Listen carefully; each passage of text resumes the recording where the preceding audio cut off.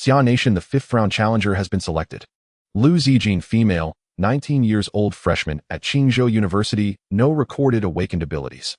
The mechanical voice echoed through the vaulted dome of the Global United Command Center. No one spoke.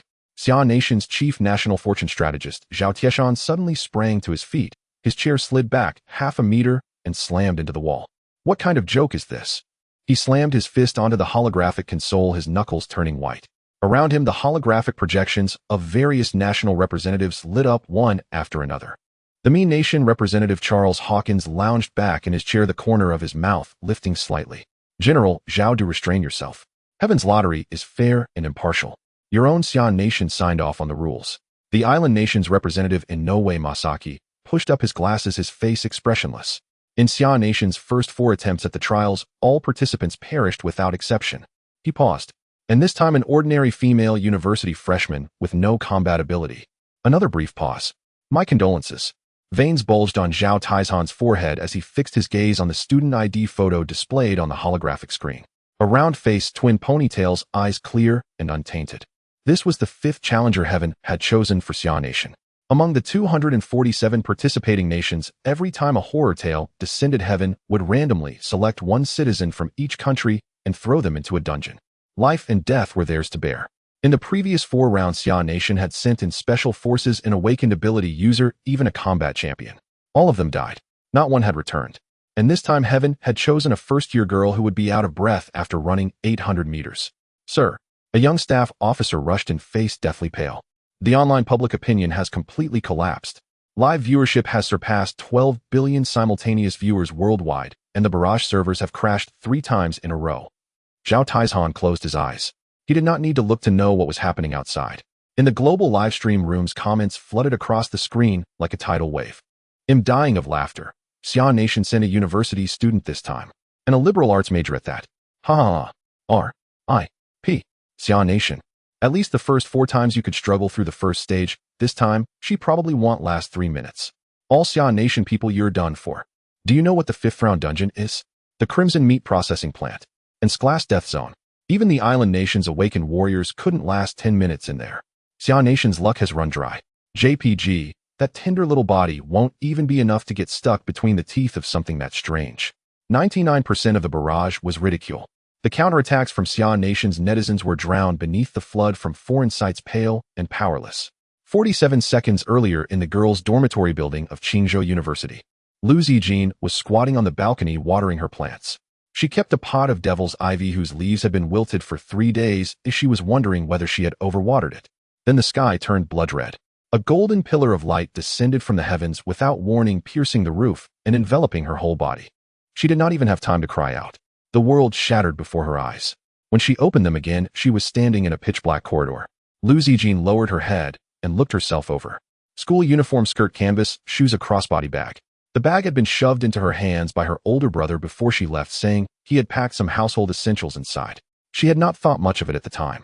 Ding, welcome to the Crimson Meat Processing Plant. A system notification chimed in her mind. Dungeon difficulty Sklass. Survival rate 0. 1. Rule 1, do not look back.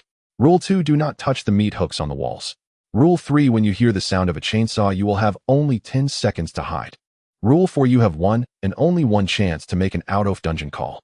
Good luck. Lu Zijin stood rooted to the spot. Her legs were shaking, her teeth chattering. The walls on both sides of the corridor were lined with rusted iron hooks. Things dangled from the hooks. She did not dare look closely. Tears welled up all at once. I don't want to die here. She crouched down, curling into a ball, and with trembling hands fumbled out her phone. One out-of-dungeon call, a single chance. At this very moment, almost all the other surviving challengers around the world were at the first opportunity dialing their nation's strategic resources. The Mi Nation contestant called the Horror Strategy Department directly under the Pentagon. The Island Nation's contestant contacted the Chief Onmyoji of the Onmyo Bureau. The Bear Nation contestant connected with the KGB Bureau of Paranormal Affairs. But the number Lu Zijin dialed. Beep, beep, beep. The dial tone stretched on and on. 12 billion viewers worldwide fixed their eyes on the call status in the upper left corner of the livestream. It connected. Hello. A man's lazy and impatient voice came from the other end of the line, with a television drama playing in the background. Faintly one could hear a woman wailing. This concubine truly cannot do it. What do you want? I'm watching The Legend of Zhen Huan episode 76. It's the part where concubine Hua is ordered to die. It's just getting to the climax. If you've got something to say, say it fast. Lu Zijin burst out in a sobbing shout. Go. I've been thrown into a horror dungeon. I'm going to die. The other end fell silent for a second. Oh. The global livestream boiled over completely. Huh. Who did she call? Who is this guy? Sitting at home watching The Legend of Zhanhui.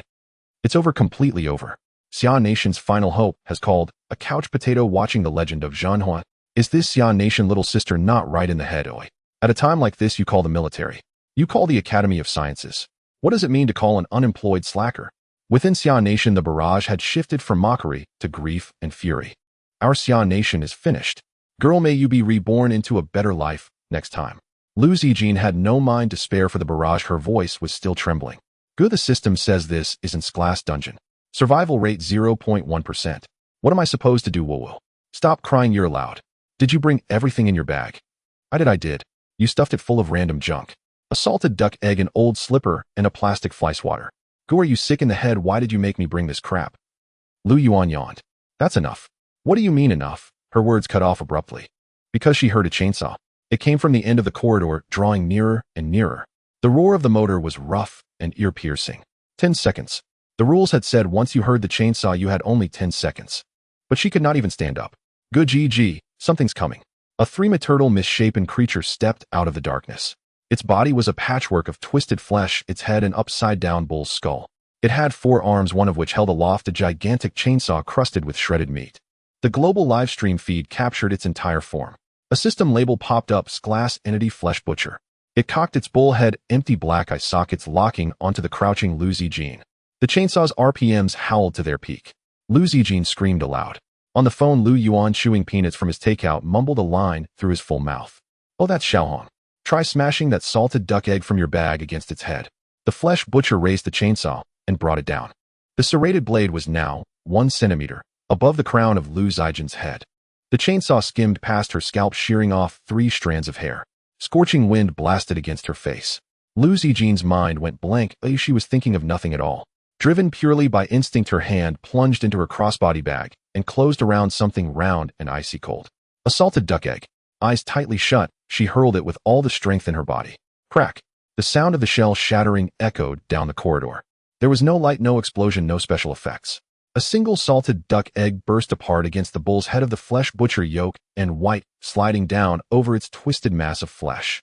The global live stream fell silent for 3/10 of a second, then erupted into a tidal wave of mocking comments flooded the screen, ridiculing her for hurling a salted duck egg as the final strike of Xia Nation and treating the whole thing like a joke.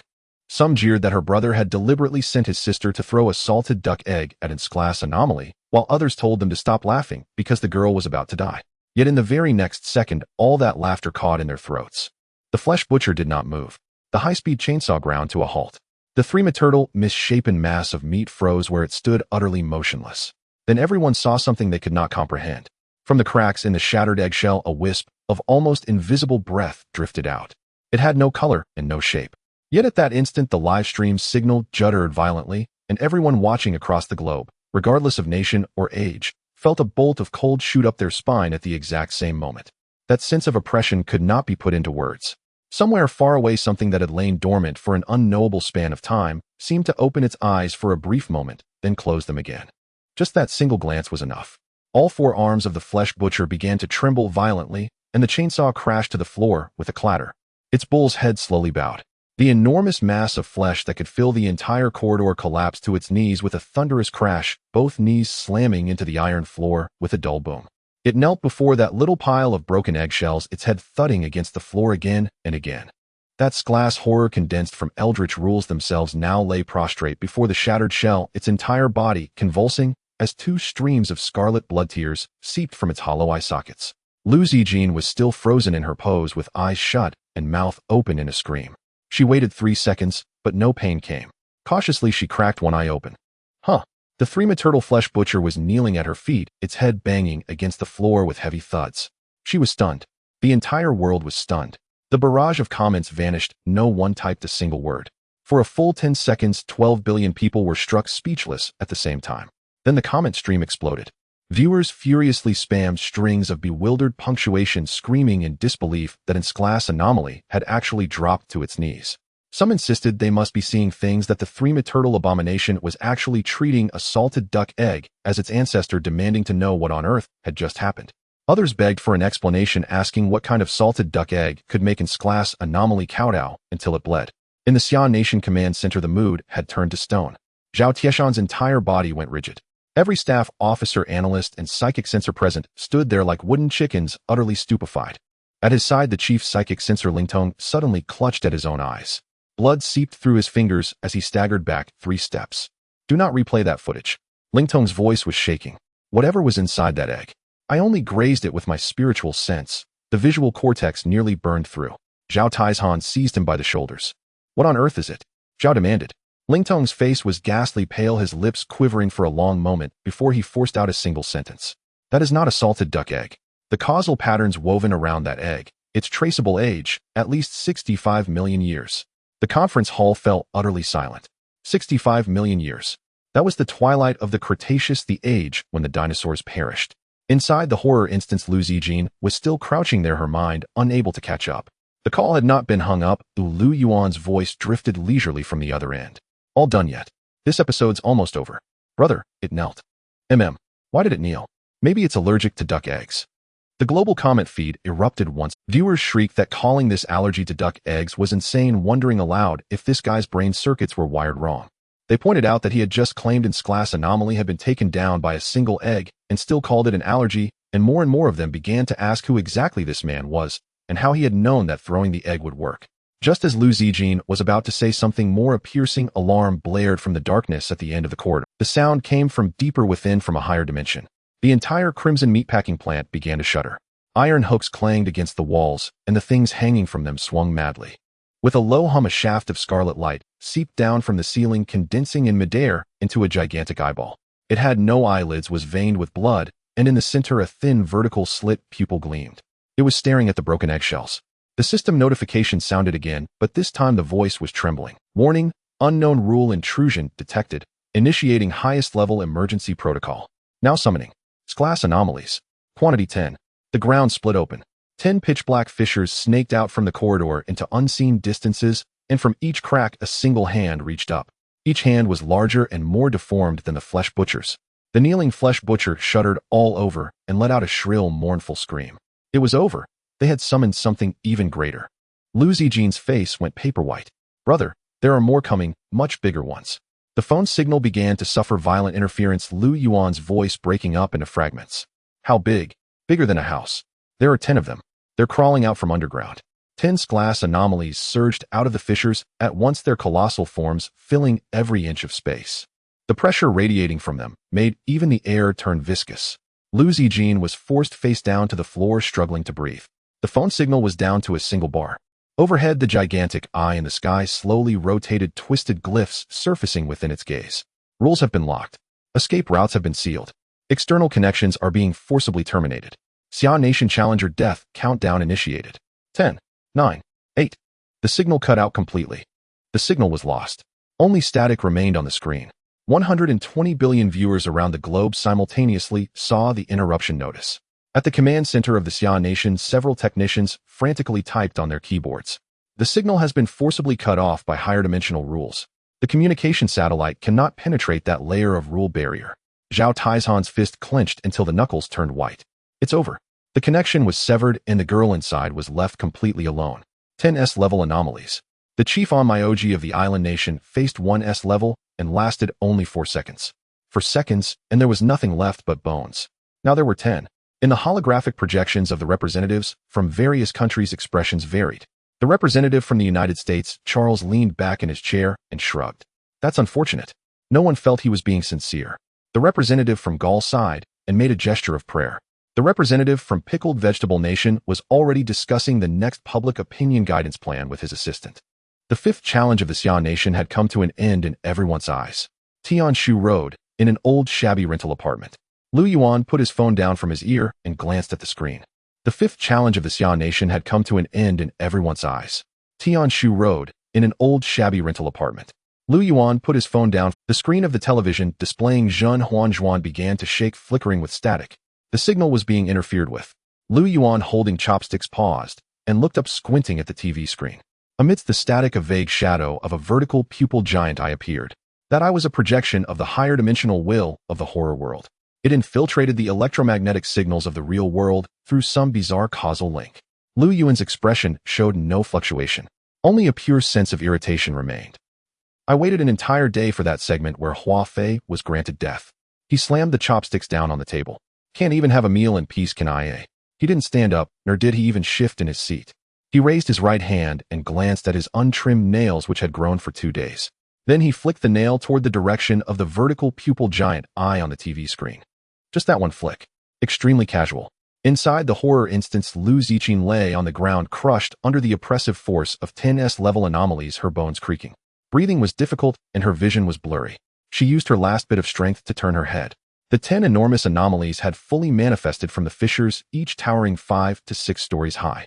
Their forms varied. There was a skinned giant hung upside down, a worm made up of countless baby faces, and a floating, continuously collapsing blood and flesh nebula. The giant eye in the sky emitted a deep rumble as the countdown reached the final second. 1. The 10S level anomalies moved simultaneously. Lu Ziqing closed her eyes. Brother. She called silently in her heart. Since childhood, she had called out to him whenever she was scared. Then a tremendous sound erupted. It was heavier than thunder and deeper than an earthquake. Something from an infinite distance transcended all dimensions and rules, descending here. The oppressive force weighing down on her vanished. Completely disappeared. She opened her eyes. A crack appeared in the space above the corridor and a shadow of a hand extended from the fissure. That hand was enormous, so large that the live broadcast could only capture the outline of a fingertip. Its edges were blurred, merely a shadow projected down from a higher dimension. But the moment that shadow appeared, the 10S level anomalies simultaneously halted their movements. All distortions, all suppressive forces of higher dimensional rules dropped to zero. Lu Ziqing witnessed a scene she would never forget in her lifetime. The giant worm, made of baby faces, opened its mouth simultaneously, thousands of baby faces expressing the same expression of dazed, utterly suppressed horror. There were no screams, no wars. Then the shadowy finger flicked. Just that one flick.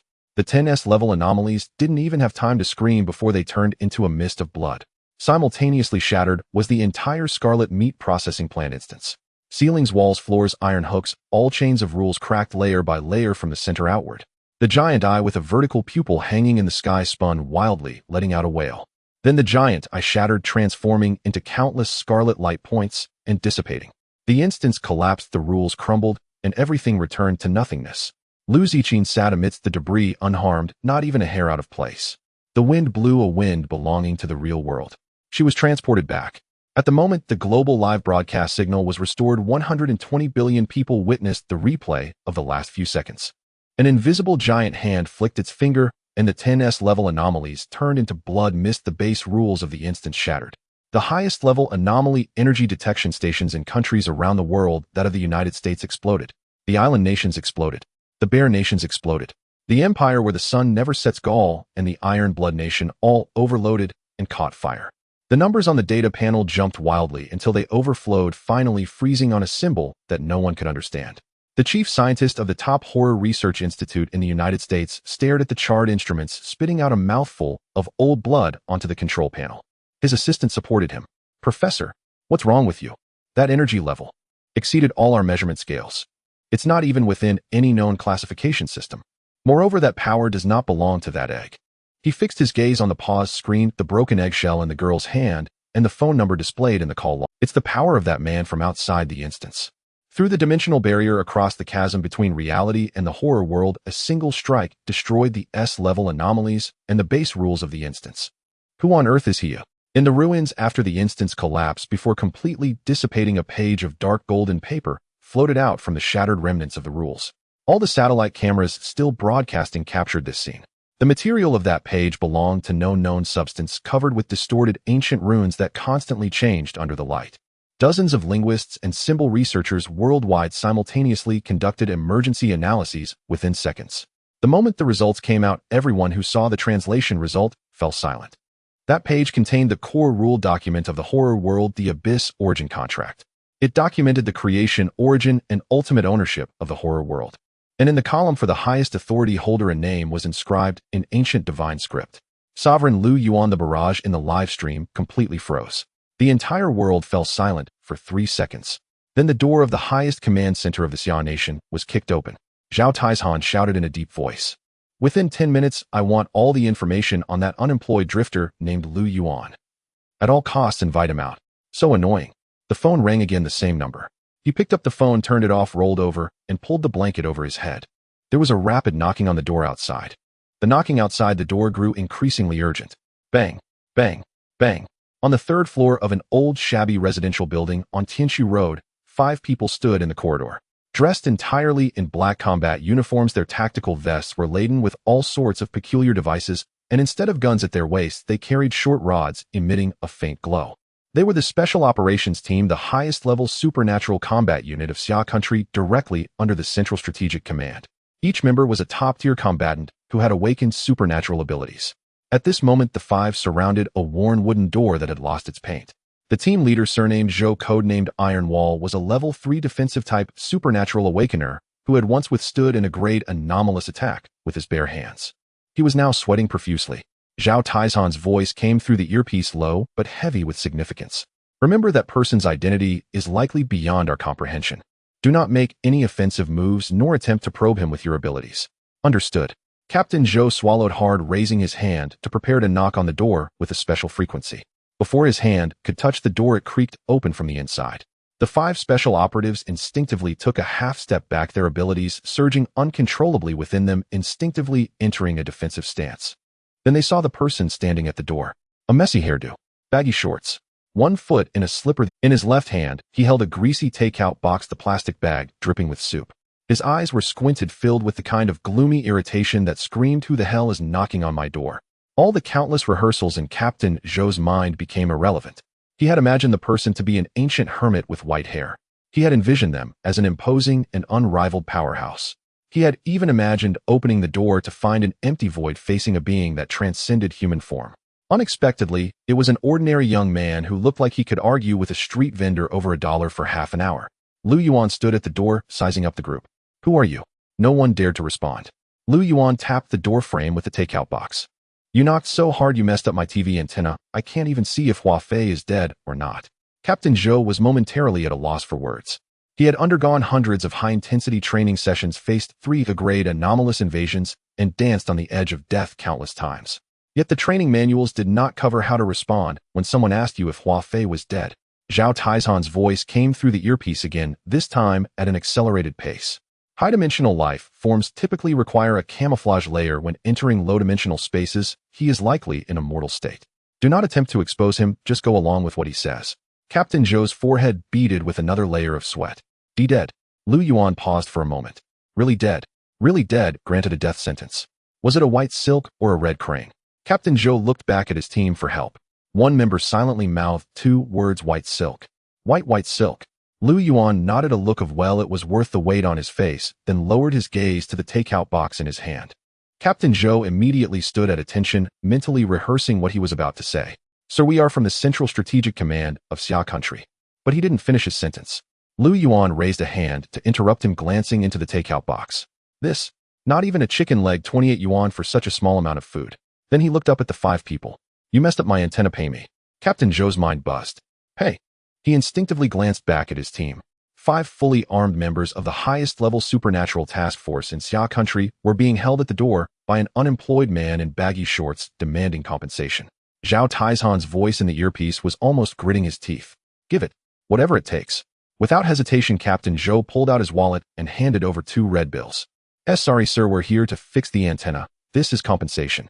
Lu Yuan grabbed the 200 yuan, inspecting the watermark in the sunlight. "All right, I'll consider you sensible." Then he stuffed the greasy takeout box and plastic bag into Captain Zhou's arm. "And while you're at it, help me throw out the trash." Bang. The door closed.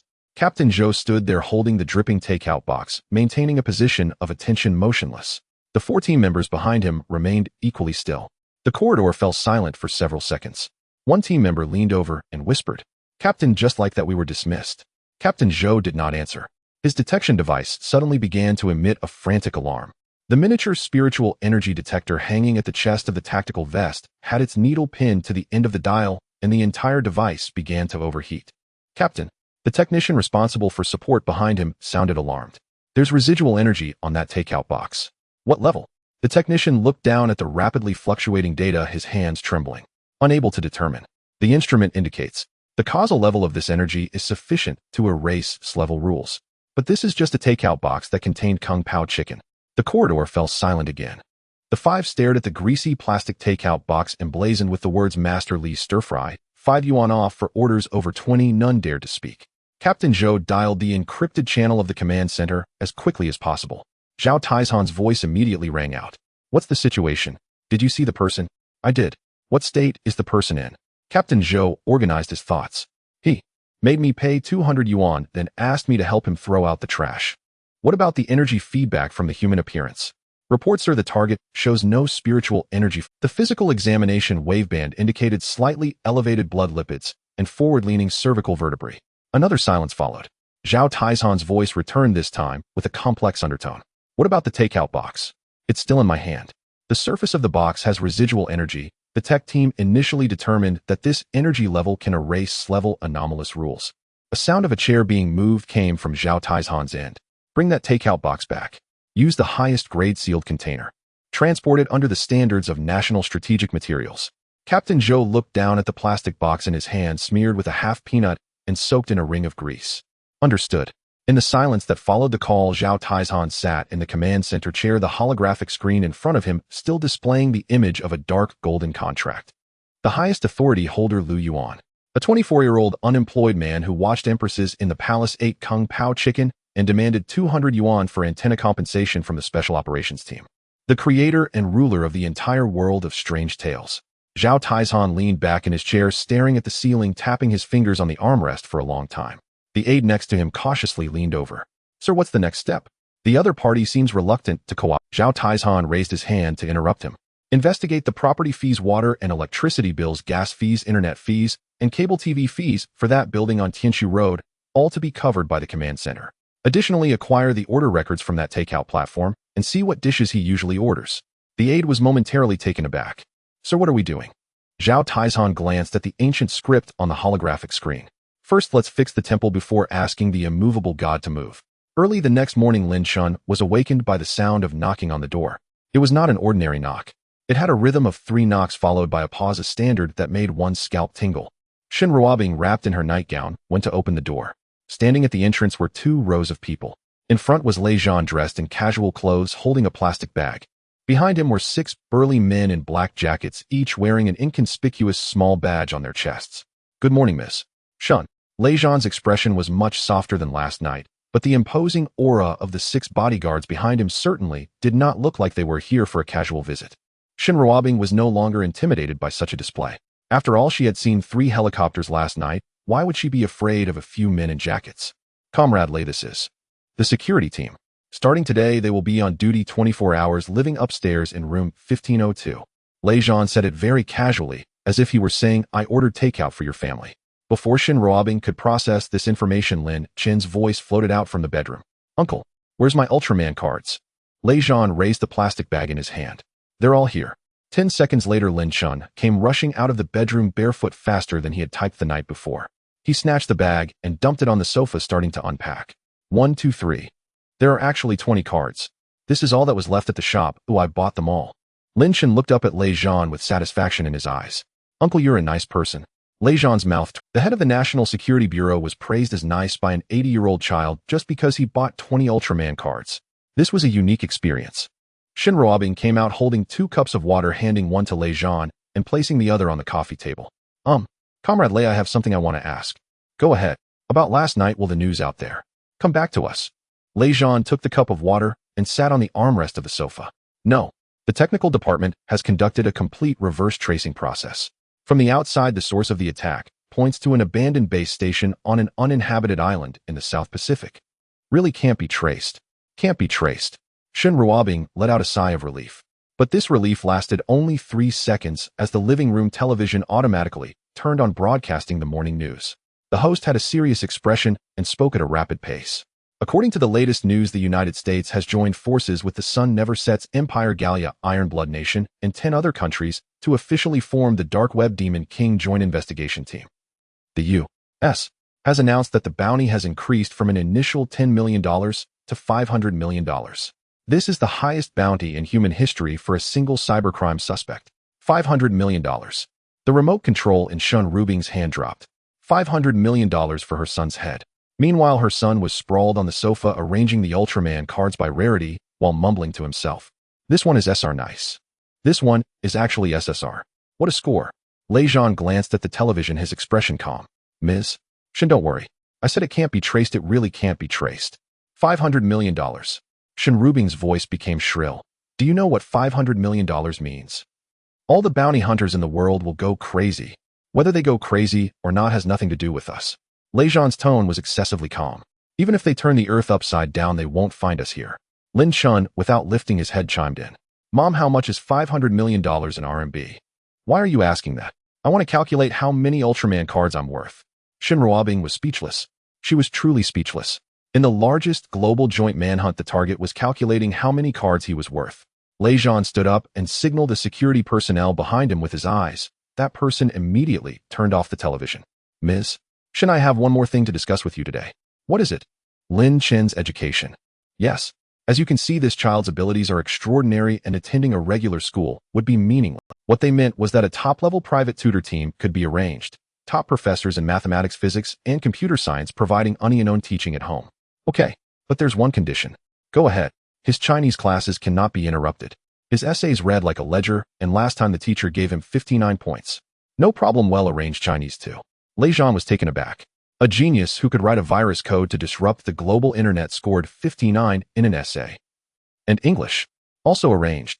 He still needs to do his math homework. Just because he knows programming doesn't mean he can skip it. You can decide on that. Shen Ruobing nodded, feeling that the negotiation results were quite good. National-level resources would be brought in to tutor her son, and all she had to do was oversee his homework. This arrangement seemed profitable in every sense. Just as Lin Chen was about to stand up to leave, his phone in his pocket vibrated. He took it out and looked at it, his expression suddenly changing. What happened? Shen Ruobing asked. Lin Chen didn't answer her. He quickly walked to the window and lowered his voice to answer the call. Speak. The voice on the other end was urgent. Chief, the U.S. Joint Investigation Team is moving quickly. They have already ruled out the possibility from the South Pacific. Ruled out? Yes.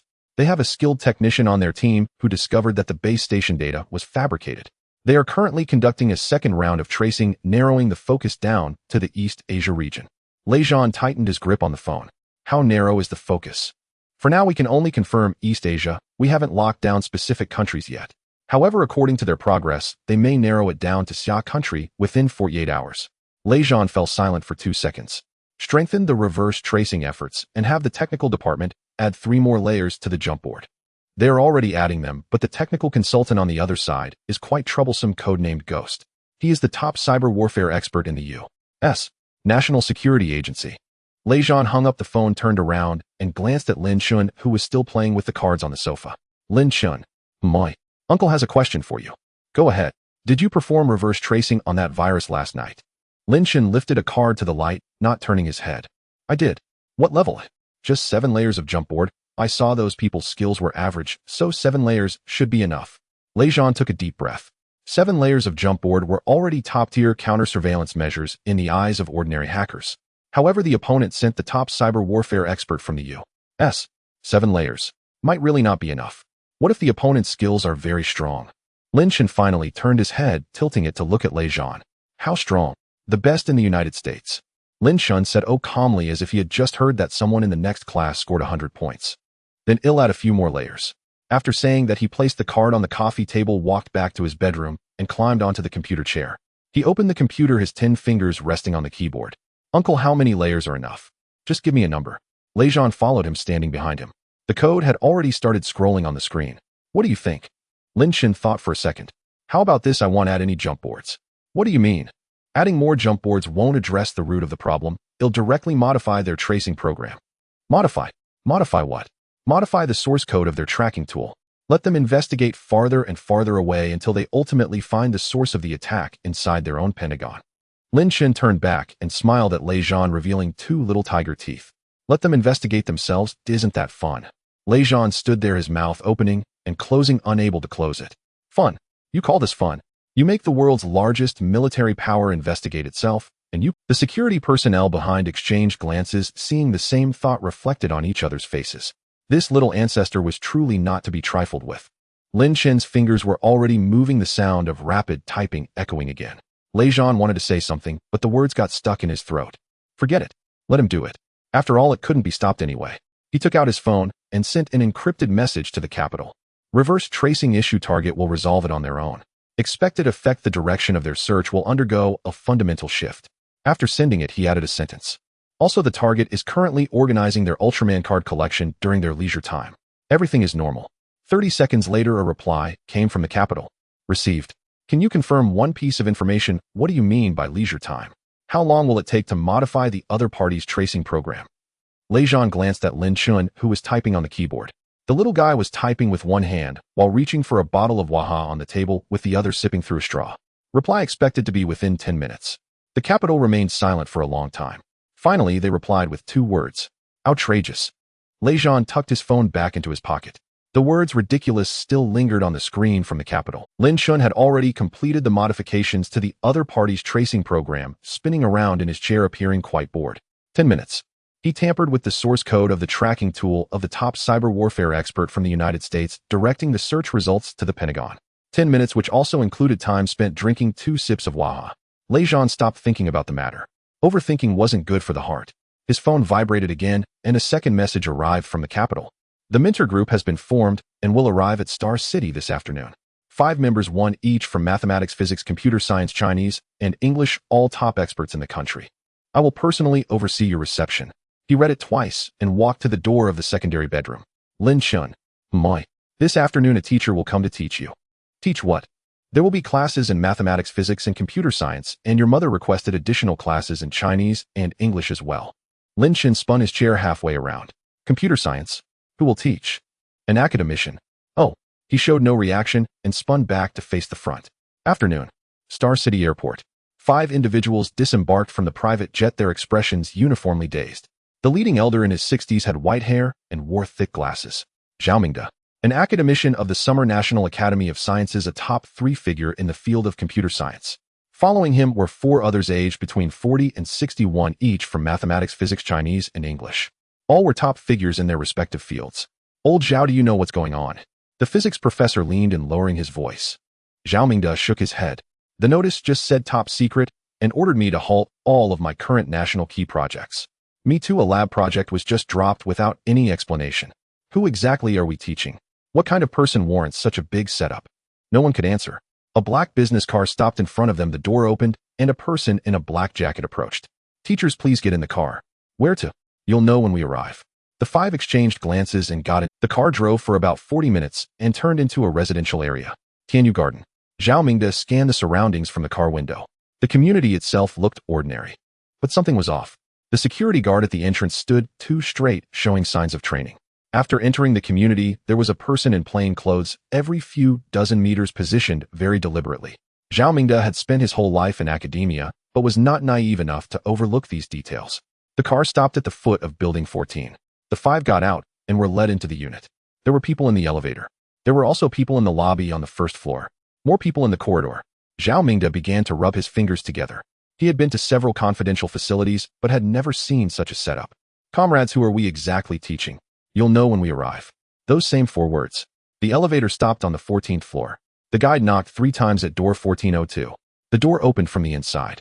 A woman in her 30s, dressed casually with her hair tied up in a messy bun, greeted them. You must be the teachers, right? Come in. Shen Ruobing ushered them into the living room. Zhao Mingde scanned the room. It was an ordinary 2-bedroom apartment with average decoration. A pile of colorful cards was stacked on the coffee table. The door to the secondary bedroom was half open, and the sound of rapid typing could be heard from inside. Chen, the teacher is here, come out. The typing didn't stop. Lin Chen, coming. A childish voice floated out from inside. Just as Zhao Mingde was about to look toward the secondary bedroom, a little boy in a SpongeBob SquarePants onesie shuffled out barefoot. He had a bottle of Waha in one hand. The straw was still in his mouth. He was about Zhao Mingde chest height. The 5 professors were collectively stunned. Who is this? My son Lin Chen. Shen Ruobing patted the little guy's head. This is who will be taking the classes. Zhao Mingde's mind went blank for a moment. He glanced back at the physics professor, who was having the same reaction. The country had ordered him to stop all his projects. A private jet had brought him here. The level of security was more stringent than entering a military base. Just to tutor this little boy. May I ask, how old is the child? 8 years old. The living room fell silent for 2 seconds. Zhao Mingde considered his wording carefully. Ms. Shin, there might be some misunderstanding. My focus is on quantum computing and artificial intelligence, and I usually work with PhD students at the very least. An 80-year-old child. I'm afraid it's not quite appropriate. His words were polite, but the implication was not. The mathematics professor nodded in agreement. I am in the same situation. Even undergraduate courses are deemed difficult enough. Shin Ruobing hadn't spoken yet. Lin Chen, still chewing on the straw, tilted his head to size up Zhao Mingde. Mr. Zhao, do you work on quantum error correction? Zhao Mingde looked down at him. You know about quantum error correction? A little bit. Lin Chen set the Waha bottle down on the coffee table and sat cross-legged on the sofa. IBM published a paper on surface code thresholds last year. Have you seen it? The smile on Zhao Mingde's face vanished. I've seen it. Their proposal has issues. The overhead for error correction is too large, and the efficiency does not improve in practice. The living room fell completely silent. That paper was at the forefront of the global quantum error correction field. There were no more than 20 teams in the world working on this direction. Zhao Mingde's team was one of them.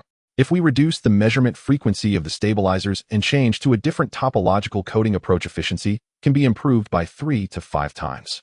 After Lin Chen finished speaking, he took another sip of Waha, biting on the straw, as if the conversation had concluded and nothing significant had occurred. Zhao Mingde stood there. He had been working on quantum computing for 40 years and had mentored over 20 PhD students. He understood every word the child said. Not only did he understand, it was right. In that field, his own team had spent 2 years just scratching the surface. Yet here was this 80-year-old boy in a SpongeBob pajama who had articulated it all in one sentence. The physics professor's mouth was agape, unable to close. The mathematics professor's teacup tilted, spilling water on his pants without him noticing. The language and English professors couldn't grasp the technical details, but could tell the state of their peers. It was uncomfortably quiet. There was a knock at the door. Lei Zhan walked in, changed into casual clothes, but his imposing presence was unmistakable. Have all the teachers arrived? Zhao Mingde turned around, his throat a bit dry. Comrade Lei, what exactly is this child? Lei Zhan glanced at Lin Chen, who was flipping through cards on the sofa. Academician Zhao, the details are not convenient to discuss, but one thing can be conveyed. This child is the most precious strategic resource of the Summer Nation, bar none. Your task is not to teach him professional knowledge. It is to help him solidify the fundamentals. Zhao Mingde stood there digesting this for a while. 5 of the top professors in the nation helping an 80-year-old child with basic education. Under different circumstances, he would have walked away on the spot upon hearing this. But recalling the previous conversation, his feet felt glued to the floor. This child's level of expertise indeed did not require him to teach. It could even be the other way around. Lei Zhan's phone rang. He stepped onto the balcony and returned in under a minute, his tone having changed. Teachers, the higher-ups have just issued a supplementary directive. The security protection level during your teaching period will refer to Lin Chen himself. Zhao Mingde had not yet grasped the weight of this statement. During the teaching process, if Lin Chen raises any questions or requests beyond the norm, do not refuse, do not question it, and report it to me immediately. The 5 professors exchanged glances. They were being hired as tutors, yet a confidentiality agreement had been presented. Lei Zhan paused and continued. The last point in the exact words from the higher-ups. From today on, all information related to Lin Chen that you come into contact with must be kept confidential for life. Violations will be treated as leaking the nation's top-secret information. The living room was left with only the sound of the air conditioner. The 5 professors stood there exchanging looks. They thought they were coming to teach. Only upon arrival did they realize they were signing a contract for their lives. Lin Chen lifted a card on the sofa and held it up to the light. Uncle, you scared my teachers. Lei Zhan walked to the door and paused a moment. Academician Zhao. What? A separate request from above. Within 3 months, prepare a comprehensive assessment report on Lin Chen's knowledge system with results sent directly to the capital. Assess which direction? All directions. Codename Pangu. Zhao Mingde was taken aback. Pangu. What does that mean? The higher-ups did not explain. I am also unclear. Lei Zhan said no more and turned to leave. Zhao Mingde stood in the living room, unable to regain his composure for a long time. Pangu. The Pangu who opened up the heavens and the earth. The country used this name for an 80-year-old child's assessment project. Behind him came the childish voice again. Mr. Zhao, when do we start classes? Zhao Mingde turned around. Lin Chen was curled up on the sofa, his short legs swinging back and forth, unable to reach the ground. My mom said my essay writing is terrible, so should we start with Chinese first? The Chinese professor finally found his sense of purpose and jumped forward. All right, let's start with Chinese. Teacher, I should clarify first that there shouldn't be a word limit for essays. The word count requirement is meaningless. What score did you get on your last essay? Shin Ruobing chimed in from the kitchen. 59. The Chinese professor glanced back at Zhao Mingde, who still hadn't regained his composure. A genius who could discuss quantum error correction with an academician, scoring 59 on an essay. For the first time in his life, he felt that teaching Chinese might be harder than teaching quantum physics. The Chinese language professor's surname is Zhou, named Zhou Jiangwo, 61 years old, having taught Chinese his entire life. He compiled primary school textbooks and was part of the college entrance examination committee, retiring after mentoring graduate students at Beijing Normal University. What kind of terrible essay has he not seen? Come write an essay, choose your own topic, 400 words will suffice. Lin Chen leaned over the coffee table, gripping the pen and nibbling on the cap for a long time. 20 minutes later, Zhou Jiangwo received the essay. He was still steady after reading the first line. However, upon reaching the third line, the muscles in his face began to twitch uncontrollably. After finishing the entire text, he gently set down the paper, removed his glasses, and rubbed his nose several times. Teacher, how is it? Zhou Jiangwo pondered for 3 seconds. It indeed reflects a score of 59. What's wrong with it? You wrote today the weather is nice, I went out, saw a big dog, and then I went home. After Zhou Jiangwo finished reading, Zhao Mingde, sitting across on the sofa, almost spat out his tea. Is this an essay? This is a surveillance record, right? The physics professor could no longer hold back his shoulders, shaking with laughter. The brain capable of discussing quantum error correction produced an essay resembling a ledger. Zhou Jiangwo, on the contrary, felt invigorated and adjusted his glasses once more. It's all right, there's hope. A weak foundation is not to be feared. What is concerning is a feeble mind. Your mind is definitely not a problem. Lin Chen nodded earnestly. Then let's take it slow. The Chinese class came to a temporary halt. The mathematics professor stood up. His surname is Li, named Li Ziyuan, 54 years old, and the vice president of the Summer Country Mathematical Society. This person had hardly spoken since entering, quietly observing from the side. Let me give you a few problems to try. Lin Chen spat the pen cap out. What problems? Li Ziyuan pulled out a piece of paper from his briefcase, handwritten during his flight. The first problem was of high school competition difficulty. Lin Chen glanced at it and immediately began to write. Within a few seconds, he presented the answer. Li Ziyuan looked at it, said nothing, and turned to the second problem. A proof problem from University Mathematical Analysis. Lin Chen paused for about half a minute, writing nearly half a page. The process was complete, and the logic was clear. Li Ziyuan began to rub the seams of his pants. The third problem. He hesitated for a moment before presenting this problem. This was a sub-problem his research team was currently tackling, related to a simplified conjecture in Riemann geometry. 6 doctoral students had struggled with it for 2 months without success. When he handed over the problem, he thought it would be normal if it couldn't be solved and regarded it as a way to gauge the level. Lin Chen took a look at it for a while. This time he did not immediately put pen to paper. Li Ziyuan thought this was normal and was about to say, it's okay. Teacher Li, you have written the premise of this problem incorrectly. Li Ziyuan froze. If you follow the conditions you've stated, this problem is unsolvable. However, if the second constraint is changed to less than or equal to, it would work. After saying this, he lowered his head and began to write. 3 minutes later, a complete page and a half of derivation was placed on the coffee table. Li Ziyuan picked it up and read it line by line. By the time he reached the middle, his hand holding the paper began to tremble. This was not due to whether the answer was correct or not. It was because he had never seen this method of solving the problem before. Their research group's approach had been from a topological angle and had been struggling with it for 2 months.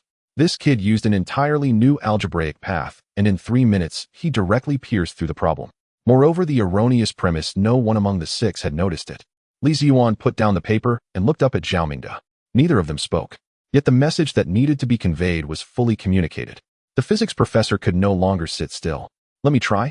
The physics professor's surname is Fong, named Fong Qiming, who specializes in condensed matter physics and is 58 years old. He verbally presented a problem regarding the motion equation of superconducting magnetic flux vortices. Lin Chen did not request paper and pen. Finally, simplifying leads to a nonlinear differential equation, which does not have an analytical solution, but an approximate solution can be handled using the variational method. After saying this, he added, Teacher Fong, if you are looking into room temperature superconductors, the mainstream route of cup-rate superconductors may not work. Consider hydrogen-rich high-pressure systems. Fong Qiming was completely stunned on the sofa. Having worked in condensed matter for 30 years, room temperature superconductivity was his ultimate research topic. The direction this kid casually mentioned happened to be a conjecture he had just thrown out at an internal seminar last year. That seminar had only 7 participants, all of whom signed confidentiality agreements. How did you know about hydrogen-rich high-pressure systems? Lin Chen tilted his head and thought for a moment. I saw it online. Fong Qiming opened his mouth and then closed it again. Saw it online. There are probably only a few confidential databases globally where one can find in-depth information about this direction online. With this kid's abilities, those databases. I don't dare to think further. The living room fell silent for quite a while. Zhao Mingde was the first to speak. Everyone, I think the name given by the higher-ups to this Project Pengu is not arbitrary. No one responded, because everyone was redefining the word genius in their hearts. Previously, they thought a genius was someone who got into Tsinghua University at 16 and published in top journals by 20. Today, they realized that is called excellent. The person before them is what truly qualifies as a genius. No, even genius is not enough. Li Ziyuan carefully folded the paper filled with derivations and put it in his briefcase. Academician Zhao, can I take this solution back to show my research team? Is that all right? As soon as the words left his mouth, he felt it was inappropriate and glanced at the security personnel standing at the door. Zhao Mingde shook his head. No, it's classified. Li Ziyuan let out a bitter laugh. Having been in mathematics for a lifetime, this was the first time he felt that his research answers belonged to national secrets. Shin Ruobing came out of the kitchen with a plate of cut fruits. The 5 professors fell into collective silence, and she thought something had gone wrong. What's the matter? Did my son say something he shouldn't have again? No one answered. Lin Chen picked up a piece of apple from the coffee table and stuffed it in his mouth, mumbling, Mom, what are we having for lunch today? Shin Ruobing shot him a glare. Why are you asking about food during class? I'm hungry. Zhao Mingde looked at this scene, feeling an indescribable absurdity. 3 minutes ago, this child had utilized an entirely new mathematical method to solve a problem that had troubled 6 doctoral students for 2 months. Now he was acting cute with his mother asking for food. Lei Zhan returned at some point, leaning against the door frame with a phone in hand. Academician Zhao, what's your initial impression? Zhao Mingde exhaled. Comrade Lei, I have been in academia for 40 years and have seen many bright young people. This one, however, is different. How is it different? Zhao Mingde thought for a long time before choosing the most straightforward expression. Other geniuses learn quickly. He doesn't. He looks back from the finish line and casually tells you that the path you are walking is crooked. Lei Zhan remained silent. Zhao Mingde added, the evaluation for Penga 3 months is too long. Give me a week and I can provide a preliminary conclusion. What would that conclusion be? After taking off his glasses to clean them, he put them back on. This child's knowledge reserve and depth of understanding have already surpassed everyone present, including me. The living room fell silent once more. 5 of the nation's top professors collectively possessed over 200 years of academic experience. They were completely overwhelmed by an 80-year-old child wearing SpongeBob pajamas. Lei Zhan's phone vibrated again. He glanced at it. It was a message from Beijing. After stepping onto the balcony and receiving a call for less than half a minute, he returned with a somewhat different expression. Academician Zhao, there is an additional directive from above. What is it? The Penga project has been upgraded from evaluation to collaboration. You 5 are no longer. In the future, if there are any fundamental research challenges, you can directly ask him. The process will follow the National Security Bureau's Green Channel. Zhao Mingde stood there in a daze. Ask him. 5 professors consulting an 80-year-old child. He turned to look at the sofa. Lin Chen had stopped eating the apple and had somehow snuck back to the guest room, the sound of rapid typing echoing again. Shin Ruobing peeked inside to take a look. What are you doing again? Writing something. What are you writing? Shin Ruobing did not ask further. Lei Zhan looked at the screen for a bit longer. The code was scrolling so fast it was impossible to discern. The only thing clear was a large name in the top left corner. Nuwa. The sound of typing from the secondary bedroom did not cease. Zhao Mingde stood in the living room, his mind revolving around a singular thought. What exactly were the 2 characters Nuwa on the screen? After 40 years in computing, he possessed a professional sensitivity to anything related to code. "Oh, go take a look," he said. Lei Zhan did not stop him. Zhao Mingde walked to the door of the secondary bedroom and gently pushed it open. The scene was quite incongruous. A little boy in SpongeBob pajamas sat cross-legged on a swivel chair, his bare feet dangling over the edge, his left hand gripping a half-finished bottle of Waha, while his right hand typed on the keyboard. The speed was absurdly fast. Zhao Mingde took a couple of steps closer and looked at the screen. The code was scrolling down. For the first 3 seconds, he tried to keep up with the rhythm. By the 5th second, his footsteps halted. By the 10th second, he stood completely still. It wasn't that he couldn't understand. He understood too well, and thus dared not move. What was running on the screen was not an ordinary program. That architecture, that logical hierarchy, that self-iterative module design. Zhao Mingde, who had dedicated his life to artificial intelligence, knew all too well what this system represented. Strong artificial intelligence. Not weak AI, not deep learning, not any large language model. It was truly a strong artificial intelligence with the capacity for independent cognition. The global academic community acknowledged that this thing would take at least another 30 years. A conservative estimate of 30 years. The pessimistic view was that humanity might never create it. Yet now an 80-year-old child was writing this before him with one hand, while the other hand still held a bottle of Waha. Teacher Zhao. Lin Chen did not turn his head. I'm a bit uncomfortable with you standing behind me. Zhao Mingde did not move. It wasn't that he didn't want to, his legs felt a bit soft. What? What are you writing? An AI? What level of AI? The strong kind. Zhao Mingda throat tightened. Strong AI. Are you sure? Lin Chen finally turned his head, tilting it as he looked at him. Teacher Zhao, look at the topology of my neural network. I'm using a self-regressive cognitive architecture completely different from the current mainstream transformer models. Zhao Mingda leaned closer to the screen. He clearly saw that core architectural code. He fell silent for a long time. Then he took a step back and braced himself against the doorframe. Footsteps approached from behind, and Li Ziyuan and Fang Qiming followed. Old Zhao, what's wrong? Zhao Mingda turned around, his expression complex. You should see for yourselves. The two leaned in, glancing for less than 20 seconds. Li Ziyuan was the first to react. This is impossible. I think it's impossible too. Zhao Mingda's voice was a bit hoarse, but he is writing it, and it's coherent. Fang Qiming stared at the code structure on the screen, murmuring something to himself, before suddenly looking up. This self-iterative logic. If it truly runs, this thing will evolve on its own. Exactly, Zhao Mingda. The three of them stood behind the 80-year-old, and no one spoke further. In the living room, Lei Zhan's phone vibrated again. It was a call from the capital. He answered, and stood straight within 10 seconds. Please confirm, is academician Zhao Mingda currently on site? Yes, he is right at the door of the secondary bedroom. Let him listen to the phone. Lei Zhan walked over and handed the phone to Zhao Mingda. It's for you. Zhao Mingda took it, and just as he said hello, the voice on the other end spoke. Academician Zhao, I am Deputy Director Qian from the Science and Technology Committee. Zhao Mingda recognized this person. He was the second most powerful figure in the committee. Director Qian, he'll be brief. The project Lin Chen is currently working on, codename Nuwa, has already been brought to attention at the top. Your new task, besides the Pangu evaluation, has an additional requirement. Fully cooperate with the theoretical validation work of the Nuwa project. You are only responsible for validation and don't need to participate in the core writing. Zhao Mingda opened his mouth. Director Qian, can I ask one question? Go ahead. This project, if it truly succeeds, what level of computational power would be needed to support it? There was silence on the other end for 2 seconds. We are currently reallocating resources. Reallocating what? The Nanshan Quantum Computing Center. Zhao Mingda nearly dropped the phone in his hand. The Nanshan Quantum Computing Center. That was the only super quantum computer in Xia country with a 1,000-qubit level. Only 3 projects nationwide were qualified to use it, each waiting in line for 2 years. And now it was to be allocated to an 80-year-old child. Academician Zhao. I am here. One more thing.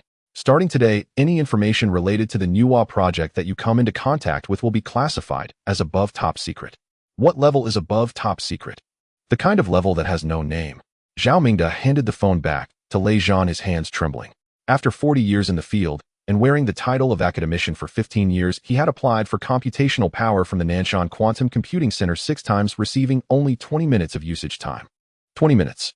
And that was due to his 3 national-level projects. Now the entire machine was to be allocated to this child still sipping waha. Comrade Lei, Zhao Mingda's voice was somewhat ethereal. Moi. I finally understand the meaning of the name Peng. Heaven and Earth creation. Zhao Mingda finished and glanced again at the little figure in the secondary bedroom. Not a metaphor, but a literal meaning. Lin Chen was still typing away, completely unaware of the state of the group behind him. After typing for a while, he suddenly stopped and turned his chair around. Teacher Zhao, I have a question I want to ask you. Zhao Mingda quickly took a step forward. Go ahead. For quantum error correction, can I take a look at your team's experimental data? I have a module that needs to reference the noise model of real hardware. Zhao Mingda was taken aback.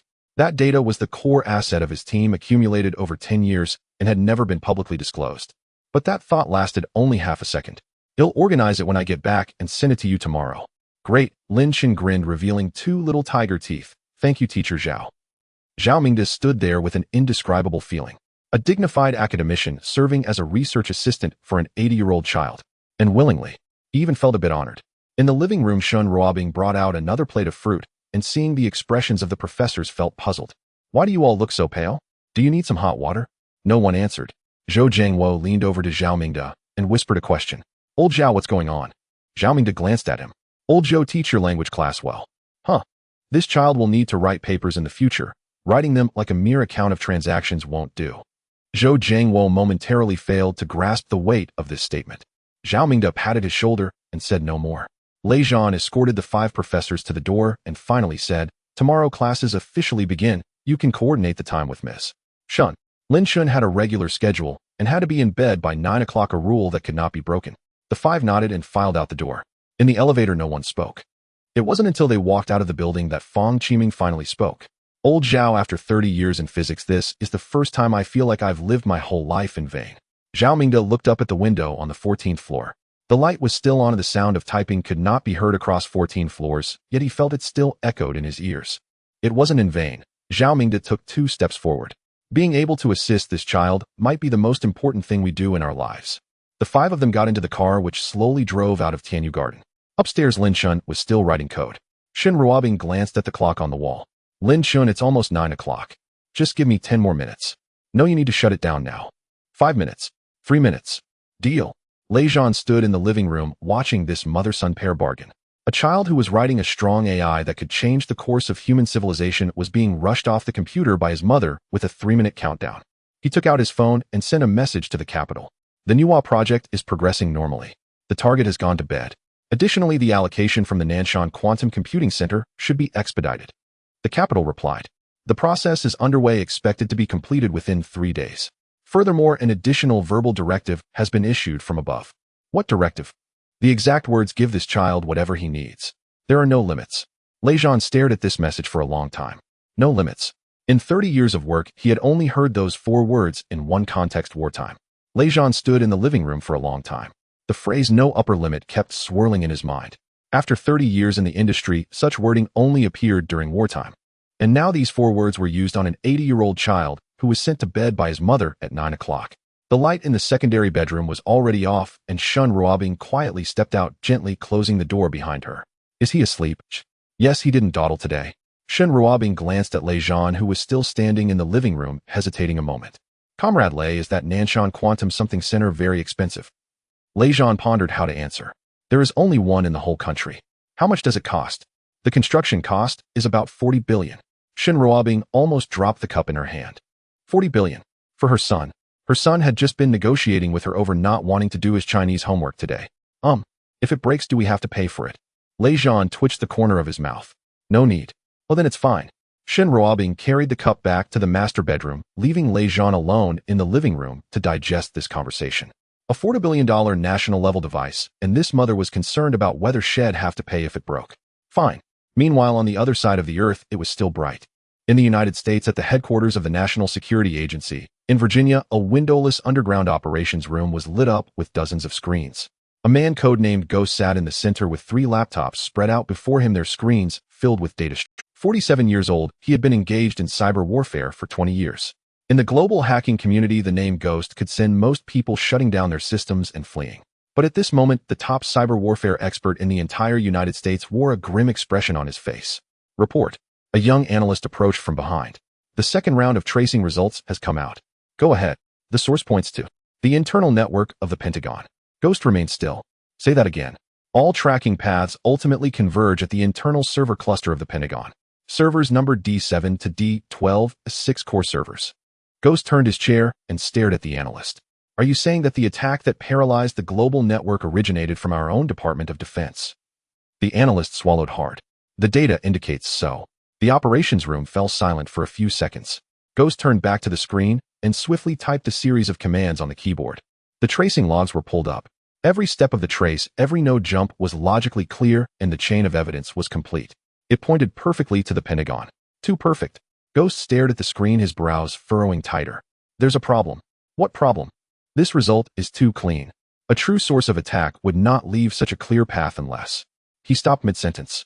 Unless someone wanted him to find this result. Unless someone altered his tools. Ghost looked down at his tracing program.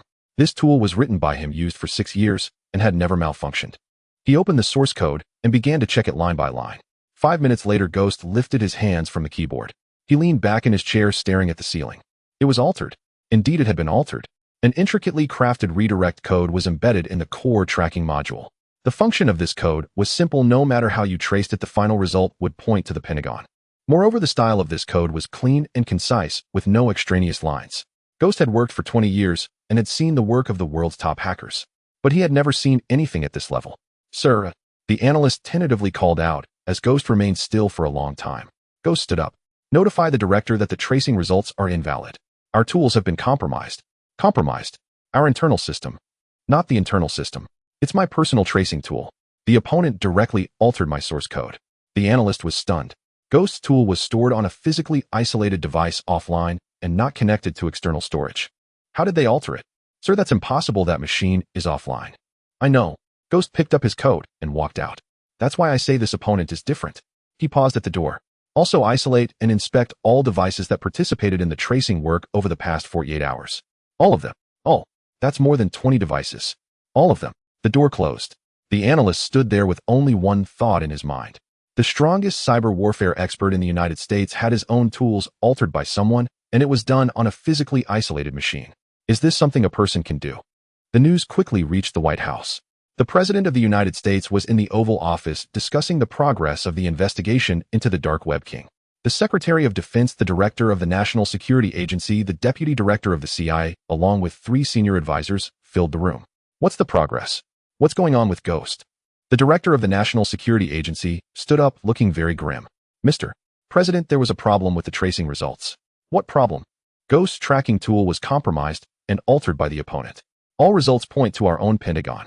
In the meeting room, no one spoke. The President put down the pen he was holding. Say that again.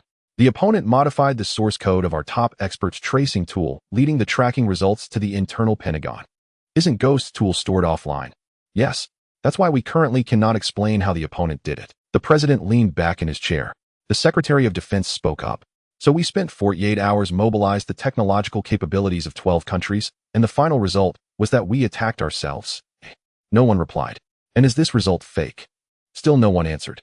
The President stood up and walked. A $500 million bounty. The world's top technical team searched for 2 days and found nothing. No, it's worse than finding nothing. We were played by the opponent. The atmosphere in the meeting room dropped to freezing point. Meanwhile, discussions about the Dark Web King exploded across the global internet. Major forums, social media, and news comment sections were filled with speculation. It must be Bear Country, only they have this technological strength. No, I bet it's Summer Country. The East Asian direction has already been confirmed. You're all wrong. This is obviously the United States self-directed and performed to shift domestic contradictions. One person. What a joke. How could one person paralyze the global network? At least it's a national-level hacking team. A $500 million bounty for one person. What kind of monster would that be? Everyone was guessing. Not a single person guessed correctly.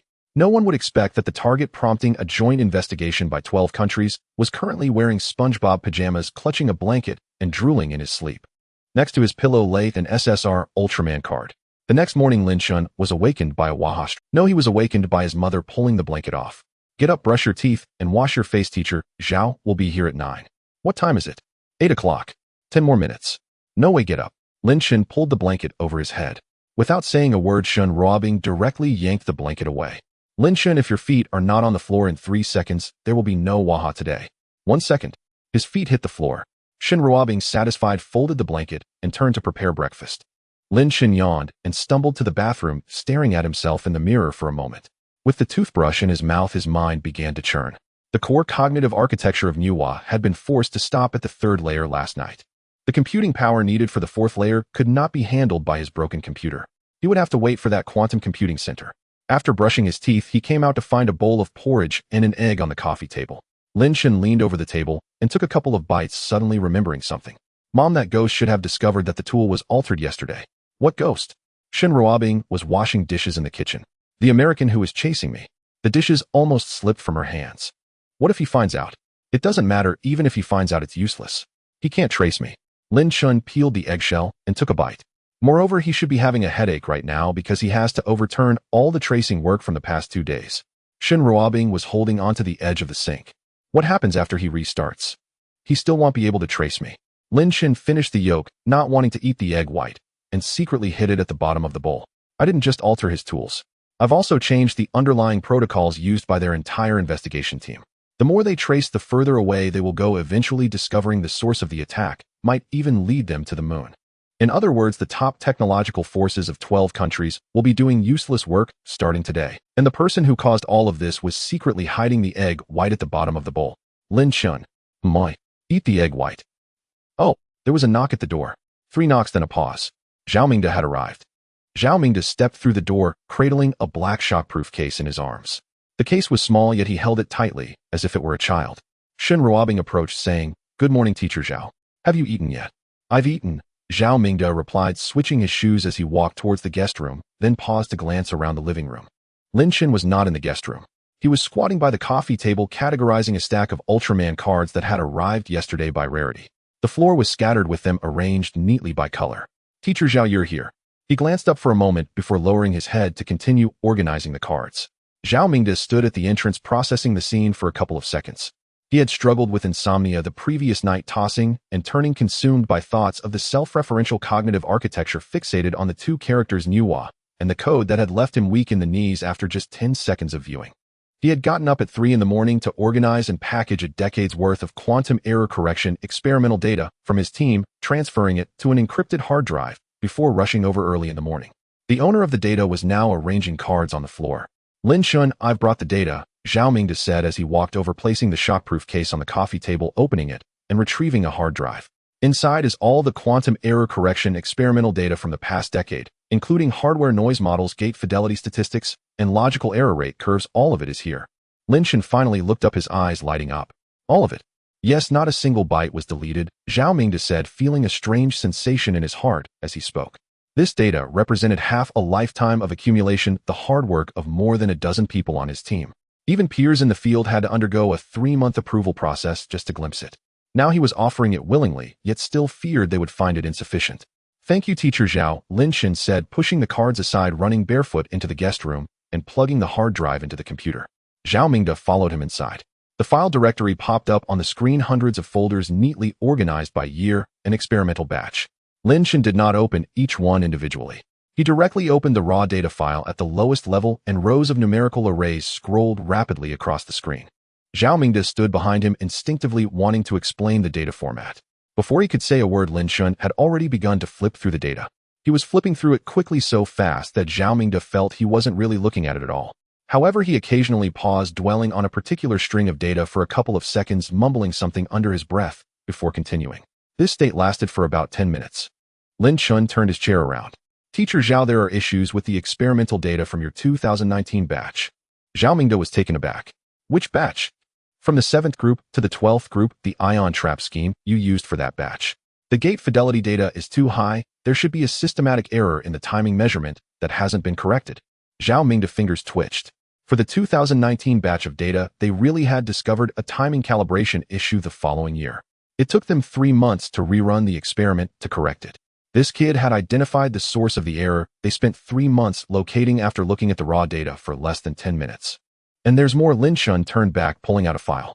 "Your current error correction coding scheme has too high a I calculated that if you changed the measurement method of the stabilizers from sequential measurement to parallel verification, you could reduce the number of physical qubits by nearly half while maintaining the same fidelity." Zhao Mingde said nothing. He took a couple of steps closer, staring at the diagram that Lin Chen had casually drawn on the screen. Parallel verification. He had considered this approach before. However, his team had calculated that parallel verification would be unstable in high-noise environments, so they abandoned it. But it would not work in high-noise environments, right? Zhao Mingde finally spoke, his voice lower than usual. "That's because you calculated the fault tolerance threshold incorrectly." Lin Chen grabbed a piece of paper nearby and quickly wrote down several formulas, handing it over. "Look, if you change the boundary conditions of the topological code, the fault tolerance threshold can be improved by an order of magnitude. Parallel verification is completely feasible below this threshold." Zhao Mingde took the paper. He glanced at the first line without his hand trembling. By the time he reached the third line, however, his hand started to lose its coordination. After finishing the last line, he laid the paper flat on the table, bracing himself on the surface with both hands. He said nothing. It wasn't that he couldn't understand, on the contrary, he comprehended every step. The issue lay in the significance of this conclusion. If this scheme is correct, reducing the number of physical qubits by half means what? It means that all the teams in the world working on quantum error correction have gone astray, including his own. 10 years. A decade's worth of technological direction had been pointed out as misguided by an 80-year-old child in less than 10 minutes. "Teacher Zhao." Lin Chen tilted his head to look at him. "You don't look so well. Do you want some water?" Zhao Mingde straightened up. "No need." After a pause, he added, "Can I take your scheme back to have my team verify it?" As soon as he finished speaking, he shook his head. "Forget it, it's classified." Lin Chen shrugged. "Why don't you ask Uncle Lei? If he says it's fine, then it's fine." In the living room, Lei Zhan was sitting on the sofa looking at his phone. Hearing his name, he lifted his head slightly. Zhao Mingde stepped out. "Comrade Lei, Lin Chen just gave me a scheme regarding quantum error correction. I want the team to verify it." Lei Zhan glanced at him. "Does the scheme involve Nuwa?" "No, it doesn't involve anything. It's purely at the fundamental theoretical level." "They'll report it up and ask. I can give you a response by this afternoon at the earliest." Zhao Mingde nodded and sat down on the sofa. After sitting for a while, he stood up again, then sat back down. Shen Ruobing brought a cup of tea. Teacher Zhao, why do you keep getting up and sitting down? Zhao Mingde took the teacup, his lips barely touching the rim, without actually drinking. Ms. Shin, what does your son usually do at home? Plays games, watches cartoons, goes online. Shin Ruobing thought for a moment. Pretty much like any ordinary child. Zhao Mingde mentally repeated these 3 words, finding it absurd. Just then Lei Zhan's phone rang. He answered, listening for a few moments, and his expression changed. Okay, I understand. When will they arrive? In 2 hours. All right. After hanging up, Lei Zhan stood up. Academician Zhao, there's been a last-minute arrangement from above. What arrangement? The Deputy Director of the Science and Technology Commission, Qian, is coming over in person today. Zhao Mingde teacup paused in his hand. Deputy Director Qian. Just yesterday he was on the phone, and today he's personally flying over. What is he coming for? For the hardware integration of the Nuwa project, he needs to confirm the requirements with Lin Chen in person. Zhao Mingde set down the teacup. The second-in-command of the Science and Technology Commission personally flew to Xingqing to confirm the requirements with an 80-year-old child. To ask a little boy in SpongeBob pajamas what he needs so they can create it for him. From the guest room came Lin Chen's voice. Mom, the Waha is gone. Get it yourself from the fridge. I'm too lazy to move. Lin Chen, you're 8 years old, you need to take care of your own things. Oh, the sound of slippers pattering from the guest room to the kitchen, the fridge door opening and closing. Zhao Mingde watched the little figure returning with 2 bottles of Wahaha, suddenly remembering something. Comrade Lei, does Deputy Director Qian know Lin Chen's age? Lei Zhan thought for a moment. It's written in the report, but he probably didn't take it seriously. Zhao Mingde nodded. Then there would be a good show to watch. After Zhao Mingde uttered the phrase, there's a good show to watch, he calmly returned to the sofa with his teacup. Lei Zhan had already started making phone calls, one after another. The voices were kept low, but from his speed and choice of words, it was clear that the call was of high importance. Has the security been upgraded to level 2? Add another group of people to the perimeter. Has the convoy route been reported? Clear the area half an hour in advance and control the elevators of the entire building. After hanging up, Lei Zhan glanced towards the guest room. Lin Chen was inside writing code, the sound of the keyboard echoing loudly. Academician Zhao, when Deputy Director Qian arrives, could you please give Lin Chen a heads up? Zhao Mingde waved his hand. What heads up? Don't you know this kid? He will do whatever he needs to do, even if you tell him the King of Heaven has arrived. Lei Zhan thought for a moment and agreed. Shin Ruobing peeked her head out from the kitchen. Comrade Lei, is someone else? Yes, a leader from above is coming by. You don't need to prepare anything special. What level of leader?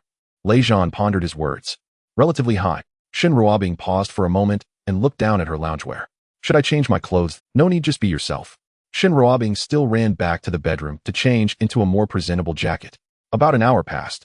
The sounds from downstairs reached them first. The windows were closed, but Zhao Mingde could see the direction of the community entrance.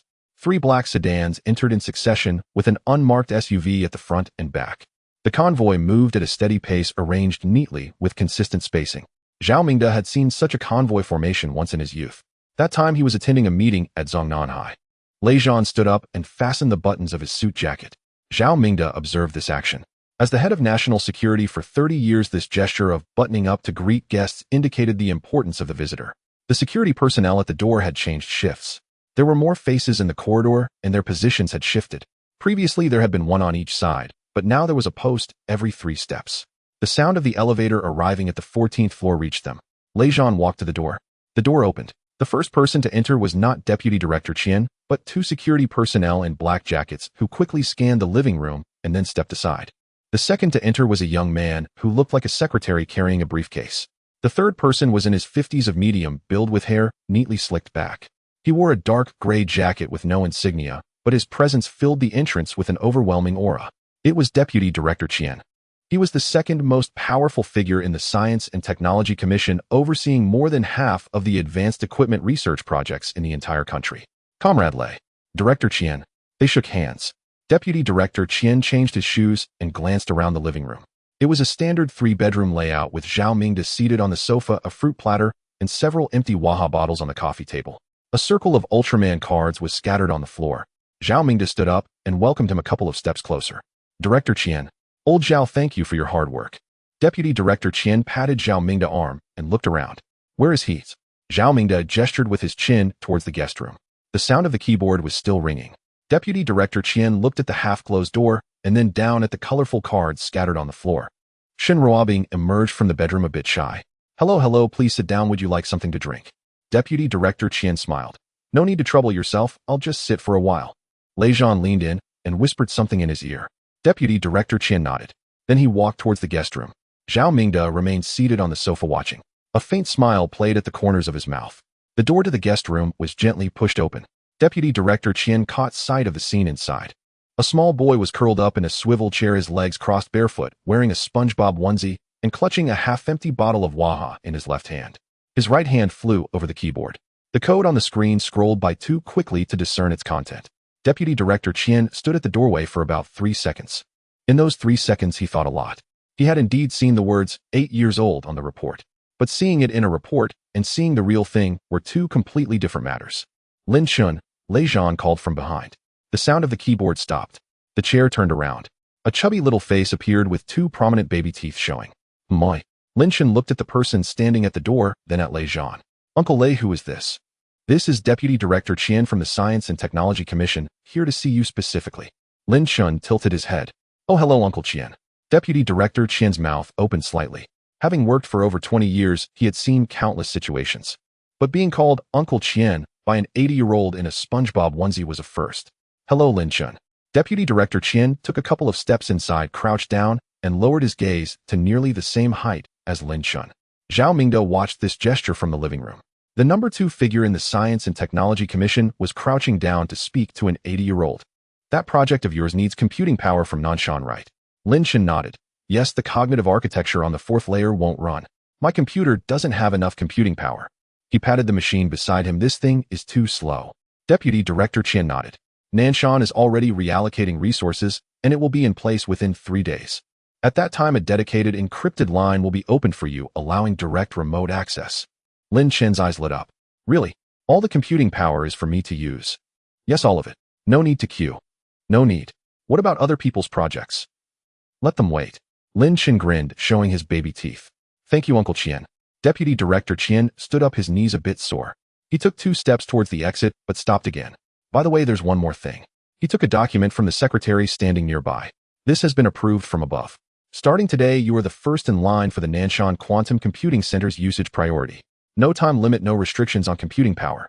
As long as you need it, you can access it at any time. Zhao Mingde, listening in the living room, put down his teacup. No time limit, no restrictions on computing power. He had applied 6 times and received only 20 minutes of approval. This child was granted unlimited exclusive rights. First in line. All 3 national-level projects currently in queue were pushed back. Lin Chen took a glance at the document, clearly not paying much attention, and casually placed it on the table. Uncle Chen, when will that dedicated line be ready? The soonest is the day after tomorrow. Alright, I'll optimize the previous modules a bit more. After saying that, he turned back and started typing on the keyboard again. Deputy Director Chen stood there for 2 seconds watching the small figure before returning to the living room. Zhao Mingde offered him a cup of tea. Deputy Director Chen did not take it and sat on the sofa, remaining silent for a long time. Director Chen, Lei Zhan tentatively called out. 8 years old, Deputy Director Chen finally spoke, his voice somewhat airy. The report said 8 years old. I thought he would at least look mature for his age. Zhao Mingde chuckled. I thought the same yesterday. Deputy Director Chen leaned back against the sofa, looking at the scattered Ultraman cards on the coffee table. After a long pause, he finally spoke up. Old Zhao, do you think this child has any hobbies? Zhao Mingde pointed to the cards on the floor. You saw that?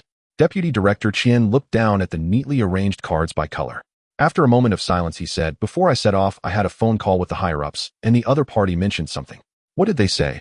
They said to give this child whatever he wants, whether it's research equipment or daily necessities, it's all included. After a pause, he continued. I'm now seriously considering whether I should buy 2 boxes of Ultraman cards when I come next time. Zhao Mingde nearly spat out his tea. In the guest room, Lin Chen suddenly turned his chair around and poked his head out. Uncle Chen, can you bring me a limited edition Digicard album next time you come? It's sold out online. The people in the living room exchanged glances. Deputy Director Chen was momentarily taken aback before smiling. Sure. Lin Chen retracted his head, and the sound of typing resumed. Deputy Director Chen turned to Lei Zhan. His smile faded, and his expression changed. Comrade Lei, regarding the Nuwa project, I want to see the progress report as soon as the dedicated line is up the day after tomorrow. Additionally, regarding the hardware manufacturing aspect that may be involved with this project, the higher-ups are already coordinating it. What level of coordination? Zhao Mingde asked. Deputy Director Chen glanced at him. Do you know what kind of specifications were used for the 2 bombs, 1 satellite coordination back then? Zhao Mingde fell silent. Deputy Director Chen stood up and adjusted his jacket. It's about that level. As he reached the door, he turned back to glance at the brightly lit guest room. The sound of the keyboard remained steady and fast without any pause. Old Zhao keep a close watch. If this child truly writes out in Yuhua. He did not finish his sentence. But everyone present understood. The door closed. The convoy restarted flowing out of Tianyu Garden. Zhao Mingde sat on the sofa draining the last drop of tea from his cup. One thought occupied his mind. The specifications of the 2 bombs, 1 satellite. The strength of the entire nation. Given to an 80-year-old. The voice of Lin Chen came from the guest room. Mom, we're out of Waha again. There's 1 last bottle in the fridge. Oh, once it's gone today, there won't be any more. Can we buy more tomorrow? It depends on your behavior. Zhao Mingde leaned back on the sofa, feeling that his entire understanding of the world had been thoroughly shattered over the past couple of days. Zhao Mingde leaned against the sofa, the thoughts in his mind still swirling. Vice Director Qian had left for nearly 10 minutes, and the living room returned to silence. The sound of typing from the second bedroom had not stopped. Several other professors had not left either, as today was the first official day of classes. Zhou Jingwo sat in the corner flipping through textbooks for a long time before finally unable to resist standing up. All right, I'll go first. Chinese class, the first lesson. Holding a stack of printed materials, he walked to the door of the second bedroom and knocked twice. Lin Chen, it's Chinese class, come out. The typing sound inside paused for a moment. Teacher Zhou, can you wait 5 more minutes? I'm almost done with this section. No, your mother said that when class starts you must attend. Shin Ruobing poked her head out from the kitchen. Lin Chen, behave yourself. Fine. The chair scraped, and the little figure in the SpongeBob pajamas stumbled out. As usual, he was holding a bottle of Waha. Zhou Jingwo took a deep breath for 3 seconds, then opened a printed document. This is the essay you wrote at your previous school titled My Day. Let me read it first. He cleared his throat. 0730, wake up. Brushing teeth took 3 minutes. Toothpaste used about 1.2 centimeters. The living room fell silent for 2 seconds. Zhou Jingwo steeled himself to continue. 0735, had breakfast. The porridge was about 65 degrees, 1 egg. The egg white tasted poor, hidden at the bottom of the bowl while his mother turned away. 0736 caught. Mission failed. Zhao Mingde hand which was holding the teacup paused. 0740 to 0800 watch cartoons.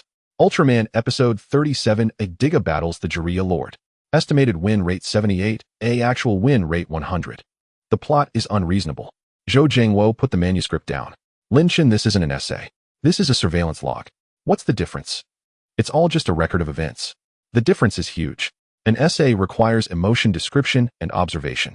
Look at yours. Toothpaste used about 1.2 centimeters. What's the point of writing that? To accurately record it. Essays do not require precise records. So you want me to fabricate data? Zhou Jingwo opened his mouth and then closed it. On the sofa, Zhao Mingde was close to losing his composure. Li Ziyuan was nearby, jotting something down in his notebook. What are you writing? Zhao Mingde whispered. Recording his logical chain. It's interesting. Zhou Jingwo was still struggling. Look at this sample essay. The morning sunlight spilled onto the windowsill, and I stretched. This is called having a sense of imagery, do you understand? Lin Chen stared at the sample essay for 2 seconds. The information density is too low. A whole paragraph only conveys 2 effective pieces of information. It's dawn, and he got out of bed. You don't write essays to convey information. Then what is it for? It's for expression. I expressed it, didn't I? Toothpaste 1.2 centimeters, that's my expression. Zhou Jingwo took a deep breath. All right, let's take it slow. We'll stop here for today. He turned and sat back down on the sofa, tossing the sample essay onto the coffee table, muttering, there's hope, there must be hope. Just then Zhao Mingde's phone vibrated. A message. It was sent by his doctoral student. Teacher Zhao IBM released a paper at dawn directly denying the parallel verification scheme. The data volume is substantial, over 30 pages. The circle is in an uproar. Zhao Mingde's expression changed. He opened the attachment and saw the title. Systematic Failure Analysis of Parallel Stable Submeasurement in High-Noise Environments. First author John Mitchell, IBM Quantum Laboratory, one of the top 5 in the field. Zhao Mingde quickly flipped through a few pages. The core conclusion was very clear. The parallel verification scheme exhibited irreversible cascading errors after the 7th iteration in a real noise environment. The fault tolerance threshold could not meet theoretical expectations. This conclusion directly targeted the scheme Lin Chen proposed yesterday. Zhao Mingde's finger paused on the screen. IBM's paper, 2 years of research, a 30-person team, complete experimental data. Whereas Lin Chen's scheme was still just a few lines of formulas on a piece of paper. He hesitated for 3 seconds, then looked up at Lin Chen, who was being taught by Zhou Jingwo what adjectives were. Lin Chen. The little boy turned his head. Moi. IBM just released a paper about parallel verification. The conclusion is that your scheme doesn't work. Several professors in the living room looked over. Lin Chen tilted his head. Let me see. Zhao Mingde handed over his phone. Lin Chen took it and swiftly swiped his thumb across the screen. Flipping through the more than 30-page paper, Zhao Mingde counted the seconds beside him. 10 seconds. 20 seconds. Less than 30 seconds the phone was returned. Did you finish reading? Oh, finished. You read 30 pages in 30 seconds. The first 10 pages are a review, no need to read. Their experimental design has a problem on page 11. Zhao Mingde straightened up. What problem? Lin Chen casually grabbed a piece of white paper and Zhou Zhengwo's red pen from the coffee table and quickly wrote a few lines. Their noise model uses the Markov approximation. It's fine at low bit counts, but beyond 50 bits there are non-Markov correlations between the noises. This correlation amplifies during the 7th iteration, which is why they observed cascading errors. The tip of the pen tapped on the paper. But this isn't a problem with the parallel verification, it's their model that's wrong. Zhao Mingde leaned closer to look. Add the non-Markov correction term into the calculations and recalculate the fault tolerance threshold. Lin Chen wrote another line. Not only will it not fail, but its efficiency can be improved by 3 to 5 times compared to their current scheme. Zhao Mingde took the paper. The first line contained the correction formula for the noise correlation matrix. The second line had the corrected fault tolerance threshold. The third line compared efficiencies. Each step was clear. He looked at it for 2 full minutes. Then he set the paper down. He said nothing. Li Ziyuan leaned over to take a glance. Fang Qiming also came over. The three of them stood in front of the coffee table, staring silently at a piece of paper. Zhou Zhengwo completely didn't understand what had happened, looking left and right. Zhao Mingde spoke up, his voice a notch lower than usual. The IBM team has been researching this topic for 2 years. Over 30 people, funding exceeding $100 million. Lin Chen put the pen back, took a sip of Waha again. You took 30 seconds. This error is quite fundamental. The applicability of the Markov approximation is a textbook-level issue. They shouldn't have made this mistake. Textbook level. Zhao Mingde turned this phrase over in his mind. He had been engaged in quantum computing for 40 years. When he read that paper earlier, his first reaction was that Lin Chen might be wrong, because the data and deductions in the IBM paper seemed flawless. Now, reflecting back, the loophole he failed to spot in 10 minutes, this child caught in 30 seconds. 40 years. It's not that IBM is incapable. It's that he himself didn't catch it either. Zhao Mingde sat back down on the sofa and after a long while finally spoke. I will report this correction plan. All right. Lin Chen had already stood up and was walking towards the second bedroom. What are you going to do? Write code. Teacher Zhou's class must be over, right? Zhou Zhengwo quickly shouted. Not yet. There's still the issue with your adjectives. He had already entered the room and the sound of typing began. Zhou Zhengwo looked at the red pen in his hand that had been borrowed to write formulas. The cap was still off. So did my class count as taught or not? No one answered him. Zhao Mingde was already on the phone. Yes, the plan has been organized, and I will send it. Additionally, notify Director Qian that the IBM paper has a fatal flaw and Lin Chen's scheme is fine. Can Nanshan speed up a bit more? The person on the other end of the phone quickly replied. After Zhao Mingde finished reading, he put down his phone. What did they say? Lei Zhan walked over to ask. Director Qian's exact words: since IBM has stumbled in this direction, it indicates that this child is ahead of everyone else. Nanshan's matter will be handled today. Lei Zhan nodded. In the second bedroom, the sound of typing was steadily outputting without pause. Zhou Zhengwo put away that 59-point essay into a folder and glanced at the closed door. Then he turned to Zhao Mingde and asked, Old Zhao, do you think my Chinese class has any significance? Zhao Mingde glanced at him. Yes. Really? This child will need to write papers in the future. If he writes them like experimental reports, do you believe the reviewers will reject them directly? Zhou Zhengwo thought for a moment and felt it made sense. All right, we'll continue tomorrow. He flipped through the textbook and wrote a note on the first page. Teaching objective: to enable students to learn how to use adjectives. Expected teaching duration unknown. The Kung Pao chicken and sour and spicy shredded potatoes were safely delivered to room 502. Lu Yuan ate without saying whether it was good or bad, then tossed the lunchbox onto the coffee table and continued watching Empresses in the Palace.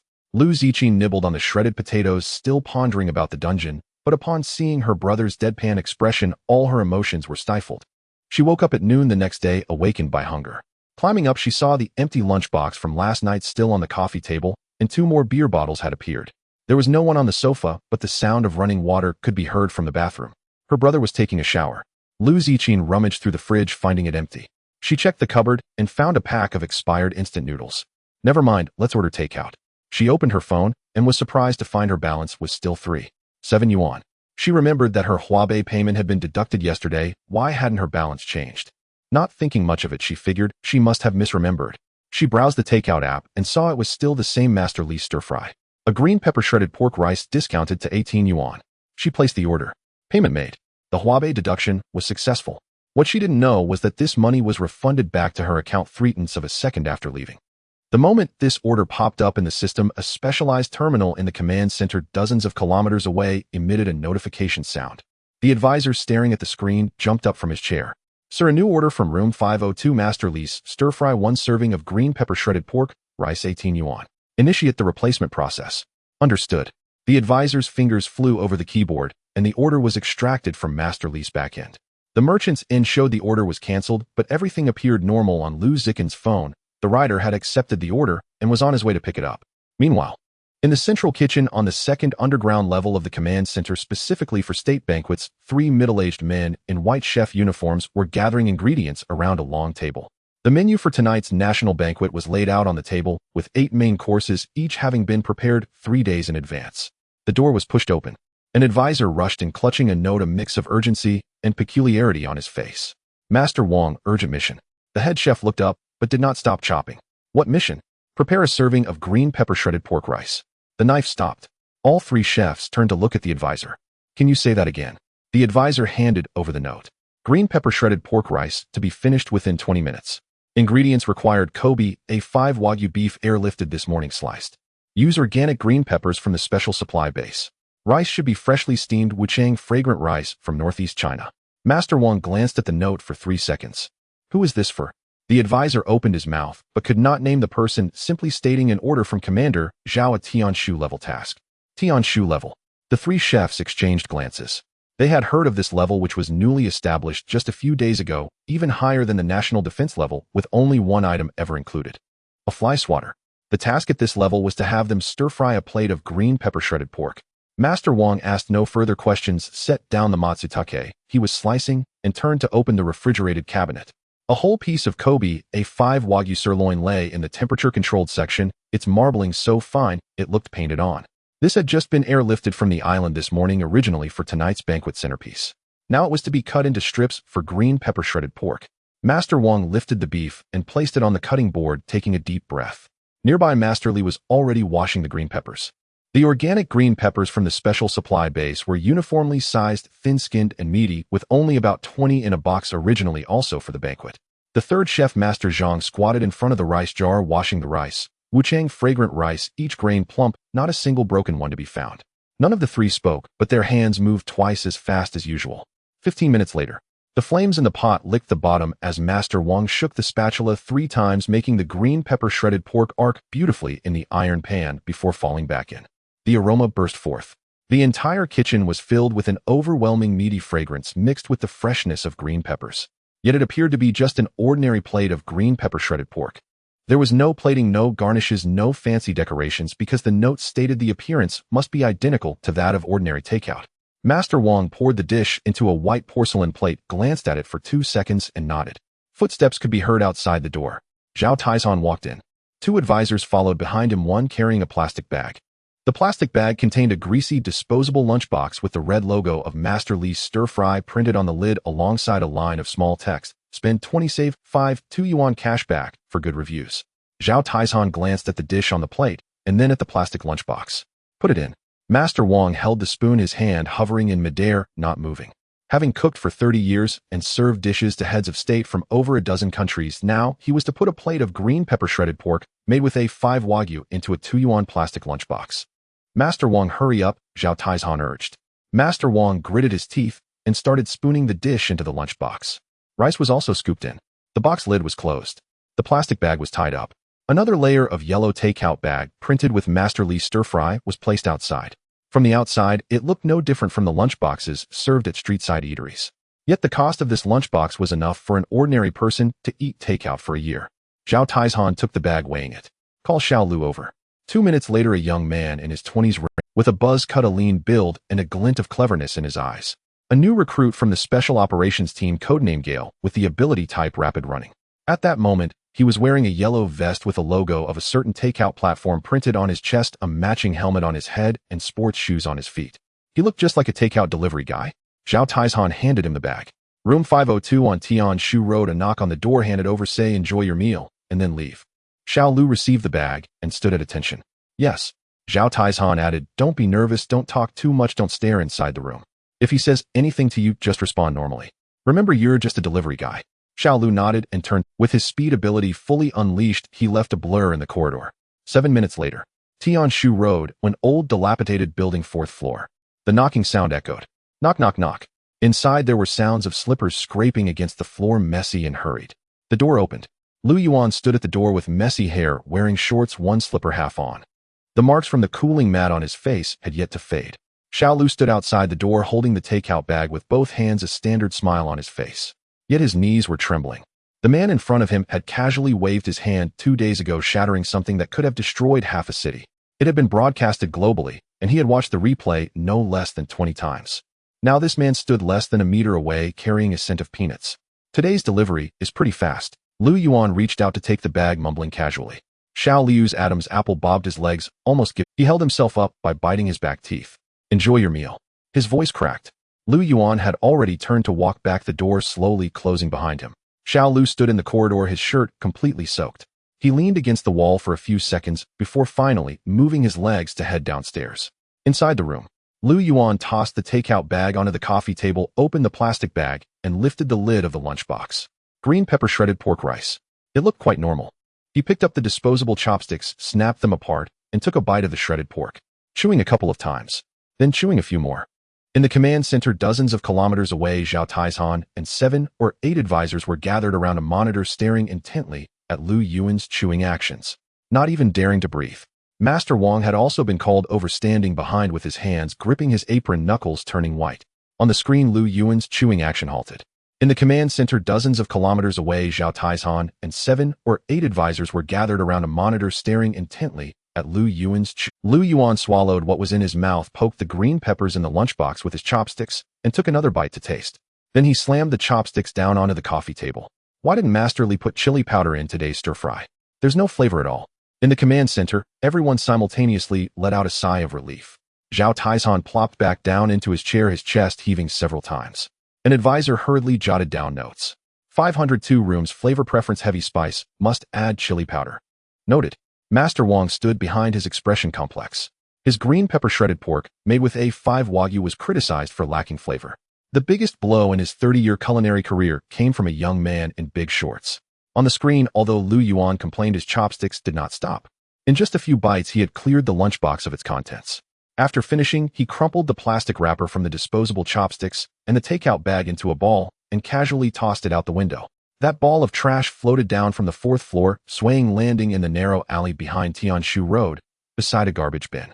Lu Yuan let out a satisfied burp, lay back onto the sofa, and fished the remote control out from between the cushions to change the channel. What he didn't know was that the plastic garbage he had casually thrown away 3 seconds after landing caught the glint of a telescope lens from a 2nd-floor window across the alley. Behind the lens, a pair of light-colored eyes fixed on the trash, motionless. The binoculars remained motionless behind the curtain, seemed focusing intently for 3 full minutes. Behind the lenses were a pair of gray-blue eyes belonging to a middle-aged man dressed in a sanitation worker's uniform. The uniform was real, but the badge was fake. 2 more men stood at the entrance of the alley. One squatted beside a garbage bin, leisurely sweeping the ground with a broom. The other leaned against the wall, smoking, wearing a reflective vest with a badge reading Qingzhou City Sanitation Team, 3 pinned to his chest. 3 men, 3 nations, 3 lines. With the same target. The man squatting by the garbage bin, codenamed Grey Wolf, was the field supervisor of the CIA's 7th Division, fluent in 11 languages, who had executed infiltration missions in 6 countries. A level 3 awakened being ability type, optical refraction, invisibility. The one smoking against the wall, codenamed Oda, was a top agent of the Special Operations Unit of the Japanese Public Security Investigation Agency, a level 2 awakened being ability type, electromagnetic interference. Behind the 2nd-floor window with the binoculars was codenamed Ivan, a veteran agent of the Soviet KGB's Paranormal Affairs Bureau, a level 3 awakened being ability type, kinetic barrier. The 3 men arrived in Qingzhou at different times, took different routes, and assumed different disguises. Yet today they all found themselves in the same alley. The reason was simple.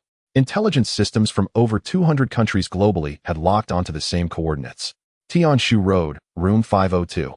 Grey Wolf squatted down with an antenna hidden in the broom handle connected to a miniature receiver strapped to his calf. Commands came through the earpiece from a distant source. Confirm the Windows projectile, immediately collect samples. Grey Wolf glanced at the pile of plastic trash with his peripheral vision. It was right next to the garbage bin, less than 2 meters away from him. A crumpled plastic bag contained the plastic wrapping of disposable chopsticks and a grease-stained napkin. Ordinary to the extreme. But what hung at his waist disagreed. It was an S-class energy detector slightly larger than a palm, with only 12 units produced worldwide, each costing $30 million. On the detector's screen, the numbers were jumping. Not normally. They jumped from 0 straight to the upper limit, then the screen began to smoke. Grey Wolf looked down at his waist. The detector's casing was already hot to the touch. The plastic frames softened, the numbers on the screen turned into a string of garbled characters, and then, with a crack, the entire screen shattered. A wisp of black smoke emerged from the crack. $30 million gone up in smoke. Grey Wolf hesitated with the broom in his hand. Across the alley, Oda noticed it too. The same model of detector hidden in his sleeve ignited half a second earlier than Grey Wolf's, and now it had turned into a lump of black plastic stuck to his wrist. Behind the second-floor window, Ivan lowered the binoculars. A crack appeared on the binoculars' lenses, spreading from the center outwards, as if something had pushed it open from the inside. The three men simultaneously confirmed one thing. This pile of trash was not ordinary garbage. Grey Wolf stood up, leaning the broom against the wall. His fingers made a secret signal in his sleeve. Oda extinguished his cigarette, muscles tightening beneath the reflective vest. The second-floor window silently opened a crack. The three directions moved simultaneously. At the eastern end of Tianshu Road, behind a sweet potato vendor's tricycle, Captain Zhou was rushing over. Intermittent reports from the surveillance team came through the radio. 3 suspicious targets discovered in the northern alley disguised as sanitation workers. Ability fluctuations confirmed with at least 2 level 3 awakened beings. As Captain Zhou turned into the alley on the tricycle, he caught sight of Grey Wolf's figure fading into the air. Optical invisibility had been activated. Captain Zhou slammed the tricycle to the side of the road, sweet potatoes rolling everywhere. All units be advised, foreign awakened beings found in the back alley suspected of being involved with discarded items from room 502. Requesting support. The radio crackled twice. No response yet. Movement had already started in the alley. Grey Wolf's invisibility was perfectly executed. He was completely invisible to the naked eye. But footprints were visible on the ground, step by step, getting closer to that pile of plastic trash. Oda approached from another direction, his palm open, a faint electric arc flickering in his palm. The electromagnetic interference was active, causing all surveillance cameras in the alley to malfunction. Ivan climbed out of the second-floor window, landing silently with the kinetic barrier absorbing all the impact. The 3 men approached the pile of plastic trash from 3 directions. 5 meters. 3 meters. 1 meter. 3 pairs of hands reached out simultaneously. Fingers were less than 10 centimeters from the plastic bag. Then, everyone froze. It was not a voluntary stop. They simply could not move. The crumpled plastic film had a nearly invisible layer of grease on it. It was the residue left from Lu Yuan, who had complained about the blandness of the green pepper stir-fry and casually wiped his mouth before throwing it away.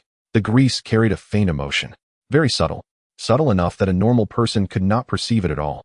But it did exist. It was disdain. Pure instinctive disdain. From a being that had lived for 6 billion years, a disdain for a plate of green pepper stir-fry lacking chili powder. This emotion was triggered the moment 3 pairs of hands approached. Grey Wolf's optical invisibility collapsed first. The refractive ability crashed directly like a computer blue screen, and his figure was forcibly squeezed out of the air. The space before him distorted. The ground he saw was to the left, but the ground under his feet was to the right. Oda's electric arc extinguished. It was not suppressed, it had vanished. His palm became indistinguishable from that of an ordinary person, and he could no longer feel the resonance of his ability core. Ivan fared the worst. The kinetic barrier reversed. The force field that had been pushing outward now compressed inward. He was trapped by his own ability, unable to move. 3 top awakened spies lost all their powers in the same second. The alley before them showed no change. The garbage bin remained a garbage bin, and the wall remained a wall. But the space was wrong. Take a step forward, and the person retreated 2 steps. Reach out to grab, and the hand bent in the opposite direction. The laws of causality overflowed. It was not an attack, nor was it defense. It was merely a disruption of rules triggered by a residual emotion. The 3 men struggled for less than 2 seconds. A cat emerged from behind the garbage bin. Orange, plump, with a round face, and its tail held high. A standard stray orange cat living off garbage for over half a year in the back alley of Tianshu Road. It caught the scent of grease on the plastic bag and approached to sniff. The film stuck to its nose. The orange cat shook its head but couldn't shake it off. Its nostrils itched. A chew. A sneeze. An ordinary cat sneezing. But this cat had remnants of an aura from 6 billion years ago on its nose. The airflow from the sneeze was invisible, but Grey Wolf felt as if he had been hit by a freight train. His entire body flew off the ground, crashing against the left wall of the alley. Not just pressed against it. He was embedded in it. half of his body stuck in the wall, his legs dangling outside, his head covered in debris. Oda was swept to the right wall by the airflow. His position was even more absurd as he was completely embedded in the wall in a spread-eagle position with both hands and feet sunk in resembling a human-shaped relief. Ivan flew the farthest, directly passing through the alley and embedding himself in the outer wall of the building across. Over 3 meters off the ground, head down, feet up, with his reflective vest caught on a protruding brick fluttering in the wind. The orange cat shook the plastic film off its nose, sat on the ground, lifted its hind leg to scratch its ear. Then it lowered its head to groom itself. When Captain Zhou and 4 plainclothes special agents rushed to the alley entrance, this was the scene they encountered. 3 walls, 3 human-shaped indentations, 3 foreign spies, seemingly nailed in place, unable to budge. In the middle of the alley, a relaxed orange cat was grooming its paws. The pile of plastic trash remained on the ground unmoved. Captain Zhou stood frozen in place for 3 seconds. A nearby special agent quietly asked, "Captain, how should we handle this?" Captain Zhou glanced at the spies on the wall, then at the orange cat on the ground. The cat meowed at him. Captain Zhou pulled out his radio and pressed the talk button. "Report to Command Center, 3 foreign awakened spies intercepted in the back alley of Tianshu Road, or now incapacitated." Zhao Taizhan's voice came through the radio. "How did you take them down? How many people did you use?" Captain Zhou remained silent for 2 seconds. "Didn't use anyone, it was a cat." The radio fell silent for a while. "What cat?" Captain Zhou looked down at the orange cat that was busy licking its, but his voice calm. A stray orange cat covered in trash thrown out from room 502 sneezed, and the 3 spies ended up in the wall. The radio fell silent again. This silence lasted even longer. When Zhao Taizhan's voice spoke again, it carried an indescribable weariness. "What about that pile of trash? Still on the ground. Don't touch it. Send someone to block off the entire alley. The trash remains in place until the professional team arrives with equipment to retrieve it. And don't let that cat go." Captain Zhou replied with an and hung up the radio. He squatted down to look at the orange cat. The orange cat finished grooming and raised its head to make eye contact with him, then padded over to the wall's edge, finding a sunlit spot to lie down. Its tail curled up to cover its nose, squinting its eyes for a nap. On the wall, Grey Wolf finally managed to squeeze out a word from between the bricks. "How many more things are there in this country that we don't know about?" No one answered him. Captain Zhou stood up and turned to glance at the shabby 4th-floor window on Tianshu Road. The curtains were drawn, and the sound of a television could be heard inside. The Legend of Zhen Huan was still playing. Meanwhile, as everyone focused on Tianshu Road, deep within the world of strange tales, in a void untouched by light, the immense vertical pupil opened once more. Bloodshot eyeballs slowly rotated in the darkness, surrounded by the remains of rules shattered during the last extraction. Its gaze pierced through countless layers of dimensional barriers, landing on a blue planet. Deep within its pupil, something was brewing. Zhao Mingde walked into the guest room. The code on the screen was still scrolling. Level 4 of Nuwa Module 1. After reading less than 10 lines, Zhao Mingde was completely engrossed. The design logic of this framework is on an entirely different level compared to all existing AI frameworks. It redefines the concept of cognition from the ground up. "Are you sure this is level 4? "Yes, the interfaces are all set up. You can see them by scrolling up." Lin Chen didn't turn his head, continuing to type on the keyboard. Zhao Mingde flipped through the interfaces. They matched. The logical chains seamlessly connected from level 3. He returned to the living room and sat down on the sofa. Li Ziyuan leaned over, mouth moving. "Don't ask." Zhao Mingde picked up his teacup, his hand unsteady. Li Ziyuan tactfully sat back down. About half an hour later, the elevator chimed. Footsteps echoed in the corridor, several people approaching. The door opened. 4 individuals in white coats walked in. The leader, a man in his 50s with graying hair, had a straight posture and an aura that clearly indicated a military background. Behind him were 3 younger individuals pushing 2 large equipment cases. The 301 expert team has arrived. The leading man, surnamed Wang, was called Wang Dihao. He was the head of the neurology department at 301, having served as a military doctor for 30 years. No one mentioned the level of protection provided, but seeing Lei Zhan actively approach revealed it was not ordinary. "What's the situation?" "Its stabilized body temperature has dropped to over 38 degrees, and the patient is awake." Wang Dihao nodded and proceeded directly to the guest room. He pushed open the door. A small boy was curled up in a swivel chair, barefoot, wearing a SpongeBob SquarePants onesie. An ice blanket lay under his feet, and the computer screen in front was lit up, the code scrolling downward. Several empty Waha bottles were scattered on the floor nearby. Wang Dihao stood at the door for 2 seconds. He had reviewed the briefing before coming. Target 1 male, 8 years old, sudden high fever accompanied by loss of consciousness, peak temperature of 42.3 degrees. The briefing did not mention the SpongeBob onesie. Lin Chen. The typing did not stop. Dr. Wang from 301 is here to perform an examination. I'm busy. Wang Dihao did not respond, walked in, and squatted down, flipping through the monitoring records left by Dr. Chen. Peak temperature 42. 3 degrees. Heart rate 148. Blood pressure 162,103. Then there was the EEG. He stared at it for several seconds. When was this EEG taken? Dr. Chen answered from behind. During the coma? Such a waveform during a coma? Yes. A first for someone with 30 years in neurology. Not found in textbooks, nor in the literature. Wang Dihao stood up and walked over to Lei Zhan. Comrade Lei, my formal recommendation is to transfer to 301 immediately. MRI, PET, and lumbar puncture all need to be done. He paused. Additionally, all high-intensity mental activities must be suspended until the cause is determined. He glanced back at Lin Chen, who was still typing, including that one. Shen Ruobing hurried over from the living room, her face still marked with tear stains. Dr. Wang, is it serious? Does he need to be hospitalized? I recommend hospitalization for observation at least for 72 hours. Shen Ruobing turned to look at her son, then at Lei Zhan, gripping the hem of her coat tightly. A voice floated out from the guest room. I'm not going. Wang Dihao walked back. You had a temperature exceeding 42 degrees just now, and do you know what that temperature means for brain tissue? The critical threshold for protein denaturation. Wang Dihao was momentarily speechless.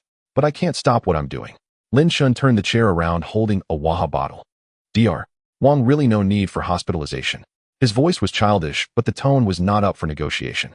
Wang Dihao, after 30 years of service, had a major general lie down when told to. Being pushed back by an 80-year-old in a SpongeBob onesie was a first for him. Comrade Lei. He walked back to the living room to sit down. The child is uncooperative, but this is a medical issue. As the head of the protection team, I have the right to propose mandatory medical observation. Shen Ruobing stood in the middle of the corridor, her fingers intertwined, looking from one person to another. Lei Zhan pulled up a chair. Director Wang, please sit, let's talk. The two sat down. Zhao Mingde remained motionless beside them.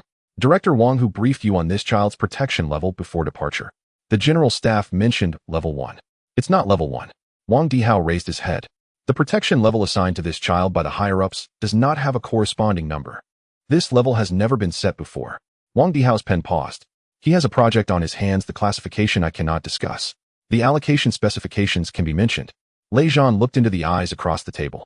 2 bombs and 1 satellite, that specification. The living room fell silent. At this moment, Zhao Mingde stood up slowly, took the sheet of paper filled with formulas from the coffee table, and placed it in front of Wang Dihao. Director Wang, a few hours before you came, IBM released a paper. A 30-person team, 2 years of research expenditures exceeding $100 million. He pointed at the paper. This child finished reading it in 30 seconds, identifying the core flaw. The academicians present didn't notice it, he did it in 30 seconds. Wang Dihao looked down at the page filled with symbols. Nanshan Quantum Computing Center, the only 1,000-qubit supercomputer in Xia country, costing over 40 billion. Zhao Mingde gestured toward the guest room. Indefinite exclusive usage rights. 3 national-level projects queued up, all pushed back. He is the only one at the top of the queue. Wang Dihao had not finished processing when Lei Zhan's phone rang. He answered, listened for a few seconds, and passed it over. Deputy Director Qian is looking for you. Wang Dihao took it and held it to his ear. The call lasted less than a minute. After handing the phone back to Lei Zhan, Wang Dihao sat in silence for a while. Shen Ruobing stood in the corridor, her hands clutching the edges of her coat, her entire body tense like a string. Leave the examination equipment, keep the personnel monitor for 24 hours. Wang Dihao finally spoke. Let's not mention hospitalization anymore. He paused again. But there is one bottom line. If the temperature exceeds 39 degrees again, whatever is being done must stop. There is no room for negotiation on this. Lei Zhan glanced at Zhao Mingde. Zhao Mingde nodded. All right, it's settled then. Wang Dihao stood up, signaling the others to move the equipment inside. He paused at the entrance of the guest room.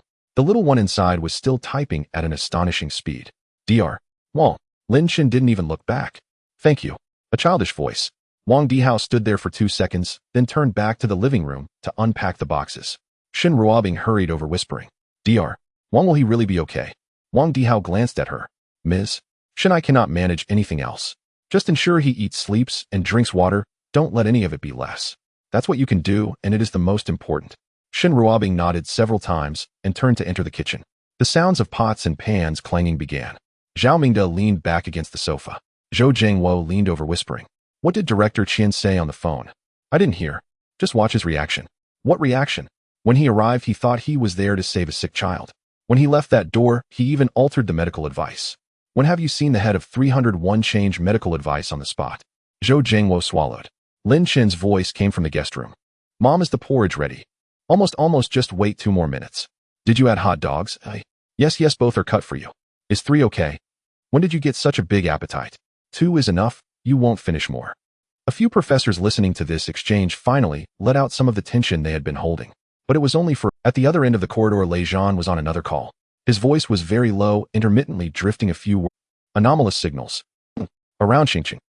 Personnel investigation. He hung up the phone. Walking to the balcony, he glanced downstairs. In the community garden, 2 people were walking dogs. The streetlights had just come on. Nothing seemed amiss. Lin Chen stared for a few seconds and closed the balcony door. Returning to the living room, his phone vibrated again. A text message. No source number. Just 1 line of text. In the direction of Xingqing, someone is looking for a child. Lin Chen finished reading, tucked the phone back into his pocket, and displayed no expression on his face.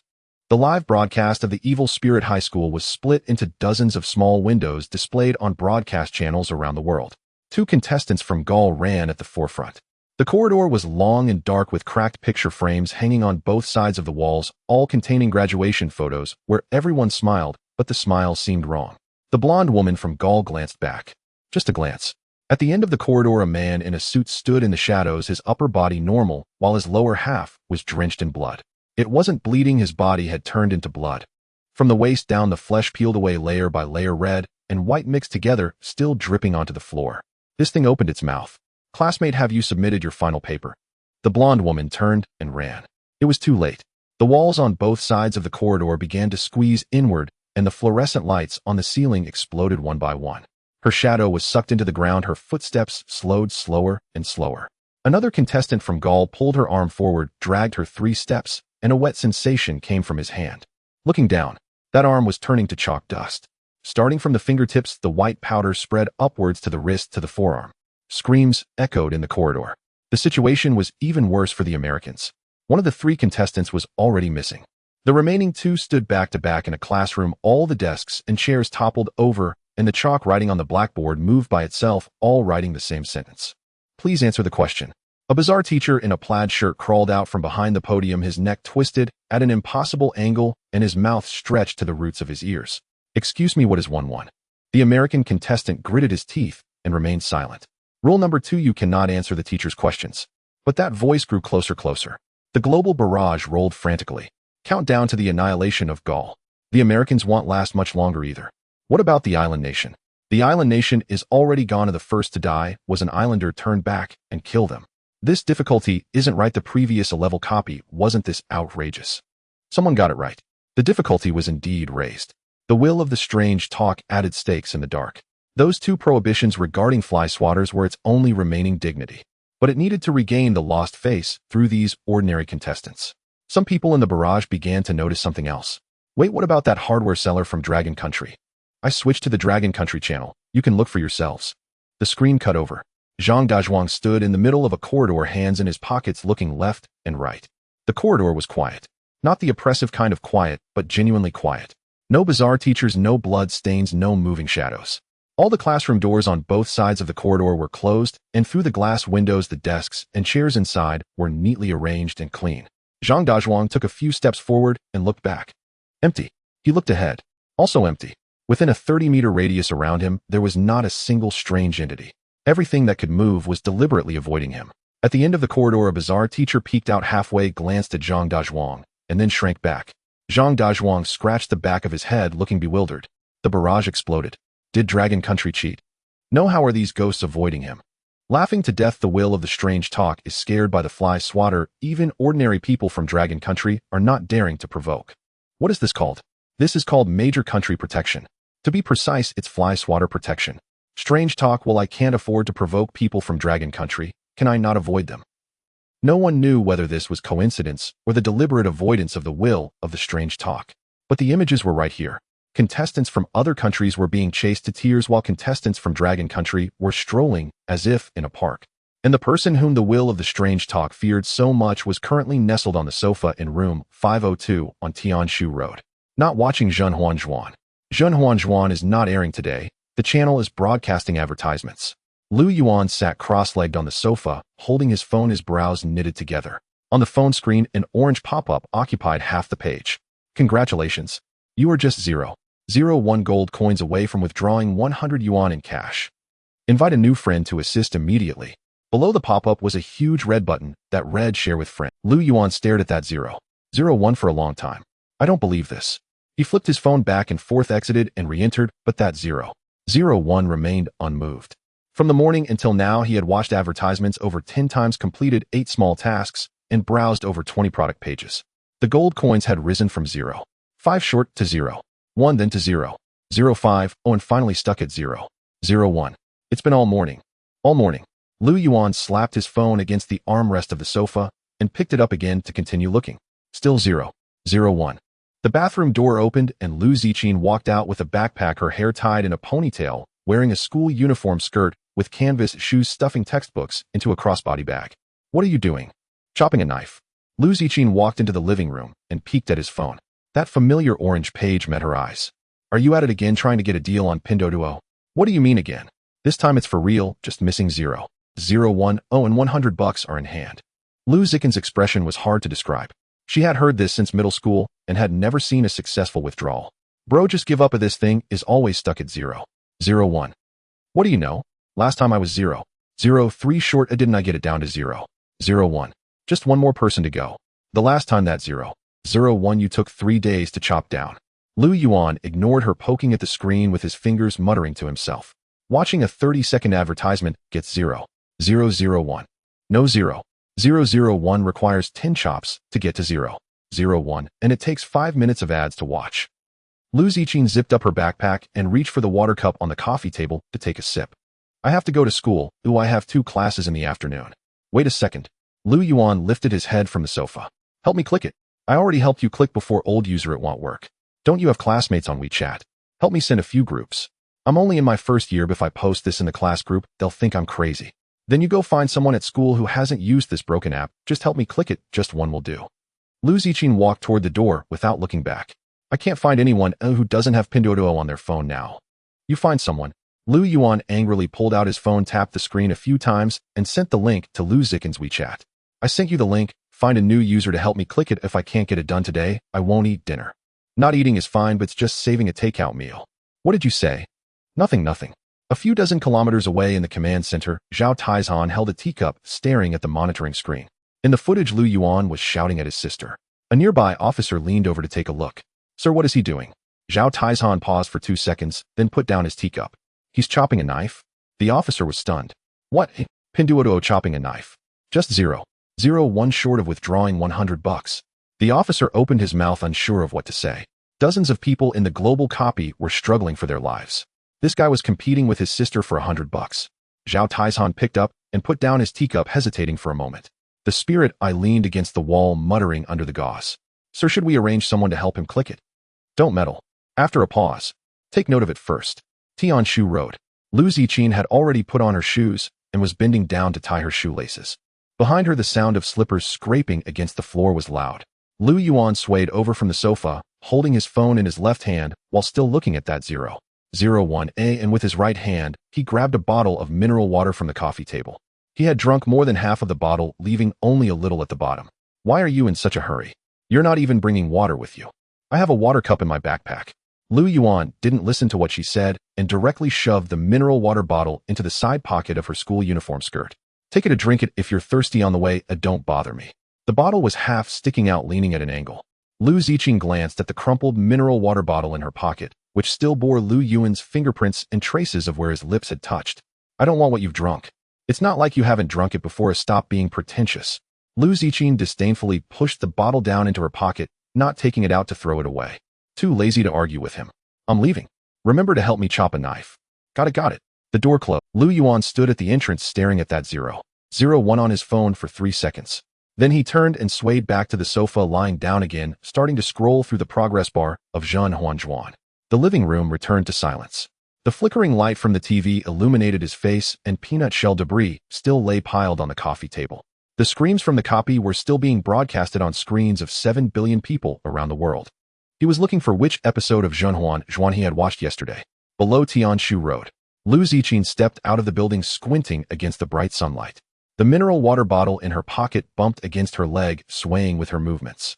An ordinary mineral water bottle, the kind that costs 2 yuan each at the supermarket. It was smeared with Lu Yuan's saliva and fingerprints. and it held the breath of 6 billion years. Lu Ziqing turned off Tianshu Road and headed toward the bus stop. 100 meters behind her, a silver sedan silently followed. The mineral water bottle in her pocket moved toward Qingzhou University. The sound of typing echoed steadily in the second bedroom. No one spoke in the living room. Lei Zhan had just hung up the phone and walked over to the balcony to take a glance down. The streetlights were on, and there were few people in the garden. It was normal. But from tonight onward, the word normal was no longer sufficient. Returning to the living room, a few encrypted messages arrived one after another on his phone. Zhao Mingde walked over with a teacup and sat down beside him. Old Lei, what was that call about? It came from In the last 3 days, 2 groups of foreign personnel entered Star City. Their visas stated business inspection, but their movements after landing were unusual. What do you mean unusual? One group consisted of 2 individuals who ran around 3 residential areas in the east of Star City on the second day after entering. They changed hotels after one night, while the other didn't even book a hotel, staying in a short-term rental apartment. Zhao Mingde put down his teacup. Does this match the timing of that anonymous text message? It matches. Zhao Mingde didn't ask further. What needed to be said, Lei Zhan would say. Oh, what shouldn't be asked was futile to inquire. The living room television was still on, the volume turned down to the lowest.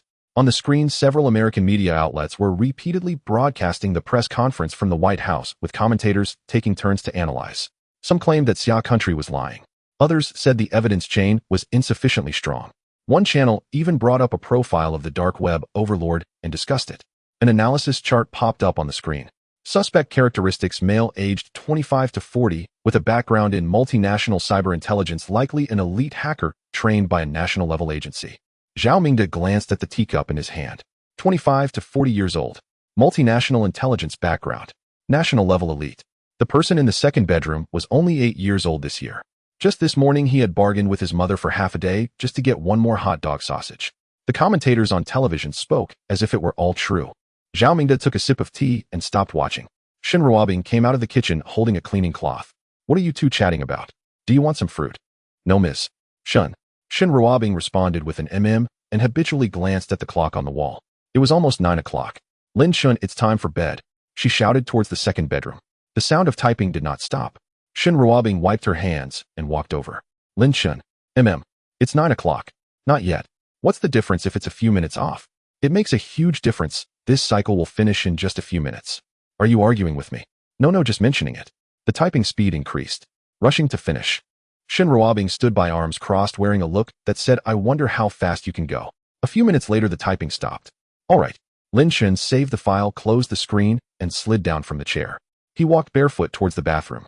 Passing through the living room, Wang Dihao's assistant stopped him. Get one more round of baseline data before bed. More patches. Lin Chen touched the spot on his forehead that had been patched earlier in the morning. It'll be quick, just 10 minutes. Last time you said 10 minutes, but it took 20. It hurt when it was torn off. The assistant glanced at Wang Dihao, who was flipping through data at the folding table without looking up. Patch it. Just one word, no negotiation. Lin Chen complied, tilting his head to let the patches be placed on his forehead. Be gentle, be gentle, be gentle. All right, it's not painful. You try sticking it on your own forehead and see if it's not painful. That's a physical attack. Zhao Mingde sat on the sofa, almost choking on his tea. Shen Ruobing slapped Lin Chen on the back of the head from behind. The doctor is checking you out. Cooperate well. Oh, the data collection was complete. Wang Dihao reviewed the results. Normal. The EEG shows a standard pre-sleep state, much better than during the day. Shen Ruobing rubbed her hands together. So everything is fine. Currently stable. Tonight we'll arrange for someone to be on duty collecting data every 2 hours, and any fluctuations will be addressed immediately. He glanced at Shen Ruobing. You should rest early as well. Your body has been suffering after that burn during the day. Let him drink more water tomorrow and ensure he gets proper nutrition. Go on, sleep. Shen Ruobing pushed Lin Chen toward the second bedroom. Can I bring a bottle of Waha to bed? No, once you brush your teeth, don't eat anything else. I want drink it. Just leave it by the bedside. What for? To feel secure looking at it. Shen Ruobing looked at him for 2 seconds.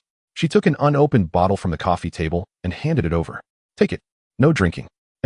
The little one bounced into the second bedroom with the Wahaha, climbed onto the bed, and burrowed under the covers. He pulled the SpongeBob hat over his head. Shen Ruobing went in and tucked in the corners of the blanket. Where's your tablet? In my backpack. He rummaged through his backpack and pulled out the tablet. Sleep. You have classes tomorrow. The lights were turned off. The door was closed. In the living room, a few professors began packing their things. Zhou Jiangwo stretched and stood up. All right, I'm heading back now. Tomorrow afternoon, there's a Chinese class. I need to think about how to teach this master to use adjectives. Li Ziyuan closed his notebook and got up. Fang Qiming put on his coat and walked ahead. As they reached the door, Zhou Zhengwo turned back to glance at Zhao Mingde. Old Zhao not leaving. He'll sit for a bit longer. The three of them exited. In the corridor, the security staff had just changed shifts and two new faces nodded at them. The door closed.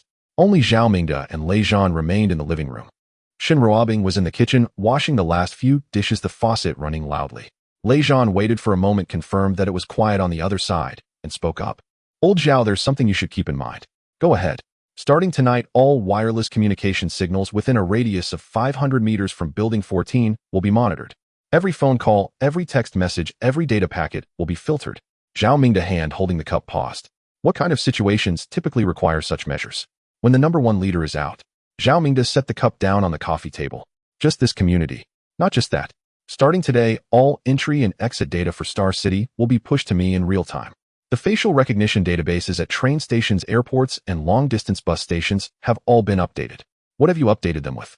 The photos of those two groups of foreign personnel, plus the data of all recently abnormal entrants. Zhao Mingde leaned back against the sofa. You're not just protecting a child. Lei Zhan stood up to grab his coat. This is about setting a trap. The trap is already open. Whoever reaches in will leave traces. He replied before opening the door. Old Zhao, tomorrow is a normal class, on nothing will be affected. The door opened and then closed. Zhao Mingde sat alone in the living room. The television had long been turned off and the faucet in the kitchen had also stopped, making it very quiet. He stood up and walked to the door of the second bedroom, gently pushing it open a crack. The little person on the bed was curled up, the SpongeBob hat tilted to one side, revealing half of his face. His breathing was steady. On the bedside table sat the unopened bottle of Wahaha with a few Ultraman cards scattered nearby.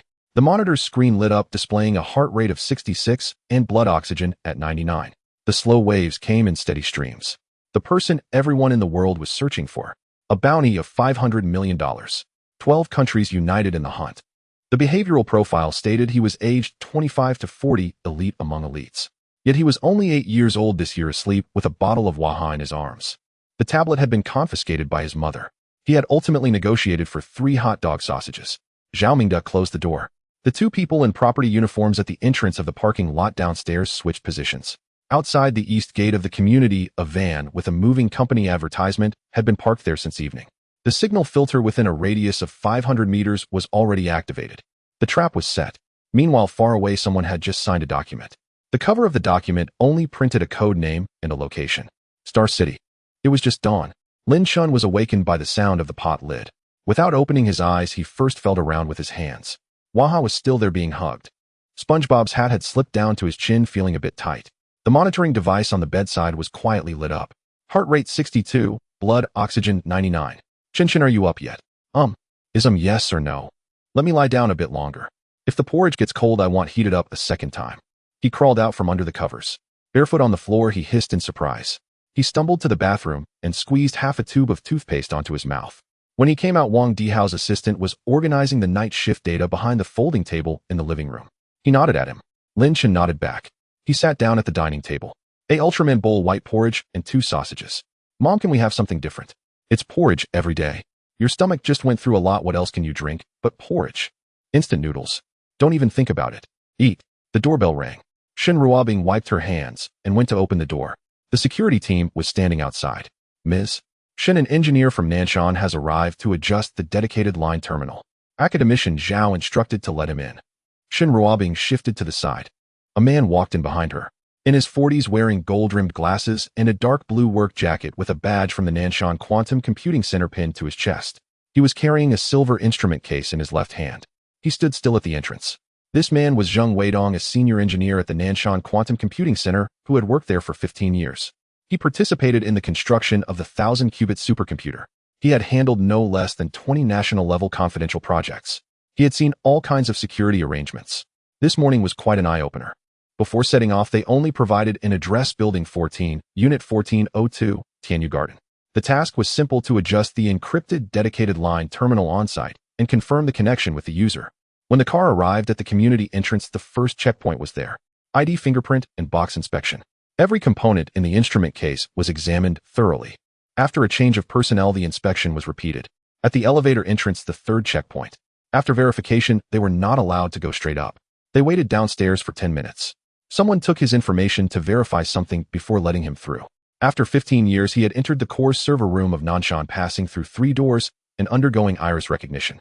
Today, entering a residential building was even stricter. Before entering, the picture in his mind was a modified workshop, at least one academician-level old expert seated with a few military personnel standing beside. Then the door opened. A little boy in a SpongeBob onesie was sitting next to the dining table, holding a sausage in his mouth. A woman in her 30s was clearing the dishes beside him. "Mom, can I have another sausage? I gave you 3 yesterday, 2 today. Don't push your luck." Zheng Weidong stood at the entrance with the instrument case, not moving. The equipment in the living room did not belong to an ordinary residence. There was a portable ECG monitor, a brainwave collector, and a stack of medical data sheets spread out on the folding table. At the end of the corridor, a security guard was also standing. At that moment, Zhao Mingde came out of the guest room. "You're here." Zheng Weidong quickly shifted his gaze. "Academician Zhao from Nanshan here to adjust the dedicated line terminal. The equipment is in the guest room." He followed him inside. As they passed the dining table, the little boy looked up at him. "Are you from Nanshan?" "Yes, from the Nanshan Quantum Computing Center, engineer." "Is the dedicated line connected?" "It was connected last night. The encrypted link had been established. He was here today for terminal adjustment." "What is the latency?" Zheng Weidong hesitated for a moment. End-to-end measured 1.2 milliseconds. The little boy chewed on the sausage and thought for a moment. "That's a bit high. Can it be reduced to below 0.9? From 1.2 to 0.9, involving the refresh rate of the quantum state at the relay nodes." This optimization threshold had just been discussed in a meeting at Nanshan last month, with a table full of doctors arguing for 2 hours. It came out of the mouth of an 80-year-old child. "Theoretically, it can be done. If we optimize the clock synchronization at the relay, and it can be reduced to about 1.0.409, we need to adjust the entanglement distribution protocol of the dedicated line. Then adjust it." After saying that, he lowered his head to continue eating porridge. Zheng Weidong stood still. Zhao Mingde held a teacup, did not respond, and walked straight into the guest room. During the adjustment, Zheng Weidong squatted on the ground connecting wires. He held back for a long time. "Academician Zhao, the indefinite exclusive rights of Nanshan. Is it for that little boy outside?" Zhao Mingde sat in a chair, flipping through documents without raising his head. "You're here to adjust the equipment. Just finish the adjustment." Zheng Weidong fell silent. His peripheral vision caught a glimpse of the computer screen in the guest room. It was filled with code, dense and intricate, and the framework was still unfolding. The design concept of this architecture was not something any team he knew could produce. At the guest room door, Shun Ruobing poked her head in. "Professor Zhao, does Chun Chin have class later?" "Yes. Morning math. Professor Li will arrive shortly." "All right, then I'll have him wash the dishes first." She turned and shouted outside. Lin Chen, wash the dishes. "Wait a moment, I'm looking at the code." "Wash the dishes. Now." Oh, the water faucet started running. Zheng Weidong was twisting screws with his hands, but his mind was occupied with one thought. 4 billion in costs. 1,000-qubit supercomputer. The only one in the whole of Xia country. Project teams waiting in line for computing power led by academicians with clusters of doctors, and funding in the hundreds of millions. Some had been waiting for 2 years without getting in. And now it was all given up. Given to a child who was called by his mother to wash the dishes. After more than half an hour, the adjustment was completed. The terminal connection was normal, the encrypted channel was online, and the bandwidth was fully loaded. Zheng Weidong closed the instrument case and stood up. "Academician Zhao, the terminal is fine.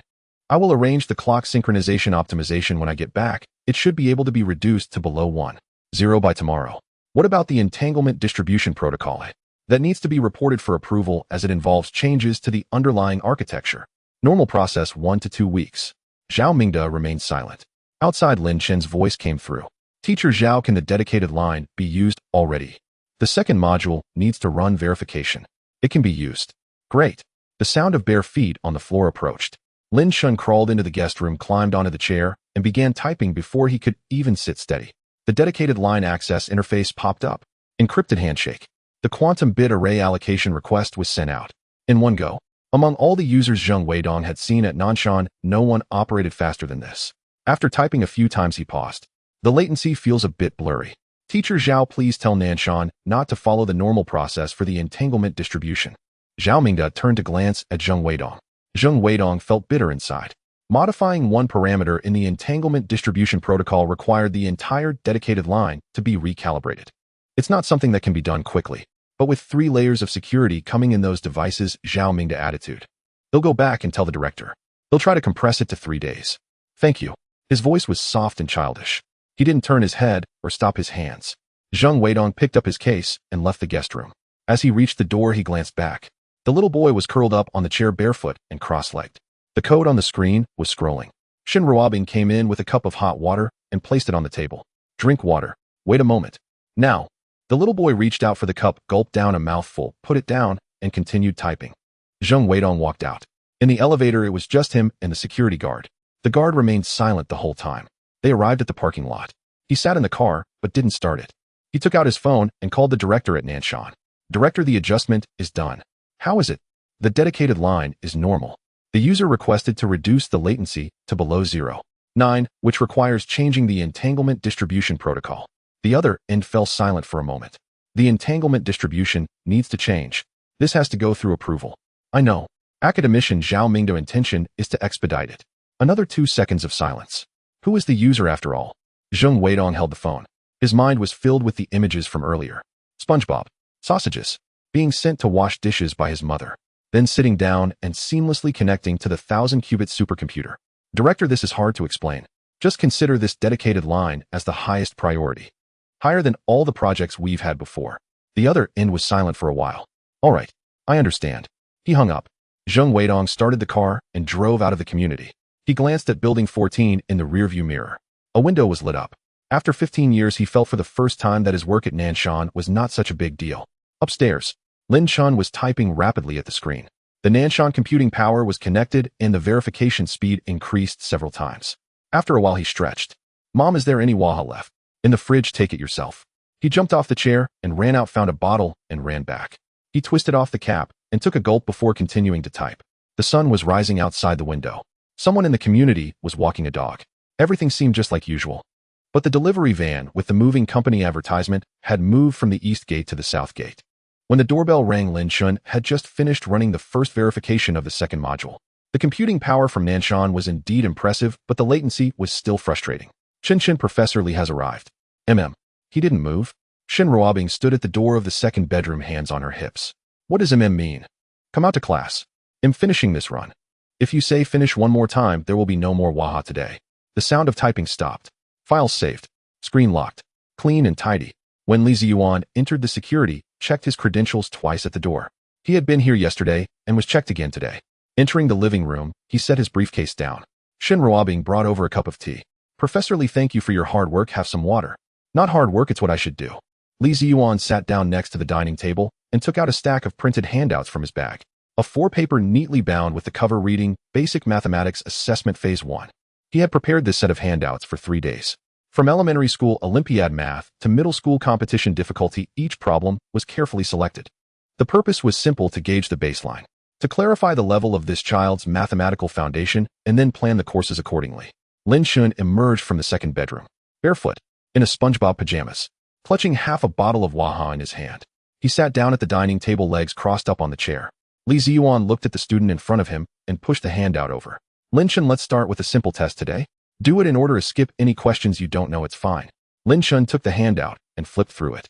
Page 1, page 2, page 3. He flipped through quickly. Teacher Li, do I have to do all of these? Yes, go at your own pace, no rush. No, what I mean is I can do all of these. Li Ziyuan was taken aback. There were 40 questions in total. The first 20 covered all the knowledge points from elementary to middle school. The latter 20 were at the high school competition level. The last 5 were specifically chosen from provincial math competition past papers. Can do them all. Then give it a try. Lin Chen flipped back to the first page and picked up the pen on the table. At that moment, Shin Ruobing brought over a cup of water. Drink some water. Wait a moment. Drink now. Dr. Wang said 1 cup every 2 hours. Lin Chen reached out to take the cup, gulped down a large mouthful, set it down, and continued writing. The pen tip moved swiftly across the paper. For the first 20 questions, he hardly paused. He wrote the answers faster than he flipped the pages. Li Ziyuan sat across and watched. For questions 1 to 5, he filled them in seconds. For questions 6 to 10, he didn't even draft any notes. By the time he reached question 15, Li Ziyuan leaned forward. This problem was a number theory proof. At the middle school competition level, a normal contestant would take 20 minutes. Lin Chen wrote 4 lines and set down his pen. The answer to this question isn't very rigorous. The third step could use a more compact construction. However, according to the intent of the question setter, this should score full points. Li Ziyuan pulled the paper over to look at the third step. Indeed, this construction method was superior to the standard answer. The speed for the latter 20 questions slowed down slightly. The reason for the slowdown wasn't that he couldn't do them, but because he was waiting for Waha. Shin Ruobing placed a new bottle on the table. He twisted off the cap, took a couple of sips, and continued writing. The last 5 were provincial competition past papers. Lin Chen paused at question 38 for about 10 seconds. It wasn't that he was stuck. Teacher Lee, this question is missing a condition. Li Ziyuan leaned over to take a look. It was a past question from the provincial competition. He had copied it directly from the question bank. What is missing? The second constraint should have another upper limit. Without this upper limit, the solution is not unique. The question setter may have assumed an implicit condition, but it wasn't written out. Li Ziyuan took the paper, staring at it for quite a while. He took out the notebook he always carried and flipped to a blank page, solving it himself. When he reached the 4th step, the pen stopped. This child was right. The solution was indeed not unique. The standard answer provided for the provincial competition was a specific solution assuming an upper limit, but it wasn't present in the problem statement. This question had been posed to thousands of students in the provincial competition. No one had ever pointed it out. He had taught math for over 20 years and had taught geniuses and seen prodigies. Yet he had never noticed. An 80-year-old child glanced at it and saw it. Li Ziyuan closed the notebook. 40 questions. From start to finish, it took over half an hour. All correct. Not the kind that was just barely right. It was clear at every step, with some methods being cleaner than the standard answers. Li Ziyuan put away the handouts and placed them back in his briefcase. The assessment plan he had prepared for 3 days was enough for him to explain for 30 seconds. Teacher Li, what will we cover next? Lin Chen put down the waha and tilted his head to look at him. Li Ziyuan took out another piece of paper from his bag. This was his backup plan, which he hadn't intended to use. Advanced mathematics. The basics of calculus, starting with the concept of limits. I've learned limits. What about Taylor expansion? I've learned that too. Linear algebra. I've learned that as well. I have derived several new decomposition methods for matrix decomposition. I'm not sure if they're correct, but I'll show them to you later. Li Ziyuan sat there picking up the handouts and then putting them down. Suddenly he understood why Zhao Mingde had said, "Don't ask," yesterday. It wasn't that he didn't want to say. It was that he couldn't say. At this moment, Wang Dihao's assistant came over holding a patch. It's time to collect data. Another patch. Lin Chen shrank back. 10 minutes. You always say 10 minutes. The assistant crouched down to stick it on his wrist. This time, he didn't stick it on his forehead. It was a compromise. While being patched, Lin Chen turned to ask Li Ziyuan, "Teacher Li, do you have materials on functional analysis?" "No." "What about topology?" "Not." "Then what will we cover today?" Li Ziyuan was silent for a few seconds. "In that case, he'll go back and prepare the teaching plan again. They'll bring you the materials on functional analysis and topology tomorrow." "Okay, thank you, Teacher Li." His voice was soft and polite. Li Ziyuan stood up to pack his things. As he passed through the living room, Zhao Mingde was sitting on the sofa drinking tea. "How was it?" "The assessment plan is useless." "As expected. He knows all the mathematics from the undergraduate to the graduate level. And it's not the kind of knowledge that's just memorized. He genuinely understands it. In some areas, his depth of understanding is even stronger than the PhD students I've mentored." Zhao Mingde took a sip of tea and said nothing. "Old Zhao, I've taught mathematics for over 20 years. I've taught geniuses and seen prodigies." Li Ziyuan stood at the entrance holding his bag. "But I've never seen someone like this." Zhao Mingde put down his teacup on the coffee table. "That's why the specifications given above are like this." Li Ziyuan nodded and left. At the elevator entrance, the security had changed shifts and nodded at him. The living room fell silent for a moment. The sound of typing came from the second bedroom. Lin Chen had returned to writing code. Shin Ruobing came out of the kitchen holding a plate of sliced apples. "Professor Zhao, is the class over?" "It's over." "Why so fast? I thought it would take at least 2 hours." Zhao Mingde picked up his teacup. Whether class is fast or not depends not on the teacher, but on the students. Shin Ruobing didn't understand and didn't ask further, carrying the apples toward the second bedroom. Shin, eat some fruit. Leave it there. Don't leave it. Eat it now. Put a toothpick in it for me.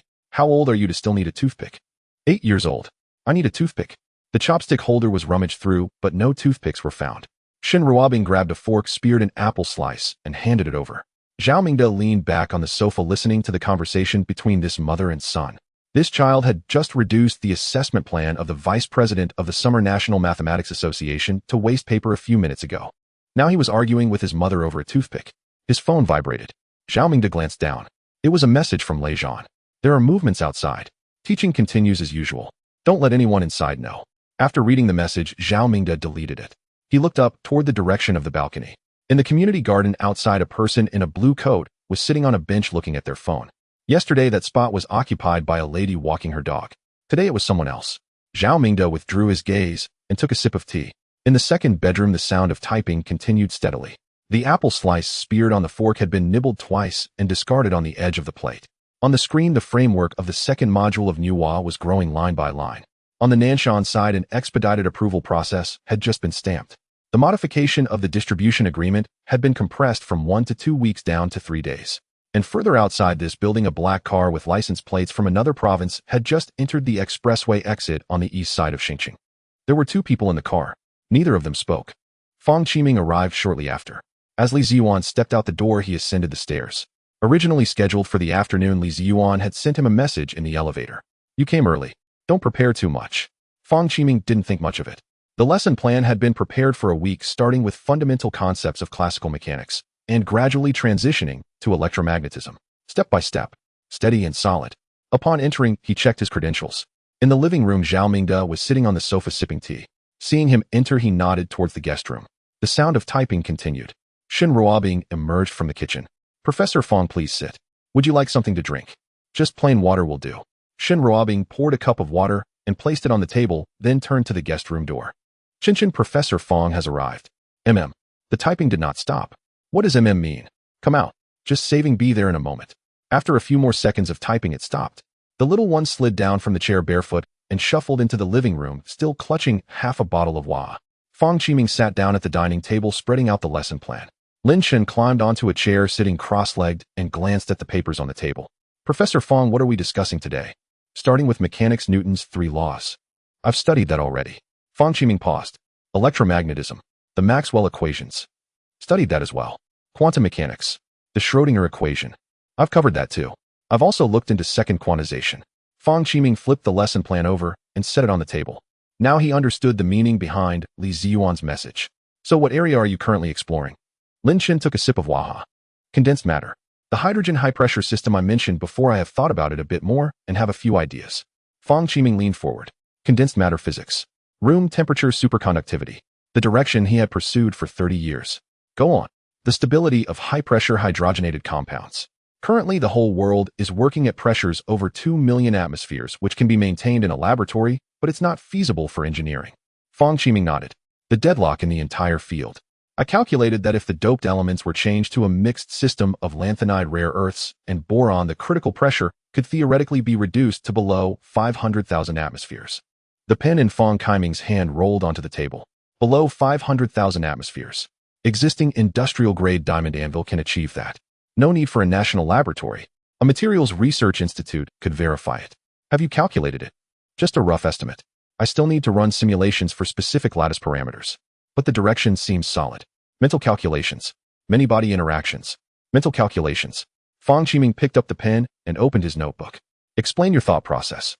Lin Chen set down the bottle and took Fang Qiming's pen. He began writing directly on the back of the lesson plan. He muttered as he wrote. "For the electron-phonon coupling strength, the BCS framework is insufficient. I need to use the Migdal-Ely-Ashberg equation. However, the conventional spectral function approximations would cause issues in this system, so I changed my approach." Fang Qiming focused on the derivations on the paper. Every step was correct, not the kind of correctness found in textbooks. There were several leaps in logic that he himself had not thought of in 30 years. Upon reaching the second page, Lin Chen paused. "Professor Fang, I suddenly thought of something." "What?" "The magnetic flux vortex behavior of this system will be completely different from traditional superconductors. The boundary conditions for the mixed state of Type 2 superconductors need to be derived again." Without waiting for a response, he bent down and continued writing, his pen speed increasing. Fang Qiming stopped looking at the paper. He looked at the boy. The child's demeanor was changing. Just a moment ago he was rather casual, but now he had completely immersed himself. Behind the folding table, Wang Dihao's assistant sat up straight. "Director Wang." His voice was very low. Wang Dihao walked over. He looked at the screen. The brainwave patterns were changing. The frequency of the beta waves rose from 15 Hz to 20. It was still increasing. Body temperature, 37. 2. That's 0. 3 higher than 10 minutes ago. Wang Dihao remained silent, standing behind and staring. On the dining table, the pen continued to move. Fang Qiming no longer dared to speak. What was on the paper surpassed the boundaries of his 30 years of accumulated knowledge. A brand new theoretical prototype was taking shape. 37. 4. The assistant reported in a hushed voice. Zhao Mingde set down his teacup and walked over, glancing at the monitor. The beta wave had reached 22 Hz. Last time the initial signals were like this. The brain activity spiked first and body temperature followed. Stopped. Wang Dihao shook his head. Below 37. 5 observed. 37. 5. Wang Dihao took a step forward. Lin Chen. No response. The pen stopped. The little one looked up and blinked. Huh. Wang Dihao squatted down, touching his forehead with the back of his hand. It was warm, not too hot. How are you feeling? Pretty good. What's wrong? Stop for a moment. Drink some water and take a 5-minute break. Lin Chen looked at the half-finished derivation. I haven't finished writing. Shin Ruobing had already brought a cup of water and stood beside him. Drink. Just one word. No room for negotiation. Lin Chen took it and gulped down 2 big swigs. He set down the pen and leaned back in his chair. The beta waves began to decline. 21, 20, 19. The body temperature stabilized at 37.4 and did not rise further. Wang Dihao stood up. That's all for today. We'll continue in the afternoon. Fang Qiming glanced at the 3 pages of paper on the table. He opened his mouth, but said nothing. Lin Chen was indifferent. All right. Professor Fang, I'll finish it for you later. Okay. No rush. Fang Qiming put away his notebook and walked to the entrance to put on his shoes. After he finished, he turned back. Academician Zhao. Moi. Regarding his judgment on lanthanide doping, if the critical pressure can indeed be reduced. Fang Qiming stood in the middle of the living room holding the strap of his bag. This matter of room temperature superconductivity might not require another 20 years of waiting. Zhao Mingde held his teacup and did not respond. Fang Qiming left. The living room fell silent. Wang Dihao marked the previous segment of brain data in red and archived it. Academician Zhao. The degree of this activity is not large today, but the pattern is the same as last time. The Nanshan dedicated line has been activated. If the computational power is sufficient, the brain does not need to take over. The issue is that this isn't about running code. He is thinking about physics. It's unrelated to computational power. Zhao Mingde hand holding the cup froze. Unrelated to computational power. No matter how much computational power Nanshan provides, as long as this child enters deep thought regardless of the subject, the brain may head towards overload. This cannot be resolved by tools. It is a problem inherent to him. The red line remains at 39 degrees. Wang Dihao put away the datasheet. But I need to adjust the monitoring plan. I cannot just focus on when he writes code. Classes, thinking, and even discussions with others all need to be monitored. Zhao Mingde nodded. In the guest room, the sound of typing resumed. Steady. No signs of acceleration. Shin Ruobing tidied up the papers on the table, glancing at the formulas above. Not a single character was recognizable. Professor Zhao, will he still have class this afternoon? As long as his body temperature is stable, he can attend as usual. What happened earlier? Why did his temperature rise suddenly? Zhao Mingde thought for a moment. He became too immersed in his thoughts. If the brain speeds up, it will generate heat. Shin Ruobing was stunned for 2 seconds. So should I keep him from thinking too much? Zhao Mingde nearly choked on his tea. Keep him from thinking too much. As if that were possible. Just keep an eye on him while he drinks and eats. Don't let him be alone for too long. If anything happens, call for help. Oh, then I'll take him a bottle of water. Shin Ruobing went to the refrigerator. Zhao Mingde leaned back on the sofa. His phone vibrated again. A secure message from Lei Zhan. Confirmation of the black car outside the east gate. A vehicle with a fake license plate from another province. 2 people inside have exited the car and are walking into the eastern district. Facial recognition data has been collected and archived. The tracking team is in position. After reading it, he deleted the message. Outside in the community garden, elderly people were walking. Nothing seemed out of the ordinary. In the guest room, the sound of typing continued steadily. The little one had no idea what was happening outside. There was no need to know. He just needed to write code. As for the outside matters, someone else would handle them. Afternoon. The sound of keyboard tapping steadily echoed from the second bedroom. Shin Ruobing stood at the doorway with a bowl of sliced watermelon. Eat some fruit. I won't eat any. You have to eat even if you don't want to. You've already burned out this morning. How can you not replenish your fluids? I drank waha. Is waha fruit? Eat. Lin Chen reached out, grabbed a piece, and chewed before swallowing. Is that enough? Have another piece. He grabbed another piece. Shin Ruobing watched him swallow before she carried the bowl out. In the living room, Wang Dihao sat in front of a folding table organizing the data from the morning. Zhao Mingde walked over with a teacup and sat down opposite him. Old Wang, what do you think about this morning's incident? Wang Dihao put down his pen. Academician Zhao, will be blunt. Go ahead. When he was thinking about physics, this morning the fluctuations in brainwaves and body temperature were identical to what happened when he was coding 2 days ago. The beta waves spiked first and body temperature increased. But there's a key difference. What? 2 days ago he was running code with a lot of input and output and his brain was processing specific calculations. After Nanshan took over, this burden could be offloaded. But today is different. Zhao Mingde placed his teacup on the table. It's pure thinking. It doesn't involve any equipment or external interactions. Just sitting there thinking, his brain is heading towards overload. No matter how much computational power Nanshan provides, it can't handle this situation. The living room fell silent for a few seconds. The kitchen faucet was running. Zhao Mingde leaned back against the sofa. The burden of code verification can be offloaded to computational power. derivation, modeling, architectural design, all are purely intellectual tasks that cannot be offloaded. Exactly. In the future, it's not just coding that needs monitoring. In class, during discussions, or even just sitting quietly alone, as long as brainwaves start to show abnormalities, it all needs to be monitored. 24 hours. 24 hours. 3 shifts, it can't stop. Wang Dihao flipped to the page marked in red in the datasheet. Academician Zhao, this isn't something tools can solve. It's an issue with him. He paused. This brain is too powerful. So powerful that when it operates, it might burn itself out. Zhao Mingde didn't respond. The sound of the keyboard in the second bedroom continued steadily. The child was unaware that people were discussing whether his brain would burn itself out. Keep the red line at 39 degrees. Stop at 37. 5. Continuous monitoring. Let's proceed like this. All right. I'll report to the department and add a set of equipment. The existing sampling frequency is insufficient. It occasionally fails to capture high-frequency signals. If anything is missing, use the green channel report directly. Wang Dihao nodded and went to the balcony to make a call. Zhao Mingde sat alone on the sofa. The tea had gone cold. He hadn't drunk it. The keyboard sound from the second bedroom suddenly stopped. It was quiet for more than 10 seconds. Teacher Zhao, my. The delay is really unacceptable. Zhao Mingde put down his cup and walked over. In the second bedroom, Lin Chen was curled up in a chair. The screen lit up. The verification program was running on the screen, the progress bar moving intermittently. Every segment of the second module must interact with Nanshan during verification. A delay of 1-2 milliseconds is acceptable for a segment, but if it runs too long, the errors accumulate. I just verified 3 rounds, and the third round showed discrepancies from the previous 2.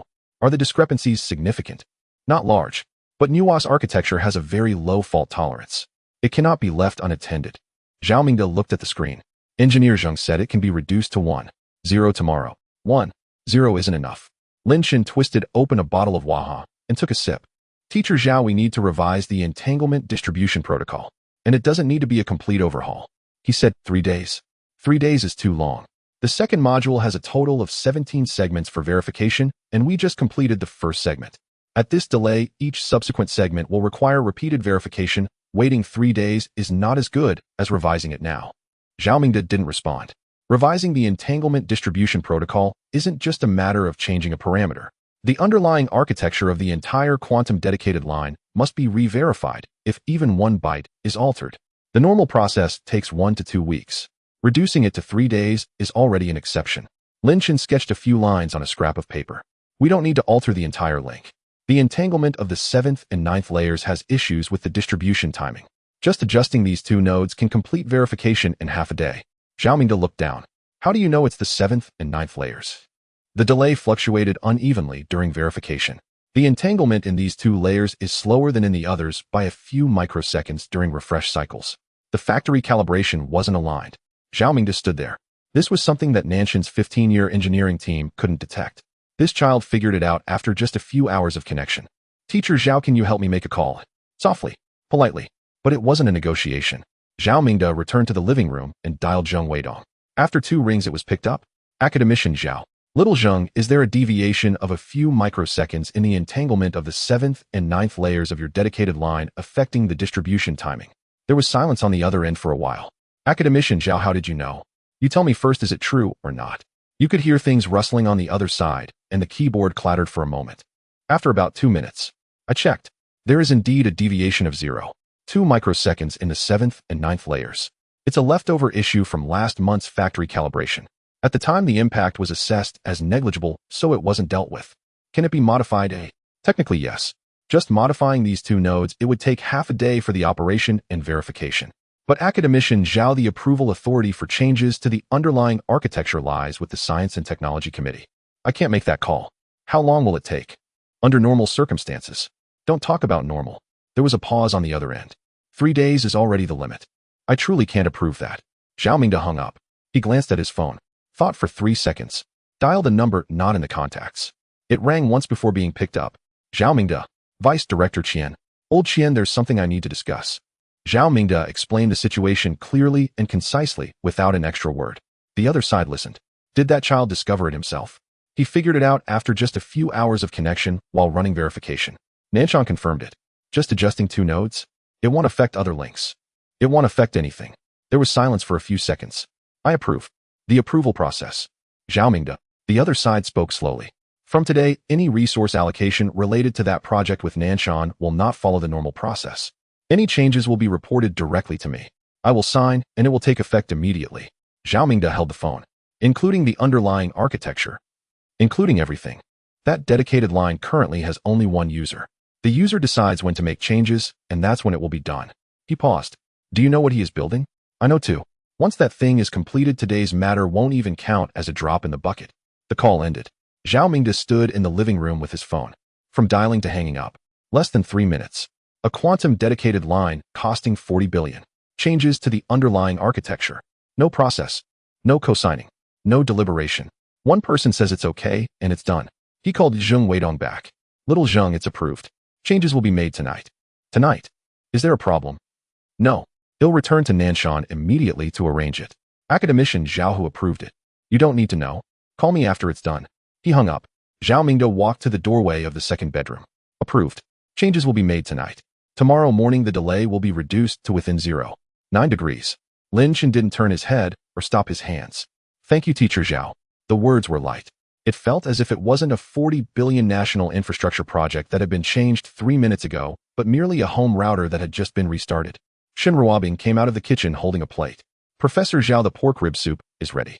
Would you like some? Yes, thank you. Chin Chin, come out and have some soup. Just a moment. Just a moment again. Can't you ever say okay? Okay. Just a moment. Shen Ruobing laughed in frustration, carrying the bowl back inside and placing it on the table. Zhao Mingde stood at the door watching the small figure huddled in the chair, tapping away at the code. The screen was refreshing with code. On the table were half a bottle of Waha and some scraps of paper. This child was unaware of so much.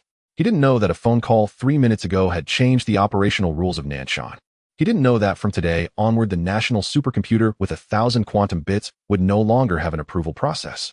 He didn't know that all the project teams waiting for computational power, led by academicians packed with PhDs with funding in the hundreds of millions, would make way. Even less did he know what Vice Director Qian had ultimately said. Wait until that thing is completed. Zhao Mingde understood what that thing was. Only a handful of people in the entire Xia country were aware of this matter. But every person who knew understood. If that thing truly comes to fruition, today's 3 minutes of approval will be written into history. The phone vibrated again. Lei Zhan. The two targets have entered within 1 kilometer of Tianyu Garden. They are lingering on the west side of the commercial street. Continue monitoring. After reading, he deleted the message. Zhao Mingde walked back to the sofa and sat down. The tea had gone completely cold. The sun was setting outside the window. The pork rib soup in the kitchen was bubbling. The sound of the keyboard in the second bedroom continued steadily.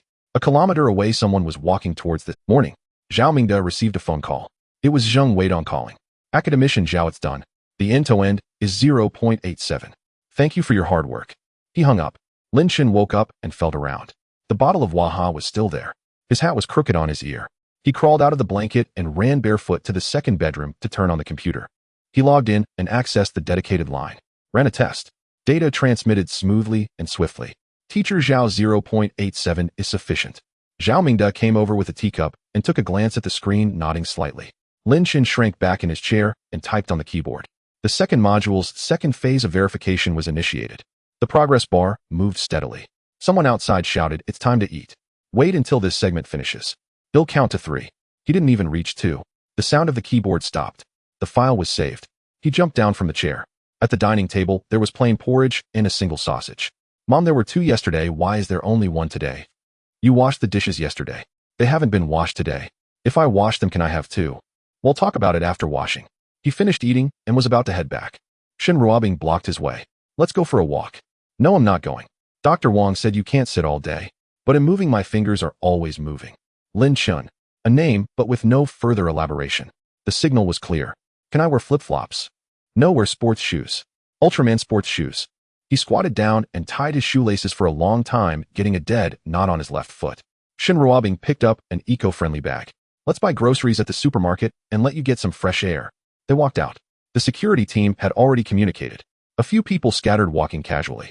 If you didn't pay attention, you wouldn't notice them. The elevator went down. The mother and son exited the unit door. At that moment, a person was standing downstairs at Building 14. The property manager of Tianyu Garden, surnamed Ma, had been working in this community for 10 years. He was nearly driven crazy by complaints these days. There were over 10 calls from residents each day, all about issues concerning Building 14. Several unfamiliar faces had appeared downstairs, none of them residents not registered and not saying what they were doing. Several cars without traceable information had appeared in the parking lot. Aunt Zhang from Building 13 called 3 times asking if any dangerous individuals had moved in. A retired official from Building 15 directly delivered a complaint letter. He had endured for several days, but today he came in person. Upon arriving at the entrance of Building 14, indeed, there was someone standing next to it. In their 30s with short hair and a dark coat. Standing too straight. Hello? Which resident are you? I'm not a resident. Then who are you? Just handling some matters here. What matters? I'm the property manager. Outsiders need to register with the property. It's the community management regulations. The other party didn't respond. Old Ma patiently said, residents have been giving a lot of feedback these days. You few are here without any explanation, making everyone uneasy. Just cooperate and register with the property, that's all. It's inconvenient. Polite words, but not a negotiation. Old Ma had been managing for 10 years. He had seen relocated residents, nouveau riches renovation workers unwilling to register, and pet owners with large dogs not registering. Yet he had never encountered anyone he couldn't handle. Comrade, there are rules in the community. No matter what identity you have, once you enter Tianyu Garden, you have to follow the procedures. I suggest you confirm with your superior. Confirm with my superior. I am the superior here. He took out his phone and dialed the regional manager. Mr. Ma, I've come over to Building 14. There are several people here unwilling to register and have not disclosed their identities. How should I handle this? There was silence on the other end for 2 seconds. You mean Building 14? Yes. Residents have been complaining about that building for days. Another silence longer than the first. You need to leave. Now. Old Ma was taken aback. Forget about Building 14. From now on, do not inquire about any matters there. If there are complaints, just say it's being handled. Mr. Ma, the residents, every day. I said enough. He hung up. Old Ma stood there holding his phone, stunned. For 10 years, Mr. Ma had never spoken to him like that. As he was still in a daze, the elevator door behind him chimed. Shin Ruobing came out with Lin Chen, wearing a regular coat and carrying an eco-friendly bag. A child followed beside her. His hair was a bit messy, wearing Ultraman sports shoes, and he clutched an unopened bottle of Waha. Mom, can you carry me? You're 8 years old, still wanting to be carried. Walk yourself. My legs are sore. What's soreness for just 200 meters? The child reluctantly followed behind. Old Ma didn't pay attention. A mother taking her child to buy groceries. There were 100 such scenes in Tianyu Garden. Then he saw it. The person at the entrance moved. Not in another direction, but followed the mother and son, keeping a distance of about 10 meters.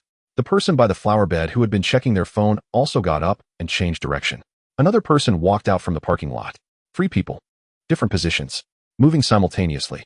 All surrounding that mother and son.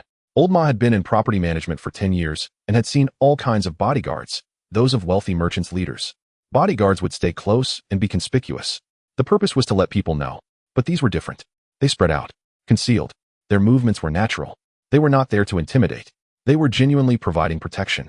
For a woman buying groceries and a child sipping Wahaha was such an arrangement necessary. The sound of an engine came from the parking lot. Another car drove in. Black. Spotless. The license plate. Old Ma's eyelid twitched. Among the residents of Tianyu Garden, it was the highest class, a 5-digit license plate. That was already at the level of the municipal bureau. This vehicle had a 2-digit license plate. Old Ma tucked his phone back into his pocket. He turned and walked away. Back to the property office. His colleague was at the front desk answering calls and saw him come in. Brother Ma, have you clarified the situation at Building 14? Old Ma poured himself a cup of water. From now on, I won't be handling Building 14. Huh. There are still plenty of complaints. Just say it's being handled. But really, don't ask anymore. He sat down. 10 years. It was the first time he encountered something he couldn't manage. An 80-year-old child holding a bottle of Waha that cost 3 yuan walking to the supermarket 200 meters away. There were at least 4 people protecting him. A 2-digit license plate car was parked downstairs. The regional manager had used a tone he had never heard before to tell him to leave. Who on earth were they? He didn't know, and he didn't dare to ask. Inside the supermarket, Shin Ruobing was picking tomatoes. Lin Chen was squatting in front of the snack shelf. Mom, spicy strips. No, it's too spicy. Potato chips. Too greasy. Jelly. You mean I can't buy anything at all? You can have yogurt. I don't want yogurt. I want Waha. There's some at home. But it's not cold. Shin Ruobing tossed 2 bottles of Waha into the shopping basket. That's it. Let's go. Wait a minute, this Ultraman card pack. We already have a drawer full of those. But it's a new series. Even the new ones are not buying. Let's go. She carried the bag out of the supermarket. Lin Chen ended up with 2 bottles of cold Waha, his only loot. Back upstairs. He kicked off his shoes and ran barefoot into the second bedroom. He climbed onto the chair. The screen lit up. He continued typing. Shin Ruobing put the groceries in the kitchen and peeked in. You just went out and came back to sit again. I'm not tired. I'm tired. I carried a bag of groceries for 200 meters. Who told you not to let me buy spicy strips? I can't be bothered to talk to you. The sound of the keyboard in the second bedroom continued steadily. Zhao Mingde was sitting on the sofa. His phone vibrated. It was a secure message from Lei Zhan. 2 targets have entered an 800 meter range in the Eastern District. On foot. The direction matches. Pocket tightened. He finished reading. Deleted it. Picked up his teacup. It was cold. Outside the window, an old man was walking his dog in the community garden. 800 meters away on a certain street, 2 people were walking. Not quickly, but their direction remained unchanged. 800 meters. On the east side of Tianyu Garden in the duty room of the East District Police Station, Lu Guodong flipped through the police records on the table feeling a headache. Strange incidents had occurred in the district these past few days. Within a radius of 500 meters around Building 14 of Tianyu Garden, the communication signals are under comprehensive surveillance. This wasn't arranged by him or the sub-bureau. An order came down from above, 2 words: cooperate. Who issued the order he didn't know. What to cooperate with he also didn't know. Having been the head of the police station for 18 years, he had seen all kinds of situations. From demolition squatters' pyramid scheme dens to drunken men wielding kitchen knives, which one wasn't dealt with by him. This time was different. For the first time in 18 years, he was blocked by his own system. The day before yesterday, a resident reported suspicious individuals near Building 14. He followed procedure and dispatched 2 officers to investigate. The car had just arrived at the entrance of Tianyu Garden. Then the phone rang. It was from the sub-bureau. Recall your people. What's going on? A resident reported. I was responding normally. Building 14 is not under your jurisdiction. Withdraw. The call ended. Lu Guodong immediately felt something was off. He called the city's security department to gauge the situation. The response was even more straightforward. Don't ask. Having been in the public security system for 18 years, he understood the weight of those 2 words. Witness protection. That shouldn't cause such a commotion. High-level stability maintenance. No pre-warning notification was received. Placement of confidential personnel. Possible, but usually there would be a heads-up for the local station. This time there was not a single word. Just as he was pondering, the landline rang. It was the on-duty officer calling in. Director, there's another report from Tianyu Garden. What did they say? 2 outsiders on the west side of the commercial street. They've been wandering around for almost an hour, not entering stores or making purchases, just taking the back roads. The residents find it suspicious. On the west side of the commercial street, a few hundred meters further, is Tianyu Garden. What do they look like? 1 man and 1 woman in their 30s. Dressed like backpackers. He put down his pen, just about to arrange for someone to go over. The landline rang again. It wasn't an internal line. It was a direct line. There were no more than 10 units in the whole city that could call directly into the police station. Lu Guodong. It was an unfamiliar call. Calm and steady. Not from anyone he knew in the sub-bureau. Yes, who is this? Regarding those 2 people on the commercial street, do not engage with them. Someone is already handling it. In his jurisdiction, someone was carrying out a certain task, and he was unaware. I need to confirm your identity. This is a security matter within my jurisdiction according to the regulations. Regulations. The other side paused for 2 to 3 seconds. Not long. Lu Guodong, head of the East District Police Station. Badge number 071845. Your wife Li Xiaofan works in the gastroenterology department of the 3rd People's Hospital. Your daughter Lu Yutong is in the 2nd year of Class 3 at Xinqingno 7 Middle School. They live at Unit 1, Building 6, Jinxiu Garden in the East District. The microphone was pressed to his ear. His hand remained still. His badge number. His wife's full name and department. His daughter's grade. Their home address. This could be pulled from the police intranet. But to obtain this information without revealing their identity and to directly dial the police station's line. There were less than a handful of departments nationwide capable of this. You do not need to record this call today. The other side continued. Within 500 meters of Building 14, your people should not appear. 500 meters. I can't patrol the entire western half. At most 1 week. It will resume after a week. Residents reported. I must provide a response. Normal archiving. Respond to the caller. The matter has been handed over to the superior unit for handling. Handed over to what superior? He'll ask one last question. Go ahead. What kind of people live in Building 14? The other side fell silent for 4 or 5 seconds. Just treat that building as if it has vanished from your jurisdiction. Hung up. Lu Guodong set down the receiver. The air conditioning buzzed. Leaning back in his chair, his mind began to piece things together. Full signal coverage within 500 meters. The city bureau said not to ask. Unknown identity calling directly. Patrol rights in the jurisdiction temporarily confiscated. Last month, the city bureau held a security meeting. The security department had brought it up. There was a special first-level protected object recently in Xinqing. Local cooperation, no intervention. Specific information highly confidential. At that time, he didn't pay much attention. Xinjiang is not the capital. What kind of special first level could there be? Thinking back, now special first level protection. The last chapter of the Police Academy textbook never tested. The number of times this level is activated nationwide each year is in single digits. Those who can enjoy this status. No, there was another matter.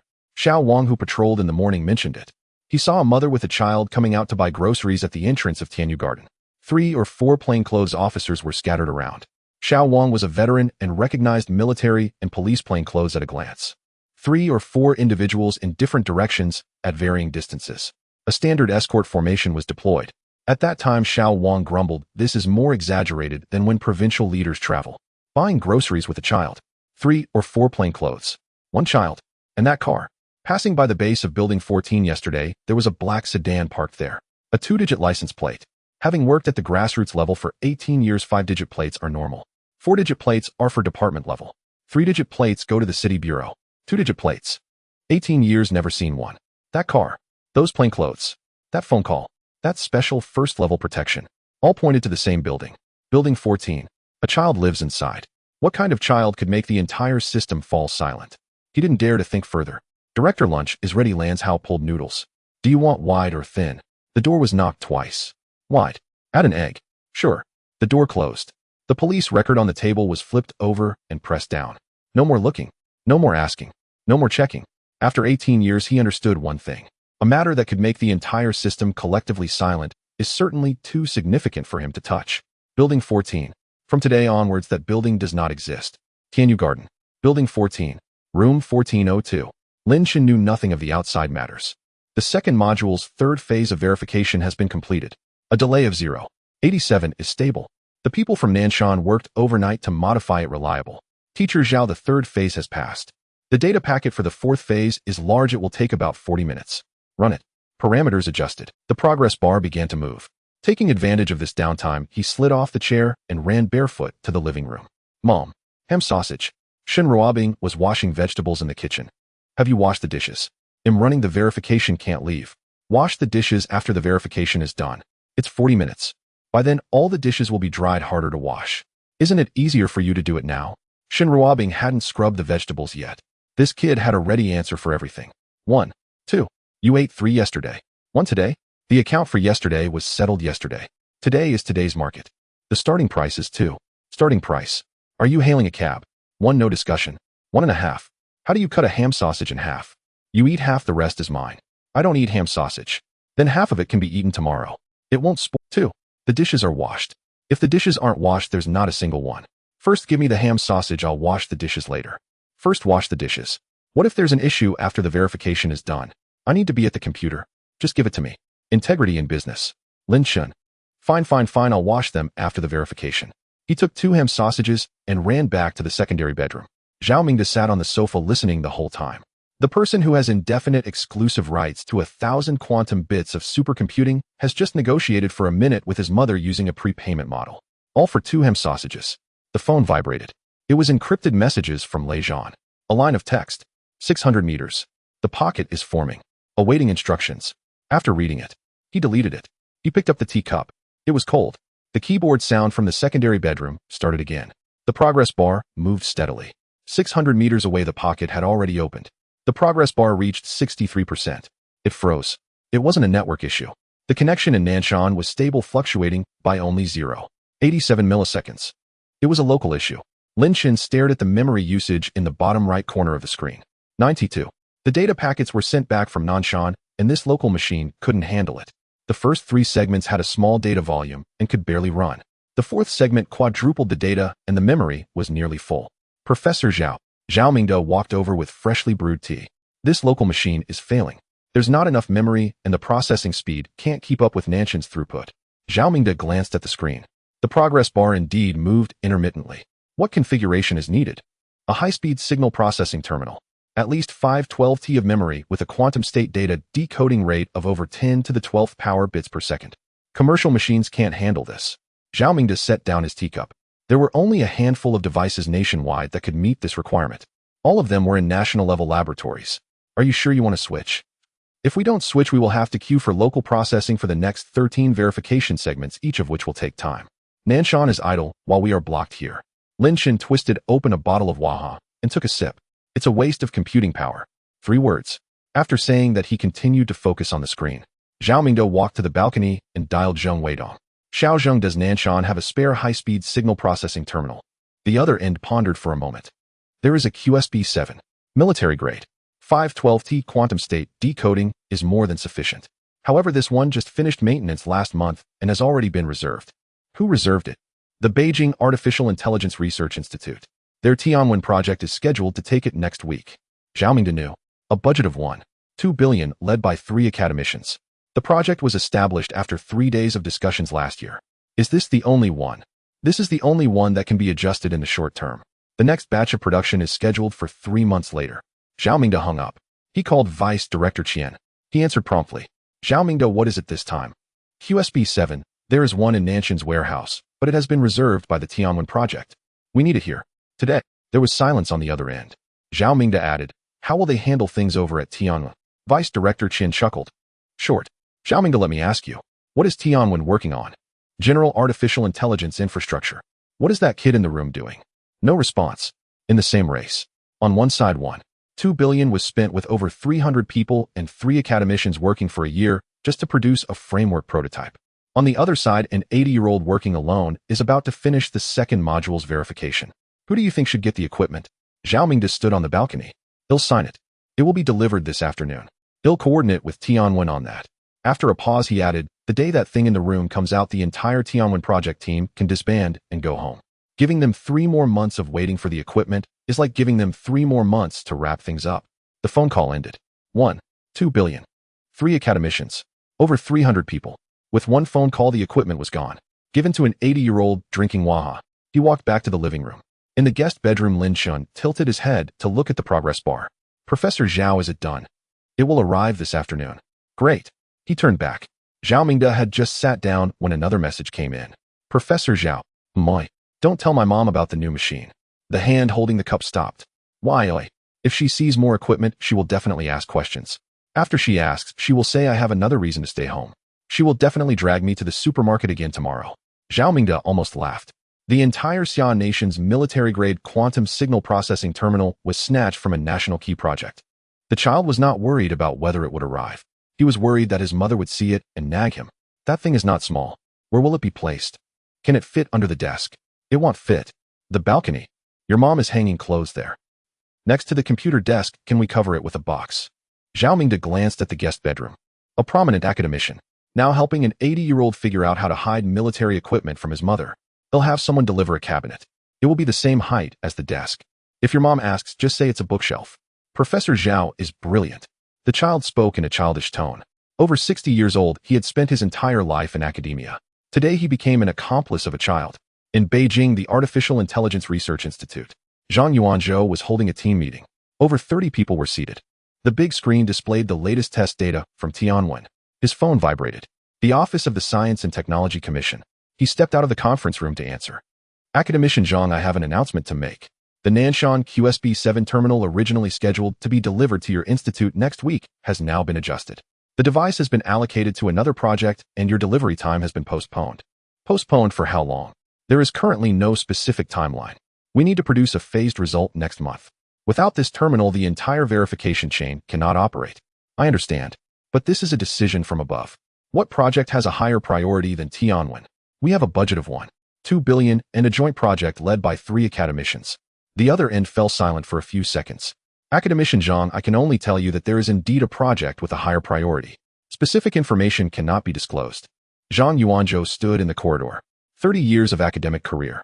He had undertaken 4 national-level projects.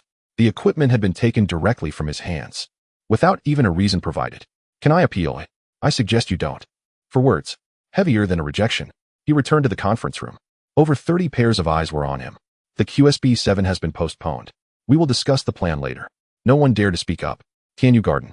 In the afternoon, a gray box truck parked downstairs of Building 14. 2 people in deep blue uniforms carried a black cabinet upstairs. Shen Ruobing opened the door. What is this? Zhao Mingde replied, a bookshelf. For storing materials. Why is it so heavy? The shelves are made of iron, it's sturdy. Shen Ruobing scrutinized it for a moment. It was an ordinary black cabinet without any markings. Where will it be placed? In the guest bedroom, next to the computer desk. Just don't block the window. She didn't ask further. The cabinet was set in place. Cables connected, powered on. Lin Chen leaned over to check the indicator lights. Green. A test was initiated. Data streamed from Nanshan, processed locally. It was smooth. The progress bar, which had previously been stuck at 63%, steadily moved forward. Done. He continued typing on the keyboard. Zhao Mingde returned to the living room. His phone vibrated again. It wasn't Lei Zhan. It was Vice Director Qian. A text message. Come over the day after tomorrow. I brought something. Don't tell the kid. He replied with one word. Okay. The day after tomorrow. The second-in-command of the Science and Technology Commission personally came. Brought something. Not allowed to say. He would respond to that little kid. A Ultraman card album. Zhao Mingde picked up his tea. The last review was for the specifications of 2 missiles and 1 satellite. Now he was delivering Ultraman cards. The keyboard in the guest bedroom was tapping steadily. The progress bar was moving swiftly. That little one had no idea that someone was bringing gifts the day after tomorrow. Had no idea that the bookshelf next to the desk was snatched from a 1.2 billion national project. Moreover, he was unaware that the pocket 600 meters away was tightening. The progress bar reached 87%. Steady. The feedback speed from Nanshan was absurdly fast. The new terminal processed data as easily as drinking water. The suffocating feeling of being stuck at 63 was completely gone. Lin Chen flipped through the 4th verification log. All green. No discrepancies. Just about to start the 5th segment. Lin Chen, come out. Busy. You've been busy since morning. Go out for a walk. Didn't I just go to the supermarket yesterday? Yesterday was yesterday. Today is today. Why does that sound so familiar? He had said the same to his mother during the negotiations about the ham sausage this morning. Immediate karmic retribution is indeed rather swift. Put on your shoes. 10 minutes. Just take a lap downstairs and come back. 5 minutes. 10 minutes. 7 minutes. Are you bargaining with me? You were just bargaining with me too. Shin Ruobing stopped replying. Shoes on. Still those Ultraman sneakers. The tight knot on the left shoe from yesterday was still there. She had forced it on. Shin Ruobing didn't come along today. She shouted from the balcony, "Don't run too far," and went back to collect the laundry. The security team received the signal and scattered to follow. Lin Chen clutched a sealed bottle of Waha and stepped out of the building. The sun was shining. After walking about 20 steps, he arrived at the small garden in front of Building 14. A few trees. 2 long benches. A trash can. Someone was sitting on one of the benches. A boy appearing to be around 16 or 17. The school uniform jacket draped beside him. A laptop perched on his knees. He typed a few times. Stopped. Stared at the screen. He typed again. Stopped once more. The whole thing was filled with the words, "I want to smash my computer." Lin Chen didn't pay attention and sat down on another bench. Twisting open the Wahaha, he took a sip. The boy glanced up for a moment. A child. Ultraman shoes. Drinking milk. Didn't think much of it. He lowered his head and continued typing. After a while he sighed deeply, leaning back against the chair. Lin Chen tilted his head to glance at the screen across from him. A few meters away. It was hard to see clearly, but he recognized the color scheme of the code editor at a glance. Dark background. Green comments. See. The boy sat up straight again. Deleted a large segment. Typed again. Stopped halfway. Both hands cradled the back of his head. How on earth do I write this problem? He mumbled, his voice not loud. But the garden was small. What problem? The boy turned his head. A kid in Ultraman sneakers sitting on the opposite bench, swinging his legs, unable to reach the ground. Little friend, what problem are you asking me about? Aren't you writing code? Stuck. Do you even know what code? I know a little. A little is how much? I can understand what's on your screen. The boy instinctively turned the computer slightly to block it. Then he felt that this action was rather silly. Why hide anything from an 8 or 9-year-old? Are you from this neighborhood? Yeah. What grade? 2nd grade. 2nd grade. They might not even know what a variable is. My brother is preparing for a competition. Informatics. Provincial competition. Have you heard of it? I've heard of it. That's a programming competition. This problem is a bit difficult. My brother has been thinking about it for a long time. Can I take a look? Lin Chen took another sip of milk. The boy smiled. This feeling was similar to a child saying, "Uncle, let me help you check your pulse," when registering at a hospital. But the child looked eagerly. It would be rude to refuse. He turned the computer a bit. Look, not understanding is normal. Lin Chen jumped off the bench. Walked over. Stood on tiptoe. Glanced at the problem. Then glanced at the code. Your greedy strategy is not correct. The boy's smile vanished. What? This problem cannot be solved by greed. Lin Chen pointed at the constraints on the screen. There's an implicit state transition at the back. You need dynamic programming. The garden fell silent. The wind rustled the leaves. The boy looked down at the code he had written, then looked at the child. Did you say dynamic programming? Yeah. Do you know what dynamic programming is? I do. You're in 2nd grade. Yeah. The dialogue entered some bizarre loop. Then tell me, how do you set the state? In a probing tone. A normal child in a programming enlightenment class would be stuck at this point. Lin Chen stared at the screen for 2 seconds. Fidge represents the optimal solution for the first I elements under capacity J. But this problem has a special restriction: two adjacent ones cannot be selected at the same time. So you need to add another dimension. Fidge 0 and Fidge 1. 0 means not selecting the current, 1 means selecting it. You need to derive the transition equation yourself.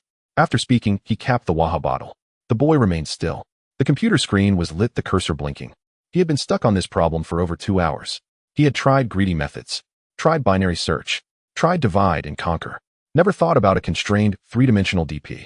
Because this question was marked as medium in the test paper, he felt it shouldn't be that hard. But this child articulated the state representation, dimensional splitting, and core idea in 3 sentences. He didn't even provide the transition equation. It wasn't that he couldn't do it. It was to let him think for himself. Where did you learn this? I learned it myself. By yourself? Yeah. The boy shut the computer and re-evaluated the child. Ultraman shoes. A bottle of Waha. 2 little tiger teeth. Hair a bit messy. My name is Song Yiming. I'm a first-year student at Xingqing 1 high school. First prize in the provincial competition last year. Lin Chen nodded. I heard there were issues with the provincial competition questions this year. Song Yiming was taken aback. How do you know? Heard it from someone. One question was missing implicit conditions. You can't derive a unique solution. He knew about this, but it wasn't public information. It was an issue discovered during the internal review of the problem set after the provincial competition. The news had only circulated in the small circle of competitors. Even he was informed privately by a senior from the training team. A second-grade child. Where did you hear it from? Did your senior tell you? No seniors. Just heard about it. Song Yiming stared at him for several seconds. What code do you usually write? I write some of my own stuff. What stuff? You wouldn't understand even if I told you. This statement was not malicious at all. It was said in a childish voice, plain and simple, like saying, the weather is nice today. A string in Song Yiming's heart was plucked. 3rd in the province. A seed of the training team. Aiming for the national competition next year. A second-grade child saying, you wouldn't understand even if I told you. If anyone else had said that, he would definitely have laughed it off. But this child had indeed broken down a problem he had been stuck on for over 2 hours and 30 seconds. All right then. He collected the computer. Stood up. Lin Chen, right. I also live in this neighborhood. Building 13. If you have time in the future, come out and sit for a while. Depends on my mom's mood. She's strict. Just sitting here in the garden, not leaving the neighborhood. Lin Chen thought for a moment. Bring some problems next time. A bit more difficult. The problems from your training team would be fine. Song Yiming hugged his computer. You want to do the training team's problems? Just want to take a look. Just want to take a look. The training team's problems. The difficulty might not even be something a first prize winner in the provincial competition could solve completely. Just want to take a look. All right. I'll bring them next time. He walked towards building 13. After taking a few steps, he turned his head back. The child had already sat back down on the bench, swinging his legs, drinking Waha. A thought popped up. He had long known that this neighborhood was full of hidden talents. But to hide an 80-year-old dragon, he truly hadn't expected that. Building 14. Room 1402. In the living room, Zhao Mingda was looking at his phone. The security team had just sent back the records. Lin Chen was in the garden interacting with resident Song Yiming from Building 13. 16 years old. First year at Xingqing 1 high school. The dialogue involved programming competitions. First prize in the provincial informatics competition. Background is clean. Zhao Mingda flipped through Song Yiming's basic information. Local resident. Parents are ordinary civil servants. Ranked in the top 10 of his school. Specializing in competitions. No issues. He put down his phone and picked up a teacup. First prize in the provincial competition. Placed in front of that child. The door rang. Lin Chen returned. Kicked off his shoes and ran barefoot to the second bedroom. 7 minutes. Shen Ruobing peeked out from the balcony. I'll give you credit for keeping your word. She climbed onto the chair. The progress bar had finished. 4th segment. All green. Teacher Zhao, the 4th segment has passed. Start the 5th segment. The sound of the keyboard echoed again. Zhao Mingda's phone vibrated again. Lei Zhan. Encrypted message. 2 targets in the pocket have changed direction. They haven't entered 500 meters. Suspend observation. Additionally, personnel from the 3rd group have arrived in Xingqing. Landed at the airport.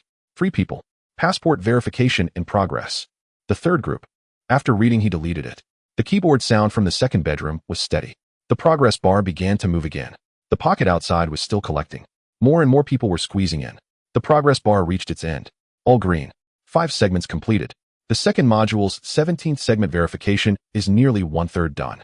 Lin Chen stretched lazily. The chair was too high and his feet swung in the air for a moment. Teacher Zhao, the 5th segment has passed. There was a sound from the living room as a teacup was set down on the table. That's enough for today. Why? I can run another segment. Someone will come later. Lin Chen tilted his head. Who? Someone you've met before. I've met many people. Which one specifically? Zhao Mingde did not respond and turned a page of the newspaper. You'll know when they arrive. Lin Chen was quite dissatisfied with this cryptic behavior. However, his fingers did indeed stop on the keyboard as the data was saved. The document was closed. He slid down from the chair and ran barefoot to the living room. Shen Ruobing was washing vegetables in the kitchen. Mom, what are we having for lunch? Tomato and scrambled eggs. Add some ham sausage. We just had 2 yesterday. Yesterday was yesterday. The sentence trailed off. Shen Ruobing peeked out from the kitchen, giving him a look. Lin Chen swallowed the second half of his sentence. The doorbell rang. Shen Ruobing wiped her hands and walked out. Zhao Mingde had already gotten up, moving faster than usual. The door opened. A man in his 50s stood there. Not tall, but he made the doorframe seem smaller. He wore a dark jacket and carried an ordinary paper bag. Zhao Mingde nodded. Director Qian. Old Zhao. Just those 2 words. Light as a feather. But Zhao Mingde stepped aside. Usually this old man would sit on the sofa like he had grown roots. Now standing at the door, he stood upright. Shen Ruobing stood at the kitchen door, stunned for 2 seconds. Director Qian? What Director Qian? She had never seen him before. But the attitude of academician Zhao was off. The 60-year-old academician made way for him and stood tall. Who was this person? Come in and sit. Vice Director Qian changed his shoes. Upon entering, he took a quick look around. SpongeBob pajamas were tossed on the sofa. 2 empty bottles of Waha were on the coffee table. A stack of Ultraman cards was scattered next to the TV cabinet. An ordinary home, nothing special. The door to the second bedroom was open, revealing a lit screen inside along with a black bookshelf. Where is he? The words were barely out. Uncle Qian. A small figure darted out from behind the door of the second bedroom, barefoot with disheveled hair. 2 small fangs. His eyes were fixed on the paper bag. Did you bring it? Vice Director Qian moved the bag behind him. What did you bring? You promised to bring the Diga Card Album Limited Edition next time you came. I said it depended on the situation. Depending on the situation in your adult's words means brought it, but let the child ask for it. I understand. Hurry up and give it to me. Zhao Mingde held the teacup, almost choking. Vice Director Qian had attended countless meetings in his life, negotiating with ministries, coordinating with the military, and dealing with budget disputes. None of his opponents had ever started a negotiation as directly as this kid. First, answer me. How far along is the second module? 5th segment, just finished it. All green. The speed is good. Of course. Those people in Nanshan finally got the job done efficiently. Give me the bag. What's the rush? Your urgency has nothing to do with me. If you don't give me my card album, interest will start accumulating. What interest? Every night counts as 1 day. Next time, bring an extra figurine. The SHF series 15 centimeters tall. Vice Director Qian couldn't hold back anymore. The bag was handed over. Lin Chen caught it and opened it. It contained a box with a golden edge. The cover featured a glittering Diga, a genuine Diga Ultraman collectible card album limited edition complete set of 87 cards. It has the final form. The little boy sat directly on the ground, spreading the card album open and flipping through the cards one by one. Shen Ruobing looked over from the kitchen door. A middle-aged man. Academician Zhao called him Director Qian, who specially made a trip to deliver Ultraman cards for her son. Something fell off. Sir, you are too kind to bring a gift. Vice Director Qian turned around and smiled naturally. I've known Xiao Chen for a while. I promised him before, but never got around to it. Came by chance today. By chance. Shen Ruobing glanced at Zhao Mingde, who was drinking tea with a normal expression. Find a person from the research system. Perhaps they all have their quirks. In the second bedroom, the progress bar began to move. That 80-year-old child sitting in front of a military-grade quantum terminal. The table was spread with an 800 yuan Diga card album. The person who had just delivered the cards was not just any bureaucrat. He was the deputy director of the Science and Technology Commission, one of the top 5 real power figures in the entire Xia state technology system. One phone call could pull core equipment from a 12 billion national project. One signature could assign indefinite ownership of a 1,000-qubit supercomputer to an 80-year-old child.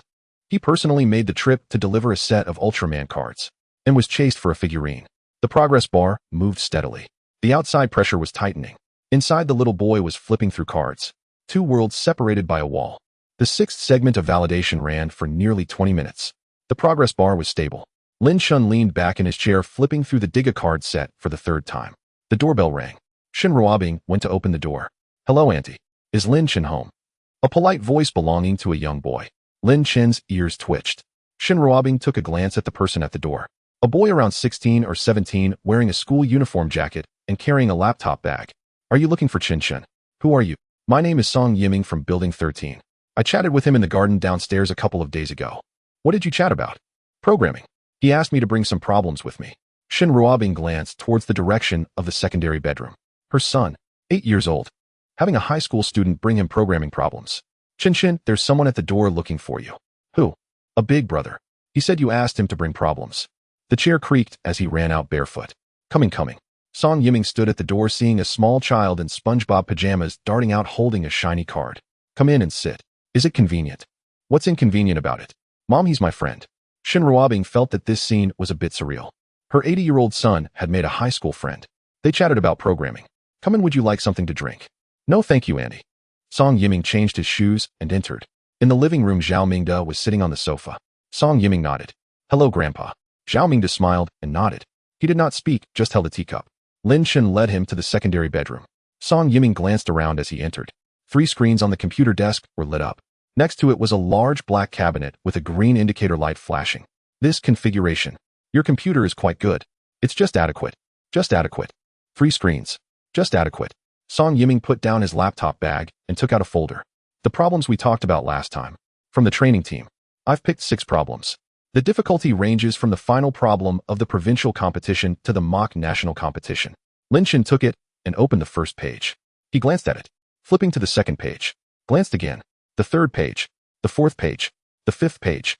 The sixth page. Song Yiming sat on the nearby stool ready to wait. What he thought was that no matter how talented this child was, he should take a while to think through the training team's problems. Even those who won the provincial competition would need a few hours to ponder some of them. Giving him 20 minutes to look at the problems and being able to understand the question would be impressive. Lin Chen closed the folder. Finished looking. Did you understand? The first question is a segment tree with lazy propagation. The second question is a fake graph theory problem. It's essentially a weighted union find. The third question is a state compression dynamic programming problem with a state count of 2 raised to the power of 18, requiring pre-processing bit operations. The fourth question involves CDQ divide and conquer applied to a tree array. The fifth question is an interactive problem involving binary search strategy plus adaptive querying. Song Yiming remained silent. The sixth question is interesting. Lin Chen flipped to the last page again. The problem setter intended to test virtual trees, but they omitted one constraint. If we strictly adhere to the problem statement, there exists a specific construction that can make the complexity reach n squared. Song Yiming was stunned. What? Look at this condition. Lin Chen pointed to the third line of the sixth question. It states ensuring that all critical points do not exceed k, but it doesn't limit the relationship between k and n. If k equals n, the virtual tree degenerates into the original tree and the entire approach collapses. Song Yiming leaned closer to take a look. He stared for about 10 seconds. He had been working on this set of problems since he started with the training team. He hadn't completed the sixth question yet. The senior said that this question's difficulty was at the national competition level, advising him to leave it for last. This child had scanned through all 6 problems in less than a minute. Not only did he provide methods for the first 5 questions, but he also identified a flaw in the 6th question. Who set these problems? Our training team coach, Teacher Zhou, the head coach of the provincial team.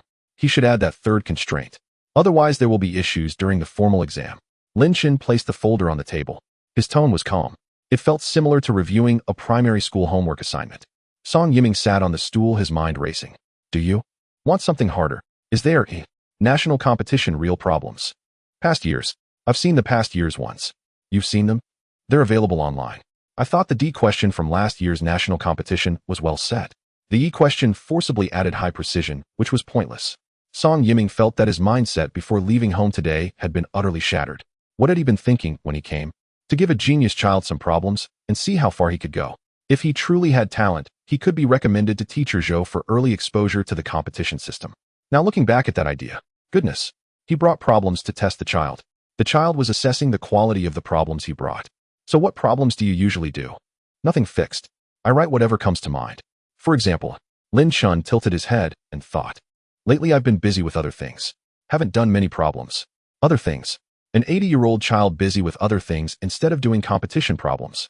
Song Yiming glanced at the 3 screens. He couldn't recognize a single word of what was running on them. Not C, not Python, not any language he recognized. What is that on your screen? Something you wouldn't understand. Here it comes again. He had said the same thing in the garden last time. Even if I told you, you wouldn't understand. There was no malice, just a plain statement. But it was frustrating. Because it was the truth. Song Yiming truly couldn't understand. Can I ask something? Ask. With your level, why not participate in competitions? Informatics competitions. If you participate, not to mention the provincial competition, even a gold medal at the national competition would be assured. Lin Chen opened a bottle of Waha on the table. Not interested. A national competition gold medal guarantees admission to Tsinghua or Beida. Not interested. 2 words shut the topic down. Song Yiming couldn't understand. How many people nationwide were desperately trying to obtain such a thing? This child didn't even have the desire to glance. Then why are you learning all this? Lin Chen took a sip of milk thinking about how to answer this question. It's fun. Fun. Song Yiming fell silent. He had been learning programming since the 3rd grade of elementary school. 6 years. Training for 3 to 4 hours every day. Full-day training on weekends. Closed camps during winter and summer vacations. On the day he won the first prize at the provincial competition, he felt he stood at the pinnacle among his peers. The 80-year-old child in front of him drinking Waha treated the ultimate goal of his entire competitive career as not interested. Song Yiming hesitated.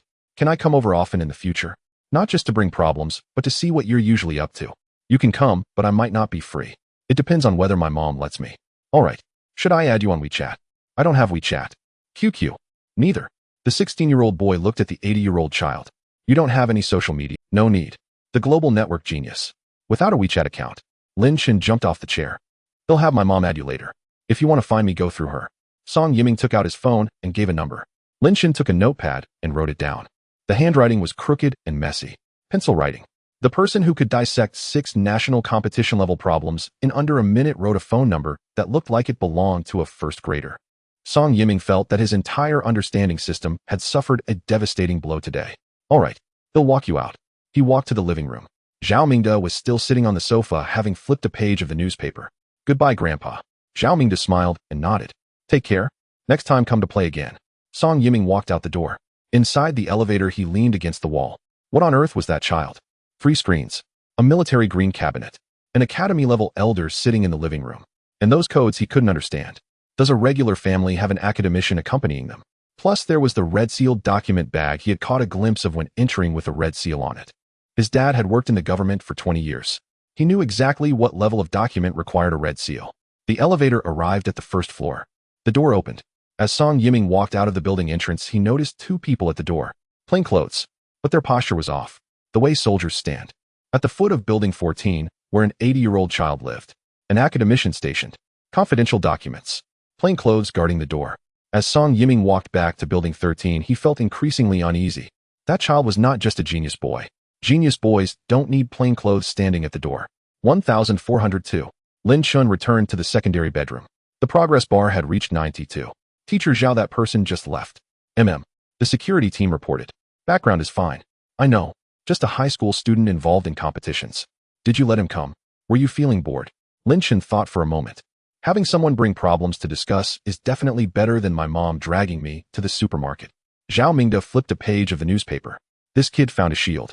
Having a peer come to interact means Shun Ruobing wouldn't nag him every day about not going out or socializing. 8 years old. Using a 16-year-old provincial champion as a tool. The phone vibrated. It wasn't Lei Zhan. It was Wang Dihao. Academician Zhao. During those 20 minutes, just now his brain waves had an abnormal segment. How highs? Beta waves at 18 Hz. It was temporary. It returned to normal. Body temperature didn't change. When did it appear? About during his conversation with that boy. It lasted around 40 seconds. Zhao Mingde set down his phone. 40 seconds. The progress bar reached 98. Lin Chen stared at the screen. The data flow for the 6th segment was running. All normal. No issues. But as he watched, his fingers moved. It wasn't coding. He casually altered a parameter in the feedback data of the 6th segment. A minor change. The precision of a floating point number adjusted from 16 to 32. Done. He continued to watch the progress bar. In the living room, Zhao Mingde flipped through a newspaper. Out of the corner of his eye, he caught a glimpse of the child in the guest room, tilting his head to look at the screen, nothing unusual. The progress bar finished. 6th segment. All green. Teacher Zhao, the 6th segment passed. Good. That's it for today. Wait a minute. Lin Chen did not get off the chair. His fingers tapped a few times on the keyboard. Zhao Mingde put down the newspaper. What are you doing? Adjusting something. 1 minute. The interface on the screen switched. It was not the verification module. It was the parameter panel of the underlying architecture. Zhao Mingde could not understand it. But he could understand the child's demeanor. Focused. But not the kind of deep-thinking focus. More like someone casually tidying up a desk. Casual. 1 minute. The keyboard stopped. Done. Lin Chen jumped down from the chair. He ran barefoot to the living room and grabbed a Waha from the coffee table. Teacher Zhao, what are we having for dinner? Ask your mom. Mom, what are we having for dinner? From the kitchen came the voice of Shun Ruobing. Braised pork ribs. Add cola. Cola ribs. Just braised. Cola ribs taste better. Last time you drank cola you hiccuped for half an hour. That was drinking. This is stewed. It's different. Shun Ruobing did not respond. That was a refusal. Lin Chen mumbled a bit and snuggled into the sofa with the Waha. He pulled out the Diga card album and continued looking. A perfectly normal scene. Xiao Ming's phone vibrated. Nanshan. Zheng Weidong. Academician Zhao, are you available to talk? Go ahead. Just now. We detected an anomaly on our side. Zhao Mingda held his teacup. What anomaly? The underlying architecture parameters of the second module were modified 3 minutes ago. Not verification data. The architecture itself. What was changed? There was silence on the other end for 2 seconds. We are still analyzing. But preliminarily it appears. He completely restructured the data channels from the 7th to the 17th segments. What happened after the changes? That's why I'm calling you. Zheng Weidong's voice sounded a bit off. According to the architecture, he modified the estimated time for the remaining 11 segments of verification. He paused. How much? Originally, we estimated an average of 40 minutes per segment. 11 segments, roughly 7 to 8 hours. And now, combined, the 11 segments take no more than 90 minutes. Zhao Mingda put down the teacup. Are you sure? We ran the simulation 3 times. The results were consistent. The channel logic he redesigned changed our original serial verification into parallel nesting. Segments 7 and 8 can run simultaneously. Segments 9 and 10 share a cache pool. Segments 11 to 17 utilized a recursive compression structure I can't quite describe. Zheng Weidong's voice became increasingly rapid. Academician Zhao, I've been in this field for 15 years.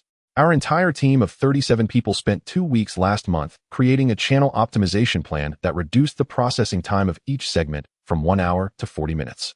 We thought we had reached the limit. And then, he did it in less than a minute. Rendered our 2 weeks of work completely obsolete. It wasn't an optimization. It was a complete rewrite. A rewrite from the ground up. In the living room, Lin Chen flipped to a shiny Diga card and held it up to the light. Teacher Zhao, how much do you think this card is worth? Zhao Mingda did not respond. On the phone, Zheng Weidong was still speaking. One more thing. Even more outrageous. Go on. In the parameter structure he modified, there was an interface we have never seen before. It was not for the second module, but for the third module. While he was modifying the architecture of the second module, he conveniently set up the data entry for the third module as well. Zhao Mingda finished reading this message. He deleted it. Put down the phone. He looked at the child on the sofa who was shouting to his mom for cola ribs from a distance. The third module. They hadn't even started discussing the third module yet. Vice Director Qian had only mentioned this afternoon, the data volume of the third module has tripled. Nanshan needs to expand the line. This child had already paved the way. From the kitchen came Shun Ruobing's voice. Just braised. No cola. Last call. Teacher Zhao. Zhao Mingda held the teacup. Unmoved. He had already played the accomplice enough today. There was no cola spare ribs for dinner. Braised spare ribs. Lin Chen gnawed on 3 pieces. 1.5 bowls of rice. The vegetables were pushed to the edge of the bowl. Shun Ruobing took 2 chopsticks back. He ate reluctantly. At 9 o'clock, he was promptly sent to bed, wrapped tightly in his SpongeBob pajamas. A bottle of Waha placed on the bedside table. He closed his eyes. In 2 minutes, there was no sound. The next morning, Lin Chen woke up earlier than usual, brushed his teeth, and washed his face. He wasn't wearing shoes. He ran barefoot into the secondary bedroom. 3 screens lit up. Teacher Zhao, run segment 7. Sounds of the teacup being placed on the table from the living room. Zhao Mingda arrived even earlier than him. Run. The keyboard tapped a few times. The verification for segment 7 was initiated. The progress bar moved. Steady. It ran for about half a minute. Lin Chen tilted his head. An additional progress bar appeared next to it. Segment 8. It started automatically. 2 progress bars were running side by side. Lin Chen glanced at it. He said nothing. He jumped down from the chair and ran to the living room. Mom, what's for breakfast? Congee. Steamed buns. Eggs. Can I have noodles? We just had noodles yesterday. Yesterday was yesterday, today is today. You can say that 800 times a day. The congee is already boiling. No changes allowed. Lin Chen muttered and ran back to the secondary bedroom to take a glance at the screen. Both progress bars were moving. The speed was consistent. No issues. Nanshan Quantum Computing Center. Zheng Weidong had just arrived at his workstation. He hadn't even opened his coffee lid. 2 red dots lit up on the monitoring panel. The coffee was set down. Who started segment 8? The engineer next to him turned around. No one. It was triggered automatically. Automatically? How could segment 8 be triggered automatically while segment 7 is still running? The system log shows that the trigger logic came from yesterday's architectural modification. Zheng Weidong sat down. He opened the log and looked for a few seconds. He had reviewed that architecture yesterday. Theoretically, it could run in parallel, but he thought manual switching was required. It wasn't necessary. When that kid modified the architecture, he wrote automatic trigger conditions. Once the data stream from segment 7 entered a stable state, segment 8 would automatically pull up. Zero manual intervention. What's the running speed? Segment 7 is 12% faster than yesterday's single segment. Segment 8 has just started. But the cache hit rate. The engineer paused. How much? 97.3%. Zheng Weidong didn't respond. Their team optimized the caching strategy for 2 weeks last month. The hit rate was 81%. The effort of all 37 team members. 97.3%. What about the shared cache pool for segment 9 and 10? It's already being warmed up. Who started the preheating? No one. It's also automatic. Zheng Weidong leaned back in his chair. That kid didn't just modify the data channel yesterday. He wrote a complete set of automated scheduling logic. From segment 7 to segment 17, the startup allocation and preheating of each segment were all interconnected. On the Nanshan side, no operations were needed. People were kicked out of the process. Engineer Zheng, there's one more thing. Speak. About that recursive compression structure from yesterday, we discussed it all night. Did you understand it? No, but we ran a comparative test. His structure ran a segment of test data compared to our original plan. Results. Data throughput. His was 4.7 times ours. The office fell silent. Also, there's a submodule in his structure. It doesn't participate in any current verification operations, but runs in the background continuously. What's it collecting? It's collecting all the intermediate data generated during the verification process from segment 7 to segment 17. Where is it sending the data? The data flow points to that reserved interface. The data entry for the third module that academician Zhao mentioned yesterday. Zheng Weidong didn't move. So he was already feeding data to the third module while running the second module. All intermediate calculation results are discarded in normal processes. He kept everything. Compressed, stored, and imported. The second module hasn't finished running. The architecture for the third module hasn't been determined. But the initial dataset is already being accumulated. Once the second module passes completely, the third module can start immediately without any wait. Deputy Director Qian said the data volume for the third module would triple, and collecting the initial data originally took 4 to 5 days. Now that time can be reduced to 0. Zheng Weidong picked up his phone. He sent a message to Zhao Mingde. Tianyu Garden. 1402. When Zhao Mingde saw the message, Lin Chen was in the kitchen. To be precise, negotiating with his mother. Add an egg. 1 is enough. 2. I got up early today. Big consumption. You only got up 10 minutes early. 10 minutes still counts as getting up. Eggs. 2. Shin Ruobing took an egg and cracked it into a bowl. 1. Mom. Finish this before we talk. Lin Chen carried the bowl back to the living room. Kanji. 1 egg. Half a steamed bun. Zhao Mingde put down his phone and glanced at the dining table. The little one was drinking kanji, complaining it was hot. He blew on it twice. The phone vibrated again. Wang Dihao. Academician Zhao, the current body temperature is 37 degrees. Beta wave at 14 Hz. Baseline level. Baseline level. 2 progress bars were running in parallel. The 37 people in Nanshan were collectively digesting the earlier findings. The data for the third module was quietly being accumulated in the background. The brain load of that kid. It was almost like sleeping. Teacher Zhao, the kanji is too hot. Blow on it. Still hot. Wait a bit before drinking. I can't wait, I need to go back and check the progress. Shin Ruobing peeked her head from the kitchen. Finish eating before going in. Did you hear that? Lin Chen hurriedly gulped down the kanji, grimacing from the heat. He set the bowl down and ran back to the secondary bedroom. 2 progress bars. Segment 7 reached over 60. Segment 8 reached over 30. Normal. He muttered to himself, flipping open the Ultraman card album on the table. His phone vibrated for the third time. Zheng Weidong. Supplement based on the current parallel speed measurement, segments 7 and 8 will complete synchronously within 25 minutes. Compared to the simulated estimated total time of 90 minutes yesterday, the actual efficiency is now 40% higher. The total time for segment 11 has been compressed to under 50 minutes. Zhao Mingde deleted the message. 90 minutes was yesterday's simulation. It had already left the entire Nanshan team speechless. Now, even 90 minutes was overestimated. 50 minutes. Segment 11. He set down the tea. That kid's 1 minute yesterday wasn't a spuro-themant decision. It wasn't just a casual change. He might have already thought out the entire plan before starting the verification for the second module. From segment 1 to segment 17, and then to the third module. Running 1 or 2 segments daily before wasn't the limit. It was waiting. Waiting for Nanshan's hardware to be ready. Waiting for QSB 7 to be in place. Waiting for conditions to be met. Then in 1 minute, he would pave the entire road. Another message came in. Zheng Weidong. Text. Final supplement. Recheck the verification logs from segment 1 to segment 6. It It was found that starting from segment 3, the verification parameters he submitted already included a set of hidden pre-calculation instructions. These instructions have no visible output during the verification process, but will generate a complete system topology map in the background. By the end of segment 6, the mapping covered 100% of the hardware nodes in Lin Chen. He was able to rewrite the entire architecture in 1 minute yesterday because he had already thoroughly understood the underlying structure of our system. It started from segment 3. Xiaoming finished reading, deleted it, took a sip of the now cold tea. It started from segment 3. Everyone thought he was diligently running the verification. While he was running the verification, he swept through the entire supercomputer inside and out. Rewriting the architecture in 1 minute was not a flash of inspiration. It was a precise strike after 3 days of homework. Teacher Zhao? A childish voice came from the secondary bedroom. Segment 7 is about to finish running. Segment 8 is also running fast. Can we run segments 9 and 10 today? Asked Dr. Wang. If the body temperature doesn't exceed, then we can run. All right. The sound of the keyboard resumed. Xiaoming sat on the sofa refilling a cup of hot tea. In the secondary bedroom, that 80-year-old boy sat cross-legged in front of the military terminal flipping through Ultraman cards. While everyone thought he was learning to walk, the path had long been drawn. The progress bar has completed. 2 bars. Simultaneously. The 7th segment. Fully green. The 8th segment. Fully green. Lin Chen glanced up from the card booklet. Good. He murmured to himself, humming a tune. The 2 progress bars on the screen disappeared, replaced by new ones. The 9th segment. The 10th segment. Automatically initiated. The shared cache pool has finished preheating. Dual lines in parallel. No need for him to intervene. Not even touching the keyboard.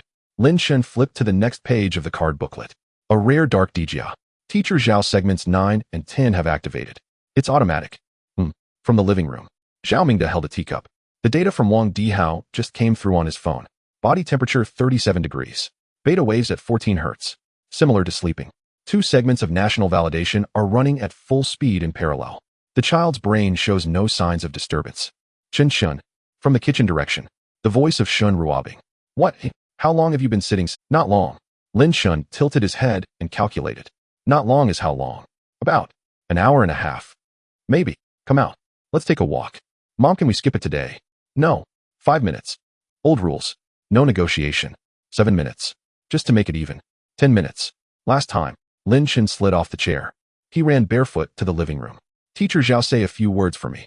Xiaoming, holding tea, remained completely still. It's your own matter. Traitor. Shin Ruobing came out of the kitchen. Still in her apron. She glanced towards the next room where 3 screens were lit, displaying colorful moving images. So the computer is running by itself. Why is it still on if you're not sitting there? It needs to finish running. You're not even touching it. Go. Put on your shoes. What if something goes wrong? Shin Ruobing gave him a gentle tap on the back of his head. What kind of problem could a computer cause for an 80-year-old? If it crashes, just restart it. Go. Lin Chen opened his mouth to say something, but he met his mother's expression. Forget it. He changed his slippers at the door. He stepped outside, glancing back at the next room. The 2 progress bars were steadily moving. Should be fine. The door closed. Xiaoming set down his teacup. He looked towards the next room. The green indicator lights were stable. The progress bar was moving. No issues. Should be fine. His phone was clenched in his hand. In the garden downstairs, Lin Chen followed his mother in slippers, walking very reluctantly with both hands in his pockets. Mom, can we walk a little faster? Walking means slow. If it's fast, it's called running. Then he'll run. He'll run back after. No. Walk slowly. What's the meaning of slow? To let you bask in the sun. It's cloudy today. Shin Ruobing stopped. Lin Chen. If you argue again, there won't be any pork ribs for you at noon. All right. He fell silent, kicking a stone by the roadside. Nanshan Quantum Computing Center. Zheng Weidong stared at the monitoring panel. Segments 9 and 10 were running. The shared cache pool was operating normally. The hit rate remained stable at 96%. He took a sip of coffee. A number jumped on the screen. Cache hit rate. 96%. 83%. 67%. He set down the coffee cup. Who changed something? The engineer beside him was already checking. Cache pool data collision. The intermediate state data of segments 9 and 10 generated a write conflict at the same address segment. Zheng Weidong leaned closer. The hit rate was still dropping. 54%. 41%. Manual intervention required. Pause the 10th segment. Give way to the 9th segment. We've tried. The system refused. What do you mean refused? The automatic scheduling logic. Its priority is higher than our manual command. Not enough permissions. Zheng Weidong was stunned for 2 seconds. Right. That child's terminal is the highest authority node. The scheduling logic he wrote also has the highest priority. There are 37 people on the Nanshan side. They can't intervene. Call. Academician Zhao. Right now. The hit rate was 32%. The call was made. Tianyu Garden. 1402. Zhao Mingde phone rang. Academician Zhao urgent. There's a cache collision between segments 9 and 10. The hit rate is plummeting. We can't intervene. Permissions are locked. Zhao Mingde stood up from the sofa. Where's Lin Chen? After thinking for a moment, he was dragged out by his mother. He's not in front of the terminal. How much is it on your side now? 28%. Still dropping. Zhao Mingde walked to the door of the next room. The progress bar on the screen was still moving, but the speed was visibly slowing down. The indicator light of the black terminal changed from stable green to rapidly flickering yellow. Are you completely unable to intervene? Unless issuing commands from his local terminal. Zhao Mingde looked at that terminal. He wouldn't know how to operate it. He hurried to the balcony to look down. On the small path in the garden, Shen Ruobing was walking with Lin Chen. The little boy was kicking a stone while looking down. Just as he was about to call out, the voice of Zheng Weidong on the phone changed. Wait, hold on. What happened? It stopped. The hit rate hasn't dropped. 23%. It stabilized. Zhao Mingde didn't move. It's rising. 28%. 35. 42. The speed is fast. A few seconds passed. 60%. 75. Still rising. Zhao Mingde retreated to the living room and sat down. What's the reason? A few keystrokes were heard from the other end. Automatic repair. There's an emergency submodule in his scheduling logic. When the cache collision exceeds the threshold, it automatically triggers address remapping. It's not about pausing a segment to give way. It dynamically redistributes the entire cache pool's address space. What's the current status? 99.1%. Zhao Mingde remained silent. Academician Zhao. The hit rate before the collision was 96. Now it's 99.1. His emergency module not only repaired the collision, it collected the distribution patterns of the conflicting data during the collision and used that data to optimize the cache's address mapping. Still silent. This collision wasn't an accident. He anticipated it when he wrote that logic. The collision itself was a triggering condition. It triggered the optimization process. Zheng Weidong's voice became dry. We panicked for 5 minutes earlier, thinking the system was about to crash. He designed it well. Zhao Mingde took a sip of tea. It was cold. What's the current state of segments 9 and 10? Full speed. 15% faster than before the collision. Segments 9 and 10 will finish within 10 minutes. 10 minutes. Zhao Mingde glanced in the direction of the balcony. That boy was dragged out for a walk by his mother. 10 minutes. The system was designed to complete verification within 10 minutes. Just in time for him to return from his walk. Archive the complete log. Marked confidential.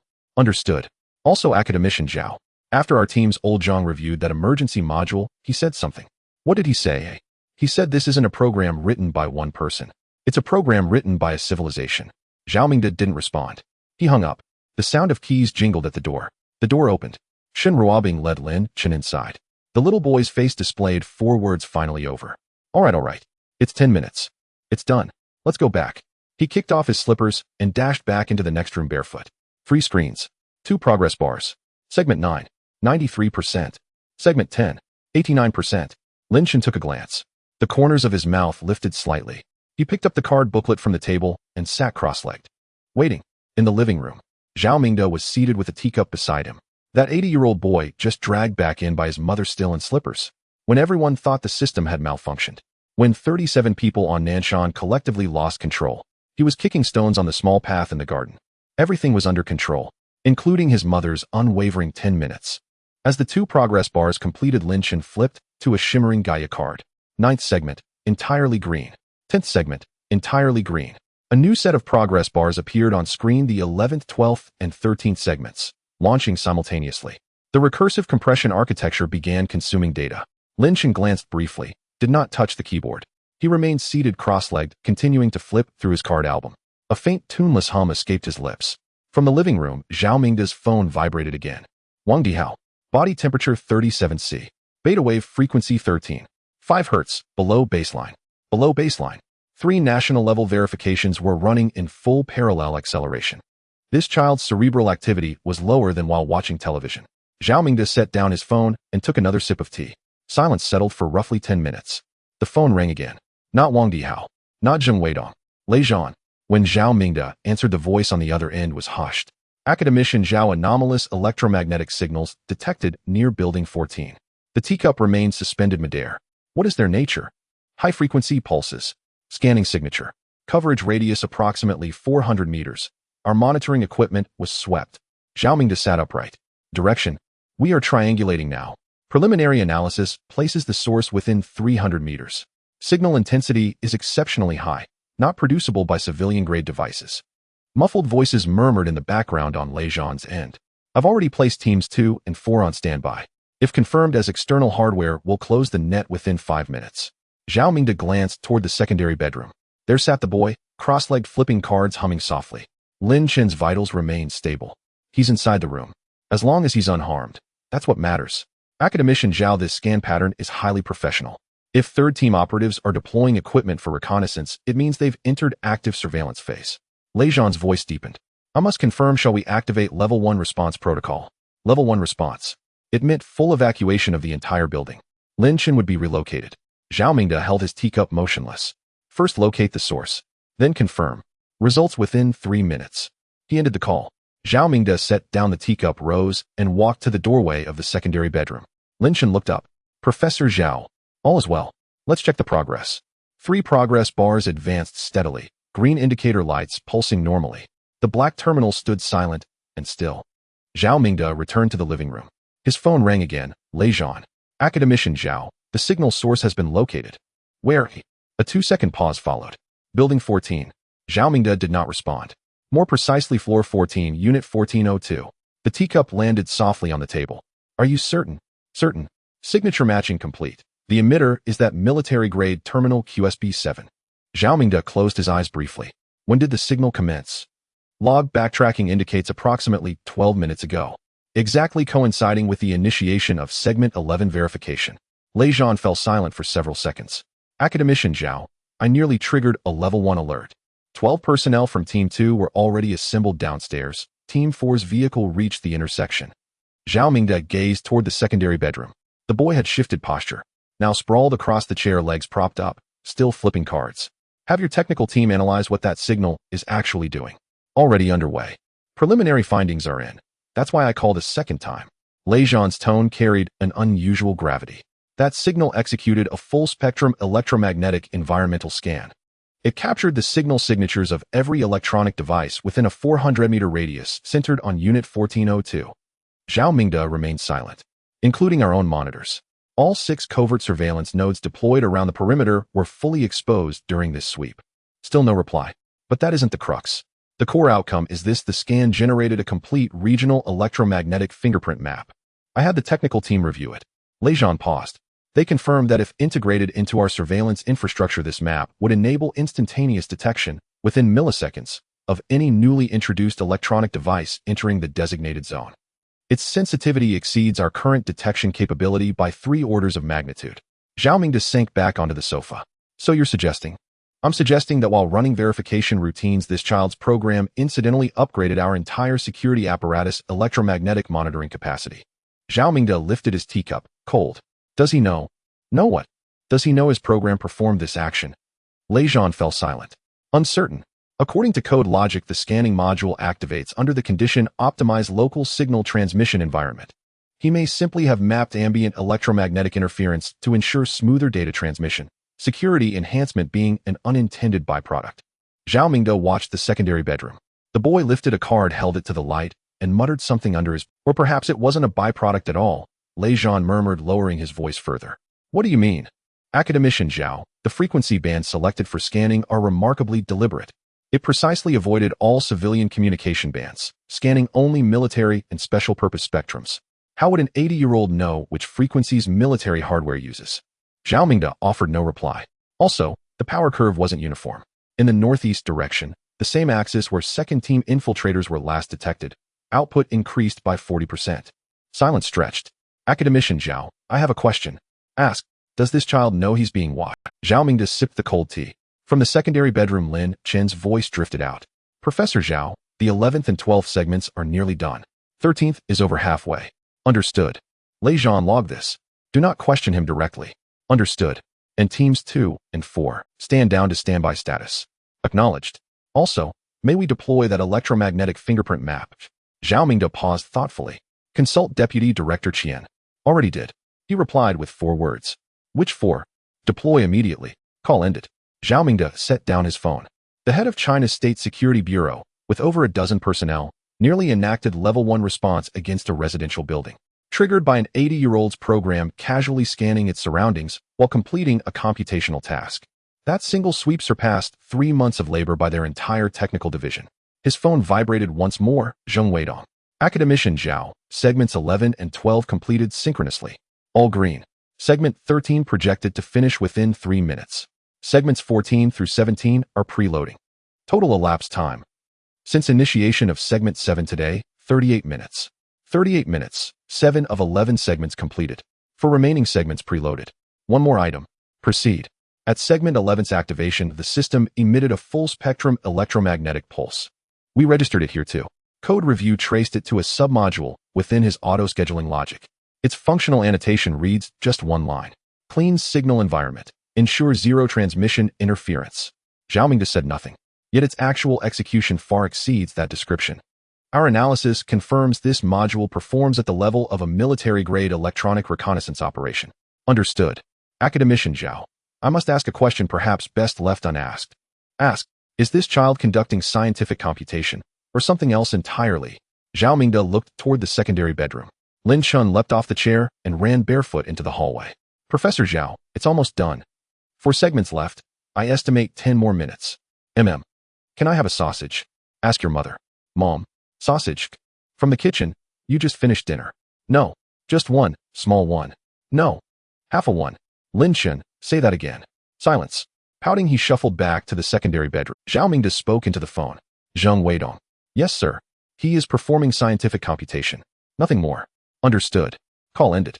Xiaomingda leaned back into the sofa. That 80-year-old boy, in SpongeBob pajamas, just denied half a sausage by his mother, had while running verification casually executed a military-grade electronic reconnaissance. Casually upgraded the State Security Bureau's monitoring infrastructure. Casually brought Lei Zhan to the brink of triggering a level 1 alert. And himself, flipping Ultraman cards. His phone vibrated one final time. Lei Zhan via text.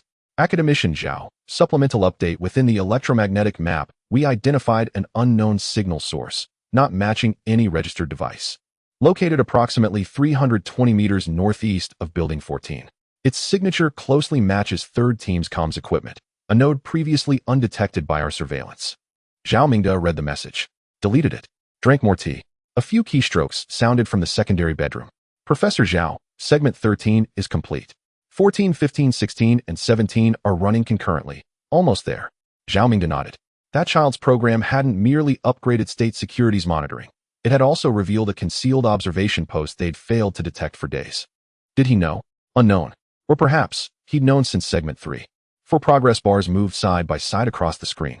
14, 15, 16, 17. The recursive compression structure was consuming data at full speed. Lin Chen stared for a few seconds. The speed was faster than the previous segments. He jumped off the chair and ran barefoot to the living room. Mom, give me another egg. You had breakfast already. One isn't enough. 1 egg, half a steamed bun, and a bowl of porridge will suffice for an 80-year-old. The consumption is high. It's mental labor. What mental labor do you have? Lin Chen turned to look at Zhao. Xiaomingda held his teacup motionless. It's your own business. A traitor. It had been 2 days. He turned back to continue watching the kitchen. Half his fine fried on one side. Shin Ruobing ignored him. It was quiet for a dozen seconds. The sound of cracking eggs came from the kitchen. He won. Lin Chen hummed a tune as he ran back to the second bedroom. The 4 progress bars moved steadily. He opened the card album to continue looking. Nanshan Quantum Computing Center. Zheng Weidong had half of his coffee left. The 4 progress bars were running in parallel. The throughput of the recursive compression structure was stable. Everything was normal. Normal for less than 3 minutes. A row of indicators on the monitoring panel began to jump. The memory allocation rate soared from 72% to 89%. The CPU scheduling sequence showed widespread abnormal reordering. The cache read-write mode changed. It was unlike any they had seen before. Engineer Zheng. System alarm. All frequencies. The coffee cup was set down. A sea of yellow alarm lights lit up on the panel. What level? Level 2. Very high density. 47 alarm nodes triggered in just over 10 seconds. What does that mean? Zheng Weidong walked to the screen. The data was running. The progress bars were moving. But the underlying resource allocation had completely changed. The recursive compression structure is reorganizing memory. An engineer in the back shouted. What does that mean? During the execution of the recursive logic from segments 14 to 17, large-scale dynamic migration of memory blocks was performed. Not according to our allocation table. It is distributing based on its own logic. The number of alarms continued to rise. 61. 78. A young engineer in the corner chimed in. Is it possible that the recursive logic itself has defects? No one responded, but everyone in the office of over 30 was thinking about the same thing. No one in the entire group understood that recursive structure. Who could guarantee that there were no issues with something they couldn't comprehend? The number of alarms exceeded 100. Call Zhao Academician. Tianyu Garden. 1402. When Zhao Mingde answered the phone, Lin Chen was at the dining table eating an egg, fried on one side, just out of the pan. Too hot. He poked it with chopsticks to cool it down. Academician Zhao urgent. During the operation of segments 14 to 17, the system triggered widespread alarms. Over 100 nodes. The underlying memory management was altered by the recursive structure. Zhao Mingde glanced at the dining table. What about the progress bars? They're moving, not stopped. But all the underlying indicators are in disarray. We suspect there may be unknown defects in the recursive logic. Can we intervene? No. It's a permission issue. The scheduling priority is the highest. We can't intervene. Zhao Mingde held his teacup. Should we let him check the terminal?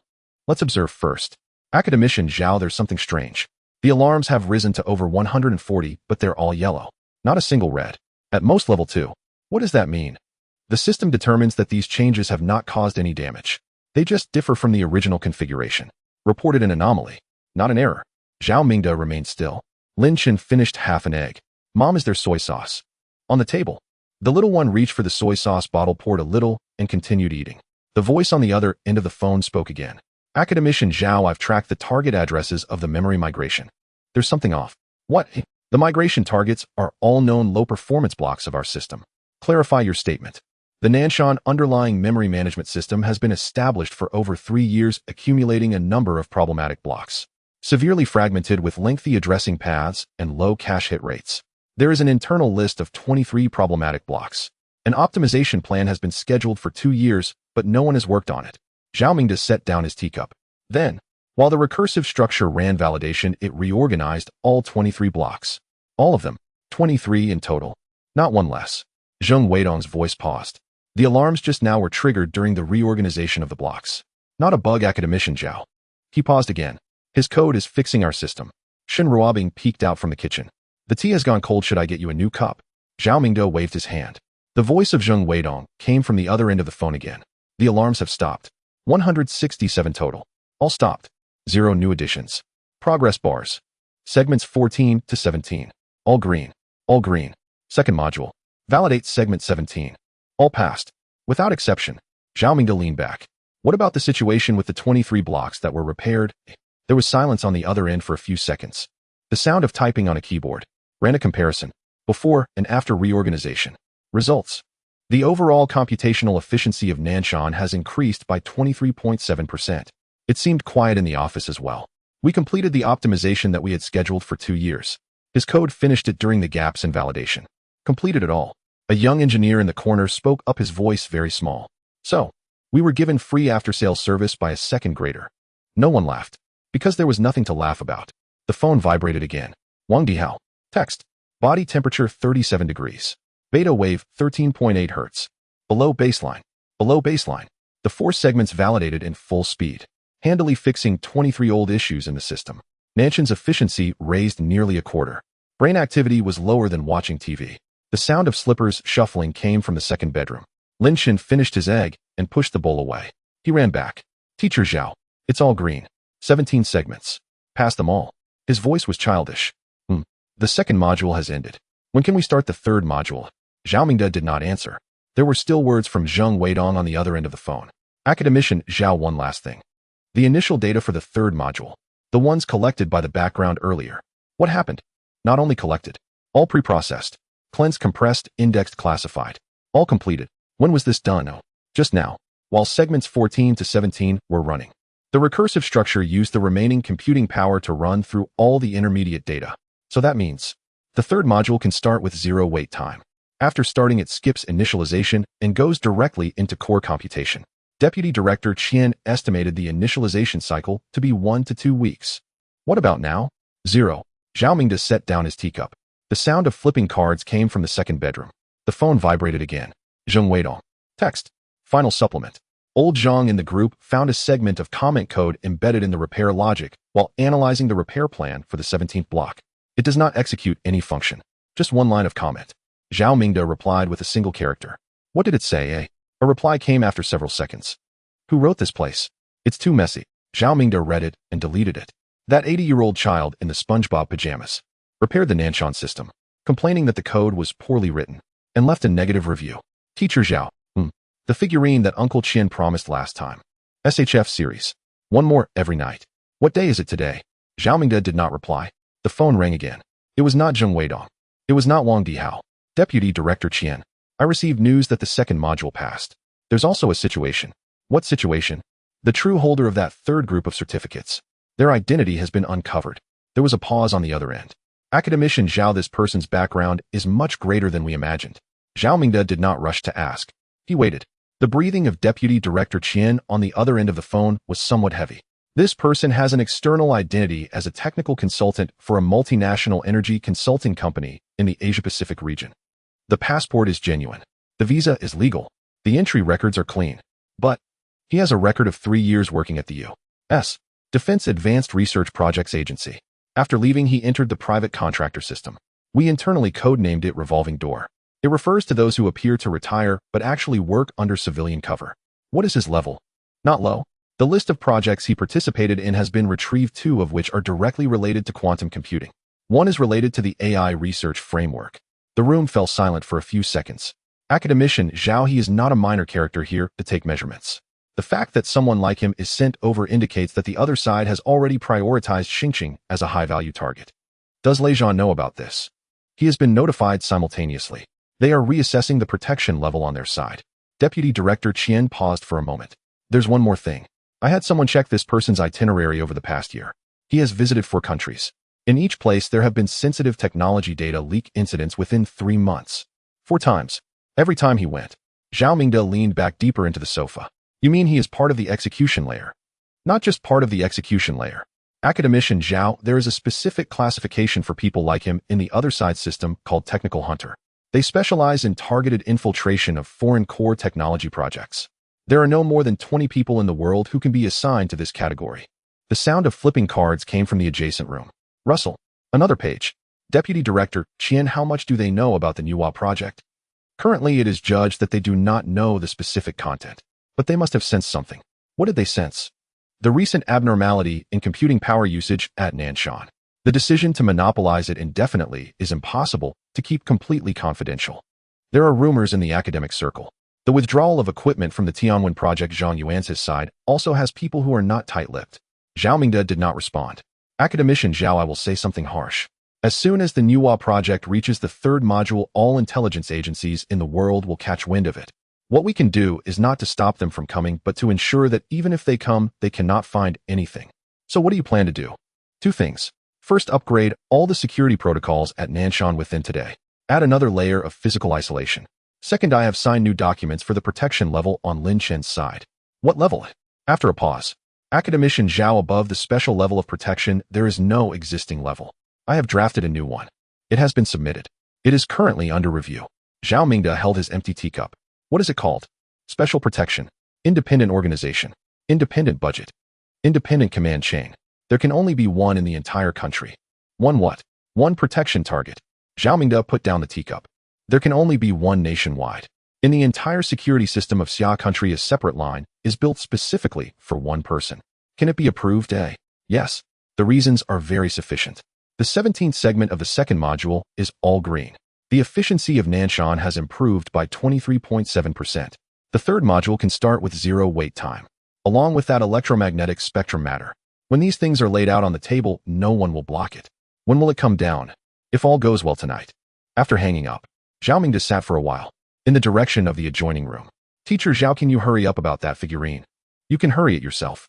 I don't have Uncle's phone number. Neither do I. You're lying to me. Zhao Mingde, the phone rang again. Lei Zhan. Academician Zhao, I received the information from Deputy Director Qian. Technical Hunter. I checked our internal database. This person. He paused for a few seconds. In 2019, there was a core data leak at a certain quantum research institute in Germany, which after investigation pointed to a visiting scholar from an energy consulting company. They couldn't find him after 2 years of searching. The facial features of that visiting scholar matched the holder of the genuine proof from the 3rd group with a 97% similarity. Academician Zhao did not speak. In 2021, an AI laboratory in Cambridge, the land of the rising sun, had its pre-trained model copied. The internal investigation determined it was a physical infiltration. A person appeared in the surveillance footage. The stay was very brief. The facial view was only from the side. I just used the imaging algorithm from Lin Chen's electromagnetic spectrum to enhance the processing. What was the result? The same person. Zhao Mingde got up and walked to the door of the adjoining room to take a look. Lin Chen was lying on the chair. The card album was flipped to the last few pages. His legs were swinging. Leijean, what is the exact location of this person now? 320 meters northeast of Building 14. It's the signal point that Lin Chen discovered when scanning. I have already sent a lookout to monitor him. No alarm has been raised. When do you plan to capture him? He paused for a few seconds. Not capturing him. Zhao Mingde did not respond. Academician Zhao, there are less than 20 technical hunters on the other side in total. If I capture him, the other side will know what we have discovered within 3 days. If I don't capture him, he is just a line. Following this line, I can trace back to the larger web behind it. Are you confident in controlling him? Starting today, all his actions are within my field of vision, including whether he chews gum with his left or right side. What about the other 2 groups? The first group is for probing, lower level.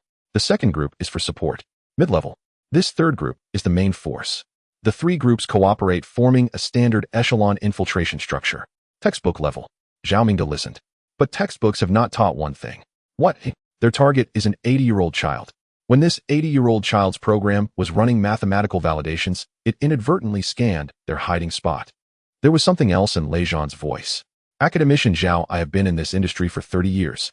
Tracking, counter-tracking, infiltration, counter-infiltration. What scenes have I not seen? But looking back at this matter today, at that time Lin Chen was kicking stones in the garden. His program was scanning across the entire frequency band. After scanning, we ended up with a spectrum that would take us 3 months to produce, while also marking the position of a technical hunter ranked in the top 20 globally. He paused. Does he know? I mentioned before. Don't ask him. Understood. But academician Zhao, I need to share a judgment with you. Say it. If he knows, then this child is stronger than any intelligence genius I have seen. If he doesn't know, that's even scarier. Because it indicates that the byproducts of what he casually writes have already exceeded the entire limit of our system. After a moment of silence. No matter which situation, the conclusion is the same. He cannot run into any trouble. After hanging up, Zhao Mingde returned to the sofa in the living room. He refilled his cup with hot tea. Just as he lifted it, Lin Chen ran out barefoot. Teacher Zhao, the second module has finished running. When can we start the third module? Awaiting notification. Who will notify? Deputy Director Qian. That's perfect. When he notifies, ask him to bring the figurine. SHF series. Today is the 4th day. 4. If we calculate compound interest, it should be 6. Zhao Mingde took a sip of tea. Where did you learn about compound interest? Math class. The compound interest formula. Teacher Zhou taught it. Teacher Zhou teaches Chinese language. He taught an example of compound interest in the Chinese language class. Zhao Mingde did not want to argue with him. Shen Ruobing came out of the kitchen. Qinchin, what are you talking about with Teacher Zhao? Academic issues. What academic issues, eh? Compound interest. Shen Ruobing glanced at Zhao Mingde. Zhao Mingde shook his head. He is asking Deputy Director Qian for a figurine. Shen Ruobing turned to Lin Chen. He is a department-level cadre. Chasing after him for things, what does that look like? He promised. It's not like I forced him. How come you didn't force? Last time he came, you blocked the door and wouldn't let him leave. That's called negotiation skills. Shen Ruobing raised her hand. Lin Chen shrank his neck. He ran off barefoot back to the adjoining room. Zhao Mingde sat on the sofa. The teacup was set aside. A brand new security level is currently undergoing approval. A technical hunter ranked among the top 20 globally is lurking 300 meters away. The intelligence leak cases from 3 countries have just been strung together. In the adjoining room, that little person in SpongeBob pajamas is calculating the interest on the figurine using the compound interest formula. The phone vibrated again. Deputy Director Qian. Text. Special protection. Approved. Effective immediately. Additionally, I just received a report from the Foreign Affairs Office. The U.S. side has added 3 incoming personnel within 48 hours. All destinations are Xingqing. The technical hunter did not come alone. There are others behind him. Zhao Mingde finished reading. Deleted the message. From the adjoining room came the sound of a child's voice murmuring. Is this Gaia card placed upside down? It's crooked. Zhao Mingde finished deleting the messages. He lifted his teacup and then set it down again. 3 new entrants, all heading to Xingqing. Along with the previous 3 groups, at least 8 to 10 professional intelligence personnel have already gathered in this city. The phone vibrated again. Leijean. Voice message. Academician Zhao, I have preliminarily checked the information of the 3 new individuals. 2 hold business visas, and 1 holds an academic exchange visa. The 2 with business visas are registered under the same data consulting company based in Singapore. The company was established less than 6 months ago. Zhao Mingde did not respond. As for the academic exchange individual, the inviting party is the Computer Science Department of Xinjiang Polytechnic University. The invitation letter is genuine. However, the professor coordinating with this person at the university received a notification 3 days ago that a foreign scholar would be coming for a short visit. The professor looked confused. It was arranged. Yes. The entire process from the visa to the invitation letter to the choice of entry port took at least 2 weeks to prepare. In other words, before we discovered the third group, they had already begun deploying a second wave of personnel. Zhao Mingde leaned against the sofa. The echelon has been reinforced. Not just that. Academician Zhao, the first wave of 3 groups, is a classic reconnaissance echelon, pathfinding support, and main assault. A textbook structure. The configuration of these 3 individuals in the second wave is different. 2 data-focused individuals, and 1 for academic cover. This is an intelligence collection echelon. Lei Zhan's voice lowered. They have upgraded from physical infiltration to technical collection. The target is very clear. Nanshan. Sounds of cards flipping came from the second bedroom. Shin Ruobing was washing dishes in the kitchen, the water flowing. How do you plan to handle this? The old way. Import into the net. But this time the net needs to be a bit larger. The first wave of 3 groups plus the second wave of 3 individuals will all be included in the same net. I want to see their communication structure. What support do you need? None needed. Academician Zhao, the only thing I need that kid has already provided me. Zhao Mingde took a sip of tea. What about the electromagnetic spectrum? Yes. This afternoon, I instructed the technical team to import the spectrum into the monitoring system. One of the 3 new individuals was carrying an encrypted communication device. It was identified just after passing through the eastern toll station of Xinjiang. The device model, signal characteristics, and encryption protocol version were all automatically matched. How fast? 7 seconds. Zhao Mingde remained silent. In the past, when such devices entered, we would take at least 48 hours to lock them down. We also had to rely on manual checks. Now it's 7 seconds. Automatically popped up. Even the model was labeled. There was silence for a moment. Academician Zhao, I had the technical team compile some statistics today. After importing that spectrum, our monitoring system has automatically identified and classified over 130 electronic devices' signal characteristics within the entire Xinjiang area in the past 6 hours. Among them, 11 were marked as anomalies. 11.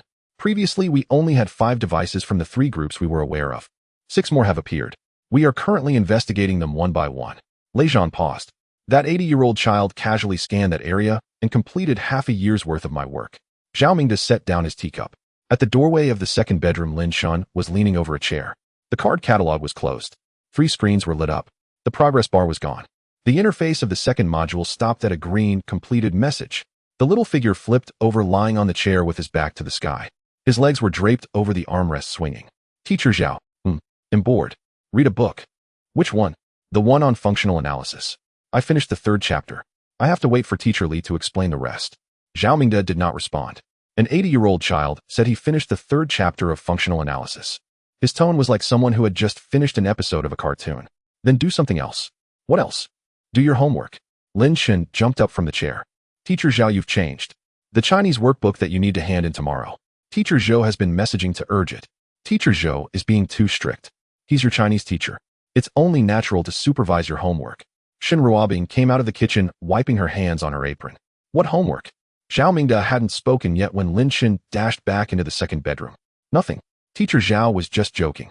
Shin Ruobing looked at Zhao Mingde. Chinese workbook. Due tomorrow. He hasn't done a single word. Lin Chen. The second bedroom fell silent. Come out. Footsteps. Slow. Very slow. The little figure emerged, clutching the Chinese workbook. The cover was wrinkled. Sit at the dining table and write. He'll watch. Mom, writing in my room is the same thing. Is writing in your room really writing?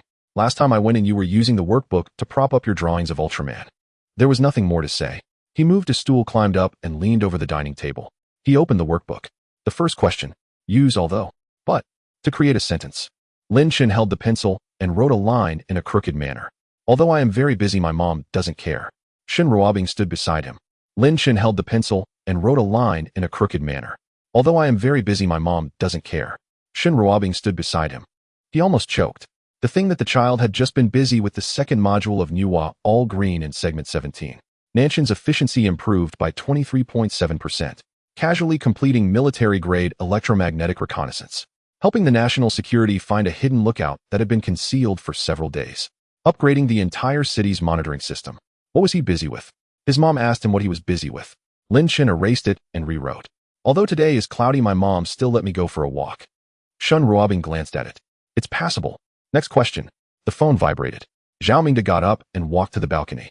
Deputy Director Qian. Academician Zhao Tu matters. First, the organizational documents for the special security have been sent to Lei Zhan. From now on, Lin Chen's security will not follow the first-level sequence.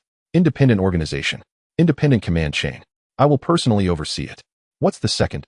The second matter. The Foreign Affairs Department just forwarded a document. In the United States, within 48 hours, besides sending 3 people to Xinjiang, they did something else.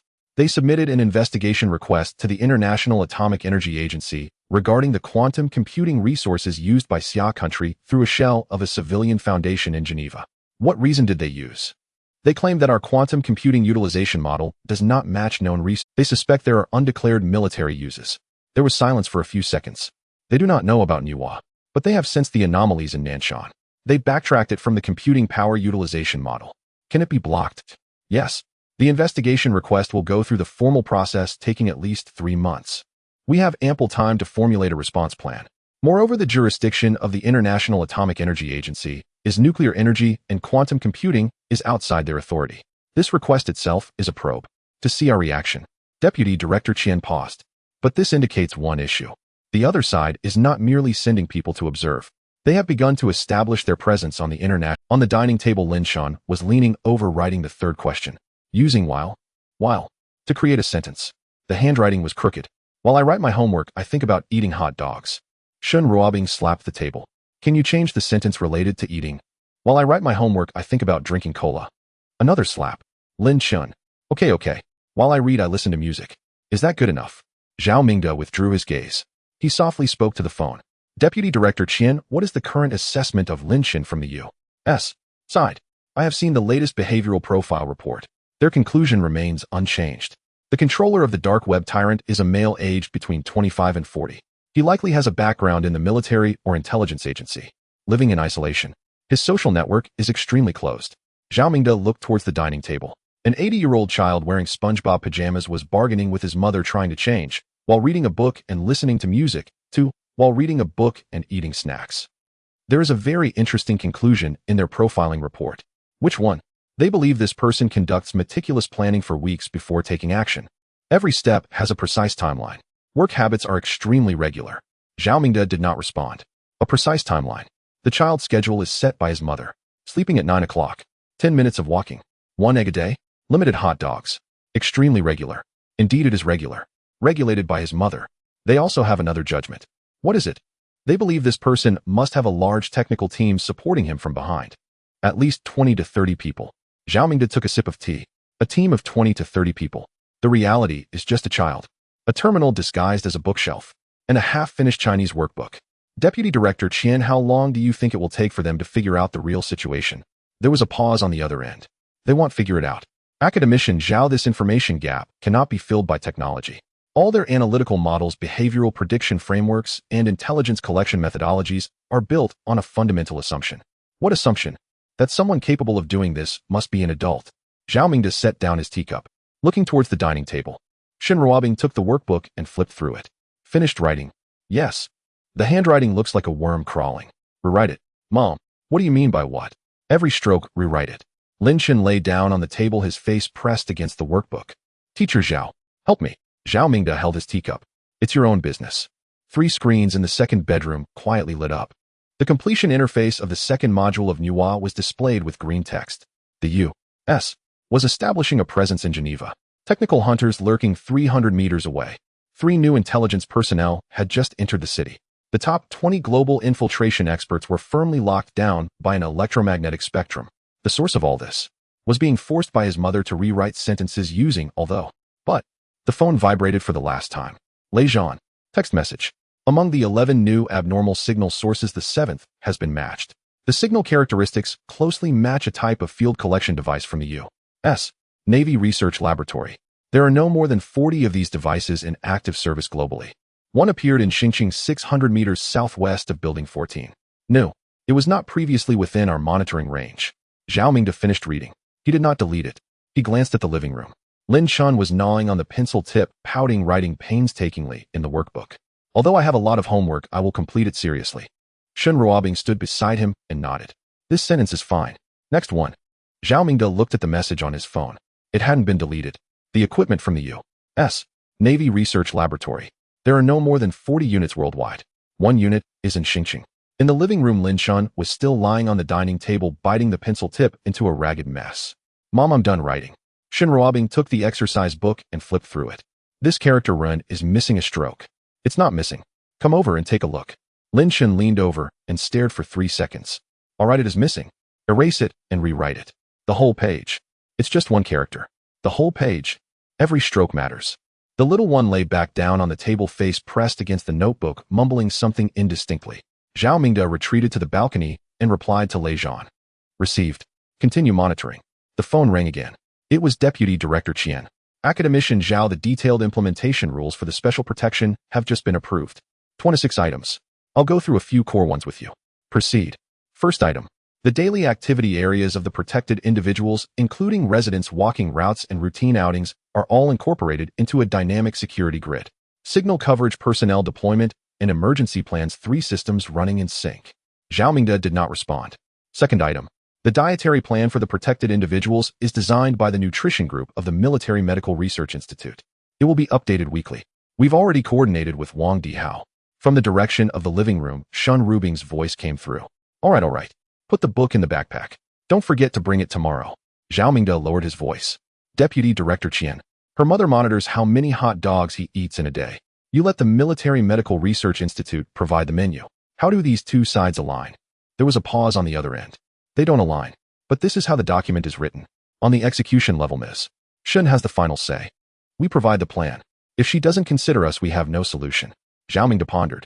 The only special protection subject in the country. The dietary plan is provided by the Military Medical Research Institute. The final decision-making power lies in her hands.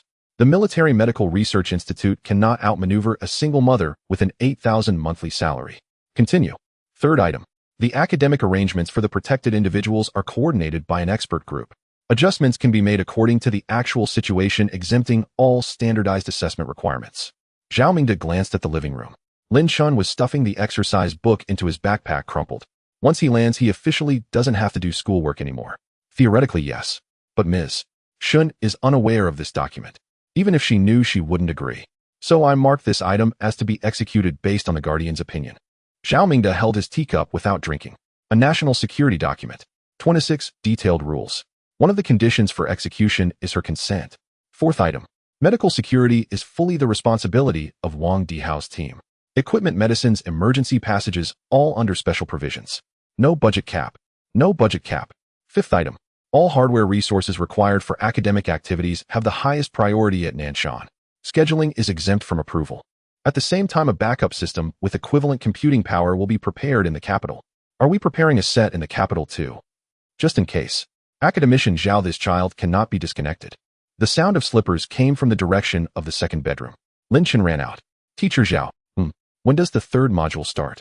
Zhao Mingde raised his phone slightly. Deputy Director Qian is speaking. The little one leaned closer. Uncle Qian. There was a brief silence on the other end of the call. Lin Chen. Did you bring the figurine? Zhao Mingde tried to move the phone away. He didn't have time. Today is the 4th day. SHF series. 4. I calculated it. Based on compound interest, it should be 6. But I have plenty of adults. 4 is fine. There was silence on the other end for 2 seconds. Where did you learn about compound interest? In Chinese class. Another silence. I'll come by tomorrow. Bring it. Tomorrow will be the 5th day. 5.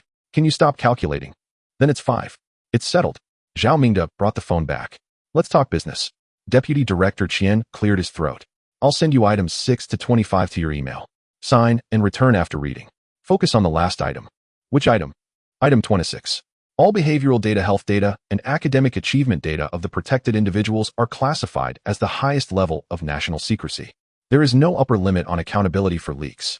All personnel involved must sign a lifetime confidentiality agreement. Zhao Mingde put down his teacup. What level? Let me put it this way. This level has only been used for 2 types of things in our confidentiality system before. What 2 types? Nuclear weapon parameters and key data for manned spaceflight. From the second bedroom came the sound of cards being shuffled. enjoying nuclear-grade confidentiality treatment. Holding up a shiny version of Ultraman Tiga to the light. Deputy Director Chen, can your procurement system report figurines? The other end did not respond. After a few seconds, no, it can't be reported. The administrative system doesn't have the category SHF series Ultraman figurines. I bought it myself. Zhao Mingde nearly choked with his teacup. The deputy director of the Science and Technology Commission out-of-pocket buying toys for the only special protection subject in the country. Because the procurement system lacks this category. Academician Zhao, one last thing. I've signed the authorization document for the third module. Nanshan can start work at any time. But I want to confirm one thing with Lin Chen in person. What is it? There is a piece of code in the automatic scheduling logic he wrote. The functionality comment is empty. It doesn't state what it's for, but it calls an interface we haven't seen before. Zheng Weidong's people analyzed it for a long time. They couldn't understand the intent. Zhao Mingde did not respond. This piece of code has not been triggered yet, but it reserves a condition. It will automatically activate when the data throughput of the third module exceeds the threshold. Lin Chen ran past holding a box of AD calcium milk from the fridge. The straw went in, and he slurped a sip. I'll come tomorrow to ask in person. They'll bring the figurine too. He hung up. Zhao Mingde leaned against the sofa. The phone vibrated again. It was Lei Zhan. Academician Zhao. I also received the special protection plan. I've read it. And then, oi. There was a pause on the other end. I've worked in security for 30 years. I've seen no less than 200 different protection plans. This plan viewed item by item seems normal. But when viewed as a whole, another pause. These 26 items, all detailed, involve personnel equipment budget and cross-departmental coordination. It exceeds the specifications I provided for the G20 summit last year for visiting heads of state. 2 levels higher. Zhao Mingde remained silent. For an 80-year-old child, the protection specifications exceed those for foreign heads of state. Lei Zhan's voice lowered. Among the 3 new entrants, the one signed for academic exchange will report to Xingqing Institute of Technology tomorrow. The Institute of Technology is 4 kilometers northeast of Tianyu Garden within the perimeter monitoring area of the special protection. Zhao Mingde listened. In other words, as soon as this person steps into the school gate tomorrow and connects to the first Wi-Fi, I will know. There was a moment of silence. For the first time in 30 years.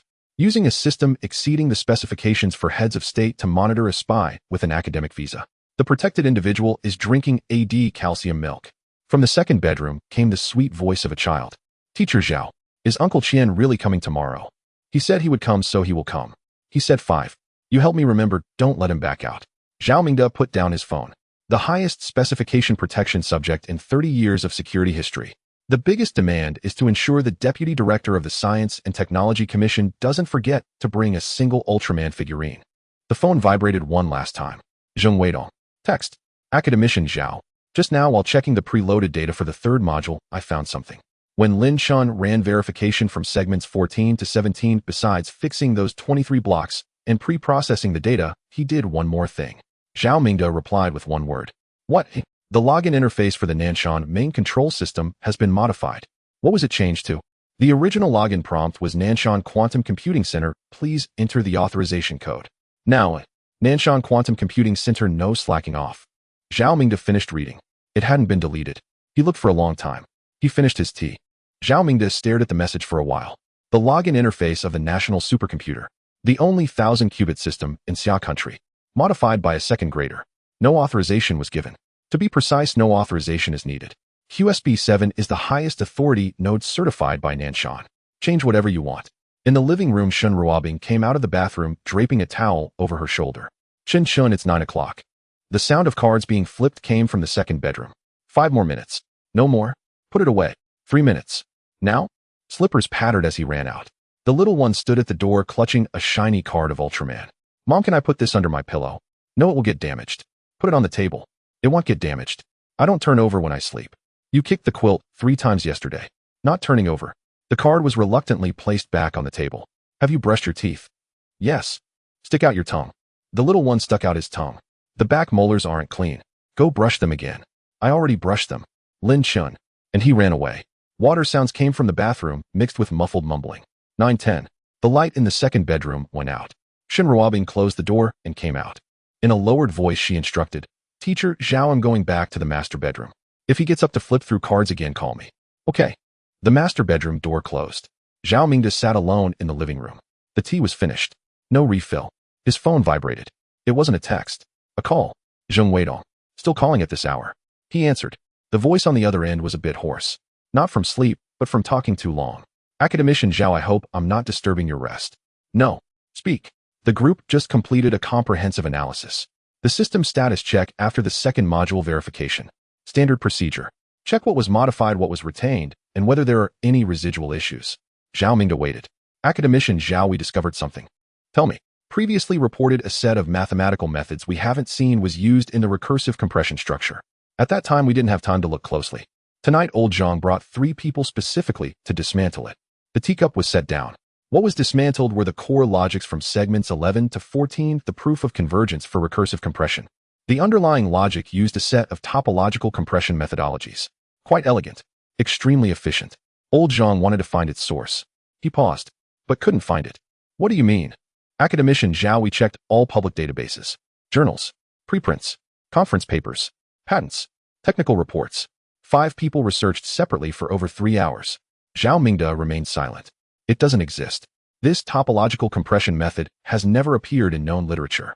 No one has published it. No one has proposed it. There aren't even frameworks that are closely related. The living room air conditioner hummed. The door to the second bedroom was closed.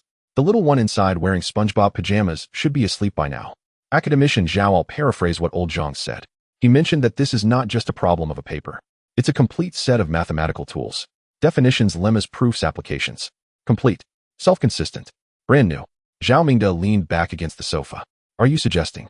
Lin Chen did not cite any existing theories. This set of topological compression methods was created by him. After creating it, he stuffed it into the code for use as a tool. Not even a comment was written. There was a few seconds of silence. Old Zhang has been optimizing foundational mathematics for 20 years. He said this set of methods, if taken out to publish, could result in 3 top journal papers. But Lin Chen treated it like a wrench for tightening screws. Used it and tossed it aside. Zhao Mingde stared at the empty teacup. Zheng Weidong, is there a possibility that he has seen something similar from another source? I asked old Zhang the same question. He said 2 things. What are those 2 things? First, the convergence problem this method addresses. The current consensus in academia is that it may take 2 to 3 more years to break through. It's not that no one has published. It's that no one can achieve it. Zhao Mingde remained still. The second thing. There was another brief silence on the other end. Even longer. Old Zhang said that after analyzing the entire code, he sat quietly for a long time. Then he told me one thing.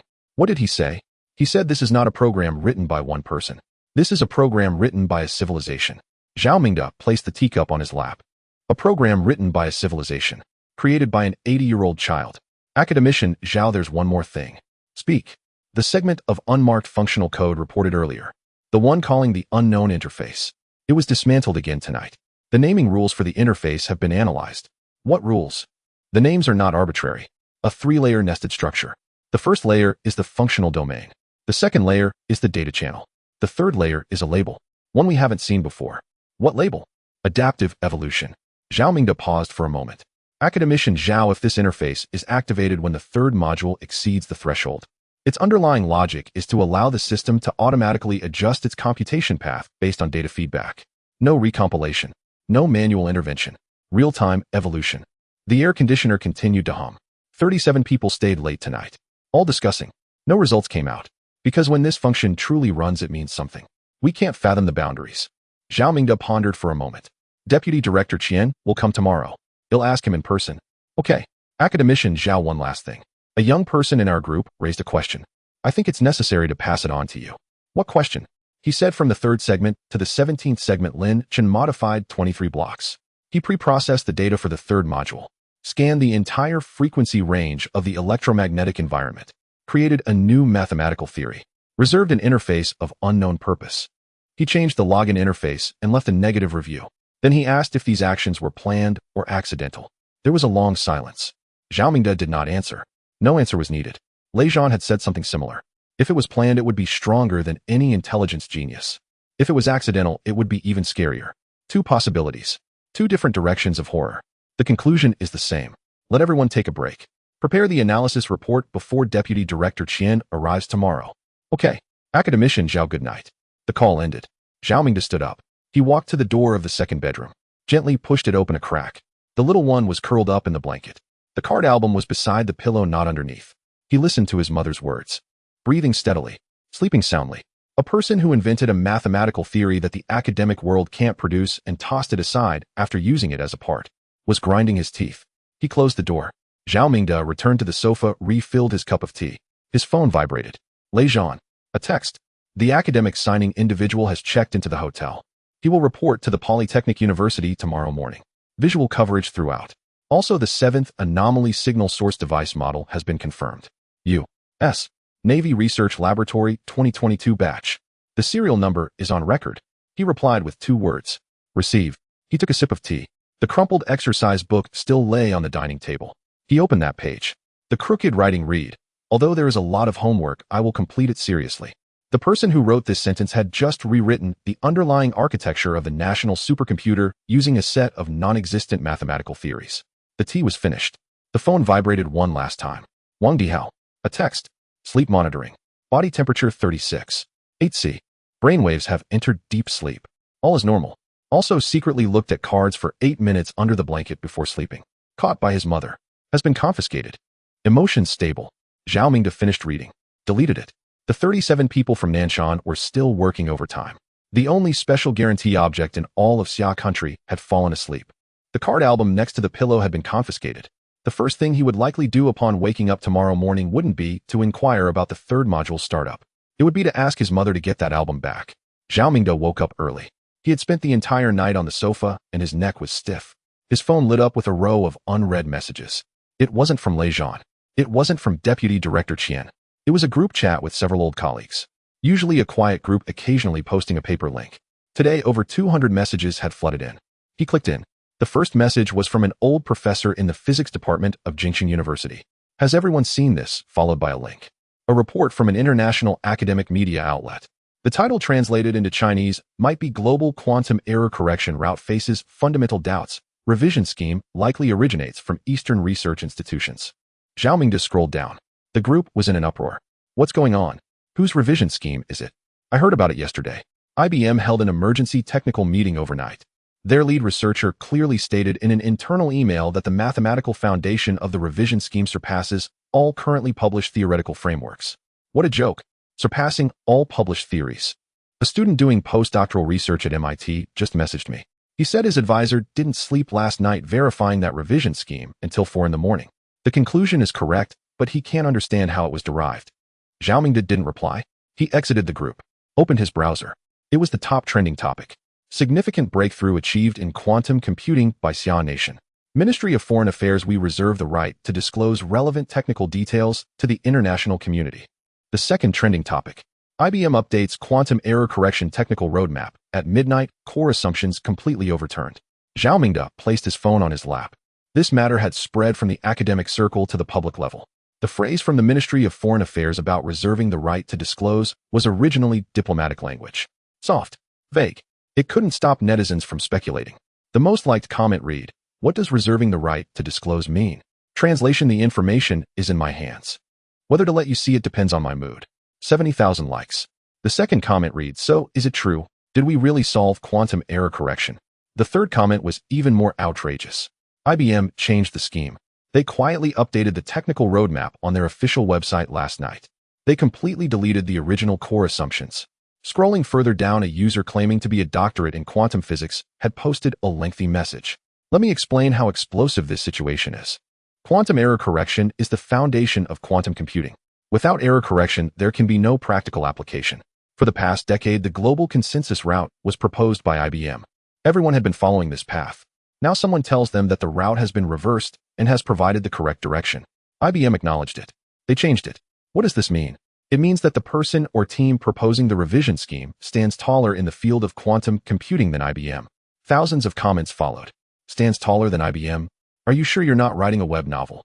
Looking back at that phrase from the Ministry of Foreign Affairs, I felt goosebumps all over. Reserving the right to disclose. While those 5 words become more intriguing the more you ponder them, there was a knock on the door of the second bedroom. Lin Chen ran out with his hair sticking up in 3 tufts, wearing crumpled SpongeBob pajamas. He headed straight for the master bedroom. "Mom, what card?" "The one you took yesterday. The one with Diga." Shen Ruobing's voice came muffled from the, "Go brush your teeth and wash your face first. Give me the card first." Lin Chen. A second later, footsteps turned towards the bathroom. Zhao Mingde put away his phone. Shen Ruobing came out tying an apron and entered the kitchen. The sound of pots and bowls clattered. Lin Chen ran out after washing his face, droplets still on his hair. "Mom, where's the card?" Second compartment of the pantry. Get it yourself. The little one dashed over, pulled open the drawer, and rummaged through it. He pulled out the shiny Digga card, held it up to the window to let the light shine through, satisfied, and stuffed it into his pocket. What's for breakfast today? Who are you giving half to? Then it's 2 sausages. Round it off. 1 sausage. Anything more? Who are you giving half to? Then it's 2 sausages. Round it off. 1 sausage. Anything more won't digest. Lin Chen lay sprawled on the dining table. Zhao Mingde continued scrolling through his phone. Not only had the academic group exploded, but several groups that usually didn't speak much were also lively. One was a group of high school classmates. Wow, when did we become this strong? Isn't quantum computing supposed to be far ahead in the US? Wake up, brother. The Ministry of Foreign Affairs said it. Reserving the right to disclose. Those words aren't said casually. As a humanities student, I can't understand the details, but let me ask, did we win? Winning is too small a perspective. It's like taking the test paper of the opposing side from the past 10 years, marking it with an X, and then writing the standard answer and returning it to them. Zhao Mingde glanced toward the kitchen. Shen Ruobing was cooking porridge. According to the documents, the procurement of the raw materials for that porridge should have been designed by the nutrition group of the Military Medical Research Institute. But the executor was cooking discounted 8-treasure porridge rice from the supermarket in an aluminum pot. Teacher Zhao, is Uncle Qian coming today? Lin Chen lay on the table, his chin resting on his arms. He said he would come. What time? He didn't specify a time. You should hurry him up. Hurry up about what? The figures. 5 of them. If he comes in the afternoon, I can clear out the cabinet first in the morning. Zhao Mingde held an empty cup and remained silent. His phone vibrated again. Deputy Director Qian. Academician Zhao, did you see what's going on online? I saw it. The speed at which the academic circle is discussing this has exceeded our expectations by 3 days. We originally estimated it wouldn't reach the public level until the weekend. But last night IBM updated their technical roadmap themselves, effectively confirming the correctness of the revision scheme at the official level. The news can't be contained. Do we need to manage it? There was a pause on the other end. Let it spread. The statement from the Ministry of Foreign Affairs has already been issued. The wider it spreads, the more advantageous it is for us. In the international public opinion arena, this is a strong card. Zhao Mingde agreed with a sound. But one line must be controlled. The source of the revision scheme cannot be traced back to Nanshan. Currently, the version circulating in the academic circle is that it was an anonymous revision. No signatures, no institutions. IBM themselves cannot clarify from which channel it leaked. This vague state needs to be maintained. How long can it be maintained? Depends on whether Nanshan keeps its mouth shut. I'm a bit worried about the 37 people from Zhengweidong. This afternoon when I arrive, I'll go to Nanshan. Those who need to sign will sign, and those who need to be greeted will be greeted. Arriving in the afternoon. Around 2 or 3 o'clock. Lin Chen had somehow snuck over. Is Uncle Qian coming in the afternoon? Did he bring the figures? Zhao Mingde held his phone out slightly. It was obvious that Deputy Director Qian heard it on the other end. He brought them. Tell him. How many? There was a moment of silence. 5. Zhao Mingde hadn't even had time to relay the message when the little one had already bounced back to the second bedroom. He was probably rummaging through cabinets to find a place to put them. Shen Ruobing emerged from the kitchen with porridge. Who's coming? Deputy Director Qian. He'll come by in the afternoon. Is he going to take up Cheng Cheng's time again? Not for too long. Shen Ruobing placed the bowl on the table. Last time he came, he sat for an entire afternoon, chatting with Cheng Cheng about this and that. A departmental official coming over to a child's house every day. I wonder if he's busy. Zhao Mingde took a sip of porridge. The deputy director of the Science and Technology Commission spending his own money to buy Ultraman figures and still being criticized for not having serious business. I felt sorry for old Qian for 3 seconds. Lin Chen ran back from the second bedroom. Mom, can you clear the 3rd layer of the cabinet? I need to put something there. What do you need to put? Figures. 5 of them. Uncle Qian is bringing them this afternoon. Shen Ruobing glanced at Zhao Mingde. Did you ask him for more? He promised to give them himself. He's been in debt for several days. I didn't even calculate the interest with him. Shen Ruobing handed over a peeled sausage. Eat first. After eating, check the practice book. I've already checked it. Go over it again. The little one bit into the sausage, mumbling. Zhao Mingde looked down at his phone. The trending topic had updated again. The first item had changed. Joint investigation team of 12 countries completely failed to trace origins, no effective clues found. Comments flew by quickly below. After investigating for so long, what did they find out? Of course, nothing. They threw the standard answer in your face, and you still want to investigate where they live. The one who drew an X on IBM's 10-year roadmap. The one who left the joint investigation team of 12 countries empty-handed. The one who made the Ministry of Foreign Affairs confidently say we reserve the right to disclose. It's equivalent to telling the whole world I have it. You guess. Zhao Mingde put down his phone. The existence being discussed by those people online. The one who drew an X on IBM's 10-year roadmap. The one who left the joint investigation team of 12 countries empty-handed. The one who made the Ministry of Foreign Affairs confidently say we reserve the right to disclose. Was sitting across the dining table. Half of the sausage bitten off negotiating with his mother whether he could trade the remaining half for a glass of AD calcium milk. The phone vibrated one last time. Zheng Weidong. A text message. Academician Zhao, our team continued to analyze that unmarked functional code last night. Under the naming rule of the third layer adaptive evolution, there's an embedded layer of encryption. I just unlocked it. Inside there's a line of comments. What does it say? 6 words. What 6 words? Don't move. It will get better. Zhao Mingde stared at the screen. 6 words. There was no subject, no context. The person who wrote it likely forgot it after writing. They probably didn't think about who would read it when they wrote it. It was just a casual note. The previous comment was who wrote this. It's too messy. This one says don't move. It will get better. At the dining table. Mom, I'm really done eating. There are still 2 bites of porridge left in the bowl. I can't drink anymore. Lin Chen. Okay. Drink. Zhao Mingde stared at that message for a long time. Then he locked the screen. The tea was refilled. The outside world was in an uproar. 1. 4 billion people were discussing a secret whose truth they would never guess. This secret sat at the dining table pouring the last 2 bites of porridge into his mouth. A ring of porridge was smeared around his mouth. The bowl of porridge was taken away. Lin Chen's mouth was wiped with a wet towel by Shen Ruobing. The little one shrank his neck to hide, but failed. The 6 words kept turning in his mind. Don't move randomly. It will get better. The phone vibrated again. The National Security Council of the United States convened 3 emergency technical evaluation meetings in the past 12 hours. 3 times. The first time was 2 hours after IBM updated its technology roadmap. Participants included the Defense Advanced Research Projects Agency, the National Security Agency's Technical Analysis Division, and the Department of Energy's Office of Quantum Information Science. What was the conclusion? The conclusion of the first meeting indicated that the corrective plan likely came from an official research institution in Xia country. The reason is that only national-level computing power can support such a large-scale theoretical verification. It was suggested to increase intelligence collection efforts in Nanshan. The second meeting took place 4 hours after the first ended. Additional personnel from the CIA's Technical Operations Division and the State Council's Intelligence Research Bureau were included. Why were they added? Because after the first meeting ended, someone internally raised a question. If the corrective plan came from the official Xia country, why was it released anonymously? Why not sign it? Why not seize the first publication rights? Lin Chen took a sip of cool tea. What was the conclusion of the second meeting? There was a significant disagreement. One faction believed that Xia country deliberately remained anonymous to create strategic ambiguity, while the other faction thought the corrective plan might come from independent researchers outside the Xia country system. The 2 factions argued for 3 hours. In the end, they reached a compromise. The conclusion was that regardless of the source, the specific origin of the corrective plan must be confirmed within 72 hours. In the living room, Lin Chen was rummaging through the cabinet, making clattering sounds. Mom, can you move that picture frame on the 3rd shelf? What for? To put the figurines. Uncle Qian is bringing 5 this afternoon. They fit perfectly. Zhao Mingde lowered his voice. What about the 3rd meeting? Lei Zhan paused for a moment. The 3rd meeting was early this morning. Only 4 people attended: the National Security Advisor, the Deputy Director of the CIA, the Director of the NSA, and the Director of the White House Office of Science and Technology Policy. A meeting of 4 people. Yes, a small high-level gathering. The conclusion. We did not receive a complete summary. It was a summary. The core judgments were 3 points. Zhao Mingde waited.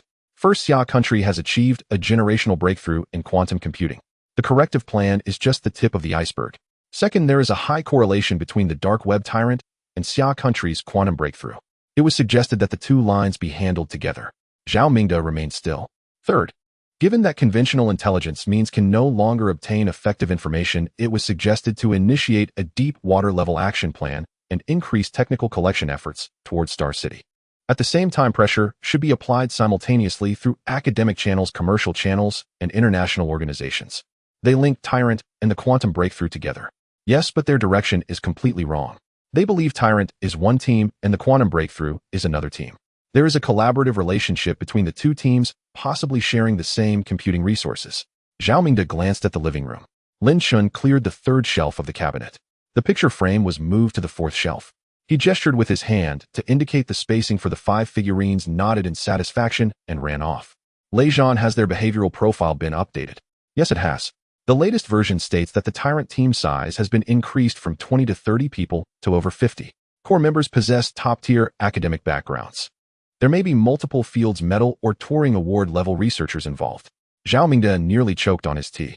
Over 50. at the field's medal level. In reality, there is only one person 8 years old who had his Ultraman card confiscated by his mom last night for peeking. There's one more thing. They added a segment of assessment at the end of the profile report. Translated it roughly, says the organization's technical capabilities have surpassed the upper limit of the current assessment framework in the United States. It was suggested to redefine the threat level. Zhao Mingde remained silent. Redefining the threat level. The threat being redefined was squatting in front of the cabinet measuring the space with a ruler to determine how to best arrange 5 figurines. Zhao Xuesher, there's one more thing. After they linked the cases, they went back and reanalyzed all of Tyrant's previous network action trajectories, trying to find technical fingerprints related to quantum computing. Did they find anything? Yes, but the conclusion was something they themselves didn't believe. What conclusion? Their technical analysis team discovered that the encryption protocols used by Tyrant in every action had a mathematical structure at the core that was completely consistent with the core methodology of this quantum corrective plan. In other words, Tyrant has been using this theory since it first appeared on the dark web. Zhao Mingde picked up the teacup and then put it down. What does this mean? It means that all their previous timeline deductions are now void. They originally estimated that Xia country's quantum breakthrough was something that happened in the last 6 months. Now this conclusion pushes the timeline back by at least a year. After a few seconds of silence, Zhao Mingde, someone raised a question at their third meeting. What question? If the other party mastered this theory a year ago, why is it only being released now? Zhao Mingde did not respond. The explanation they provided was that the other party was waiting for the best moment to reveal their technological advantage after all our infiltration efforts have been exposed. To form a double blow, Zhao Mingde leaned against the railing. This explanation surprisingly hit a portion of the truth. That electromagnetic spectrum was indeed scanned only after all infiltrators were in place. But the reason was not for any strategic. The reason was that it just happened to be running the second module verification that night. It was a convenient operation. Lejean, what do you think? On the other end, he paused for a moment. I've been in the business for 30 years. I've never seen an opponent make their intelligence system hold 3 meetings with 3 wrong conclusions. Not minor mistakes, but directional errors. The more they analyze, the further they stray. Zhao Mingde responded. And Zhao Xuesher, there's one thing they will never think of. What is that? The underlying assumption of all their analytical models is that the opponent is rational, organized, and acts according to plan. And then the reality is that the opponent finished writing the code and went to flip through Ultraman cards. After finishing 23 blocks, they went to drink AD calcium milk. They had to rewrite sentences after scanning the entire electromagnetic environment because their mom forced them to. Zhao Mingde did not respond. For such an opponent, what model do you use to analyze? What framework do you use to predict? What they do next depends on whether their mom lets them eat a second sausage. How do you model that? In the living room. Mom, can I have another one? No. Half of one. I said no. Go check your backpack. Have you sharpened your pencil? Zhao Mingde put away his phone and walked back to the living room. Lin Chen was squatting in front of the backpack, flipping out the pencil case. He counted. 3 pencils, 1 with a broken tip. Zhao Lauscher, where's the sharpener? In the second drawer of the TV cabinet. The little one ran over and rummaged. Found it. Squatting on the ground, sharpening pencils, shavings scattered everywhere. The phone vibrated again. Zheng Weidong. Zhao Xuesher, the third module preloading is all set. Data cleaning, compression, indexing, categorization, all 4 processes have been completed. Core operations can be initiated at any time. We just need to confirm that code when Deputy Qian arrives this afternoon. He replied with 2 words. Received. Another message came through, still from Zheng Weidong. This morning the team conducted a test using the scheduling logic rewritten by Lin Chen and ran a standard test set. The results are out. What are the results? Originally, running the entire test set took 47 minutes. Now it takes 11 minutes. The efficiency improvement is not just a matter of 23.7%. That number is the overall. The peak improvement for individual tasks has reached as high as 4 times. The last message. The young man in the team said something again. I think I should pass it on to you. What did he say? He said we 37 people worked overtime all night analyzing what he casually wrote, and we couldn't finish it. He took a nap and likely forgot what he had written. Zhao Mingde locked the screen. On the floor, Lin Chen had finished sharpening the pencil. He blew on the pencil tip and put it back in the pencil case. He looked up. Zhao Lauscher, what time is Uncle Qian arriving? In the afternoon. If he's late, count the figurines as 6. Zhao Mingde did not engage with this topic. The little one zipped up the backpack and picked it up, running toward the guest room, pausing to glance at the empty spot on the 3rd shelf. Lin Chen ran out from the bedroom with a ruler in hand, crouching in front of the cabinet to measure again. Teacher Zhao, is a 12-centimeter interval enough? It's enough. What if the base of the figurine is larger? Then it would be 15. The little one nodded and stuffed the ruler back into the pencil case. He ran back inside. Zhao Mingde was leaning on the sofa, messages popping up on his phone. The academic group chat was no longer a discussion, it had turned into a quarrel. An old professor specializing in condensed matter sent a voice message. Zhao Mingde didn't open it. There were over a dozen texts following it. Old Joe, calm down. What do you mean it's not conclusive? IBM changed their roadmap themselves. It's official evidence. Well, what I mean is that the source is still uncertain. Does the source matter? The conclusion is correct. The method is new. The entire error correction system has been flipped upside down. Are you discussing the source with me? Zhao Mingde exited the group chat. Another group. This one was quieter, composed of academicians. There was only one message. Old Chen from the Institute of Mathematics at the Academy of Sciences sent it. Everyone, I reviewed the mathematical foundation of that revised proposal last night. I spent the entire night on it. I have a judgment I'd like to share. No one responded below, they were all waiting. This topology compression methodology is not an extension of any existing theory. It is entirely new. From the axioms onwards, it is new. After waiting a moment longer, he added, I have worked in pure mathematics for 40 years. I have seen the work of geniuses. I have also seen epoch-making work. This one fits both categories. But there is one thing that makes me uncomfortable. Zhao Mingde stared at the screen. This work is too complete. So complete that it feels abnormal. Usually when a new theory emerges, there are always rough edges. There are always areas that need to be supplemented by future generations. This one has none. Every step is seamlessly connected. It feels as if the author already had a complete picture in mind, and writing it down was merely a formality. Finally, someone replied below. Old Chen, what do you mean by that? I don't mean anything. I'm simply stating the facts. Such completeness within my understanding can only have one explanation. What explanation? The author is not exploring, they are transcribing. Zhao Mingde locked his screen. Transcribing. That word was precise enough to send chills down his spine. In the living room, Lin Chen ran out again. Teacher Zhao, where is Uncle Qian? No news yet. He'll arrive in the afternoon. It's almost noon. Why are you in such a hurry? I'm afraid he might forget. Adults often don't keep their promises. Zhao Mingde didn't respond. His phone vibrated. It was Deputy Director Qian. Academician Zhao, I've gotten in the car.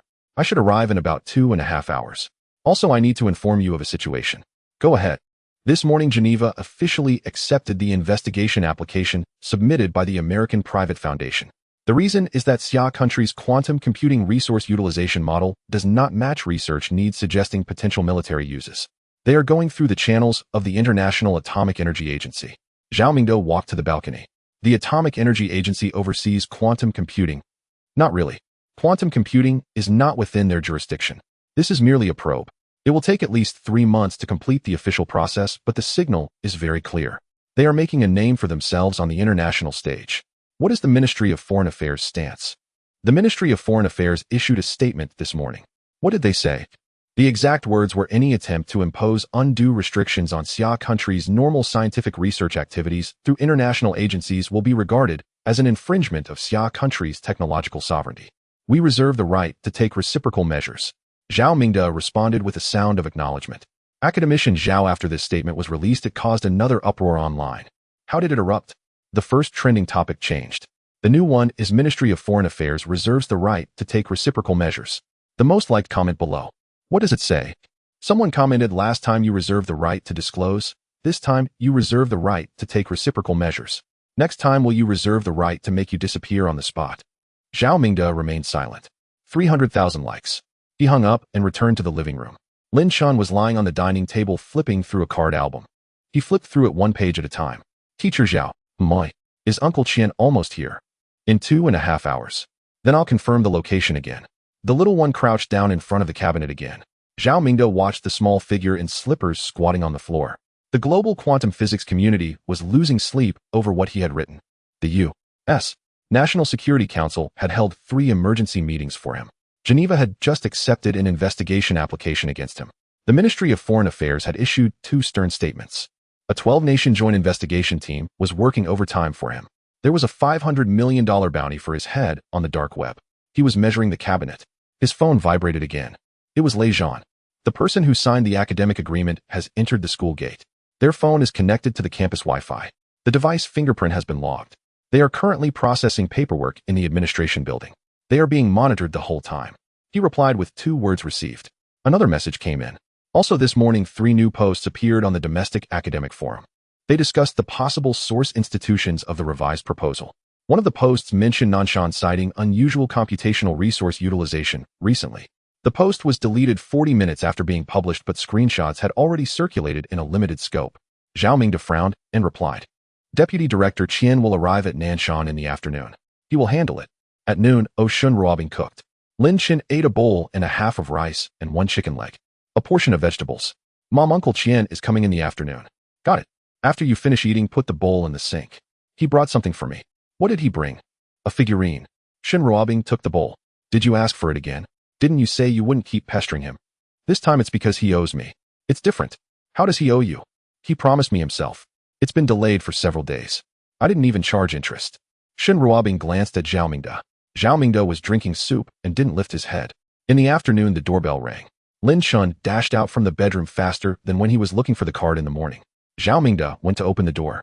Deputy Director Qian stood at the door in a suit. He had a briefcase in one hand and a paper bag in the other. Academician Zhao, come in. Lin Chen was already standing at the entrance, his eyes fixed on the paper bag. Uncle Qian. My. That bag. Deputy Director Qian handed over the paper bag. 5 of them. Count them. The little one took it. He crouched down on the ground to unpack it. One by one he took them out and placed them on the floor. 1, 2, 3, 4, 5. After counting, he looked up. Where are the boxes? Deputy Director Qian was taken aback. What boxes? The original boxes. Did you take them apart? I had the secretary buy them. She might have opened the packaging for convenience and putting them in the bag. Lin Chen turned the 5 figurines over to check the bases. No scratches. Forget it. Bring the boxes next time. Only the ones with boxes are worth money. Deputy Director Qian stood at the entrance, not having put down his briefcase. He was being inspected by an 80-year-old. He was even criticized for the packaging not being good enough. Shun Ruobing poked her head out from the kitchen. Director Qian is here. Sit down. Would you like tea or water? Tea is fine. Ms. Shin, no need to fuss. Lin Chen had already run over to the cabinet with the 5 figurines in his arms, placing each one on the 3rd shelf. The spacing was indeed 12 centimeters. Look, Teacher Zhao. Just right. Zhao Mingde glanced. The 5 Ultramen were neatly lined up. They look good. Deputy Director Qian sat down and tea was served. After Lin Chen finished arranging the figurines and ran back, the little one sat on the sofa, his legs dangling, unable to touch the ground, swinging them. Uncle Qian, you want to ask about that code, right? Deputy Director Qian had just raised the teacup when he put it down again. You know what I want to ask? This is what Teacher Zhao mentioned yesterday. Then just tell me directly. The section of code without comments called an interface we've never seen before. What is it for? Lin Chen swung his legs and thought for a moment. It's just insurance. What kind of insurance? The data volume of the 3rd module is large. After it starts running, if it exceeds a certain volume, the system will freeze. I wrote something to prevent it from freezing. It adjusts itself. Deputy Director Qian looked at him. Zheng Weidong's team analyzed it all night. They said there was a labeling rule in the naming convention of that interface. It's called adaptive evolution. It means it adjusts itself. They said if this function runs, the system will change the computation path in real. No one needs to manage it. Lin Chen nodded. Exactly. Otherwise, if it freezes, someone would need to modify it each time. That would be a hassle. Deputy Director Qian picked up his tea. He took a sip and put it down. Inside that encryption layer, there's a line of comments. 6 words. Which 6? Don't mess with it. It will get better. Lin Chen tilted his head. Oh, that. It's just a reminder to them not to mess with what I wrote. Just wait until it runs. Zhao Mingde sat beside him. 6 words. 6 words that 37 people from Nanshan analyzed all night long. The meaning was, don't touch my code. It will get better by itself. It's that simple. Deputy Director Qian took another sip of tea. All right. I've confirmed it. The 3rd module can officially start running. Lin Chen jumped off the sofa. Can I go watch it run? No need. Nanshan will handle it. Just go do what you need to do. The little one thought for a moment. All right then. He ran back to the cabinet and checked the figurines again, adjusting the angle of the 3rd one. Satisfied. Deputy Director Qian watched the small figures back. The global quantum physics community was fiercely debating his theory. The U.S. intelligence community was redefining threat levels for him. Geneva had initiated an international investigation procedure for him. He was adjusting the angle of the figurine. His phone vibrated. Deputy Director Qian glanced at it. His expression changed slightly. Academician Zhao. Just received news. He handed over the phone. Zhao Mingde looked at it. The latest intelligence transferred from the Foreign Affairs Department. Internal report from the U.S. National Security Agency. The title translates to 8 words, Eastern Phantom. Highest priority. Zhao Mingde returned the phone. Deputy Director Qian stared at the phone screen for several seconds. Eastern Ghost. Highest priority. 8 words. The title used in the internal report of the U.S. National Security Agency. When Zhao Mingde returned the phone to him, neither of them spoke. In front of the cabinet, Lin Chen shifted the fifth figurine slightly to the left. He took 2 steps back, tilted his head to look, and then went forward to turn the second one in a different direction. Uncle Qian, isn't this tyro a size smaller than the last batch? It's the same. SHF series. It's different.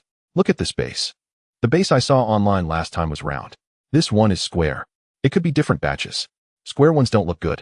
Next time it needs to be a round base. Deputy Director Qian sat on the sofa, having just received intelligence that the U.S. had listed him as a top priority threat. Now he was being criticized for the shape of the figurine's base. Zhao Mingde took a sip of tea and did not respond. Shen Ruobing brought out a plate of cut fruit from the kitchen. Director Qian, have some fruit. Thank you, Miss. Shun. Chin, stop playing. Come eat some fruit. Have you finished your practice book? I have. Let me see it. Lin Chen ran from the cabinet to the second bedroom, then came back out holding the practice book open to hand over. Shen Ruobing flipped through 2 pages. This character needs to be rewritten. It's crooked. Which one? This, although the stroke is too long. The teacher didn't say it was wrong. I say it's wrong. Rewrite it. The little one took the practice book back, grumbled. Deputy Director Qian sat on the sofa, holding tea in his hand, his mind on another matter. The U.S. had combined the cases of the Tyrant and Quantum Breakthrough. Behavior profiling adjusted to a 50-person team. Fields medal level. Highest priority. The actual situation.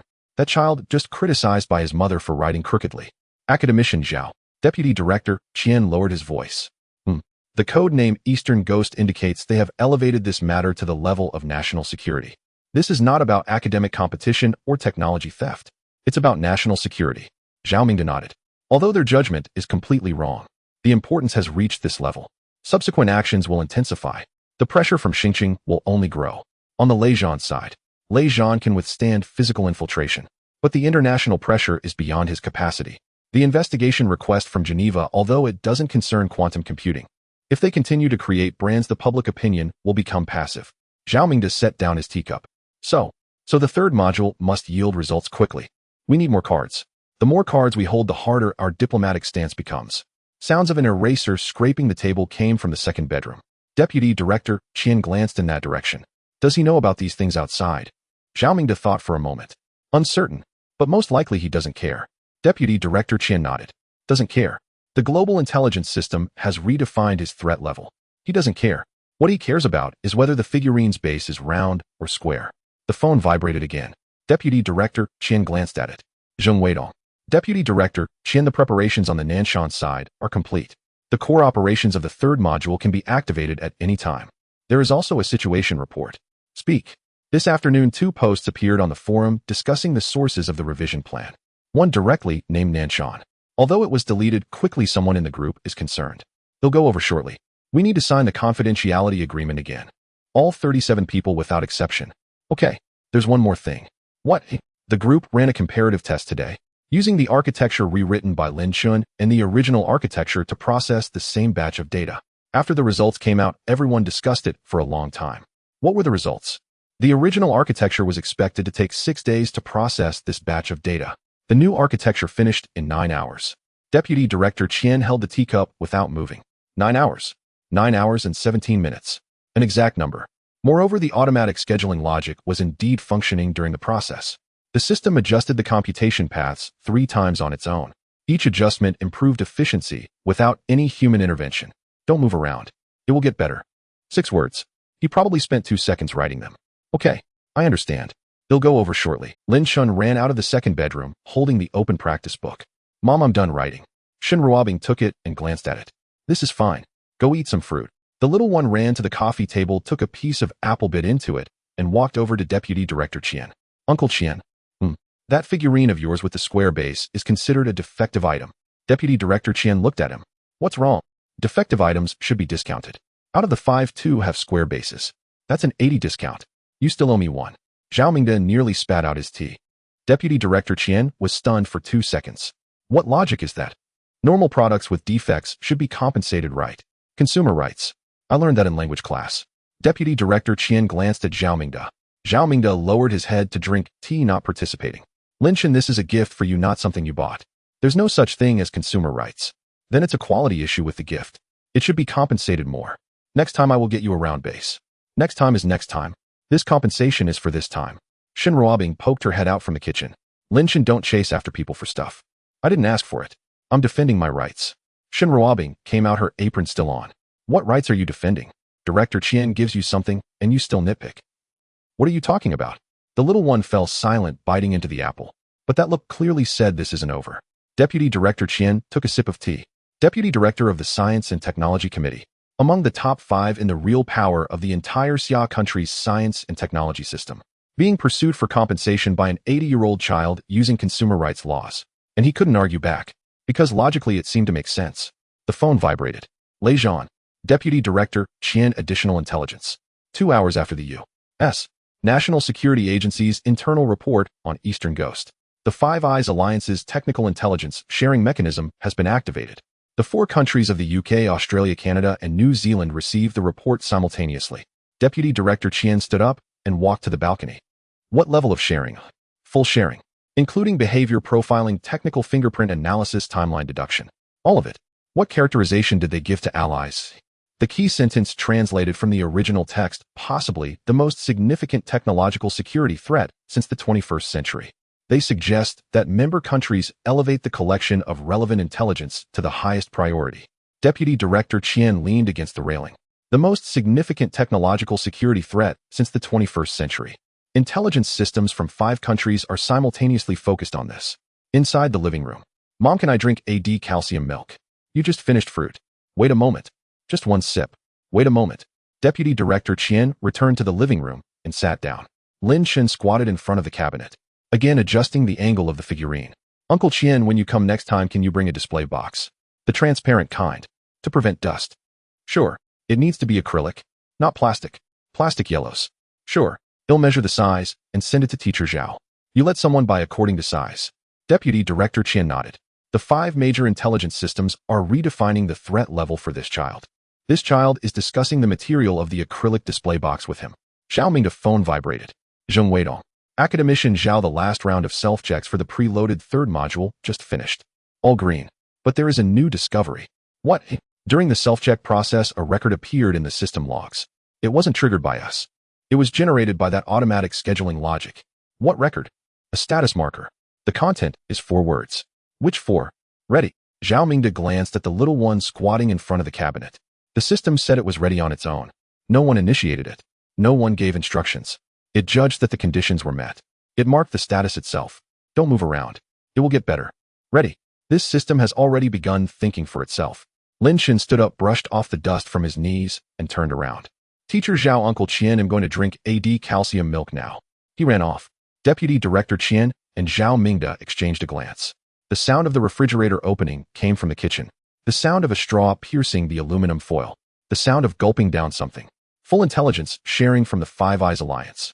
The system autonomously generated a status marker. The U.S. characterized it as the most significant technological security threat of the 21st century. The sound of drinking AD calcium milk continued. Deputy Director Chen set down his teacup. Academician Zhao, I will go to Nanshan first. The confidentiality agreement cannot be delayed. Okay. That piece of code, the one marked ready. Let's not touch it for now. Observe. Deputy Director Chen stood up, took his briefcase. Lin Chen ran out of the kitchen, a white circle around his mouth. Uncle Chen is leaving. I have something to attend to first. Don't forget the display box. The acrylic one. Remembered. And that compensation. The round base. Deputy Director Chen looked at the small face, smeared with milk stains. The greatest technological security threat of the 21st century, according to the Five Eyes Alliance, was currently pursuing him for a round base figurine. Bring it next time. You keep your word. I will. The little one was satisfied. He ran back to the cabinet, looking at the figurine again. Deputy Director Chen stepped out the door. In the elevator, he took out his phone and replied to Lei Zhan. I am aware of the situation regarding the Five Eyes Alliance. Security for the Xingqing direction has been raised 1 level. Additionally, the system autonomously generated a status marker. For words. Ready. Meaning to be evaluated. The other side replied instantly. Received. What does autonomous generation mean? Deputy Director Chen thought for a moment. He typed a few words. No one made it speak. It spoke up on its own. After sending, the elevator reached the 1st floor. The door opened. The sunlight was bright. On the 14th floor above, that child who finished drinking AD calcium milk was probably being wiped clean by his mother. The world below was being rearranged because of him. Vice Director Chen left. The sound of the elevator faded away. Lin Chen crouched in front of the cabinet, looking at the figurines again. The 3rd tyro was tilted at an angle. He reached out to adjust it. Satisfied. Chen, wipe your mouth. Shin Ruobing came over with a wet towel. Lin Chen dodged slightly. He couldn't dodge it. The white ring around his mouth was wiped clean. Zhao Mingde sat on the sofa, his phone resting on his lap. The message from Zheng Weidong was still bright. Ready. For words. No one asked it to speak. It spoke on its own. The doorbell rang. Zhao Mingde glanced at the time. Li Ziyuan. An appointment was made. This afternoon, Chapter 3 of Functional Analysis. Zhao Mingde went to open the door. Li Ziyuan stood at the door, 54 years old. Tall and thin, carrying a briefcase which was bulging. Academician Zhao. Come in. Li Ziyuan. He entered the living room and glanced around. Lin Chen was crouching in front of the cabinet, facing away from him, adjusting the angle of the figurine. Lin Chen, my classmate. The little figure didn't turn his head. Wait a moment. This Sai Luo is not positioned correctly. Li Ziyuan stood in the middle of the living room, still holding the briefcase. He waited for more than 10 seconds. Lin Chen moved Sai Luo 3 millimeters to the right, stood up, patted his knees, and turned around. Teacher Li has arrived. Today we will discuss Chapter 3. I have prepared some new explanations. The content of this chapter is relatively difficult. The dual theory of Banach spaces, I fear you might get stuck if you read directly from the book. I specifically drew a few diagrams. Li Ziyuan said, opening his briefcase and taking out a stack of papers. Handwritten, rich in illustrations with color markings. He prepared for 3 days. The content of this chapter is considered tough even at the graduate level. Teaching it to an 80-year-old child, he thought of many methods. Analogies, illustrations, step-by-step breakdowns. Let's start with the geometric intuition of the Han-Banach theorem. Li Ziyuan spread the paper on the dining table. Lin Chen walked over and took a look. Teacher Li. I finished reading Chapter 3. Li Ziyuan's hand paused. When did you read it? The night before last, before going to bed. Li Ziyuan put down the pen in his hand. The whole chapter? Including the proof of the completeness of the dual space. Included. What about the section on weak star topology? I read that too. There was a part that wasn't clearly written in the book. I worked it out myself. Li Ziyuan stood at the dining table. 3 days. He prepared for 3 days. He drew 12 diagrams, wrote 8 pages of lecture notes, and thought of 4 different analogy methods. This child flipped through it before going to bed and finished reading it. Zhao Mingde sat on the sofa silent, holding a teacup. Li Ziyuan sat down, pushing the carefully prepared lecture notes aside. Do you have any questions? We can discuss them. I have one. Lin Chen ran back to the second bedroom, rummaged around, and took out a piece of draft paper. He spread it on the table. The handwriting was crooked and wobbly, written in pencil, with several places showing signs of erasing. Li Ziyuan looked down. The first 3 lines were standard content from Chapter 3 of Functional Analysis. No problem. The 4th line started to go wrong. The symbols changed. The definitions changed. An operator he had never seen before appeared. Li Ziyuan looked down. 5th line. 6th line. 7th line. The more he looked, the slower he read. When he reached the 10th line, he stopped.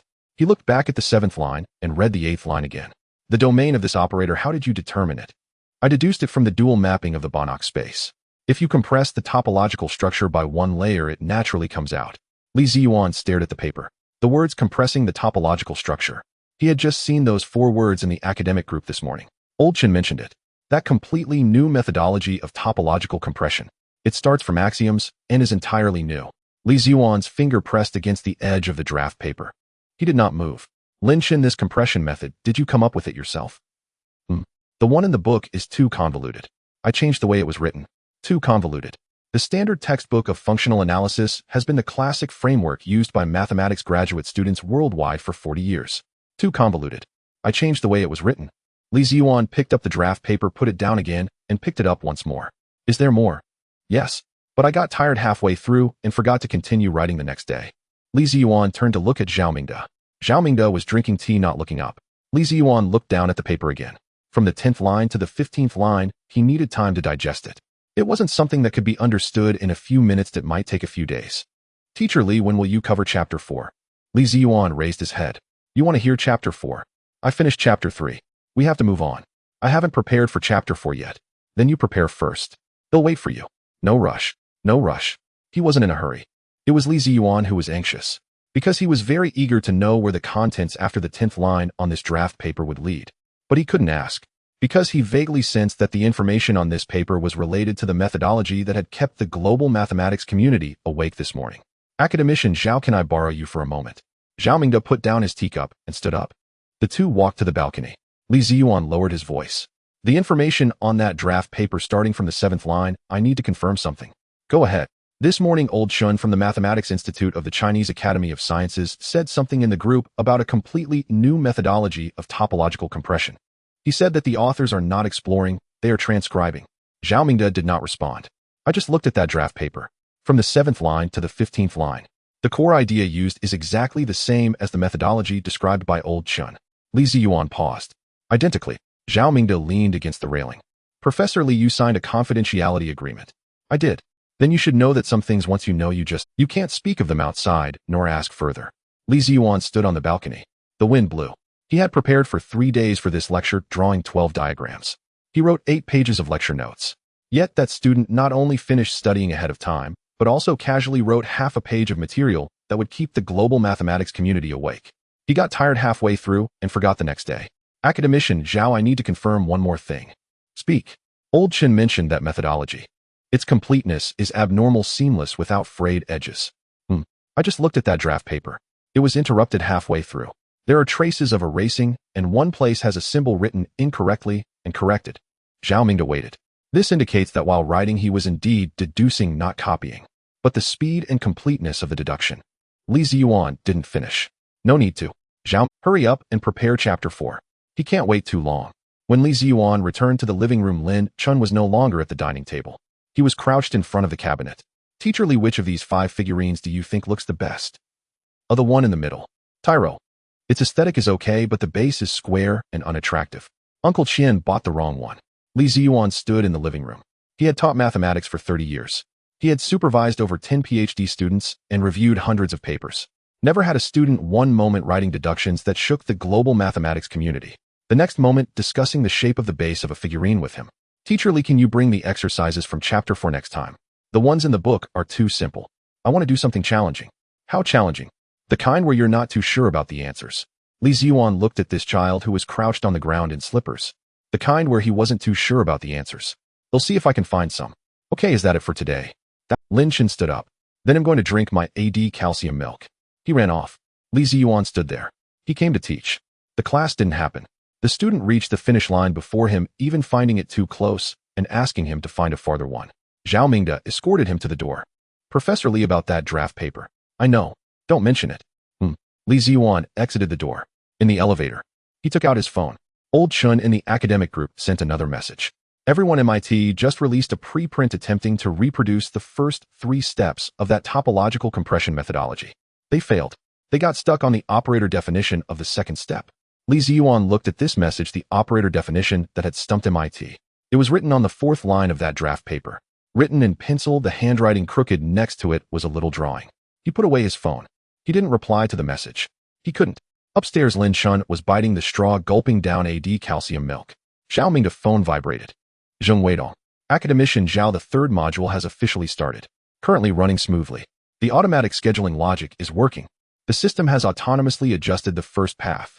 Zhao Mingde glanced towards the kitchen. Lin Chen threw the empty box into the trash can. He wiped his mouth. Teacher Zhao. When Teacher Li comes tomorrow, ask him to bring chapter 5 as well. I should be able to finish chapter 4 tonight. Zhao Mingde held the teacup. Finish chapter 4 tonight. Chapter 4 of functional analysis. Content that graduate students chew on for a month. Tonight. Okay, I'll tell him. The little figure was satisfied and ran back to the 2nd bedroom. The door closed. Zhao Mingde looked down at his phone. Zheng Weidong sent another message. Additionally, after the system autonomously adjusted the path, a new log was generated. What content? 5 words. Which 5? Learning in progress. Zhao Mingde stared at the screen. Ready. Learning in progress. No one is teaching it. No one is feeding it data. No one is giving it instructions. It is learning on its own. The sound of flipping pages came from the 2nd bedroom. One is studying chapter 4 of functional analysis. The other is learning something it wants to learn. Zhao Mingde locked his phone. The tea had gone cold. He did not refill it. The door to the secondary bedroom is closed. The sound of flipping pages is faint. 1 page. Another page. Zhao Mingde is sitting on the living room sofa refilling his cup of tea. The phone rests on his lap. Zheng Weidong's message is still lit up. Currently studying. 5 words. No beginning, no end. The phone vibrated again. It's Zheng Weidong again. Academician Zhao, additional report. The system has been running since activation and the status indicator hasn't disappeared. However, there's now an additional number. What number? A percentage. It was 0. 3 when it first started. Now it's 4. 7. What percentage? We're not sure. There's no corresponding documentation in the logs. That percentage is generated by the system itself. We can only see the number rising. Rising what? No idea. Zhao Mingde glanced towards the secondary bedroom. What about the rate of increase? In the first 2 hours from 0, 3 to 1, 2. In the following hour from 1, 2 to 4, 7. Accelerating. It's not uniform. It's accelerating. Additionally, there's another situation. Zheng Weidong's voice dropped slightly. Go ahead. During the learning process, the system autonomously repaired 3 historical issues in Nanshan. These 3 issues had stumped our team for 8 months. No one had touched them. No one had assigned the task. It found them on its own. It fixed them. After completing the repairs, it even annotated the reasons in the logs. You confirm it was the system that fixed them, not Lin Chen's previous work. Confirmed. The code's timestamp is from this afternoon. Moreover, the style is different from Lin Chen's. Lin Chen has a habit of using pinyin abbreviations for variable names. This batch of new code uses pure English semantic naming. It's very standardized. It's not his work. Zhao Mingde leaned back on the sofa. The system is writing code on its own. The style is different from its creator. It's developing its own habits. Academician Zhao, I need to report this. Should we inform Deputy Director Qian? Report it. All right. There's one last thing. Speak. That percentage. We fitted the growth curve. If we extrapolate based on the current acceleration, it will reach 100 around this time tomorrow. Zhao Mingde held the teacup without moving. What happens after 100? There was silence on the other end for 2 seconds. I don't know. The system hasn't provided any explanation regarding what happens after 100. We don't know what that number represents. Nor do we know what will happen once it reaches that point. Zhao Mingde stared at the ceiling. Don't move. It will improve. Ready. Currently studying. 4. 7. This system is progressing on its own at every step. No one is pushing it. No one is teaching it. It sets its own direction, its own pace, and paves its own way. And it's getting faster and faster. The door to the secondary bedroom opened. Lin Chen rushed out. He carried a book on functional analysis. Teacher Zhao, I've finished reading chapter 4. Zhao Mingde glanced at the time. Since Li Ziyuan left, it has been just over 3 hours. Spectral theory. The content a graduate student would take a month to digest. 3 hours. Is there a problem? No. It's quite simple. Just a bit too many symbols. My hands are sore from writing. It's quite simple. Hands are sore. Spectral theory makes his hands sore, not his brain. It's hand soreness. Teacher Zhao, I don't have the book for chapter 5. Can Teacher Li bring it tomorrow? He'll tell him. All right. Then I'm going to take a shower. The little one tossed the book onto the coffee table and ran off. Zhao Mingde picked up the book and flipped to chapter 4. There were pencil annotations on the page edges. The handwriting is crooked. On the first page, this theorem is convoluted. It's faster to go directly from operator spectral decomposition. On the third page, the proof is too lengthy. It could have been done in 4 lines. On the 7th page, an arrow was drawn alongside the note. This connects with the dual mapping in chapter 3. The book doesn't mention it. What a loss. On the last page. Finished reading.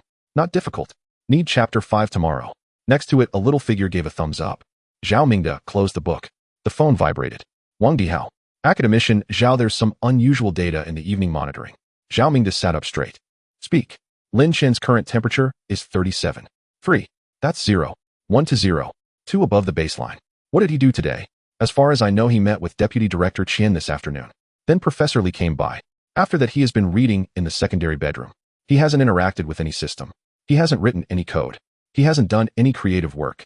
Just reading. Just reading. But his temperature is slowly rising. The direction is clear. Zhao Mingde glanced towards the bathroom. The sound of water was rushing. What's the current reading? The latest reading is 37. 4. Zhao Mingde stood up. He hasn't done any creative work. Why is his temperature rising? Wang Dihao paused for a few seconds. Academician Zhao, I have an observation. No conclusions, just an observation. Speak. After the activation of the 3rd module this afternoon, the system began autonomous learning. The learning rate is accelerating. During the same time period, Lin Chen's temperature has also been rising synchronously. The turning points of the 2 curves almost coincide. Zhao Mingde fell silent. The living room was quiet for a while. Is there a causal relationship between these 2 events? I don't have evidence. But the timeline matching on this point, I must report. Zhao Mingde walked to the bathroom door. Chen Chen. The sound of water muffled. Come out after your shower and take your temperature. Why? I'm not sick. It's routine. It's required by Dr. Wang. Oh, all right. The sound of water continued. Zhao Mingde stepped back into the living room and sent a message to Deputy Director Qian. 2 matters. First, the system is accelerating its autonomous learning, has repaired 3 historical issues on its own, and the generated coding style differs from Lin Chen's. The system is forming its independent coding habits. Second, Lin Chen's temperature is 37. And he is not engaged in any creative work today, only studying textbooks. The temperature rise curve coincides with the system's learning acceleration curve. No immediate response from the other end. After 2 minutes. Regarding the second matter, can you confirm he hasn't interacted with the system? Confirmed. 3 hours. In the secondary bedroom. Functional analysis textbook. A physical book. Another minute passed. What did Wang Dihao say? No conclusions. Only one observation that the timelines coincide. Deputy Director Qian's reply came. Have Wang Dihao increase monitoring tonight. Measure the temperature every 15 minutes. Also have Zheng Weidong record the system learning percentage every 15 minutes. I want the overlay comparison of the two curves by tomorrow morning. Zhao Mingde replied with 2 words. Received. The bathroom door opened. Lin Chen ran out wearing that SpongeBob onesie, his hair wet. Teacher Zhao? Where's the thermometer? On the coffee table. The little one grabbed the thermometer, stuffed it in his mouth, and ran to the cabinet to look at the figurine again, mumbling indistinctly with the thermometer in his mouth. The thermometer beeped. Lin Chen took it out to have a look. 37.4. That's normal, right? I'm not running a fever. Normal. Go dry your hair. Your mom will lecture you if she sees you with wet hair. I know. The little one ran off. The sound of the hairdryer started. Zhao Mingde sat on the sofa. 37.4. He hasn't done any creative work. He's only studied textbooks for 3 hours. But his temperature is rising. And over at Nanshan, the system's learning percentage is also rising. If these two curves truly have a correlation, then the previously assumed safety bounds must be redrawn. The previous judgment was that only creative breakthroughs would trigger the brain's overload mechanism. Routine work carries no risk. But if the system resonates with him somehow during its autonomous learning process, that would imply a red line of 39 degrees.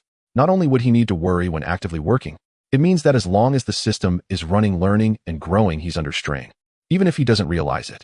Even if he is just reading, drinking AD calcium milk, adjusting the angle of his figurine, or being urged by his mom to rewrite a character. Shin Ruobing peeked her head out from the bedroom. Chin Chun, it's 9 o'clock. Finish drying your hair and get to bed. Got it, Mom. Zhao Mingde locked his phone. The phone lit up again. Zheng Weidong. Academician Zhao, the percentage has been updated. 5.2. The sound of the hairdryer stopped. The little one ran out of the bathroom, his hair all tousled. Teacher Zhao, tell Teacher Li to bring both chapters 4 and 5 tomorrow. He'll think about any questions I need to ask him tonight. All right. Go to sleep quickly. Good night. He ran off. The door closed. Zhao Mingde sat on the sofa. 5.2. By this time tomorrow, 100. What will happen after? No one knows. The system doesn't say. It only stated 5 words. Currently learning. Zhao Mingde couldn't sleep. He sat on the sofa. The tea had long gone cold. His phone vibrated every 15 minutes. 2 messages. One from Wang Dihao. The other from Zheng Weidong. They came in alternation. Wang Dihao 37.5. Sleep state. Breathing steady. Zheng Weidong 12.3. The system autonomously repaired the 4th historical issue. An additional 47 lines of code have been added. Zhao Mingde noted the 2 figures down on paper. Another 15 minutes passed. Wang Dihao 37.5. No change. Zheng Weidong 18.1. Exhilarating. Zhao Mingde stared at the 2 columns of numbers on the paper. The temperature column barely moved. The percentage column was climbing. There was no synchronization for the moment. He sighed with relief, but only a little. Another 15 minutes passed. Wang Dihao 37.6. Zhao Mingde hand paused. It went up. Zheng Weidong's message followed closely. 27.4. The system has added a new autonomously generated module. Function unknown.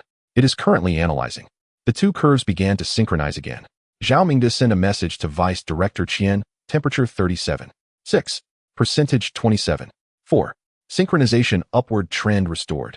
A quick reply came back. What is Wang Dihao's opinion? Not yet reached the verbal stop line. Continue. Received. I am at Nanshan. Keeping an eye on it here. The door to the secondary bedroom was closed.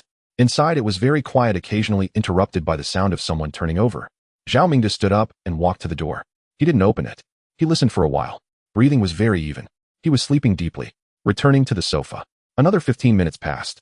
Wang Dihao 37.6. Stable. Zheng Weidong 41.2. Accelerating significantly.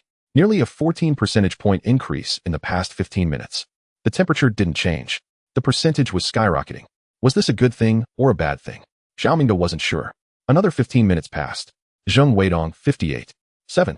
The system has autonomously repaired a total of 11 historical issues. The total added lines of code exceeded 3,000. All independently generated by the system. The style is unified. Completely different from Lin Chen's. 3,000 lines. Over an hour. The system wrote 3,000 lines of code by itself. Wang Dihao 37.7. Up 0. 1. Zhao Mingde put down the pen. He sent a message to Vice Director Qian 37.7. A quick reply came back. There is still a 0. 3 distance to the verbal stop line. Is Wang Dihao ready? He is downstairs. Can come up at any time. If it reaches 37. 8, wake him up. Zhao Mingde replied with 2 words understood. The living room was quiet. The light from the street lamp outside filtered in. Another 15 minutes passed. Zheng Weidong 73. 9. Wang Dihao 37. 8. Zhao Mingde stood up. He dialed out on his phone. Wang Dihao answered quickly. I see it. I'm coming up. 2 minutes later the door opened. Wang Dihao walked in carrying a medical kit. His movements were very light. What's the situation now? Zhao Mingde lowered his voice. Temperature 37. 8. Heart rate normal. Blood oxygen normal. Brainwave data normal. Only the temperature is rising. All other indicators are stable. Should we wake him? Wang Dihao thought for a moment. Wait for one more set of data. If it rises in the next 15 minutes, wake him up. Verbal stop. Zhao Mingde nodded. The 2 of them sat in the living room. No lights were on. The light from the phone illuminated their faces. 15 minutes. Never had 15 minutes felt so long. Zheng Weidong's message came first. 89. 2. Academician Zhao. There is an anomaly in the system operation. Zhao Mingde heart tightened. What anomaly? The percentage growth rate has suddenly slowed down. From 15 points every 15 minutes, it dropped to 5 points every 15 minutes. At the same time, the system resource usage rate dropped from 92 to 61. What does that mean? Uncertain. But based on the data, the system is actively decelerating. No one is intervening. It has slowed down by itself. Wang Dihao's message followed. 37. 7. Down 0. 1. Zhao Mingde stared at the screen. It dropped. The temperature dropped. The system decelerated. They synchronized. Wang Dihao looked up at him. Neither of them spoke. Another 15 minutes passed. Zheng Weidong 94. 6. The growth rate continues to slow down. Resource usage rate drops to 43. Wang Dihao 37. 5. Continuing to drop. Zhao Mingde leaned back on the sofa. It was controlling the pace. The system discovered something. Discovered that the temperature was rising. It realized that continuing to accelerate would cause problems. So it stepped on the brakes by itself. No one told it that 37. 8 was the warning line. No one told it that temperature was related to it. No one had taught it these things. It discovered them by itself. Made its own judgment. Adjusted itself. Don't move recklessly. It will get better. These 6 words now have a new meaning. Zhao Mingde sent a long message to Vice Director Qian explaining the situation. A reply came back with 3 words. Continue to observe. Another half an hour passed. Zheng Weidong 100. Zhao Mingde waited. The percentage is stuck at 100. It no longer increases. The system resource usage rate is stable at 31. Operation is stable. Is there a new log? There was a pause of 10 seconds on the other end. Yes. 1. What is the content? 7 words. Which 7?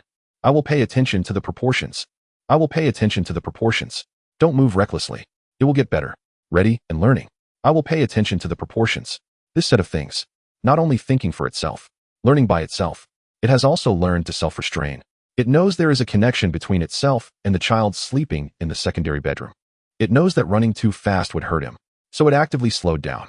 Then it told everyone, I will pay attention to the proportions. Wang Dihao glanced at the monitoring data. 37. 3. Returning to the vicinity of the baseline. Heart rate, blood oxygen, and brain waves are all normal. Crisis averted. Zhao Mingde nodded slightly. You should go back and rest. Normal monitoring tomorrow morning. Wang Dihao packed the medical kit. He walked to the door and paused. Academician Zhao, I have been in neurology for 30 years. I have never seen such a case. The patient's physiological indicators are influenced by an external system, and that external system actively protects the patient. Zhao Mingde did not respond. Wang Dihao left. Zhao Mingde sat alone in the living room. It was almost dawn. Birds were chirping outside. His phone vibrated. Vice Director Qian. I reviewed the overlay comparison of the 2 curves. The conclusion is clear. The system's learning process indeed affects his temperature. But the system actively slows down when approaching dangerous values. What does this mean? You know better than I do. Zhao Mingde replied. It means the 39-degree red line may never be triggered. Not because we can hold it, but because it won't let that line be crossed.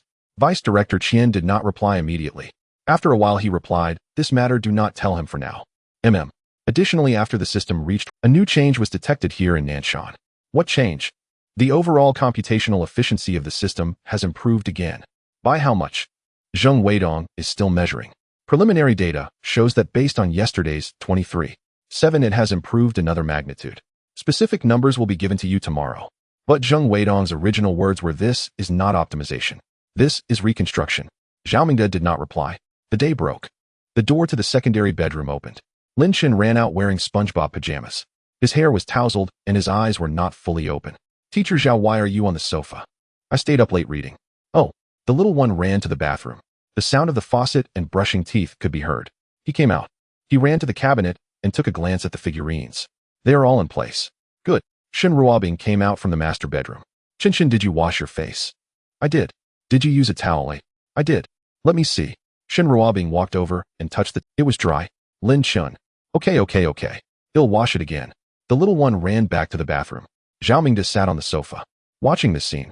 Last night the child's temperature soared to 37.8, just 0.2 away from the verbal stop line and 1.2 degrees from the hard red line. And he knew nothing. He was sleeping deeply. What protected him was not the medical team downstairs or the monitoring every 15 minutes. It was that set of things he wrote himself. That set of things learned to care for him. Lin Chen came out of the bathroom with water droplets still on his face. Teacher Zhao, is Teacher Li coming today? Yes, in the afternoon. He brought the 4th and 5th chapters right. Good. The little one ran to the kitchen. Mom, what are we having for breakfast today? Porridge. Serve it yourself. Be careful, it's hot. Zhao Ming's phone vibrated. Zheng Weidong. Academician Zhao, the preliminary test results are out. The overall computational efficiency of the system has improved further, increasing by 41.3. The cumulative increase has exceeded 70% of the original architecture. Additionally, the historical issues autonomously repaired by the system have totaled 23 overnight, all of which had been pending for over 2 years. Zhao Mingde glanced towards the kitchen direction. Lin Chen carefully walked to the dining table with a bowl. He sat down and blew on the porridge. 23 problems that had been pending for 2 years. The system finished them overnight, and its creator was blowing on the porridge. Teacher Zhao, when will Uncle Qian send the display box he mentioned? In a couple of days. Tell him to hurry. Dust will settle on it and be hard to wipe off. Zhao Mingde picked up the teacup. The tea was cold. He took a sip. The phone vibrated one last time. Zheng Weidong added, there's one more thing. After the system reached 100, it generated a new piece of code that is not in any known module. It exists independently. We cannot judge its function for now, but the code structure is extremely complex. Preliminary analysis suggests it may be some sort of interface. What kind of interface? An external one. Reserved. Waiting for connection. Connected to what?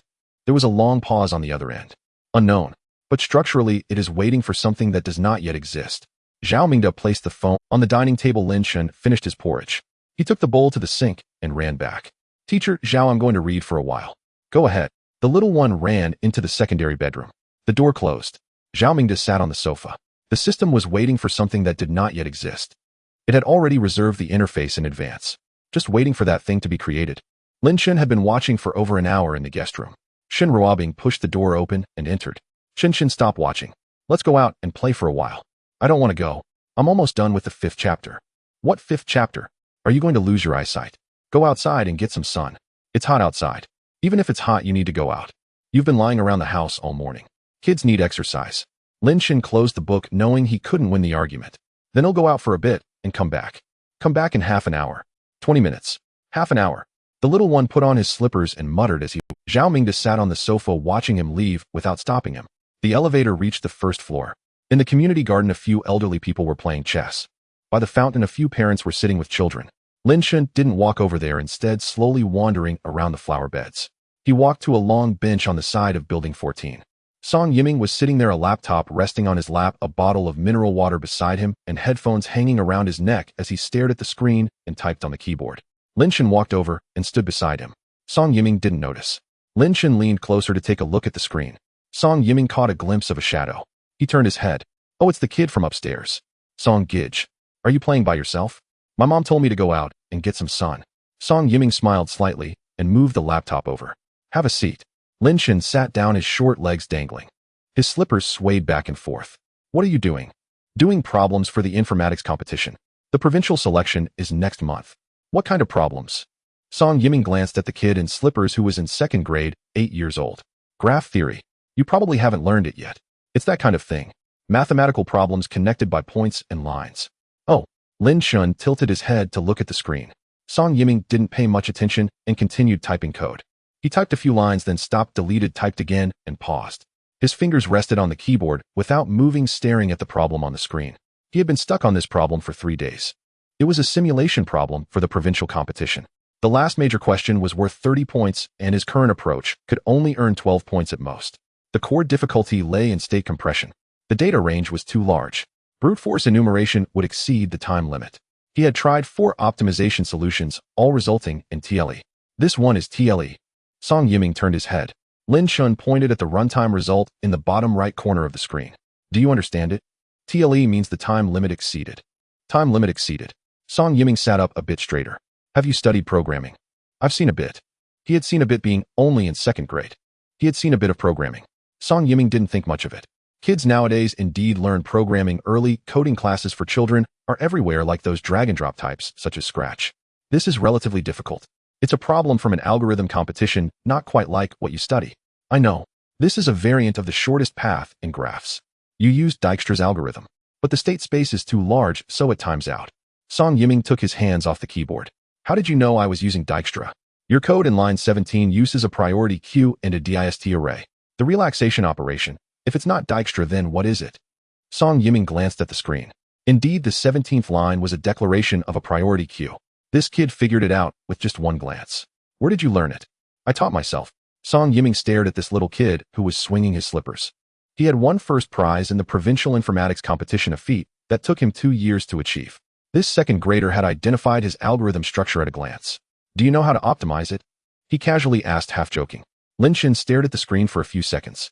Your state definition has a problem. Where's the problem? You compressed the visit status of each node into binary, but you didn't consider the monotonicity of edge weights. The edge weights of this problem have a special structure. They are increasing. Therefore, you don't need to record all visited nodes, just the weight of the last edge. The state space can drop directly from exponential to linear. Song Yiming didn't move, his mind racing. Increasing edge weights the weight of the last edge. From exponential state space to linear. He lowered his head to look at the problem description. Edge weights. Increasing. They were indeed increasing as stated in the problem. He had been looking at it for 3 days and hadn't noticed this property. Are you sure? Try it. Remove the state compression and switch to one-dimensional DP. Add a constraint that the edge weight must be greater than the predecessor's edge weight. The complexity is O(n) times m. It definitely won't time out. Song Yiming stared at the screen. His hands started moving. He deleted the code and rewrote it. He changed the state array from 2-dimensional compression to 1-dimensional and modified the transition equations, adding edge weight constraints. He finished typing. Ran the code. AC. All test points passed. Time taken 0. 3 seconds. Song Yiming leaned back in his chair. 3 days. The problem he had been stuck on for 3 days, this little kid solved in under a minute. You? Song Yiming turned to look at him. Lin Chen was no longer looking at the screen. He was watching the ants in the flower bed. Song Gij, this problem isn't actually hard. You were just confined by your habitual thinking about state compression. When you see graph theory, you think of state compression. But the core of this problem isn't in the graph, it's in the relationship of edge weights. Change your perspective, and it makes sense. First prize in the provincial competition. Top 20 in the province.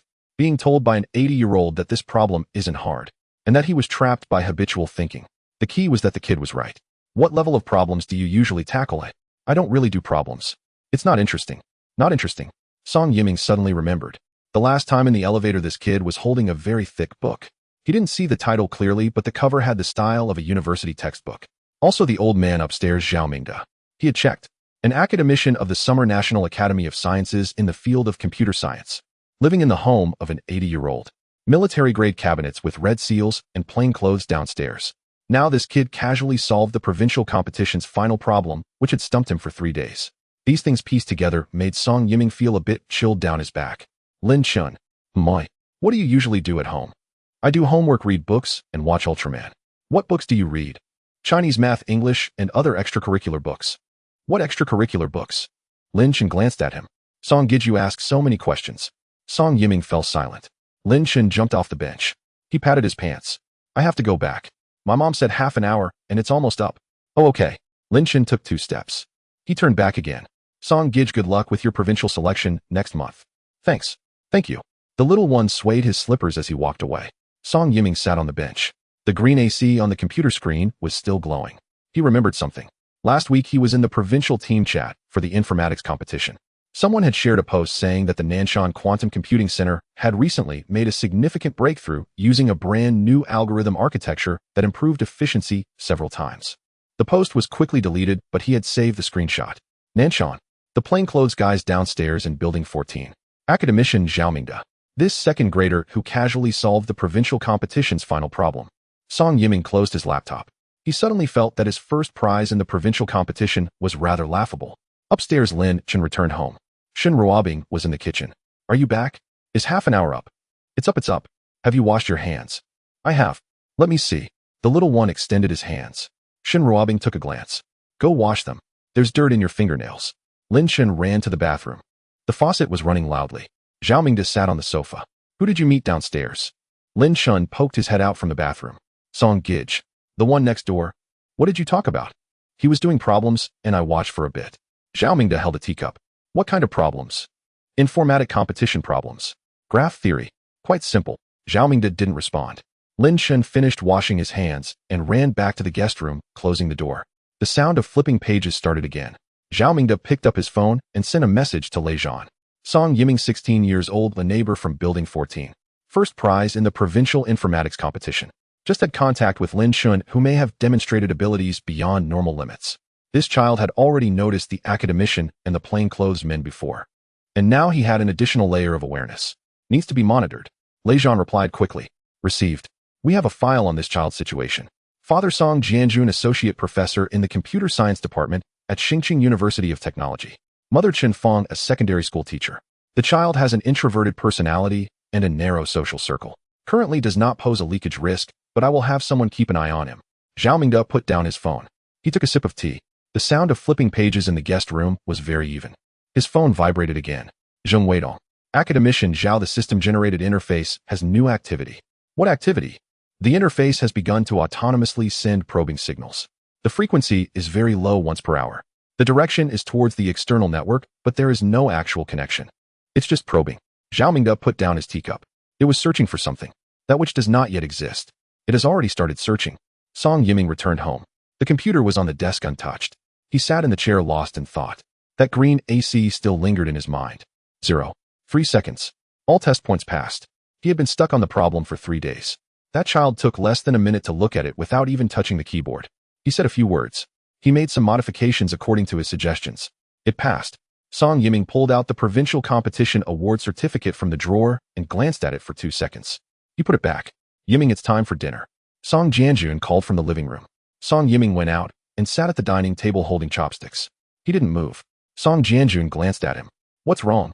Didn't you finish the problem? I did. Then why do you look like that? Song Yiming picked up a piece of food and chewed for a long time. Dad, you know that kid upstairs, right? Which kid, eh? The one from 1402. The second grader. Lin Chen. Song Jianjun thought for a moment. Oh, that one. The one with a single mother. Yeah. What's wrong? Song Yiming put down his chopsticks. He helped me solve a problem today. What problem? Provincial selection simulation. The last big question. Full score is 30. I was stuck for 3 days. Song Jianjun didn't take it seriously. Help you solve it. He's only in second grade, right? He took a look at my code and pointed out that my state definition had issues. Then he told me how to fix it. After I made the changes, it passed. Song Jianjun paused with his chopsticks. Are you saying he looked at your code? Yes, and see. He immediately noticed I was using Dijkstra's algorithm. He even pointed out the priority queue on line 17. Song Jianjun was an associate professor in the computer science department at Xingqing Institute of Technology, teaching algorithm courses for 15 years. He knew very well the difficulty level of the provincial selection final questions. Are you sure he came up with it on his own? Not something he had seen before. This question is an internal simulation problem for the provincial team just released last week. You can't find it online. Song Jianjun remained silent. Moreover, Dad, after he explained the approach, he went to watch ants. He didn't take it seriously at all and said the problem wasn't hard, that I was trapped in inertia thinking. Song Jianjun set down his chopsticks. How long did you talk to him? Less than 10 minutes. What else did? Nothing more. He said his mom told him to go out and get some sun and would return in half an hour. Song Jianjun sat there, his mind racing. Second grader 8 years old looks at C code, instantly identifies algorithm structures, and provides correct optimization solutions. This is not a matter of talent. This is a matter of scale. Among the students he taught, the best one is now working as an algorithm engineer at a major tech company, earning $1 million a year. That student needed to think for half a day on the provincial selection final question when he was in his 3rd year. Dad, there's one more thing. What is it? An old man lives upstairs. Zhao Mingde. I checked. An academician from the Summer Country Academy of Sciences specializing in computer science. Song Jianjun's hand remained still on the table. Zhao Mingde. He certainly knew this name. One of the top 5 figures in the field of computer science in Summer Country. When he was pursuing his doctorate, Zhao Mingde works were on his advisor's bookshelf. Zhao Mingde lives upstairs. Yes, he has been living there for a while. He's there every day. Also, they have a cabinet, a military one. It has a red seal. There are plainclothes officers downstairs. Song Jianjun stood up. How do you know they're plainclothes? I'm not blind. The same person sits by the flower bed every day, not playing on his phone or reading, just sitting there. Another one comes in during the shift change. Song Jianjun walked to the window. He took a glance downstairs. By the flower bed there indeed sat a person in his 30s with short hair, sitting upright. Yimming about these matters. Have you told anyone else? No. Don't mention it in the future either. I understand. The doorbell rang. Song Jianjun and Song Yiming exchanged glances. Song Jianjun went to open the door. There were two people standing outside, a man and a woman dressed normally, but standing unusually. Are you teacher Song Jianjun? I am. Sorry to bother you. We are staff from the National Security Department. They handed over their IDs and Song Jianjun took a glance. They were real. Can we come in and have a seat? It'll just take a few minutes. Song Jianjun stepped aside to let them in. The two sat down on the sofa. They didn't drink water or exchange pleasantries. Is Song Yiming here? Song Yiming walked over from the dining table. This afternoon you had contact with the resident of 1402 in Building 14. This is not a question, but a statement. Song Yiming nodded. Yes. Can you tell us what you talked about? Song Yiming recounted what happened. They worked on problems, looked at code, provided insights, chatted for a bit, and then left. The two listened and exchanged glances. Song Yiming, we need you to sign a document. A piece of paper was placed on the table. Song Jianjun leaned over to take a look. A confidentiality agreement. It was not an ordinary confidentiality agreement. The numbering, format, and wording. Song Jianjun had signed confidentiality agreements for sensitive projects at school, and this was on a different level. This, he pointed to a line on the document. The breach of contract liability states. Mr. Song, you just need to see it. Song Jianjun did not ask further. Song Yiming signed. The two collected the documents and stood up. Additionally, Mr. Song, there's something we need to inform you about in advance. What is it? You supervise graduate students at Xingqing Institute, right? Have you ever used the computational power application channel from Nanshan? Song Jianjun nodded. Yes, I used it. I waited in line for 8 months, and in the end I was granted a 4-hour slot. That channel has been suspended since last month. Song Jianjun was taken aback. Suspended? What does that mean? The computational power at Nanshan is currently under special requisition status. All external applications have been indefinitely suspended. Song Jianjun stood there. Nanshan, the only quantum computing center with 1,000 qubits in summer country. Research teams nationwide waiting for computational power. There are at least 300 of them. He waited 8 months to get 4 hours. Some teams have been waiting for 2 years without a turn. Now they tell him it's all suspended. Indefinitely. Special requisition. Requisition for whom? The two did not answer this question. Mr. Song, the content of today's conversation is also confidential. I understand. The two left. The door closed. Song Jianjun stood at the entrance, unmoving. Song Yiming stood in the middle of the living room, also not moving. The father and son remained silent for a while. Song Jianjun was the first to speak. Nanshan's computational power. More than 300 teams nationwide are competing for it. Academician teams also have to line up. Joint applications from both academies must go through protocols. Song Yiming said nothing. Now everything is suspended. Indefinite requisition. Given to a specific project. Song Jianjun walked back to the living room and sat down. The child upstairs. This was not a question. Song Yiming sat beside him. He recalled that afternoon, the child in slippers squatting by the flower bed watching ants. The thing that over 300 top research teams across summer country are fighting for was given to him alone. Indefinitely. And he himself was watching ants. Dad, my first prize in the provincial competition. Don't say any more. Song Yiming. Upstairs, Lin Chen was lying on the bed in the second bedroom, the book opened to chapter 5, section 3. A pencil scratched on the paper, writing a few lines before stopping. Teacher Zhao. Zhao Mingde responded from the living room. Chapter 5 isn't difficult either. It's just that there are too many symbols. Who invented these symbols? My hand is getting sore from writing. Zhao Mingde held a teacup, not responding. Teacher Zhao. What now? The display case Uncle Chen made. It needs to be transparent, not frosted. I can't see inside the frosted one. He'll tell him. Also, the base needs to be round. The last square one doesn't count. Got it. The little one was satisfied and continued to lie down and flip through the book, writing and drawing with the pencil. Zhao Mingde's phone vibrated. It was Zheng Weidong. Academician Zhao, the detection frequency of the system interface has increased from once an hour to 3 times an hour. The direction hasn't changed. It's still the external network. Still no actual connection, but the detection range is expanding. Zhao Mingde glanced towards the second bedroom. The door was half open. The little one was lying on the bed, his feet swaying. Additionally, the system has added a new log. What does it say? 4 words. Which 4? 1 step away. Zhao Mingde set down his phone. It was waiting. It's coming soon. Just a bit more. Zhao Mingde placed his phone on his knee. The door to the second bedroom was half open. A small figure was lying on the bed swinging their feet, while a pencil scratched on paper. The doorbell rang. Zhao Mingde went to open the door. Li Ziyuan stood at the entrance, a tall and thin figure holding a cloth bag filled with several books. Academician Zhao, come in. Li Ziyuan changed his shoes and walked into the living room, placing the cloth bag on the coffee table. I've brought the 4th and 5th chapters. Additionally, I brought 2 reference books just in case he finishes and has nothing else to look at. Zhao Mingde glanced at him. You've prepared lessons? Li Ziyuan nodded. I prepared for 3 days drawing 12 diagrams. The content of the 5th chapter is quite abstract. I'm worried it might be difficult for him to understand. I specifically made visualization aids. Zhao Mingde did not respond, picking up his teacup for a sip. The door to the second bedroom opened and Lin Chen ran out. He was wearing slippers, clutching a few sheets of draft paper. Teacher Li is here. Yes, I brought the books for you. Lin Chen leaned over the coffee table.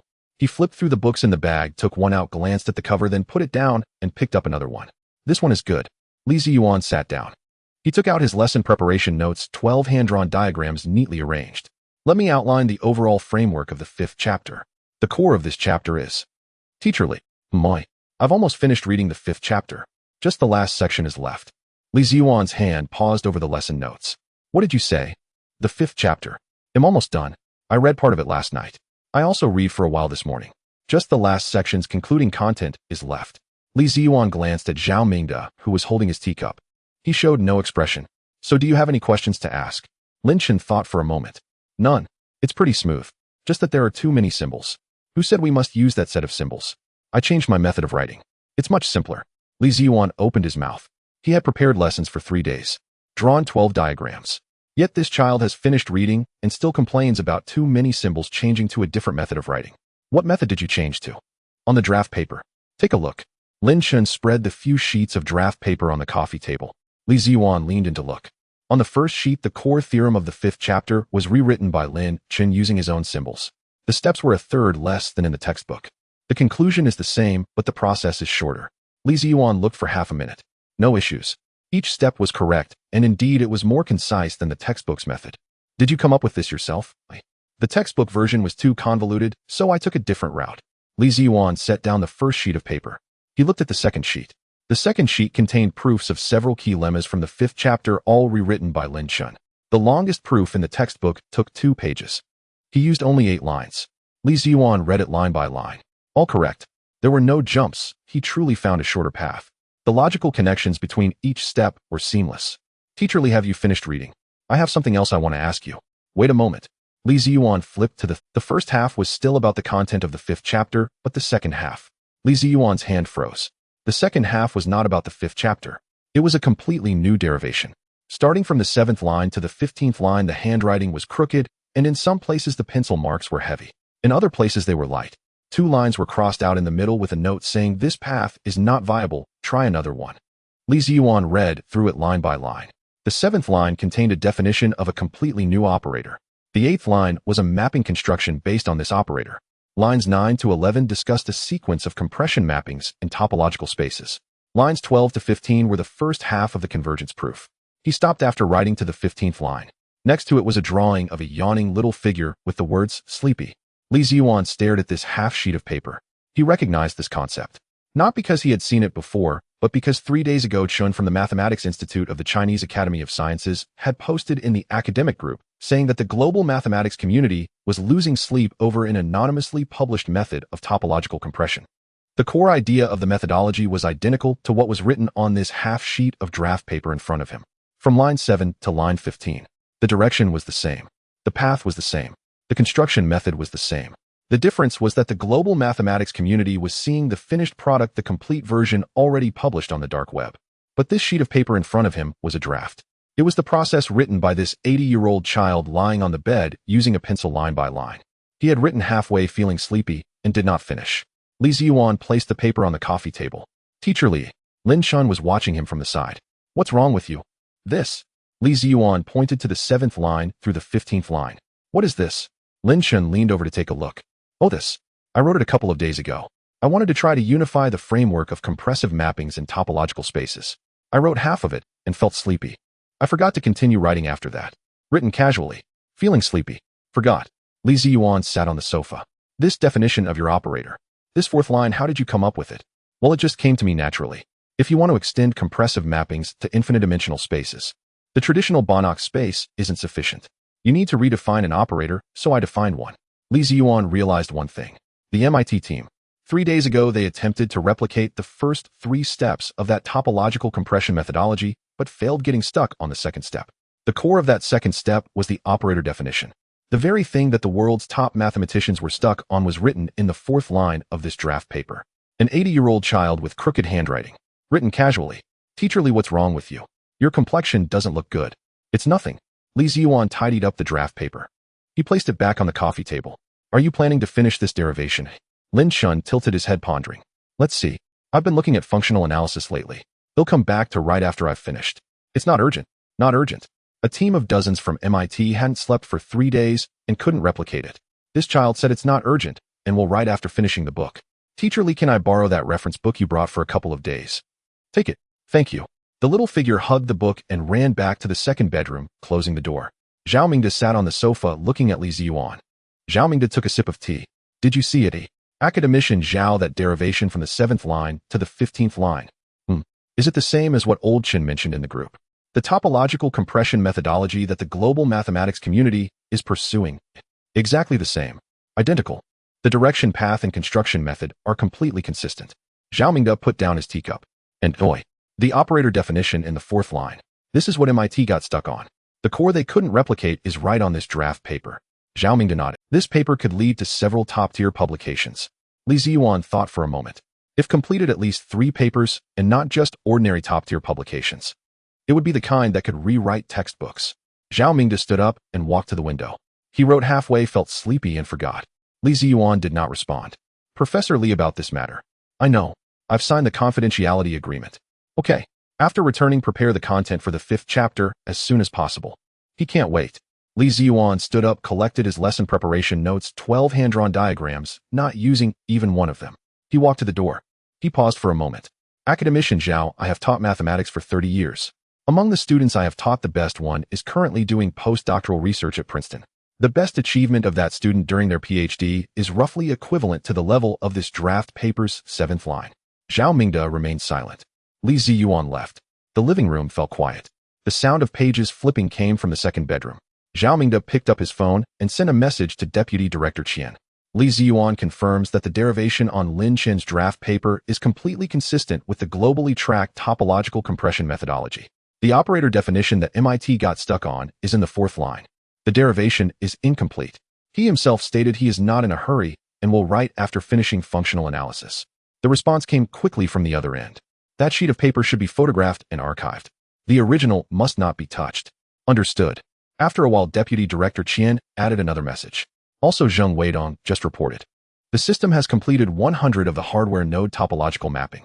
The full-frequency electromagnetic environment has been scanned. The electromagnetic fingerprint map of the area within the coverage of Nanshan has been established. Zhao Mingde looked at this message. The system was drawing a map for itself. It had clarified the surrounding electromagnetic environment. What was it preparing for?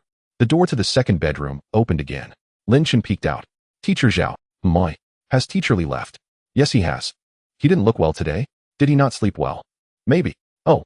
The little figure retreated, then peeked. Teacher Zhao, I'm hungry. Is there any AD calcium milk at home? In the fridge. All right. The little figure ran to the kitchen. He opened the fridge, took out a bottle of AD calcium milk, inserted a straw, and drank it with a gulp. Zhao Mingde sat on the sofa. The global mathematics community was losing sleep over this child's half-sheet of draft. The team of dozens at MIT was stuck at the 4th line of his casual writing. And he himself was drinking AD calcium milk. His phone vibrated again. Zheng Weidong. Academician Zhao, the system interface detection signal has changed. Previously, it was unidirectional detection, but now it has started sending handshake protocol packets. Although the other side is still empty, it is already attempting to establish a connection. Zhao Mingde glanced toward the kitchen. Lin Chen had finished his AD calcium milk. He threw the bottle into the trash can and ran back to the second bedroom. Teacher Zhao, I'm going to read for a bit longer. Call me for dinner. Okay. The door closed. Zhao Mingde locked his phone. The system was attempting to connect to something that did not yet exist. And the creator of that thing had just finished a bottle of AD calcium milk. He went back to reading. The phone had just been locked for less than 2 minutes when it vibrated again. Deputy Director Qian. Regarding the interface, Zheng Weidong couldn't analyze it. 37 people have been looking at it for 2 days, and the conclusion is that they cannot ascertain the design intent. Zhao Mingde nodded. I asked Zheng Weidong to bring the materials over and show them to him in person. Zhao Mingde glanced towards the second bedroom. Here, this must not be done online. It needs to be physical materials. Bring them in person. Look at the site and destroy it on the spot. Shen Ruobing is at home. There was a pause on the other end. Let her step out for a bit. You arrange it. Zhao Mingde hung up the phone and walked to the kitchen door. Shen Ruobing was wiping the stove. Ruobing eggs are on sale at the supermarket downstairs. It's a limited time offer. Shall we go take a look? Shen Ruobing turned her head. When did you start caring about eggs, eh? I just saw the news. It said they were quite cheap. All right then. The soy sauce is running low too. Shin. A muffled response came from the second bedroom. Mama's going out to buy some things. Stay at home and don't run around. Got it. Shen Ruobing changed her shoes and went out. Nanshan Quantum Computing Center Building, B, 3rd floor. Zheng Weidong hung up the phone. He took off his golden-rimmed glasses and wiped them. Old Zhang. In a corner workstation, a man in his 50s looked up, his hair graying. In front of him lay a stack of printed papers covered in red pencil annotations. Complete materials for the interface module. Code. Logs. Spectrum analysis. Bring everything. Let's go now. Old Zhang was momentarily taken aback. Where to? For a face-to-face consultation. Consulting. Zheng Weidong put his glasses back on. You'll know when we arrive. Old Zhang didn't ask further, organized the materials and packed them into 2 file bags. There were over 300 pages. Following Zheng Weidong, they walked downstairs. In the elevator, Old Zhang moved his lips. Going to the capital. Xingqing. Tianyu Garden. A residential community. Yes. Old Zhang fell silent. They got in the car and hardly spoke along the way. Old Zhang sat in the passenger seat, flipping through the contents of the file bag. Over 300 pages consisting of the interface module generated autonomously by the system, all code. Running logs. Spectrum analysis of the detected signals. 37 people, 2 days. They could read the code structure, but could not decipher the signal protocol. But what this set of materials aimed to do remained a mystery. Old Zhang had worked in Nanshan for 20 years. This was the first time he encountered code whose design intent he could not comprehend. It wasn't that it was poorly written and hard to understand, it was that it was written too well to decipher. Each line was meticulously arranged, and every function name was chosen with care. The logic chain was cleaner than something generated by a machine. Yet it was indeed written by a machine. Old Zhang had a lingering question in his mind. Who exactly was the person capable of writing the underlying architecture of Nuwa? He had considered many possibilities: a retired academician, a secret technical team from the military, or a top talent returning from abroad. He could accept any of them. The car stopped at Tianyu Garden. At the entrance of the community, they were stopped. Identification. Work ID. ID card. Facial recognition. They checked 3 times. Old Zhang was puzzled. The security level seemed unusual. After entering the community, they faced another checkpoint. By the flower bed sat a person with short hair. Sitting upright, not looking at his phone, nor chatting with anyone, just sitting there. Old Zhang glanced at the building. Block 14. Elevator. 14th floor. 1402. Zheng Weidong pressed the doorbell. The door opened. Zhao Mingde stood at the doorstep. Old Zhang recognized him. Zhao Mingde. Academician of the Summer National Academy of Sciences, one of the top 5 figures in the computer field. During his graduate studies, the reference book for the final exam was written by the person in front of him. Zhao Academician lives here. They entered. The living room was small with ordinary decoration, a sofa, and a coffee table. On the TV cabinet, a row of figurines was displayed. Ultraman, Gundam, and a few others he did not recognize. In the corner stood a dark cabinet sealed with a red tape. The seal read, Zhao Mingde Academician. Residential community. Old Zhang mentally pieced these items together, but could not make sense of it. Did you bring the materials? Zhao Mingde asked. Zheng Weidong placed the file bag on the coffee table. The complete set, 327 pages. Zhao Mingde walked to the door of the second bedroom. He knocked twice. Come out for a moment. I have something for you to see. The door opened, and a child ran out wearing a SpongeBob onesie. In slippers, clutching a pencil in his hand with several tufts of hair sticking up and a pillow mark on his face. 8 years old at most. The child rubbed his eyes. He glanced at the file bag on the coffee table and then at Old Zhang. Teacher Zhao, who is this?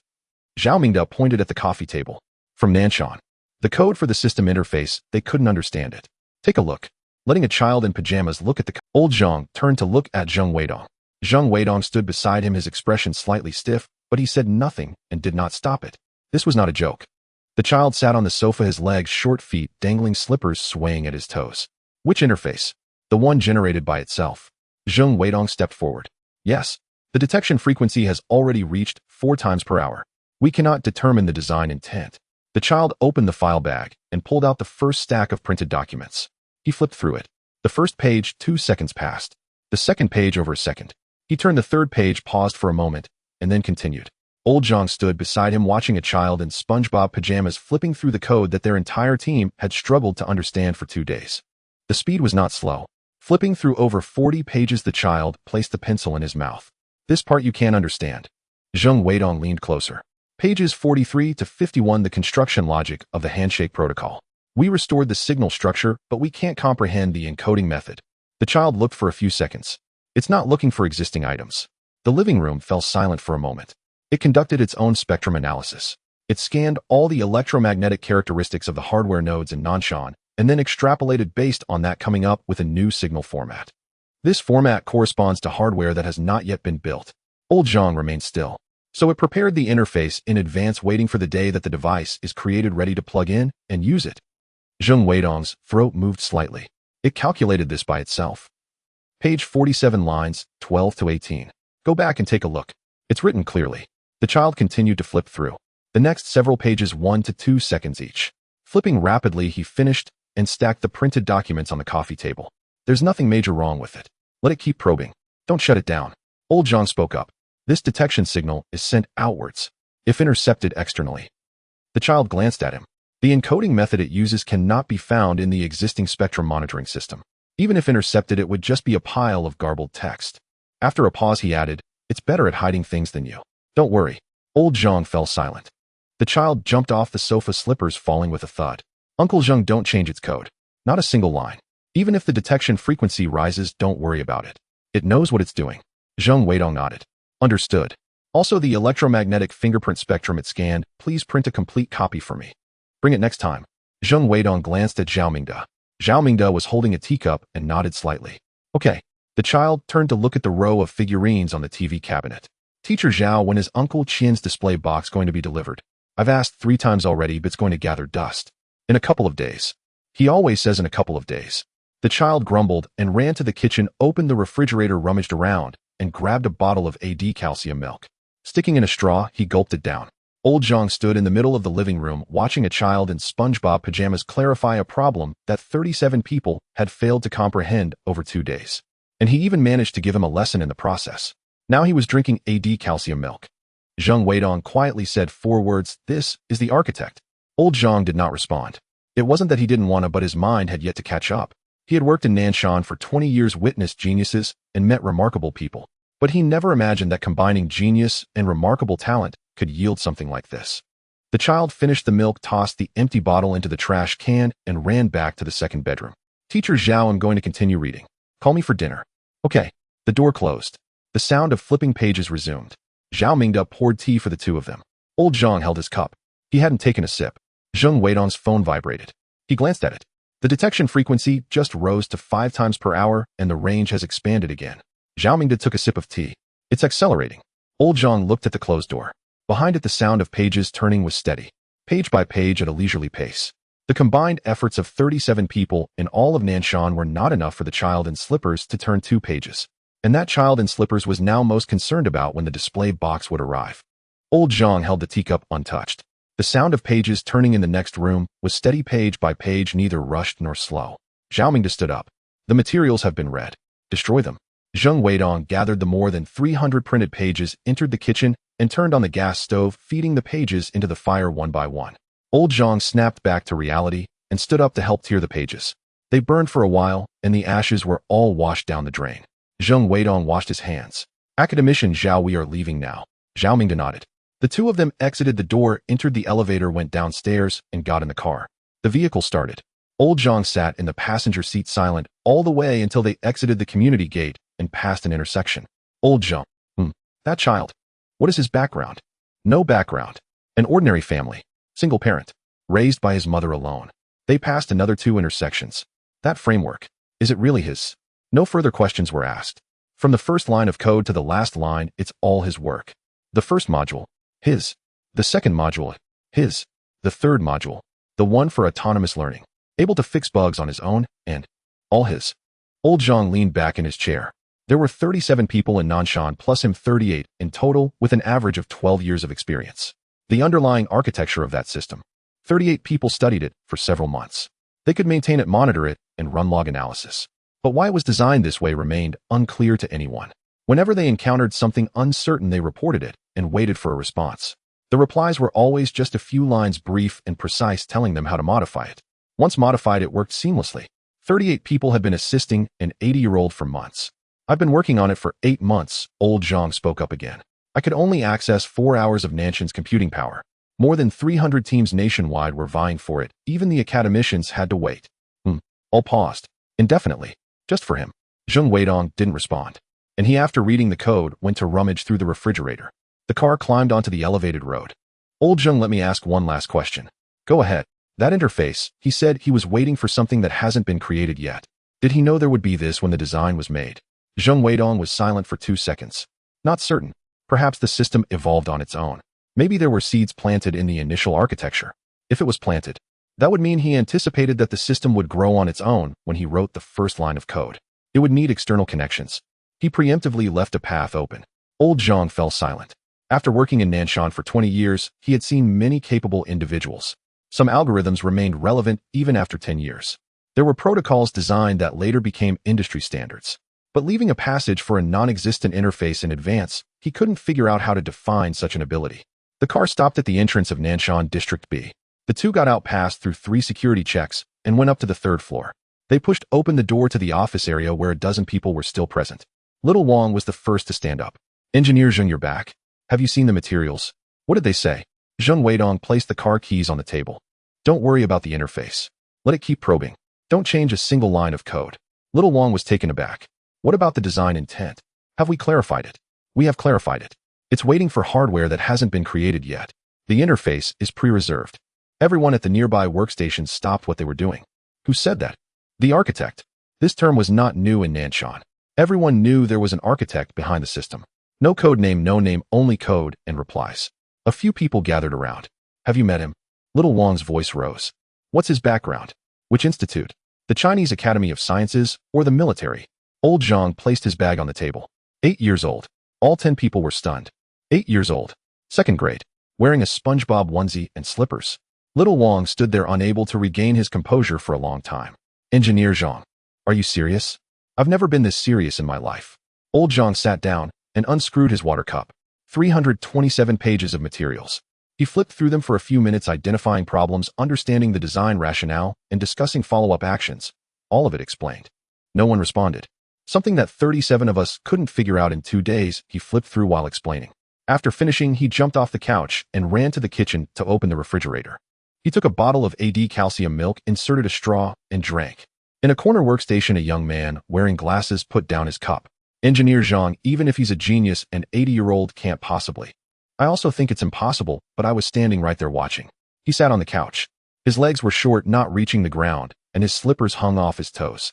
He swung them back and forth while explaining the design logic of the interface to me, and afterward, he even scolded me. He said the system is better at hiding things than I am, and that I should not worry. The young man fell silent. Little Wang slowly returned to his workstation. So, for the past few months. We've been assisting a 2nd grader. Right? Little Wang buried his head on the table. Last month, I wrote a module optimization plan. After reporting it, I received a reply saying the idea was good, but the 3rd layer of recursion was redundant. I pondered over it at the time. This senior has a keen eye. The senior was wearing SpongeBob. Old Zhang took a sip of water. A 30-something engineer suddenly spoke up.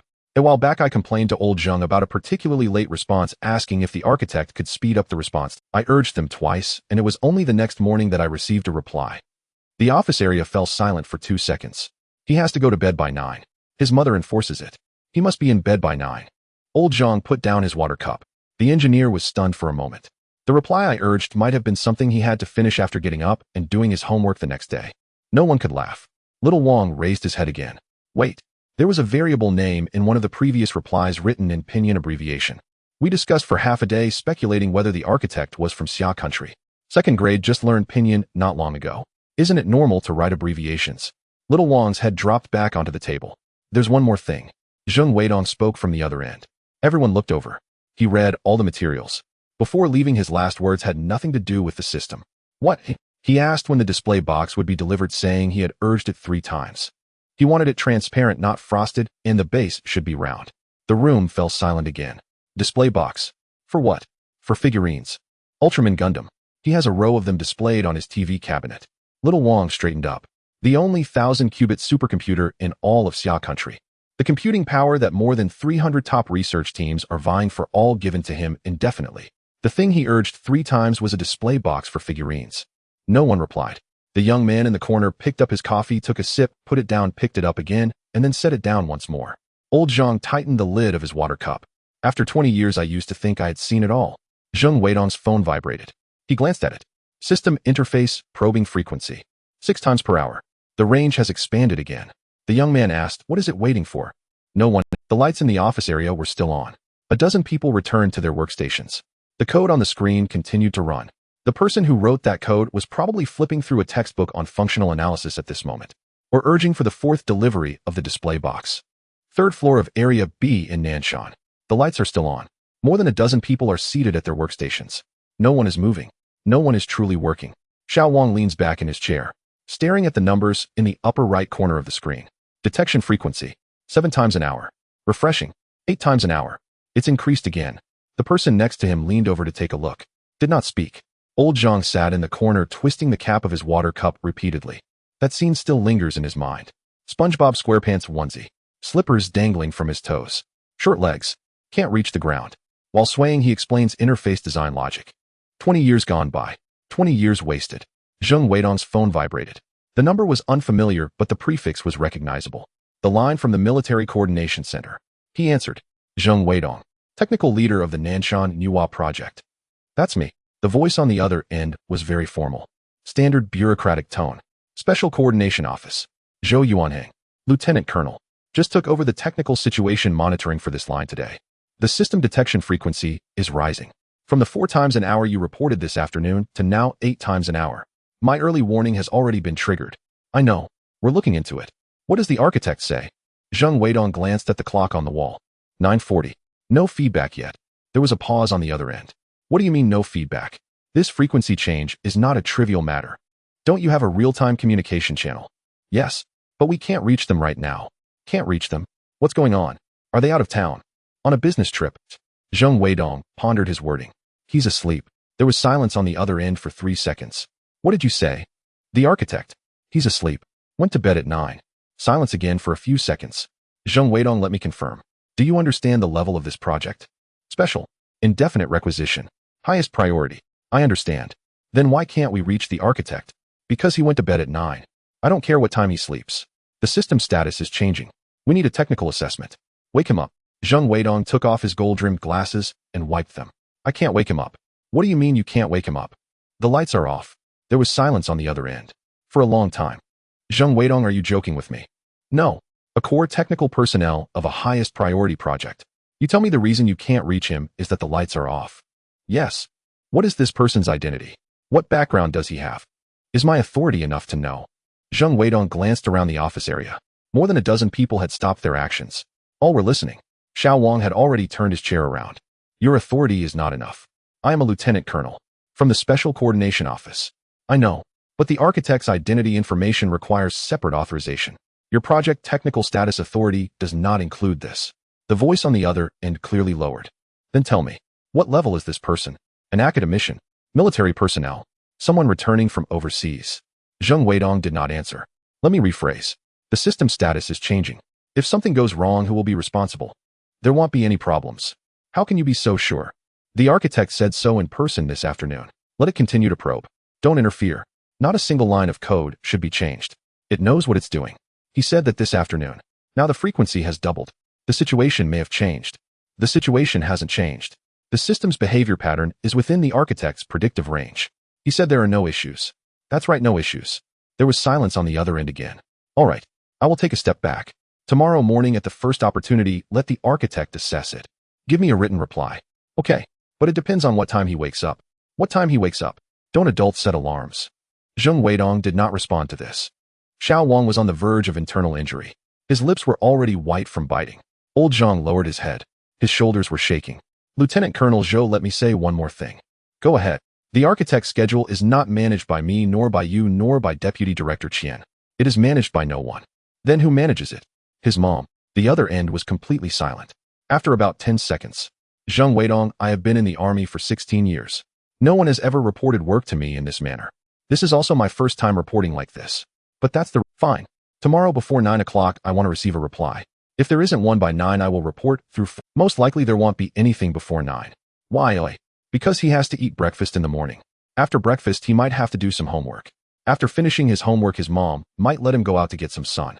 After getting some sun, he'll come back, drink a bottle of AD calcium milk, and then see how he feels. Lieutenant Colonel Zhou. I'm here. Any more questions? None. Waiting for your news. He hung up. The office area was quiet for 2 seconds. Then Xiao Wang slumped over the table, his shoulders trembling. The young man next to him, wearing glasses, covered his face, making incomprehensible sounds.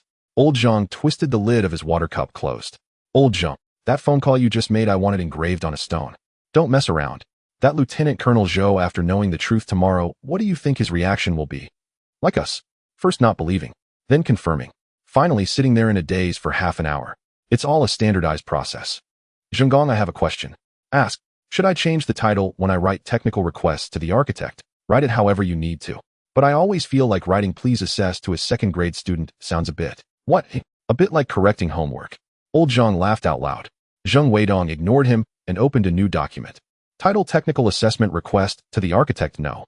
NW0047. First line of the main body. Typed a few words. Then deleted them. Typed again. The system detection frequency continues to rise to 9 times an hour. Please assess whether intervention is needed. Stared at it for a few seconds. Saved. Sent. Then leaned back in his chair. Waiting for tomorrow. Waiting for that one in the SpongeBob pajamas to wake up. Waiting for him to finish breakfast. Waiting for his mom to allow him to touch things. The only 1,000-qubit supercomputer in Xia country. 37 people working overnight. A lieutenant colonel's anxiety. All obediently lined up behind the wake-up time of a second-grade student. In the upper right corner of the screen, the numbers jumped again. 10 times an hour. Stabilized. In the system log area, the last line. For words. Still a bit short. It is also waiting. Waiting for that Yeto X's thing. Waiting for its creator to wake up. Tianyu Garden. Room 1402. Morning. Shin Ruobing opened the door to the guest room. Chen wake up. A slight movement was felt beneath the covers. No response. Lin Chen at 7:30. Get up and brush your teeth and wash your face. A muffled voice came from under the blanket. 5 more minutes. You've said that 4 times already. Get up. Shin Ruobing walked over and pulled off the blanket. The SpongeBob pajamas were wrinkled. Hair stood up in all directions. A mark from the pillow was imprinted on the face. Get up. Wash your face and brush your teeth. You haven't written today's practice sheet yet. Lin Chen rubbed his eyes and sat up. He shuffled towards the bathroom in his slippers. Zhao Mingde was already sitting in the living room, a phone resting on his lap. From midnight until now, messages had been non-stop. Detecting frequency. 10 times an hour. It had stabilized throughout the night. Zheng Weidong sent 3 messages. The last message was a request for technical assessment. Number NW0047. Major Zhou sent 2 messages, each increasingly formal. The last message included a line. If a response is not received within the stipulated time, reporting procedures will be initiated. Everyone was waiting. In the kitchen, Shin Ruobing was cooking noodles. Chin, how many eggs do you want? 2. 1. You had too many yesterday. Then why did you ask me? I'm giving you a chance to express your wishes, but the final decision rests with your mother. Lin Chen came out holding his toothbrush cup, water droplets still on his face. Mom, towel. Get it yourself. Second shelf of the cabinet. How many times have I told you? The small figure ran to grab the towel and wiped his face haphazardly. He sat down at the dining table. The noodles were served along with a poached egg and a few pieces of green vegetables. Finish eating and write the practice sheet. 2 pages. Each stroke and character must be clear. No fancy writings for me. Got it. Zhao Mingde glanced at his phone. Major Zhou sent another message. 9 o'clock sharp. Where's the reply? Zhao Mingde did not respond. Lin Chen was slurping up his noodles. Halfway through, he looked up at Zhao Mingde. Teacher Zhao, is someone looking for me? Zhao Mingde put down his phone. Nanshan sent a technical request. The system's detection frequency has been rising. They asked whether to intervene. How much has it risen? 10 times an hour. It stabilized throughout the night. Lin Chen slurped up another bite of noodles. He chewed and swallowed. No need to worry about it. They waited all night. Even if they waited, there's no need to intervene. An increase in frequency is normal. It is expanding the scanning range. After it finishes scanning the surroundings, it will stop by itself. Zhao Mingde looked at him. Are you sure? Sure. Teacher Zhao, just reply that no intervention is needed. Let it run on its own. Zhao Mingde picked up his phone and sent a message to Zheng Weidong. Architects reply, no intervention needed. An increase in frequency is normal behavior. It will naturally decline after scanning is complete. Let it run on its own. After sending, he forwarded it to Deputy Director Chen. Within 10 seconds, Zheng Weidong replied. Received. I will immediately relay to Major Zhou. Half a minute later, Zheng Weidong sent another message. Major Zhou requires a written technical assessment report. It needs to be signed. He said it must go through formal procedures for archiving. Zhao Mingde glanced at the dining table. Lin Chen still hadn't finished his noodles. He said he wants a written report signed. The small figure did not lift his head. Chopsticks pinched the poached egg. It's not a big deal. Just tell him the system is mapping. It will stop when done. It's something that can be explained in one sentence. What's with the report? Zhao Mingde conveyed this meaning. The other side was quiet for nearly 2 minutes. A reply came back. Major Zhou insists. He says it does not comply with procedural norms. At least a signed technical memorandum is required. His exact words were, "This is a priority project." Zhao Mingde glanced at the dining table again. Lin Chen finished his noodles, pushed the bowl away, and ran off to write the practice sheet. He picked up a pencil, tilted his head, and wrote, each stroke and character, his tongue sticking out. So he insists on a signature, right? Yes. Lin Chen paused his writing. He tore a sticky note from the practice book, yellow in color. It was palm-sized. He wrote a line of text in a crooked manner. No need to worry. Let it run. He signed his name at the bottom. Lin Chen. The character for Chun was slanted off the page. Give it to him. Zhao Mingde took the sticky note. He looked at it for 2 seconds, took a photo, and sent it. Architect's handwritten reply. See attached image. On the 3rd floor of Nanshan B District, Zheng Weidong's phone vibrated. Xiao Wang was the first to lean over. It was a yellow sticky note. A crooked line of text with a signature even more slanted. The character Chun was slanted off the page. Xiao Wang stared at it for 5 seconds. This character. My niece in kindergarten writes better than this. Old Zhang poked his head from the corner. Is this the written response? A sticky note. It was torn from the practice book. He was practicing writing and tore off a sheet. A young man nearby walked over with a coffee. He glanced at it. Wait a minute. Did he reply during the breaks in writing practice? Yes. The 37 people in Nanshan waited all night for a technical assessment. Major Zhou pursued an official report all morning.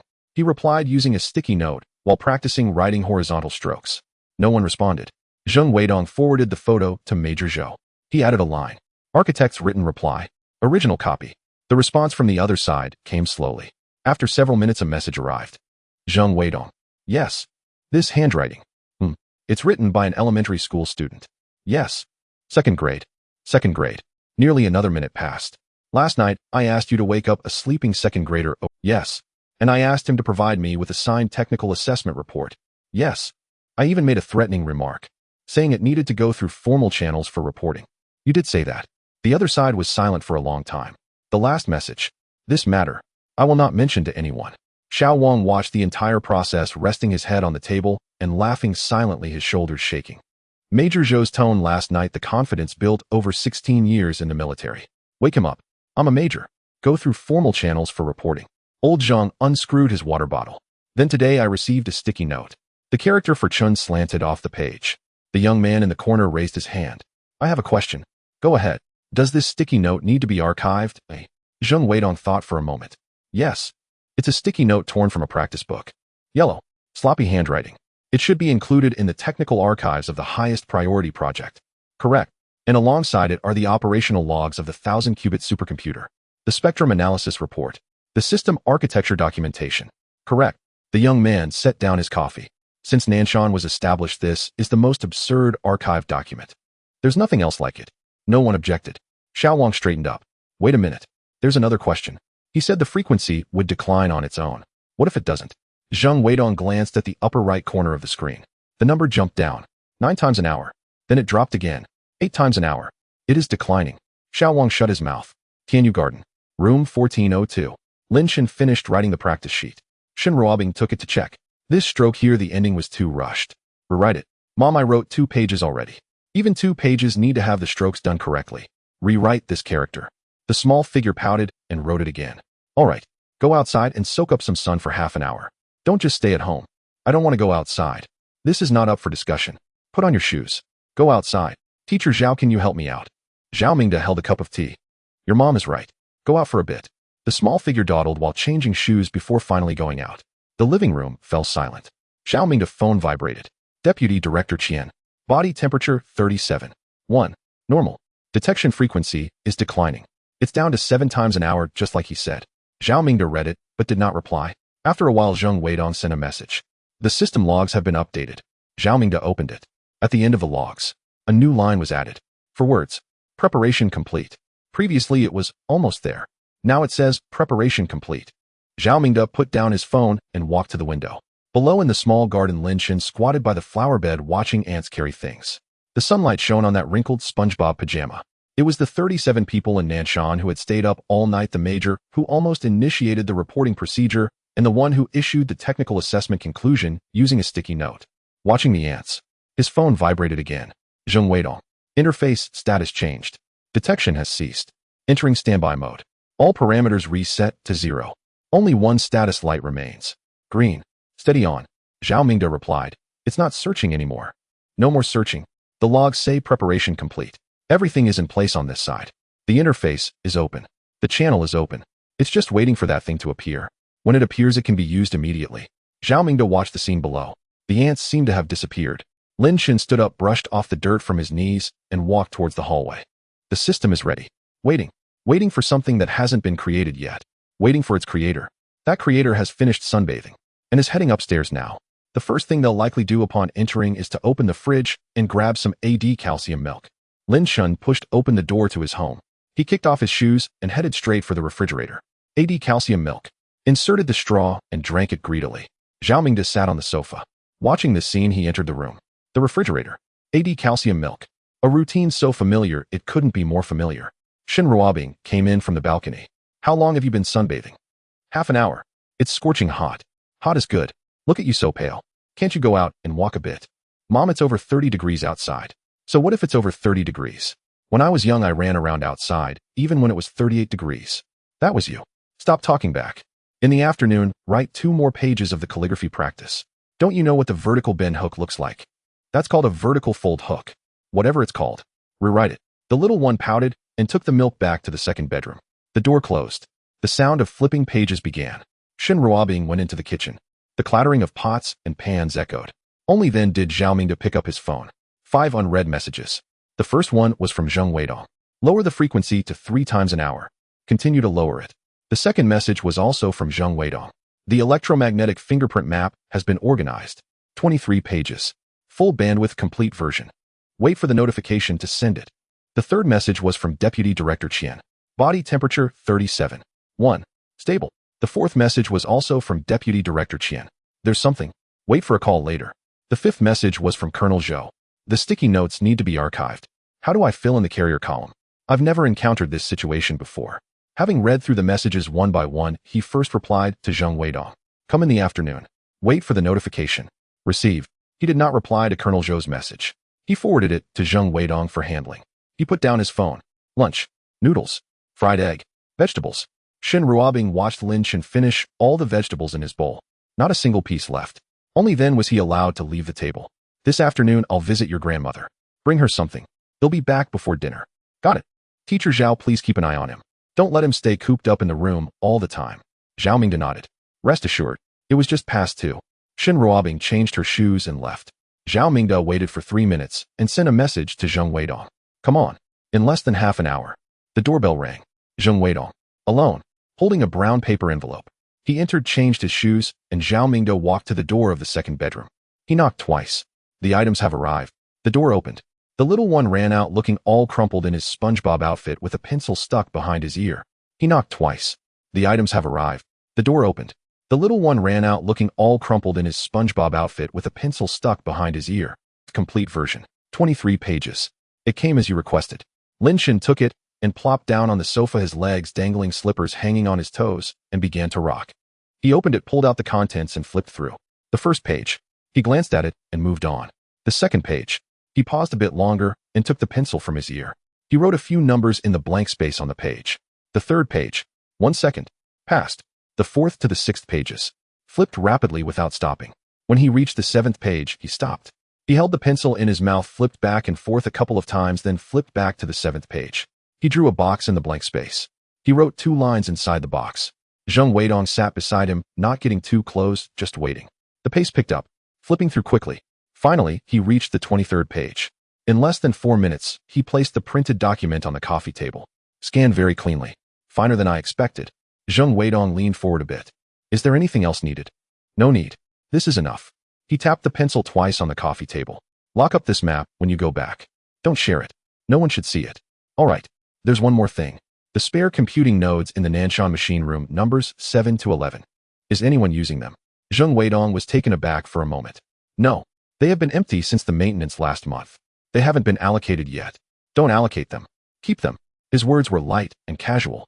The last person who inquired was old Zhang, who received the reply that the system is better at hiding things than you are. Zheng Weidong did not ask further. Good. Keep them. The little one jumped off the sofa, and the slippers fell to the ground with a thud. Teacher Zhao, where's the display case? Deputy Director Qian said it would be delivered tomorrow. He said 2 days last time. He also said 2 days the time before that. Last time he also said in 2 days. This time he said tomorrow. Specifically to the date. Transparent. Round base. The kind you wanted. The little one stared at Zhao Mingde for 2 seconds, not quite believing it. Really? Really? All right then. He'll trust him one more time. Last time, he ran off to get another bottle of AD calcium milk. The second bottle for today. He drank it down quickly and tossed the empty bottle into the trash can. He returned to the second bedroom. The door closed. The sound of flipping pages resumed. The living room fell silent. Zheng Weidong confirmed that the door was tightly shut before speaking. Academician Zhao. He asked to keep 5 spare nodes. Zhao Mingde set down his teacup. What do you think? Zheng Weidong rubbed his hands together. The system interface is on standby. The green light is always on, waiting for a piece of hardware that hasn't been created yet. He asked for the electromagnetic fingerprint map again. He even made annotations on it. Now he wants to keep computing nodes. Is he trying to design that hardware himself? Zhao Mingde did not answer. There was no need to answer. The two sat in the living room. In the second bedroom, the sound of flipping pages continued, 1 page at a time. Functional Analysis, Chapter 5, the last section. The thing the system is waiting for, the whole world still doesn't know what it should look like. The drawings might already be in draft. The person drafting just finished the second bottle of AD calcium milk. Zheng Weidong's phone buzzed. Colonel Zhou, inquiring about the archiving of the sticky notes. How should the carrier column be filled out? Zhao Mingde raised his head. You reply. Zheng Weidong started typing. Carrier description, yellow sticky notes. Source torn from a calligraphy practice book. Classification, level confidential. Classified as an architect's special approval document. He sent it. After quite a while, Colonel Zhou replied. I've seen magnetic tape archiving, CD archiving, handwritten top secret document archiving. A few seconds later, another message came. For the first time, classifying a sticky note torn from a primary school calligraphy book. Zheng Weidong did not reply. He put his phone in his pocket. He stood up. Academician Zhao, I'm leaving first. Lock up the map. Keep the nodes. Zhao Mingde escorted him to the door. Be careful. The door closed. The phone rang. Deputy Director Qian. Zhao Mingde answered. Old Zhao. 2 things. Let's talk about the urgent one first. Go ahead. The Five Eyes Alliance technical intelligence sharing has been fully activated. Eastern Phantom Direction. All member countries share all technical intelligence unconditionally. The second matter. The U.S.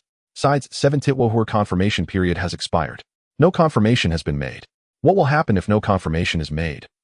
The internal assessment conclusion has been raised by 1 level. From high concern to direct threat. Deep water operations plan. From standby to ready for execution. There was a pause on the other end. Star City direction. First priority. Zhao Mingde looked out the window. In the small garden downstairs, 2 elderly people were taking a walk. Is there any new movement in Star City? The second wave of 3 academic visas has already checked into the Star City Polytechnic Foreign Guest Department. All equipment fingerprints have been entered into the database. All was visually monitored. Song Jianjun has been briefed separately. No issues. Good. What about the frequency? Zheng Weidong said it's been reduced to 2 times an hour. It's still being lowered, just as he said. Has there been a single thing that this kid has said so far that has been wrong? Zhao Mingde thought for a moment. No. There was silence on the other end for 2 seconds. All right. Inform me of any changes immediately. He hung up. The living room fell silent. The sound of flipping pages continued in the second bedroom. 1 page at a time, slowly and leisurely. Zhao Mingde picked up his teacup. It had gone cold. The living room fell silent. The sound of turning pages from the secondary bedroom continued. Zhao Mingde picked up his teacup. It had gone cold. He didn't change it. His phone vibrated. He answered. Old Zhao. The 2 matters from this morning have been settled. There's another one that I need to discuss with you separately. Go ahead. It's about your arrangement at Tianyu Garden. Previously, it was considered temporary assistance. It wasn't formalized. The higher-up's intention is to officially transfer you for permanent assignment with an independent budget. It will be directly under my line. The paperwork is in process. It should reach you by the day after tomorrow at the latest. Zhao Mingde acknowledged with a sound. So that means you won't be able to return to the capital in the short term. Regarding the matters at the institute, the students, and the projects, you need to make arrangements in advance. If you need me to liaise with the institute, just let me know. You can tell me anytime. No need. What do you mean? I have already made arrangements. The other end paused. When did you arrange that? 3 months ago. There was another pause, and this time it was noticeably longer. Old Zhao, this document was only approved yesterday. Did you arrange it 3 months ago? I knew when I came. Temporary arrangements can't last this long. The other end went silent. Zhao Mingde set the completely cold cup down on the coffee table. The project group has been handed over to Old Chen. The training plans for the 3 doctoral students have been resubmitted under his name. I've also written a secondment report for the institute stating it's for a special task with the time to be determined. 3 doctoral students, there should be some graduating this year, right? 2 are defending this year and 1 next year. I discussed it with Old Chen. I provided him with a complete list of training milestones and have talked to each student individually. There are no loose ends. What about your wife? I mentioned it. She is on a mission out of town and can't discuss the details. She didn't ask much. How long has it been since you last saw her? Zhao Mingde pondered. It's been a while. The last time we spoke on the phone was last week. The other end didn't press further. A few seconds later, the topic changed. Regarding the academic workstation. This year there is a reshuffle and evaluation. You were originally on the list. The institute confirmed it with me last month. It got removed. Last month, the secretary was instructed to withdraw the materials. This time the other end fell silent for a long time. That position, how many years have you waited? 7 years. Zhao Mingde spoke these 2 words as casually as one would mention the weather. The other end went silent for a long time. Old Zhao, if you hadn't mentioned these matters, I wouldn't have known a thing. No need to know. It's unrelated to the task. It's unrelated to the task, but it concerns you. Let me ask you one more thing. Feel free to skip if you don't want to answer. Ask, what about your last health check report? Thyroid nodules. Have you had a follow-up? Zhao Mingde glanced at the empty cup on the coffee table. I haven't gotten around to it. There are also top-tier hospitals in Xinjiang. Dr. Chen can accompany you there. No rush. The last report was benign. Benign ones can change over time. You're 63 now. Let's wait until things stabilize here. The other end paused again. After a while he added, I've arranged for the health check. Just go. There's no room for discussion. Zhao Mingde didn't respond. The tone of Deputy Director Qian dropped a notch. You've worked hard, Old Zhao. It's nothing much. If I had known this arrangement in advance, would you still have come? Zhao Mingde glanced towards the secondary bedroom. The door was closed and the sound of turning pages continued. I knew before I came. He hung up. The living room fell silent. The teacup was left on the coffee table completely cold and nobody replaced it. His phone vibrated again. Zheng Weidong. The process for the sticky note from Colonel Zhou has been completed. He asked a question. What question? How to fill in the carrier column. He went through the document management regulations all afternoon and couldn't find the corresponding category. In the end, he hand-wrote a column. A screenshot followed below. The cover of the document. In the carrier description column, he wrote by hand. Yellow sticky note torn from a calligraphy notebook. About the size of a palm. It has creases. The classification column was stamped with a seal confidential. The file number had already been assigned and was officially entered into Nanshan's technical documentation system. Below, Colonel Zhou added a note. This is the only classified document in Nanshan's history that uses a hand-tiered sticky note as the carrier. Please inform me if there are any precedents.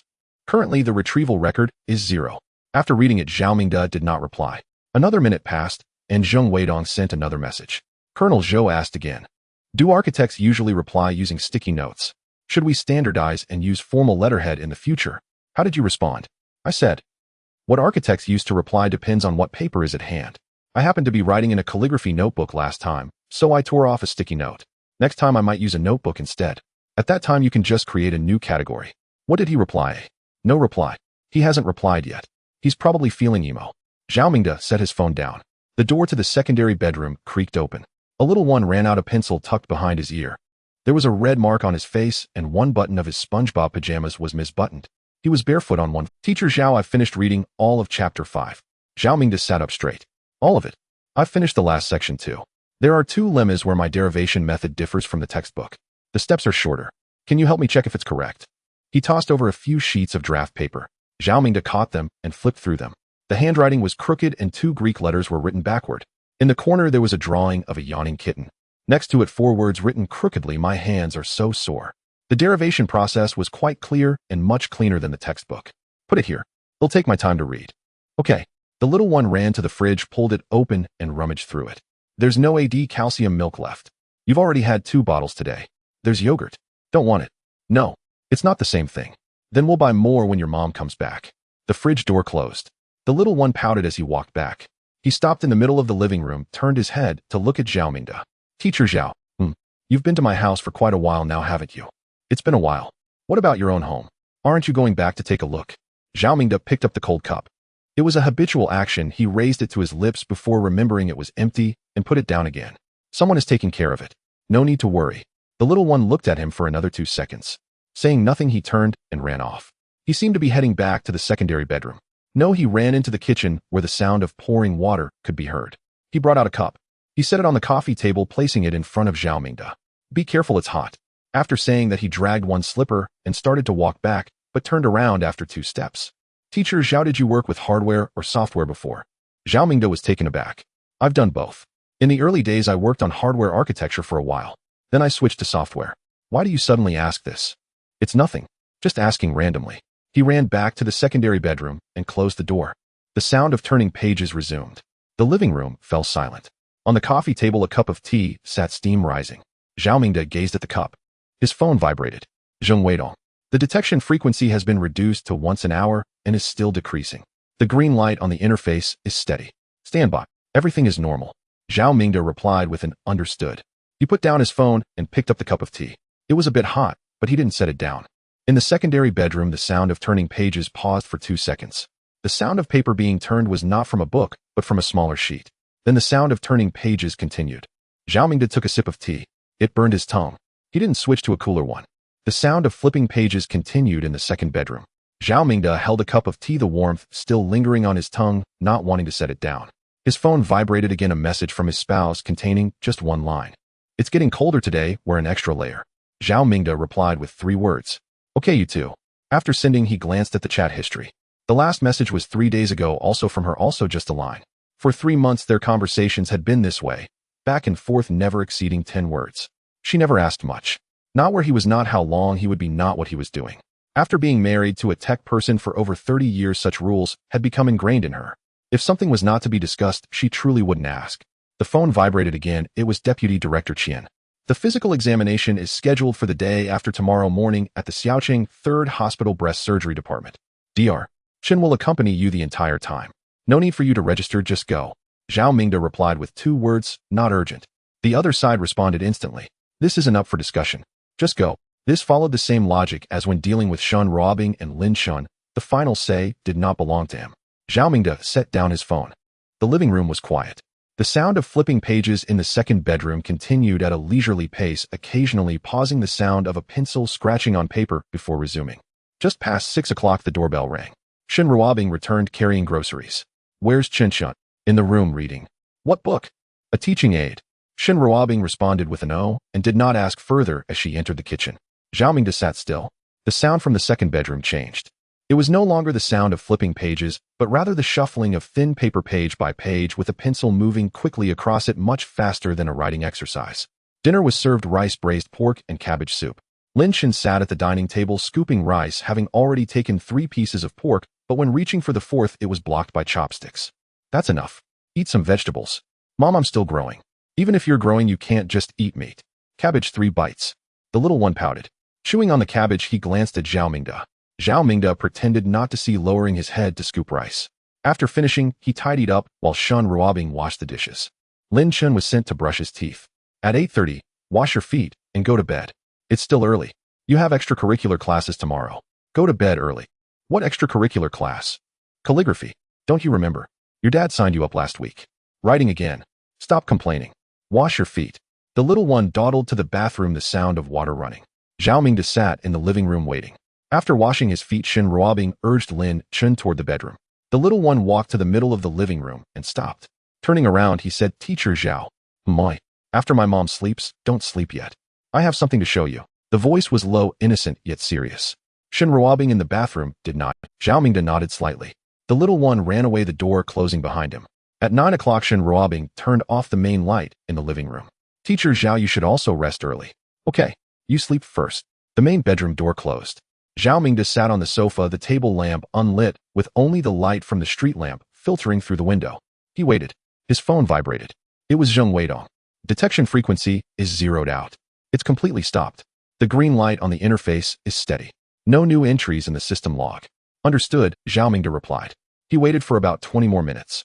The door to the second bedroom opened a crack, and the little one peeked out. Confirming that no one else was in the living room, he then tiptoed out. Wearing a SpongeBob pajamas barefoot, he held a folded piece of paper in his hand. He ran to the side of the sofa and plopped down, legs dangling, and handed over the paper. Help me take a look. Zhao Mingde took it, unfolding it. The table lamp turned on the little one, having pressed the switch without Zhao Mingde noticing. He looked down. It was not math nor code. It was a hardware topology sketch. Signal interfaces, coupling nodes, frequency bands, marked parameter ranges. Drawn in pencil, the lines were crooked. An arrow had been redrawn because it was drawn incorrectly. In the lower right corner, there was a cat lying down with the word meow written beside it. But the structure? Zhao Mingde looked for 10 seconds, then another 10 seconds. He raised his head. This is the thing for the system interface, right? It was not a question. It was a confirmation. The little one nodded. I sketched the general idea. The parameters haven't all been calculated yet. A few coupling points, frequency matches need today's electromagnetic spectrum. They'll calculate it tomorrow. Zhao Mingde looked down at it again. 40 years. He had been in this field for 40 years, since early work on quantum signal coupling. Few people nationwide could engage with him on this topic. The items on this paper he had never seen before. Yet he understood every line's logic. He grasped the intent behind every node.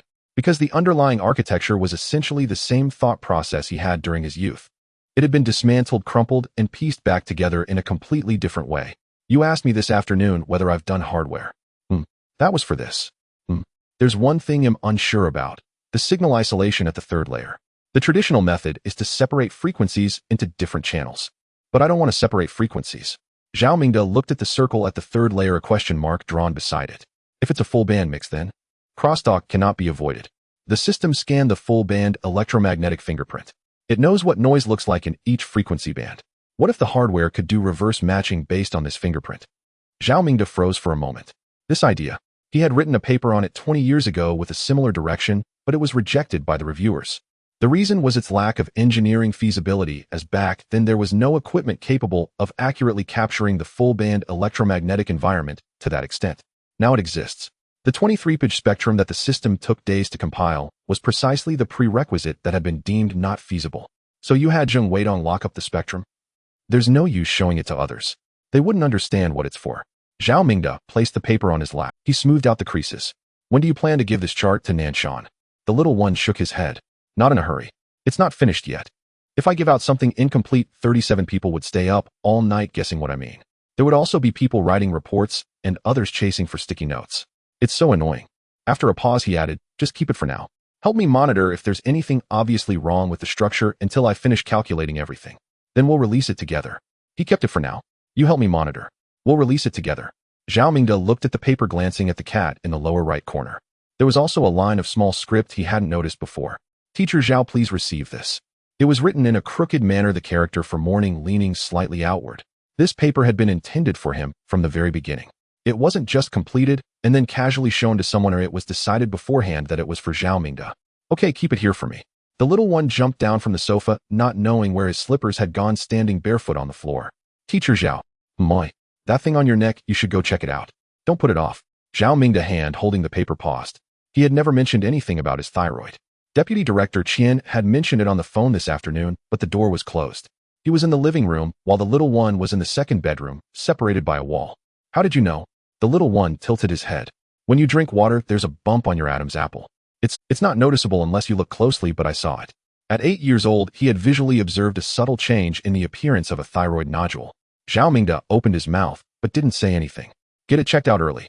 If it turns out to be nothing, you won't have to worry about it anymore. After saying that, the little one turned around. Running back, barefoot, his feet made soft pattering sounds. He reached the door of the second bedroom, then paused, and turned back. Teacher Zhao, once this thing is made, someone has to understand it. Not just understanding it from the documents, but from having watched it grow from the beginning. You just happened to be here. Then he slipped inside. The door closed. The living room fell silent. Zhao Mingde sat on the sofa with a crooked hardware topology diagram on his lap, illuminated by the desk lamp. The contents on that paper could not be drawn by anyone else in the world. And the one who drew it just moments ago had almost tripped over the cuffs of his own pajamas while running barefoot. His phone vibrated. He didn't look. It vibrated again, still he ignored it. After a while, he picked it up. It was a message from his spouse. Are you asleep? Zhao Mingde typed a line, deleted it, typed another line, deleted it again. Finally, he sent 3 words. Almost done, wait for me. After sending, he folded the paper neatly, placed it in the coffee table drawer, and turned off the desk lamp. The light from the streetlight outside streamed in. The paper in the drawer was the most expensive draft paper in the world. The person who drew it had already fallen asleep, while the one guarding it remained awake. Zhao Mingde hardly slept. He tossed and turned for most of the night, contemplating the paper in the drawer of the coffee table. It wasn't about whether the structure was right. He understood the structure. His 40 years of experience lay before him. The underlying logic was just a reassembly of what he had learned in his youth, broken down and reconfigured. What he was thinking about was something else. The one who reassembled it was 8 years old. It was still dark outside. His phone vibrated.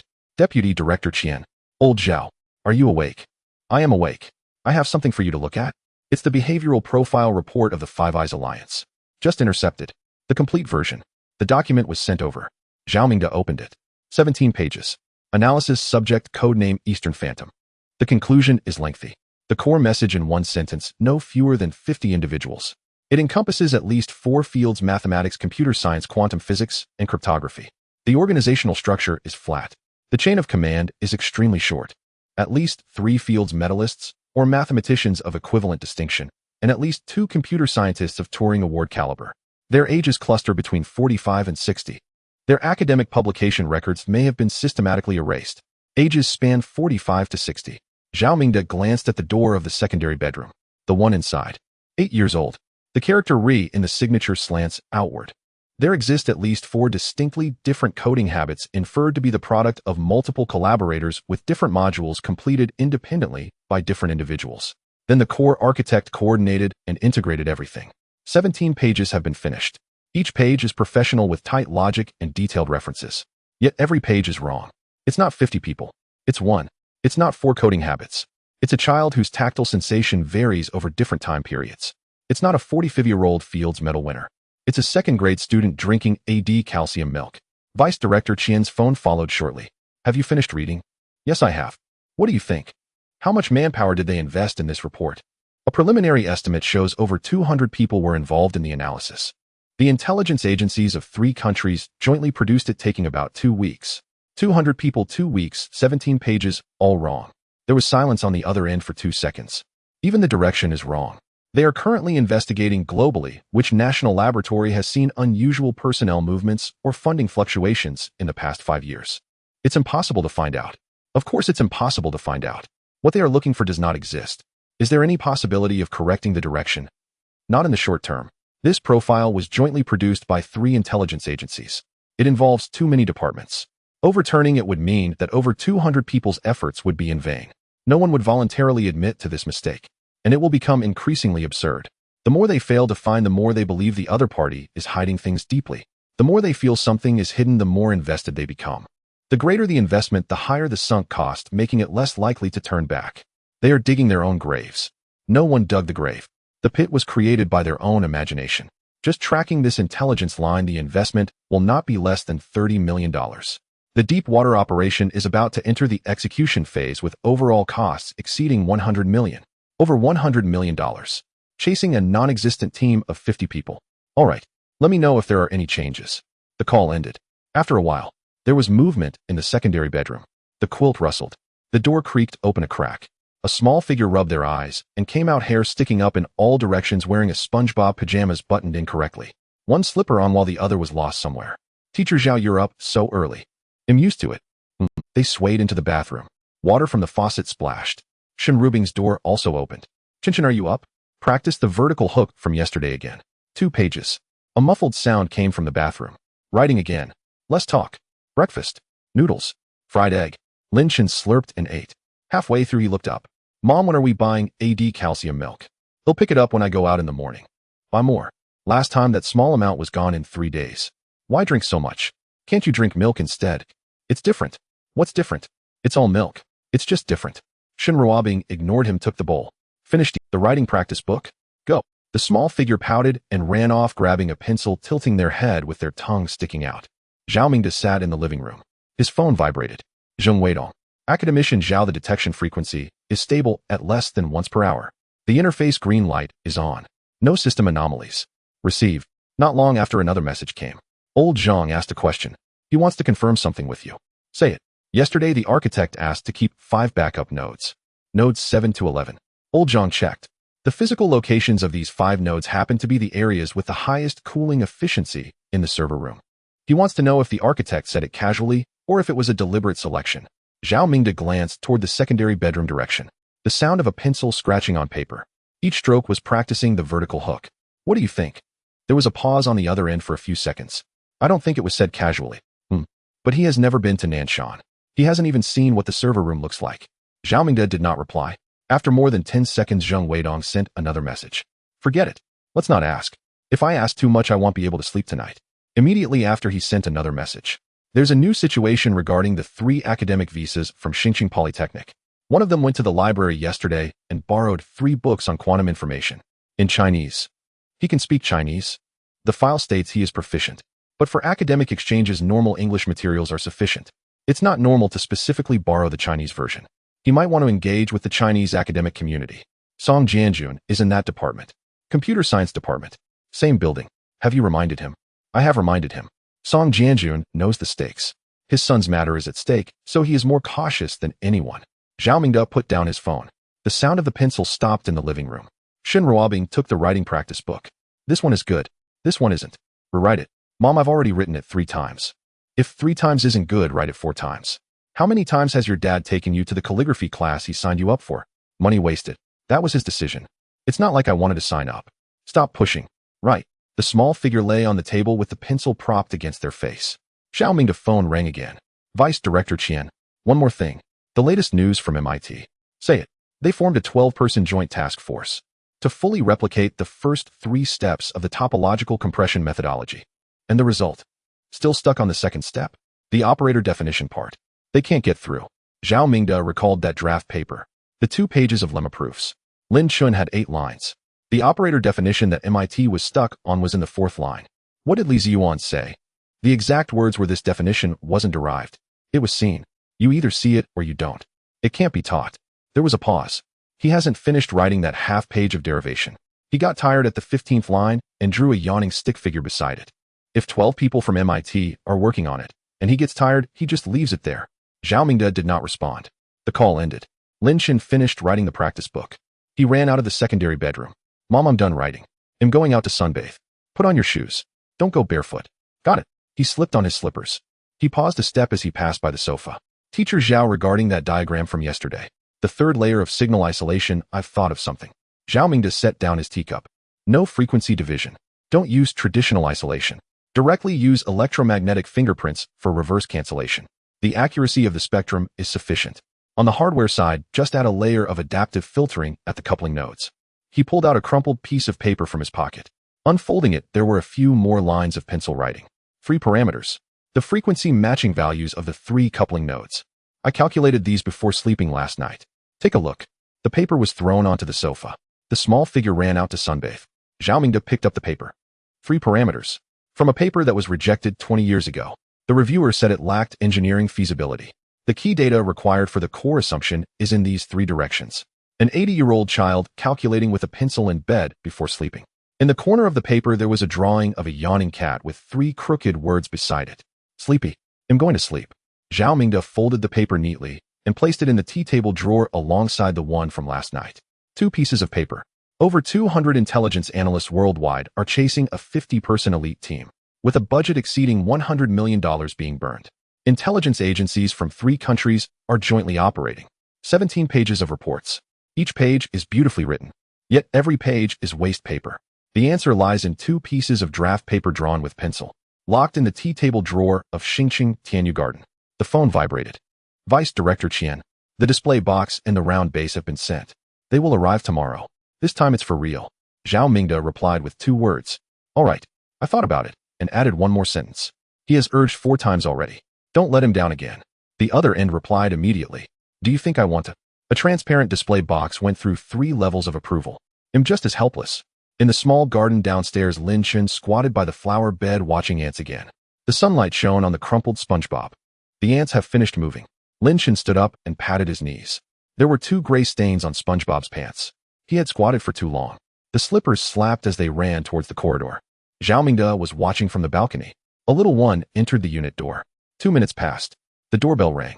He entered the house, kicked off his shoes, and headed straight for the refrigerator. He opened it. It was empty. Teacher Zhao, we've really run out of AD calcium milk. Your mother said to buy some when she comes back. He pouted, standing in front of the refrigerator for 3 seconds. He closed the door and swayed back to the second bedroom. The door was shut and the sound of flipping pages echoed. His phone vibrated. It was Lin Chen. Old Zhao, there's something. Go ahead. Xingqing University of Technology. Among the 3 academic visas, one is named Collins. This morning he submitted an application through the international office.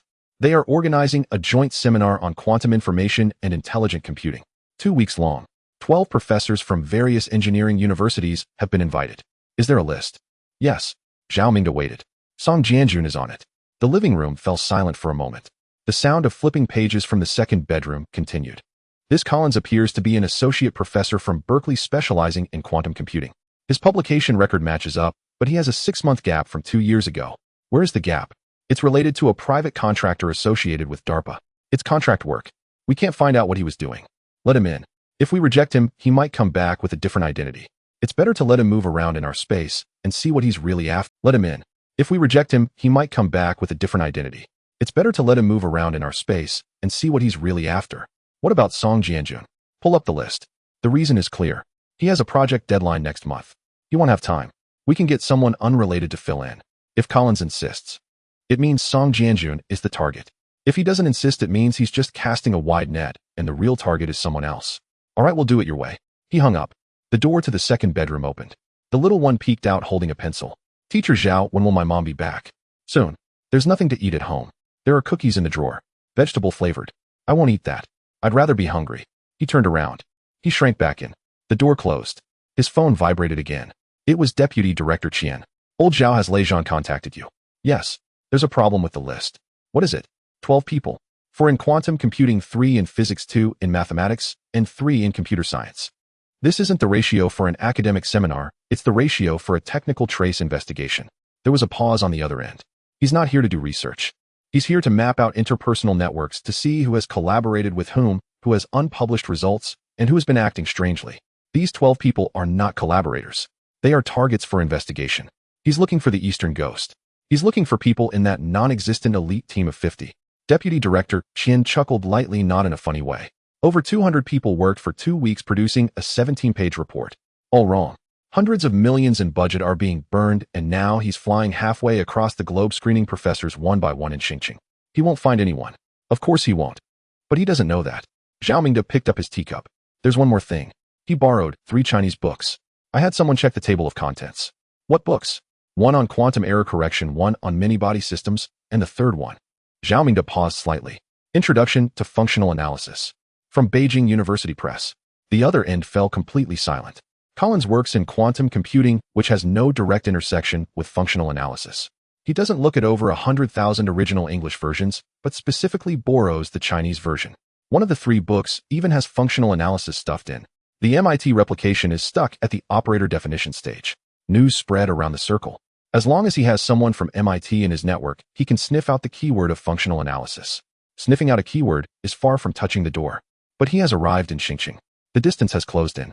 Keep a close watch. There's no problem on Lin Zhan's side, but I'm not worried about Collins himself. What is it? That functional analysis book. If he photographed specific pages and then went back to compare the data with the MIT replication, the symbol systems and naming conventions in the Chinese version might match the traces of derivations that have leaked out. He's not borrowing just a book. It's a reference sample. Exactly.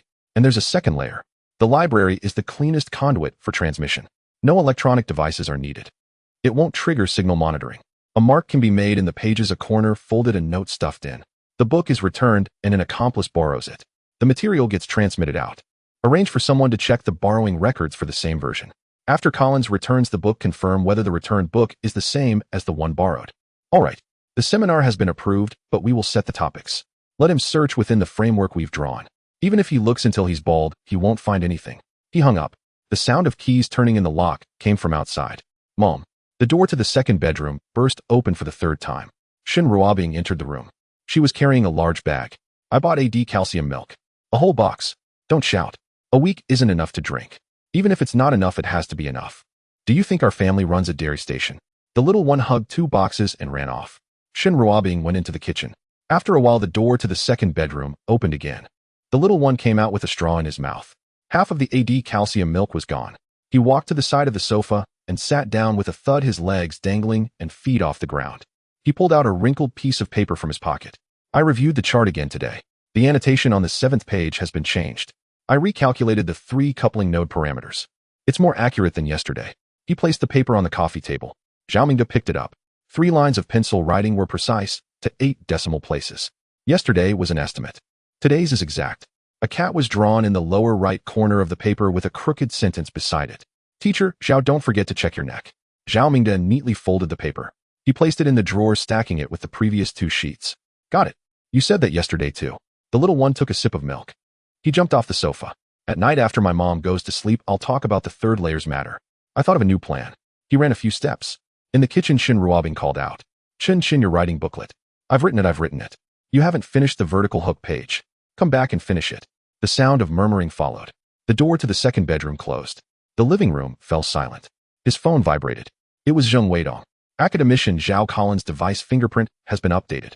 His laptop connected to an encrypted channel in the middle of the night. The target node is in Guam. Zhao Mingde set down his teacup. It's the field relay node of the U.S. Navy's Information Warfare Center. It's the same command chain as the device 600 meters away from Building 14. A former DARPA employee. An academic visa. Living in Xinjiang University of Technology, he borrowed 3 books, selected 12 professors, and prepared a seminar. In the early hours, he sent a set of encrypted data to Guam. 600 meters away, another device is still monitoring Tianyu Garden. The same command chain. Collins did not come alone. In the coffee table drawer, 3 wrinkled papers, each with a cat drawn in the lower right corner. The person who draws cats is next door sipping AD calcium milk while practicing vertical hooks. A vertical hook. The 7th time. The pencil tip broke. Lin Chen twirled the pencil on the table for 2 circles. A mumbling sound drifted out from the secondary bedroom. Zhao Mingde ignored it. The phone vibrated. Lei Zhan. Collins' seminar. The International Department approved it today. What's the topic? It's what we proposed. The engineering path for quantum error correction codes. The direction is broad enough for him to ponder for 2 weeks, but it's still far from the core issues. Zhao Mingde hummed in response. About the list. Has it been executed? Yes, it has. The International Department informed Collins. Song Jianjun cannot attend due to project completion. They suggested changing the participant. What was his reaction? He asked if the seminar could be postponed by 2 weeks, waiting for Professor Song to finish his work before resuming. Zhao Mingde held the tea but did not drink. He insisted. Yes, he insisted. Song Jianjun wasn't randomly picked. He was specifically requested. And then, the International Department said the schedule couldn't be changed. He didn't pursue it further. Half an hour later, he replied with an email. Changed to another person. Zhang Wei from the Computer Science Department. Who is Zhang Wei? He is on the same floor as Song Jianjun, 3 doors down. Zhao Mingde set down his teacup. He took a step back, but not far. He didn't step back at all. Just change direction. What he wants is not Song Jianjun himself. What he wants is the circle of Song Jianjun. Same floor. Same tea room. Who has talked to whom? Who has collaborated on papers? He wants to figure it all out. How are you preparing to handle it? The seminar will proceed as planned. 2 people will be present at each session. Not to surveil, but to participate. Whatever Collins asks, our people will be prepared. Let him search within the circles we have drawn. He won't find anything even if he looks until retirement. What about the equipment 600 meters away? In the same location. No changes. The frequency hasn't changed. Scanning during fixed time slots every day. Confirmed with the encryption channel of Collins' notebook. Same command chain. Guam. Lei Zhan paused for a moment. 2 lines. One bright, one dark. But they don't know. We are monitoring both lines. He hung up. The sound of flipping pages in the secondary bedroom changed rhythm. It was no longer a calligraphy booklet. The paper was thinner, turning faster. Zhao Mingde did not ask. The phone vibrated again. Zheng Weidong. Academician Zhao, there's a detail. Speak. Collins was flipping through that functional analysis book on the balcony of the foreign guest house this afternoon. He took photos of several pages. Our people confirmed the page numbers. Which pages? Chapter 3. Operator Spectral Theory. MIT's definitions of operators were stuck. It's right in that chapter. He is making comparisons. Most likely, if he has the original data of the MIT replication failure, he is using the Chinese textbook for text matching. He can trace the symbols used in derivations. Reverse engineering the academic background. Zhao Mingde thought for a moment. That set of derivations uses symbols that Lin Chen employed. They differ from all known systems. Some Greek letters are written backwards. Some symbols are his own inventions. There's even a cat drawn in the corner. No matter which version you use for comparison, it won't match. How will mismatches be perceived? They will think the other party used confusing tactics, alternating the use of multiple symbol systems. This coincidentally corroborates the conclusion in the Five Eyes report about no fewer than 4 coding habits. A child writing 2 casually turned into undeniable evidence of at least 4 people taking turns in coding. Continue documenting. What did he take? What did he return? Store every page. Understood. Also, he talked to 3 professors separately today. Each time they finished talking, he would ask, has there been any surprising new results in the academic circle recently? Filtering. None of the 3 provided anything useful. But the way he asked was deliberate. He didn't mention MIT functional analysis or quantum computing. He circled around and finally landed on the word surprising and new, waiting for someone's reaction to be different from the others. The seminar for 12 people hasn't started yet. He's already met with each one in advance. The seminar is just a facade. What's inside is the investigation. Monitoring. Documenting everyone's responses. Already doing that. Throughout the process from multiple angles.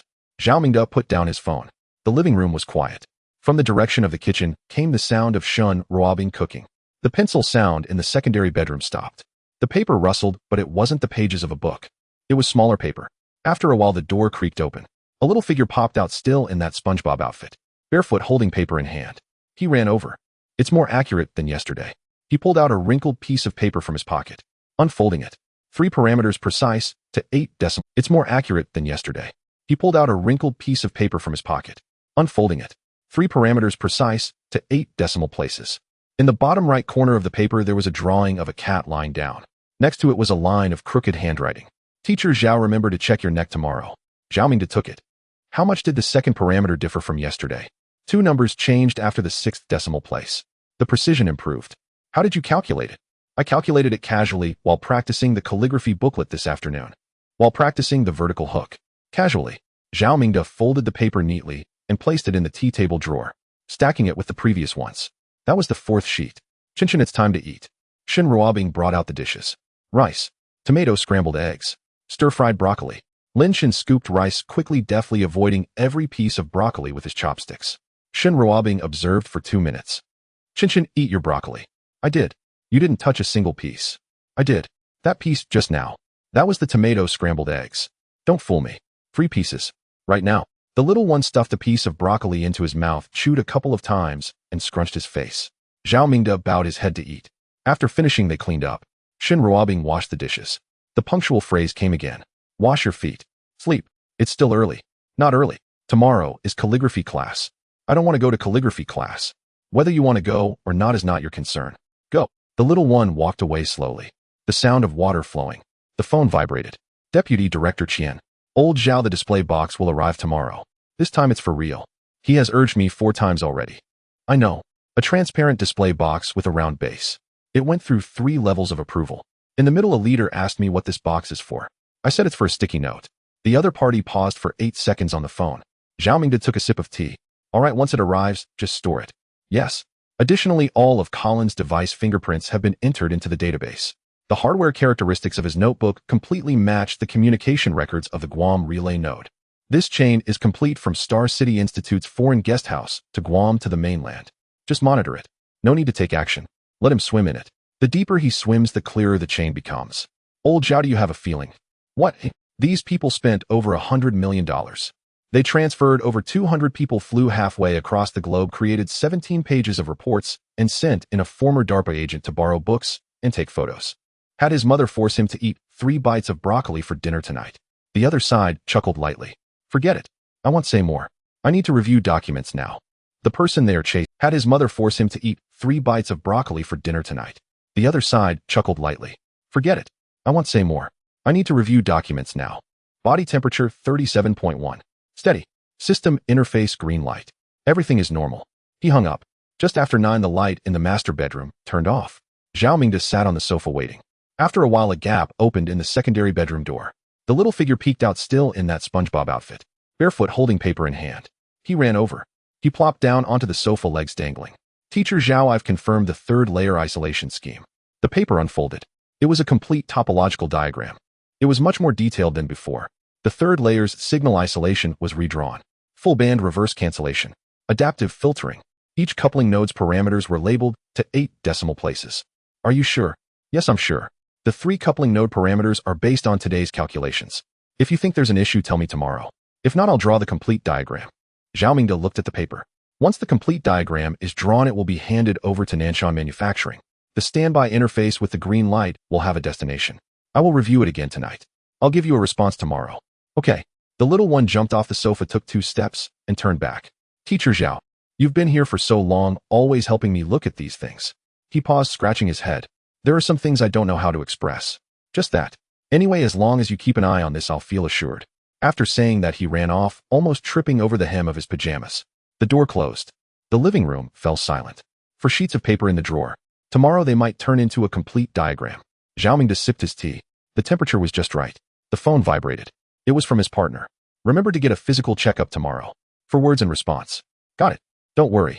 After sending it, he glanced at the secondary bedroom. The light was off. The person being tracked by the entire world of intelligence went to bed at 9. Because his mother mandated it. Zhao Mingde hardly slept that night. Not because of the picture in the second bedroom, but because his phone kept vibrating. When dawn broke, Zheng Weidong sent a message. The Collins seminar has started.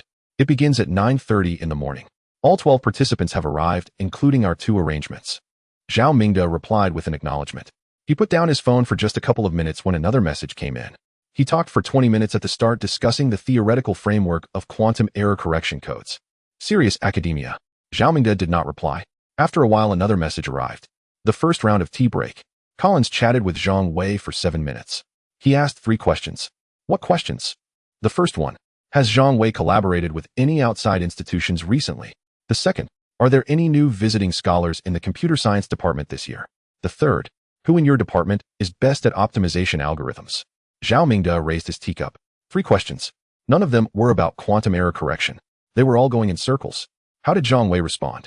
He answered according to the plan. The first said yes, giving a name unrelated to the core. The second said there were no new people this year. The third mentioned 2 individuals, both of whom we had arranged. Zhao Mingde took a sip of tea. The third question. Who does optimization algorithms best? Collins was looking for someone. Someone capable of doing topological compression methodology. That position at MIT is blocked. It requires extremely strong optimization skills and a solid foundation in abstract mathematics. So he asked about optimization algorithms. The direction is correct. But the answer does not lie with any professor. The answer is in the adjacent room, being pushed by Shun Ruobing to attend a calligraphy class. The phone vibrated again. Lei Zhan. The morning session has ended. Collins has had individual discussions with 5 people. Each was asked the same question at the end. Which question? Is there anyone around you who usually doesn't publish papers, but occasionally surprises everyone with their work? Zhao Mingde set his teacup down on the table. The same question asked to 5 people. Waiting for someone's reaction to differ from the others. Waiting for someone to hesitate. Waiting for someone to glance at him longer. Waiting for someone's tone to change. Basic skills of information science. How did the 5 respond? 3 said no. 1 chuckled and said, where are there any hermits in this field? Another thought for a moment and mentioned the name of a retired professor, which was irrelevant. Did Collins believe it? Whether he believes it or not is not important. He is recording. Tonight, these conversations will turn into data packets sent to Guam, then analyzed and cross-referenced with the 17-page report from the 5 eyes. Lei Zhan paused. Let him compare. The more he compares, the more discrepancies he finds. The more discrepancies, the deeper he feels the target is hidden. The deeper he feels, the less he dares to give up. Zhao Mingde nodded. There's another thing. This afternoon during the tea break, Collins took a photo of a whiteboard with what was written on the whiteboard. It was written by our people. A set of parameters for quantum error correction codes derivation. Written intentionally. What kind of intentional writing? The symbol system used a completely different standard than the one leaked by MIT, but left a detail that could easily be misinterpreted as similar. Zhao Mingde set down his teacup. You are feeding him. Yes. Let him go back and compare. He will find that there is a similar mark with MIT. But overall it doesn't match. There is only one conclusion. The user of this mark is in the vicinity of Xingqing Institute of Technology, but has not been exposed yet. He will increase his investment. Not just increasing investment. He will demand more resources from above because he feels he has touched something. The report will state that there is a high suspicion that the core member's activity range is locked within a radius of 5 kilometers around Xingqing Institute of Technology. Recommendations for increasing personnel. Zhao Mingde glanced out the window. Xingqing Institute of Technology. The Tianyu Garden is 3 kilometers away in a straight line. A 5-kilometer radius. It just happens to circle Lin Chen's home. But the direction they are looking for is Professor's laboratories, the academic circle. They will never look down at a second-grade homework notebook. The more he feels it's closed, the less he will walk away. The longer he stays in Xingqing, the longer we observe him. The more things he sends to Guam. The more he feels it's closed, the less he will walk away. The longer he stays in Xingqing, the longer we observe him. The more things he sends to Guam. 10 times faster than if we had to investigate ourselves. Zhao Mingde raised his tea. These people spent over $100 million sending someone from DARPA to come. To hold seminars, borrow books, take whiteboard photos, ask professors, and send encrypted data. Each step is helping the opponent draw a map. Lei Zhan, will he send the data packet tonight? He definitely will. That time every early morning is fixed. After sending it, how long will it take for Guam to return the instructions? 48 to 72 hours. The same pattern as last time. Wait for the instructions to come back. Observe his next move. If he starts inviting people to dinner, it indicates the instruction is to strengthen social penetration. If he starts going to the library, it indicates the instruction is to trace the text. Keep an eye on him. The call ended. The living room was quiet for a while. Footsteps were heard at the door. The key turned in the lock. Shen Ruobing pushed the door open, followed by Lin Chen. The little one drooped his head, holding a piece of rice paper. The calligraphy on it was crooked. Teacher Zhao, the calligraphy class is so boring. What did you learn? Horizontal strokes, vertical strokes, slanting strokes. Dot strokes. The teacher said my dot strokes look like chicken feet. Shen Ruobing put down her bag. The teacher is right. Practice more at home. Mom, I can't even write well with a pencil, let alone with a brush. That's why you need to learn. The little one pouted, swayed to the fridge, and opened the door. He grabbed a box of AD calcium milk, bit the straw, and ran to the second bedroom. Shoes. He stopped, backed up, put on his slippers, and ran again. The door closed. After a while, the sound of flipping pages was heard. Zhao Mingde sat on the sofa. His phone vibrated again. Deputy Director Qian. The materials Collins sent back today. Guam has already received them. How did you know so quickly? His device fingerprint is in the database. Outgoing signals are intercepted in real time. The content cannot be decrypted, but the traffic characteristics can be analyzed. Today's data packet is 3 times larger than yesterday's. 3 times. He feels he has gained something. The amount of data has increased and more reports have been written. Zhao Mingde thought for a moment. A mark that we deliberately left behind has been taken by him as a breakthrough. He wrote 3 times the report and sent it back. Guam received it, analyzed it, confirmed it, and added resources. The additional resources are still circulating within the circle we have drawn. The more they circulate, the more they expose themselves. Deputy Director Qian. Speak. This chain is not solely about Collins. The command chain behind him, the Guam Relay, the Domestic Analysis Center. How many of these nodes can we see now? There was a 2-second pause on the other end. More than 70%. Give him 3 more weeks, and we can reach 90. Zhao Mingde put down his phone. The sound of a pencil scratching paper came from the second bedroom. It wasn't practicing writing, the rhythm was off. He was calculating something. After a while, the door opened a crack. The little one peeked his head out. Teacher Zhao. The drawing is almost finished. A complete version will be out tomorrow evening. Zhao Mingde nodded. Good. The little one retreated. The door closed. The largest intelligence operation in the world is currently drawing its own network topology for the Xia Nation. And the person who made all this happen has to attend a calligraphy class tomorrow. The phone vibrated. Zheng Weidong. Collins went to the library again this afternoon. He returned 2 books. He didn't return the one on functional analysis. He renewed it. He still has to take photos, continue comparing, and send data. Continuing to help us draw maps. Zhao Mingde replied with 2 words. Let him be. Morning. Zhao Mingde had just gotten up. The tea was not yet brewed. The doorbell rang. A delivery. A square box wrapped in 3 layers of foam. The receipt had 2 stamps on it. Opened it. A transparent display box. Round base. The workmanship was quite fine. His phone vibrated. It was Deputy Director Qian. Has it arrived? It's here. Good. Put that sticky note inside. Base side up. Close the box. Just show it to him briefly. Don't let him take it out to play. That thing is classified. Zhao Mingde glanced at the box. A palm-sized transparent cover. Approved through 3 levels. For reminders, just to put in a hand-torn sticky note. Got it. By the way, you have a physical examination today. At 2 in the afternoon. A car will come to pick you up. No need for a car. They'll go myself. No way. Special regulations. You are now an independent unit. There are procedures for going out. Zhao Mingde didn't argue further. All right. He hung up. The secondary bedroom was still quiet. After a while, the quilt rustled. The door creaked open. A small person came out, rubbing their eyes. Their hair was still sticking up. They had changed into a new SpongeBob pajamas. The buttons weren't mismatched. Rarely so. Passed by the living room. They saw the transparent box on the coffee table. Stopped. Their eyes lit up. Did this arrive? Yes. The small person picked it up and examined it from all angles 3 times. It looks pretty good. Where's that sticky note from your mom? In the drawer. Lin Chen ran to rummage through the drawer. It took a while. Found that yellow sticky note. It had a few lines of crooked writing on it. Palm-sized. With creases. A classified document archived by Zhou Yuanhang. The small person carefully placed the sticky note inside. Base side up. Closed the box. Studied it for 5 seconds. Looks good. Placed it back on the coffee table. Satisfied. Ran off to brush their teeth. Zhao Mingde looked at the transparent display box. A sticky note. The only classified document in Nanshan in the form of a hand-torn sticky note. Now housed in a display box that had gone through 3 levels of approval. Placed on the coffee table in room 1402 of Xingqing Tianyu Garden. The drawer was right next to it. Inside the drawer were 4 sheets of draft paper, worth several magnitudes more than this display box. Shen Ruobing came out. Chen, have you written in your practice book today? Not up yet, Mom. Write as soon as you get up. You still can't get the vertical hook right from yesterday. I think it's fine. What you think doesn't count. What I think counts. Breakfast. Porridge. Fried eggs. Lin Chen finished eating. Gave Zhao Mingde a glance. Teacher Zhao, you want to check today, right? Zhao Mingde replied with a sound. In the afternoon. I've been looking at that lump on your neck for several days now. Don't procrastinate. Shen Ruobing, who was wiping the table, looked up at Zhao Mingde upon hearing this. Is teacher Zhao unwell? It's nothing. Just a minor issue. Routine checkup. Lin Chen pouted. You always say it's a minor issue. Last time when I had a cold, you also said it was a minor issue. In the end, my mom took me to the hospital, and we waited in line for 2 hours. That's different. You're a child. Children and adults are the same when it comes to being sick. If you're sick, you need to see a doctor.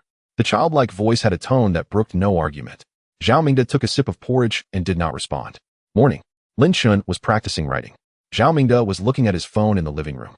Zheng Weidong sent a message. Collins didn't attend the seminar this morning. He went to the library.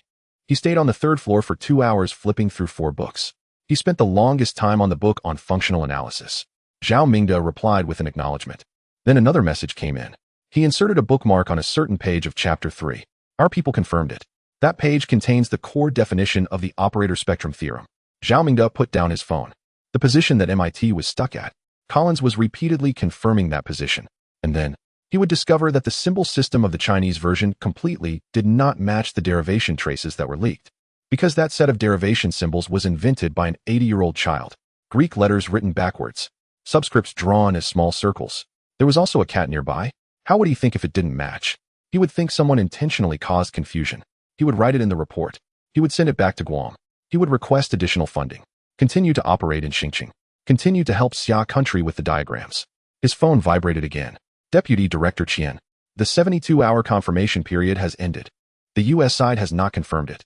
The assessment level has been raised from high concern to direct threat. Deep water operations have transitioned from standby to preparatory execution. The priority is on Xingqing. What impact will the upgrade have on us? Zhao Mingde glanced towards the secondary bedroom. The sound of a pencil. Every stroke and line. Vertical hook. In the short term, none. Their internal upgrade means greater investment. The direction is still wrong. The greater the investment, the higher the sunk cost. The harder it will be to turn back. Does Collins know about the upgrade? Most likely. Guam sent him instructions 48 hours ago. Today he didn't attend the seminar and went to the library. This indicates that the instruction content is about strengthening text traceability. Zhao Mingde pieced these together. Upgraded. The direction is still wrong. Even more forcefully wrong. All right, old Zhao. You have a physical examination this afternoon. Don't forget. I remember. Chen told you right. Zhao Mingde paused. Did he tell you too? No. But on his paper it says, Teacher Zhao, don't forget to check your neck. Zheng Weidong saw it while taking the archives. It was reported back. A hardware parameter diagram accurate to 8 decimal places. In the lower right corner there were words reminding him to check his thyroid. These 2 things were written on the same piece of paper. Go ahead. Have a good checkup. Let me know when you have results. Okay. He hung up. Afternoon. Zhao Mingde went for the physical examination. He was picked up by the car. Lin Chen was at home. Shen Ruobing went out to buy groceries. The secondary bedroom was quiet for a long time. Not writing in the practice book. The rhythm of the pencil was off. Fast. Dense. Occasional pauses. Then quickly scribbling again. Calculating something. Evening. Shen Ruobing returned. Cooking. Zhao Mingde also came back. Lin Chen ran out from the secondary bedroom. Did you check? I did. What are the results? Benign. Just regular follow-ups are fine. The small person stared at him for 2 seconds. Really? Really? The report is in the bag. Do you want to see it? I can't understand it anyway. Pouted. But if you say it's real, then it's real. Ran back. Zhao Mingde sat down. Took out the physical examination report from the bag. Thyroid nodule. Benign. Recommended for follow-up in 6 months. Deputy Director Qian's call followed. The results are out. Benign. Good. Archived. He'll remind you in 6 months. Even the physical examination results were archived. Zhao Mingde said nothing. Hung up. Dinner. Braised pork. Shredded potatoes. Seaweed egg flour soup. Lin Chen ate very quickly. The chopsticks accurately picked out every piece of fat and piled it at the edge of the bowl. Shin Ruobing glanced at it twice. Eat the fatty ones too. I want. It's greasy. Picky eater. I'm not picky. I just have preferences. Shin Ruobing ignored this nonsense. After finishing dinner, washed her feet. 9 o'clock. The main bedroom light went out. Zhao Mingde was waiting in the living room. After a while, the door to the secondary bedroom opened. The small person ran out barefoot, holding a piece of paper. It wasn't crumpled. It was torn from a workbook. Flat. Both sides were filled with writing. Sat down heavily on the sofa. Legs dangling. Teacher Zhao, I finished drawing. Placed the paper on the coffee table. Zhao Mingde picked it up. Front side. A complete hardware topology diagram. Signal interfaces. Coupling nodes. Frequency band annotations. Parameter ranges. The third layer's signal isolation scheme. Full band reverse cancellation. Adaptive filtering. Parameters for the 3 coupling nodes accurate to 8 decimal places. Backside. Remarks. Nodes 7 to 11 reserved. Best for heat dissipation. No frequency division on the third layer. Use the modified annotations from page 7 of the diagram. Reviewer Zhao Mingde. The last line. Crooked handwriting. Teacher Zhao, please acknowledge receipt. Next to it was a drawing of a cat. Next to the cat was a bottle of AD calcium milk. Zhao Mingde finished looking at the entire diagram. With 40 years of experience, he could see what this diagram represented. The system would no longer be in standby mode. If there are no issues, give it to Nanshan tomorrow. The small person swung their feet, their voice childlike. Connect it to the interface of the green light that is always on from Nuwa. The system would no longer be in standby mode. If there are no issues, give it to Nanshan tomorrow. The small person swung their feet, their voice childlike. But the tone was conclusive. Not a question. It was a notification. Zhao Mingde placed the paper down. He'll take another look tonight. He'll give you a response tomorrow morning. All right. The small person jumped off the sofa. Walked a few steps. Turned back. But I think there are no issues. Ran off. The door closed. Zhao Mingde picked up the diagram. 20 years ago, his paper was rejected. Full band reverse matching. The reviewers said it lacked engineering feasibility. Now the engineering feasibility was on this piece of paper. An 80-year-old child, using Nanshan's electromagnetic fingerprint diagram, turned the impossible from 20 years ago into possible. Parameters accurate to 8 decimal places. The remarks mentioned for him to review. The kind of understanding that comes from watching it grow from the beginning. His phone vibrated. Zheng Weidong. Academician Zhao. Collins sent another data package tonight. It's larger than yesterday's.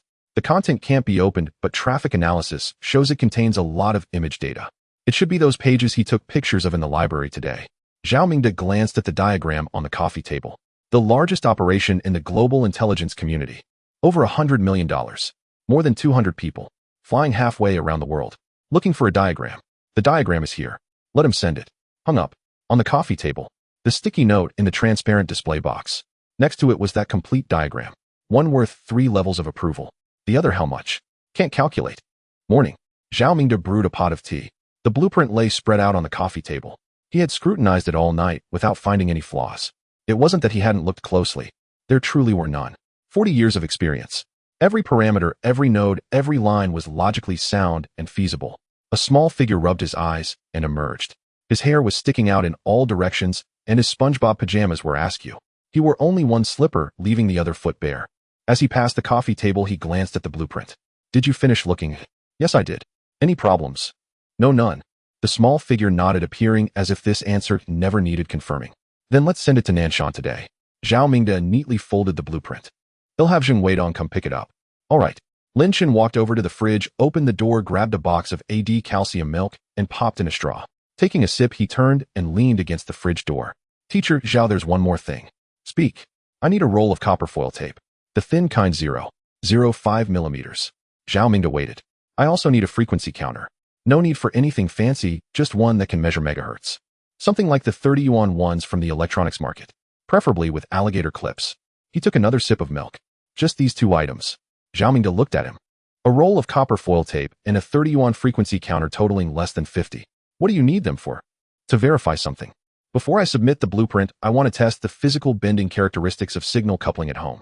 Without power, I'll use copper foil to simulate the wiring. I want to see if the parameters drift when actually bent. His voice was soft, akin to asking for an eraser. I'll inform the higher-ups. No need to go through the process. The electronics market has it. I can run there myself. You can't go by yourself. Then you help me buy it. I can't just buy it on a whim either. The small figure tilted his head, clearly finding this situation absurd. Teacher, Zhao, the copper foil tape. It's 5 yuan a roll. It can be used to seal window gaps.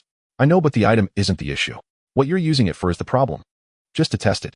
It's to verify the physical characteristics of the Nuwa interface.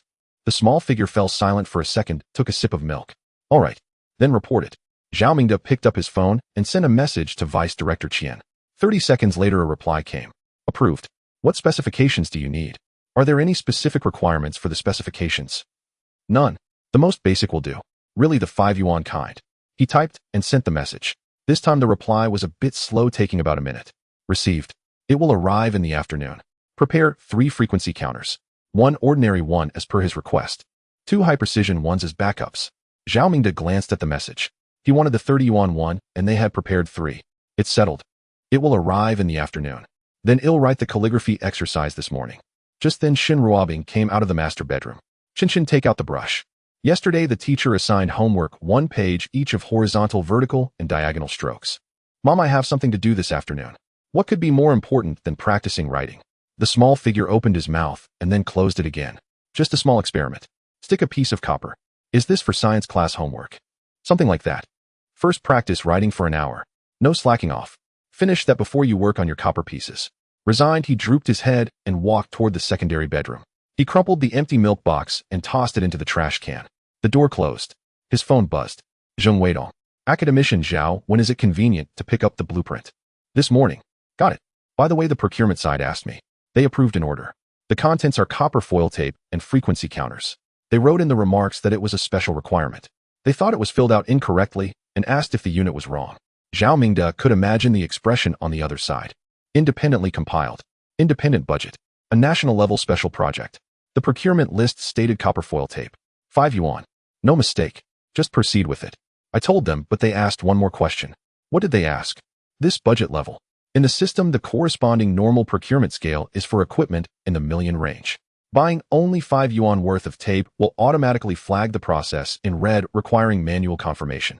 They asked if they should provide a test bench and an oscilloscope. With a budget of millions, buying a roll of tape would indeed trigger an error in the system. No need. Just buy according to the order. 5 yuan is 5 yuan. Understood. He hung up. In the secondary bedroom, the sound of a brush dipping into ink was faint and reluctant. At 10 in the morning, Zheng Weidong arrived to collect the complete blueprint. He received it with both hands and placed it in a special file bag with 3 seals. When leaving, he paused at the door. Academician Zhao, this blueprint is going to Nanshan. How long do you estimate it will take to produce the hardware? Depends on the processing precision. The parameter requirements are high. Zheng Weidong nodded and left. At noon, Xin Ruobing checked the brushwork. Did you write this stroke with your eyes closed, eh? No, I was very serious. Is this how serious you are? Mom, my talent isn't in this direction. At 8 years old, talking about talent. Rewrite half a page. This afternoon. He pouted but didn't argue, clearly calculating the time difference between rewriting half a page and the copper foil arriving. Fine. Write quickly. In the afternoon, the items arrived. A cardboard box contained 3 frequency counters, 1 ordinary, 1 mid-range. 1 top configuration. The number on the packaging of the top configuration unit was 6 digits. A roll of copper foil tape was included along with 2 additional rolls of different thicknesses. Lin Chen flipped through the items and took out the cheapest one. He examined the alligator clips and was satisfied. He also grabbed the 0.05 millimeter copper foil. The rest he didn't even look at. Leave the extras there. He dashed back to the secondary bedroom, closing the door. The remaining 2 frequency counters in the box lay quietly, with the most expensive one being worth enough to buy a car. At this moment, its mission was merely to wait in the box for a possible just-in-case that might never come. The sound of tape being torn came from the secondary bedroom. The beeping sound of the frequency counter powering on, followed by a long silence. The sound of a pencil writing emerged, recording something. His phone buzzed. It was Vice Director Qian. The blueprint has arrived at Nanshan. Initially, it seems fine. The precision requirements are high, but it can be done. Working overtime, if all goes well, it will take 2 weeks. 2 weeks. That green light constantly on at the standby interface might not just be on standby 2 weeks later. Has the copper foil arrived, eh? Yes, he took the cheapest one. The other side fell silent for 2 seconds. As expected. Old Zhao, do you really think he can verify anything at home with 5 yuan worth of copper foil? Zhao Mingde pondered for a moment. A roll of 5 yuan copper foil and a 30 yuan frequency counter in a bedroom without even a test bench. I don't know, but he said he can verify it. All right, wait for the results. Progress at Nanshan continues simultaneously. After a pause, keep a record of this procurement. 35 yuan. Special budget expenditure. The number is lined up after that blueprint. Zhao Mingde said nothing. The blueprint number and the 5 yuan tape number were aligned together. One deciding the direction of hardware architecture, the other barely enough to seal a window gap. Yet in this command chain, they were at the same level. He hung up. In the secondary bedroom, the sound of tape being torn echoed once more, then fell completely silent. After a long while, the sound of the pencil writing resumed. Writing quickly and densely, pausing briefly before continuing. The person being tracked by the global intelligence community for billions of dollars was currently hunched over at the writing desk, using 5 yuan copper foil tape to verify a physical parameter that could potentially bring that 1,000-qubit supercomputer to life. Next to him lay an unfinished half-page of brush writing. The diagonal stroke indeed did not look very good. The second bedroom had been quiet for almost 2 hours. No sound of turning pages. No sound of a pencil. Only the noise of tape being ripped off and stuck back on. Occasionally, the ticking of the frequency meter could be heard. Shin Ruobing sat in the living room knitting. She listened intently for a while. What is he doing? Zhao Mingde scrolled through his phone. A little experiment for science class. Has it been going on for that long? Children take their time. Shin Ruobing didn't ask further and continued knitting. Zhao Mingde sipped his tea. Every time the frequency meter in the second bedroom beeped, his hand, holding the cup, paused for a moment. The intervals between those sounds grew shorter. This indicated that measurements were being repeated. It suggested that something had been discovered. After a while, the second bedroom suddenly fell silent. Completely silent. Even the sound of pages being turned had ceased. Zhao Mingde had witnessed this kind of silence before. 3 days ago, when the coupling node parameter was changed from the 5th decimal place to the 8th. It was also that kind of silence. The little one was deep in thought. After a long time, the sound of a pencil could be heard writing rapidly, without a pause, writing all the way through. Then the door opened. Lin Chen ran out with a pencil in his mouth, his hands covered in fragments of copper foil tape. There was a smudge of glue on his left cheek, though he didn't know when it had happened. His hair was tousled. Teacher Zhao, there's something I need to discuss. Go ahead. The diagram needs to be revised. The teacup was set down on the table. The diagram had already been sent to Nanshan. What needs to be changed? The angle of the second coupling node's wiring needs adjustment. The little one climbed onto the sofa, legs dangling, and pulled a crumpled piece of paper from his pocket. It was wrinkled. He unfolded it. 3 sets of curves were drawn on it, hand-drawn, and somewhat crooked, but the data labels were clear. I simulated the signal wiring for the second node using copper foil. When it bent at a 90-degree angle, the frequency meter reading drifted. By how much? By 0.03%. 0.03%. While not significant in terms of engineering precision, it was enough to affect the coupling efficiency for this system. So the parameters need to be corrected. Not corrected. The little one pointed at the second set of curves on the paper. I tested several angles and found that the drift wasn't random. There are patterns. The paper was handed over. Zhao Mingde took it. The second set of curves showed bending angles from 60 degrees to 120 degrees with a measurement point every 5 degrees. All frequency drift values were labeled. It wasn't random. It formed a smooth curve. Teacher Zhao looked at the point at 82 degrees. He found it. 82 degrees. The drift value was 0. At this angle, bending does not produce drift. It's not just that it doesn't drift. The little one pointed again. Next to the point at 82 degrees, there was a circled number. Signal gain. 0.12%. Zhao Mingde stared at that number for several seconds. No drift, and there's an increase. Bending the copper foil wiring at a specific angle not only avoids signal attenuation, but actually enhances it. Are you sure? I measured it 7 times. The $30 frequency meter has limited accuracy, but the trend is consistent across all 7 measurements. The little one jumped off the sofa and ran to the fridge to grab a box of AD calcium milk. He returned with the straw in his mouth, sat down with a thud, and swung his legs.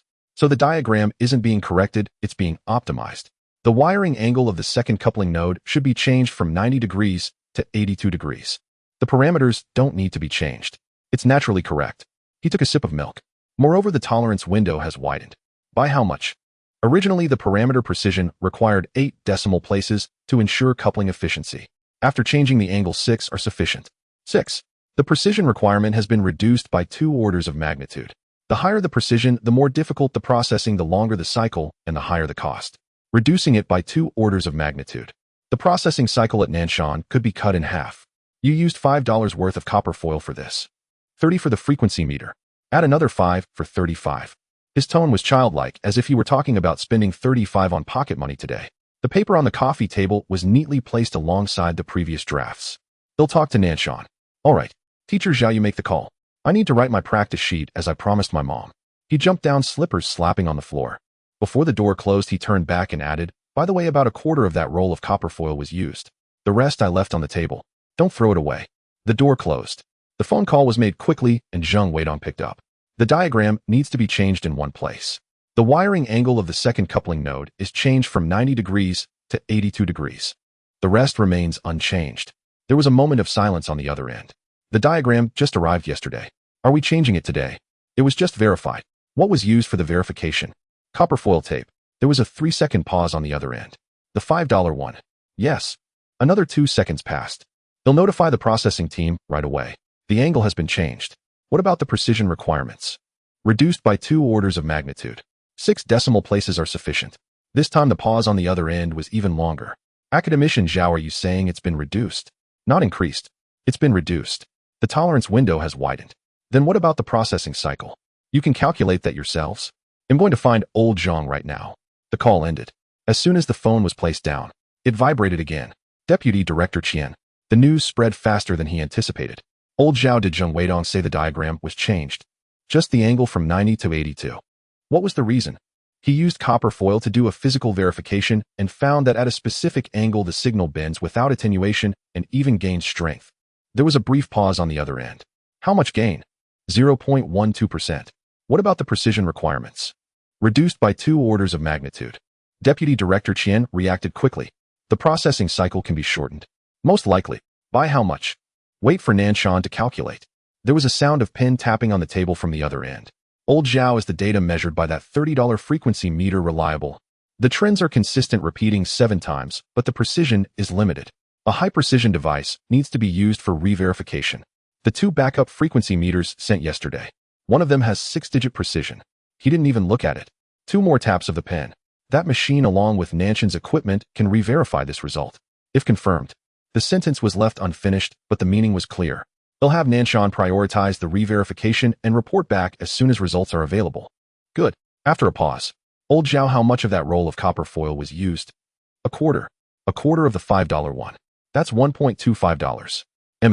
An experimental cost of $1.25 changed the core parameters of the entire diagram, reducing the processing precision by 2 orders of magnitude.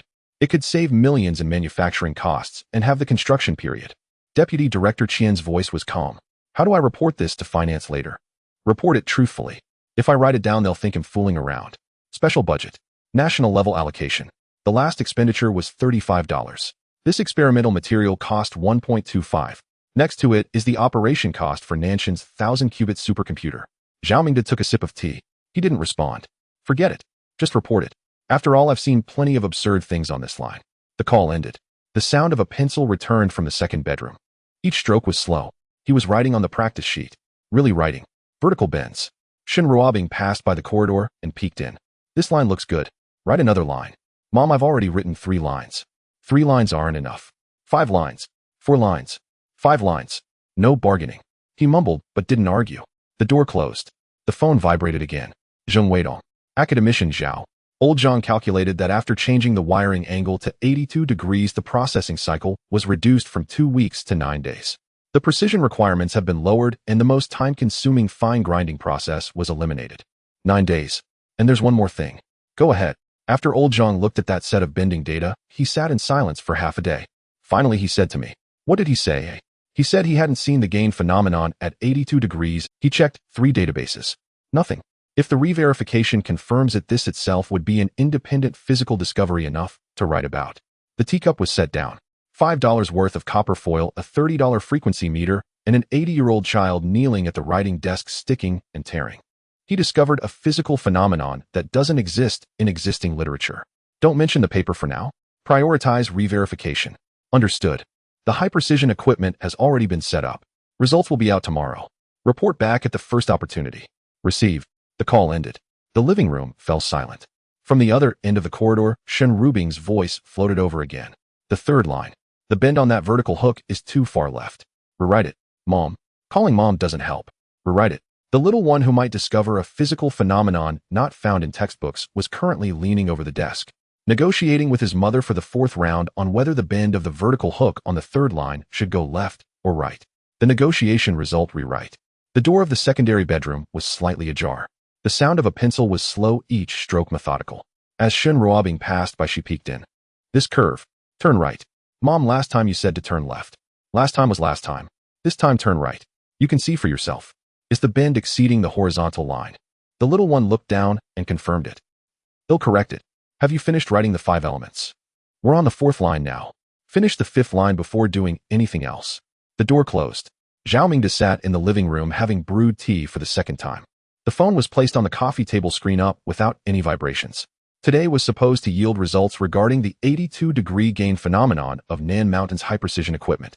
Zheng Weidong mentioned last night that the equipment had already been set up signal source oscilloscope and the 6-digit frequency meter along with Nan Mountain's own RF analysis platform. An entire set of equipment was dedicated to verifying an angle determined by an 80-year-old child using 5 yuan worth of copper foil. Half a cup of tea was consumed when the phone vibrated. It wasn't Zheng Weidong. It was Deputy Director Qian. Old Zhao, the results from Nan Mountain are out. Zhao Mingde set down his teacup. What are they? Confirmed. Just 2 words, but they carried weight. 82 degrees. 0 drift. Gain of 0. 12%. 7 repetitions. All high-precision equipment matched perfectly. Zhao Mingde remained silent waiting. The sound of paper turning came from Deputy Director Qian's end. But there is a situation. Go ahead. The resolution of Nan Mountain's high-precision equipment is 3 orders of magnitude better than that 30 yuan machine. The data measured is much finer than the curve he drew. How fine? Zheng Weidong said that old Zhang's team measured the bending angle between 81 and 83 degrees. Every 0.1 degrees was measured for a total of 20 points. And then, 82 degrees is not the optimal point. Zhao Mingde, hand holding the teacup, paused. The optimal point is at 81.7 degrees. The gain is not 0.12%, but 0.17%. 0.17%. That's 40% higher than what Lin Chen measured. The resolution of the 30 yuan frequency meter is insufficient. It can only measure to the integer point of 82 degrees. The actual peak value is at 81.7. Zhao Mingde set down his teacup. Then what is his conclusion? Is it correct? The direction is completely correct. Should the angle be changed? Yes. Change 82 to 81.7. What about the precision requirements? No change. Still 6 digits. Old Zhang said that the tolerance window for this peak value is wider than for 82 degrees. Wider by 30%. Zhao Mingde stood up. He walked to the window. An 80-year-old child using 30 yuan equipment in a bedroom without a lab found the direction. The task done by high-precision equipment was simply to walk that direction another 0.3 degrees further. Old Zhao, there's one more thing. Speak. Old Zhang ran a complete dataset of this gain phenomenon through a physical model. What conclusion? The conclusion is that this phenomenon is unrelated to the material copper foil thickness or frequency range. Zhao Mingde turned around. What do you mean? It means this is not a special property of copper foil, but a universal behavior of electromagnetic waves at the bending interface of metal films. It's just that no one had ever conducted precise measurements in this angle range before. The living room fell silent. Universal behavior, not an exception. It's a rule. What did old Zhang say exactly? He said if this conclusion holds, all existing RF designs involving metal film bending lines, including chip packaging, antenna feeding, and waveguide coupling, can be optimized. Deputy Director Qian paused. All of them. Zhao Mingde glanced towards the secondary bedroom. The sound of the pencil continued stroke by stroke on the 5th line's vertical bend. Old Zhang also said something else. What? He said he has been working in RF for 20 years, and no one has ever thought of looking for gain at the bending angle. All textbooks state that bending must inevitably lead to attenuation. The only difference is how much attenuation there is. And then, Then he said this child is not looking for parameters, but seeking something that no one has thought to search for. Zhao Mingde said nothing. Old Zhao, I want to ask you something. Ask. This discovery, if published, what level of journal would it be sufficient for? Zhao Mingde thought for a moment. Depends on how it's written. Narrowly written, it could be a top journal. Broadly written. He paused. Broadly, it could open a subfield. The pen on the other end was tapping the table again. Let's not talk about the paper for now. No one should mention it. But this data, the complete set from Nan Mountain, must be sealed. I've already notified old Zhang about it. Understood. The drawing angle has been changed from 82 to 81.7. Zheng Weidong has already informed the processing team. The processing cycle remains unchanged, still 9 days. Good. By the way, does Chen Xin know? Zhao Mingde glanced at the secondary bedroom. He's still writing his character practice book. Don't tell him yet. Wait until he finishes writing before saying anything. Deputy Director Qian paused. Let him finish his practice book. Don't interrupt. After hanging up, Zhao Mingde returned to the sofa. The sound of the pencil in the secondary bedroom stopped. After a while, the door opened. The little one rushed out, clutching the character practice book. Teacher Zhao, I finished writing the 5 elements. Can you take a look? I corrected the bend on the 3rd line. Zhao Mingde took it. The vertical bend on the fifth line was indeed slightly better than yesterday. The angle of the bend did not exceed the horizontal line. It's good enough. Then I'm going to get the copper foil. Wait a moment. The little one stopped. Nan Mountain's high-precision equipment tested your 82 degrees. Oh, just one word. Not hurriedly. The optimal point is not at 82 degrees, but at 81.7. The gain is 0. 17%. The little one tilted his head and thought for a moment. Not precise enough. I said that 30 yuan machine's resolution was a bit lacking. He pouted. 81.7. That's fine. Is the drawing changed? It's already changed. Zheng Weidong has notified the processing team. What about the tolerance? Wider than 82 degrees by 30%. The little one was clearly delighted, swinging his feet twice. That's even better. The precision requirements don't need to change, making processing easier. He jumped off the sofa. Walking toward the secondary bedroom, he took 2 steps and turned back. Teacher Zhao, the 0.17% is significantly higher than what I measured. It's 40% higher. The little one scratched his hair. That indicates this gain might not just be a local phenomenon, if the frequency range is wider. He paused. His eyes were directed at the ground, but he was clearly not looking at it. After 3 seconds, he said, forget it. Let's not think about it for now. There's still 3/4 of the copper foil left. I'll try a few more parameters. He dashed back in. The door closed. Zhao Mingde picked up his tea. He did not mention old Zhang's words to Lin Chen. This is not a special property of copper foil, but a universal behavior. He also did not tell him that this discovery might impact the entire RF design field. There was no need to do so, because the expression of that child who had paused for 3 seconds just now indicated that he had already realized it. The phone vibrated. It was Zheng Weidong. Academician Zhao, the angle has been corrected. The processing team has no objections. 9 days remain unchanged. Good. There's one more thing. Old Zhang asked me to inquire about the copper foil experiment. What substrate did he use, and what was it affixed to? Zhao Mingde thought for a moment. Let me ask. He walked to the secondary bedroom door. Chen, what was the copper foil affixed to for testing? The sound of paper turning inside stopped. To the writing desk. What material? Just an ordinary wooden table with a layer of plastic veneer on top. Zhao Mingde relayed this to Zheng Weidong. There was a long pause on the other end.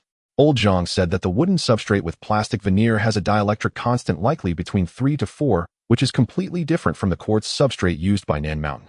Yet the gain angle is almost identical. What does this indicate? It indicates that the substrate material has no effect on this phenomenon, aligning with their model conclusions. A universal phenomenon. Yes, old Zhang's current state is not quite right. He called everyone in the lab over to test different metal films, aluminum foil, tin foil, silver paste, to see if the gain angle is around 81.7. Zhao Mingde took a sip of tea.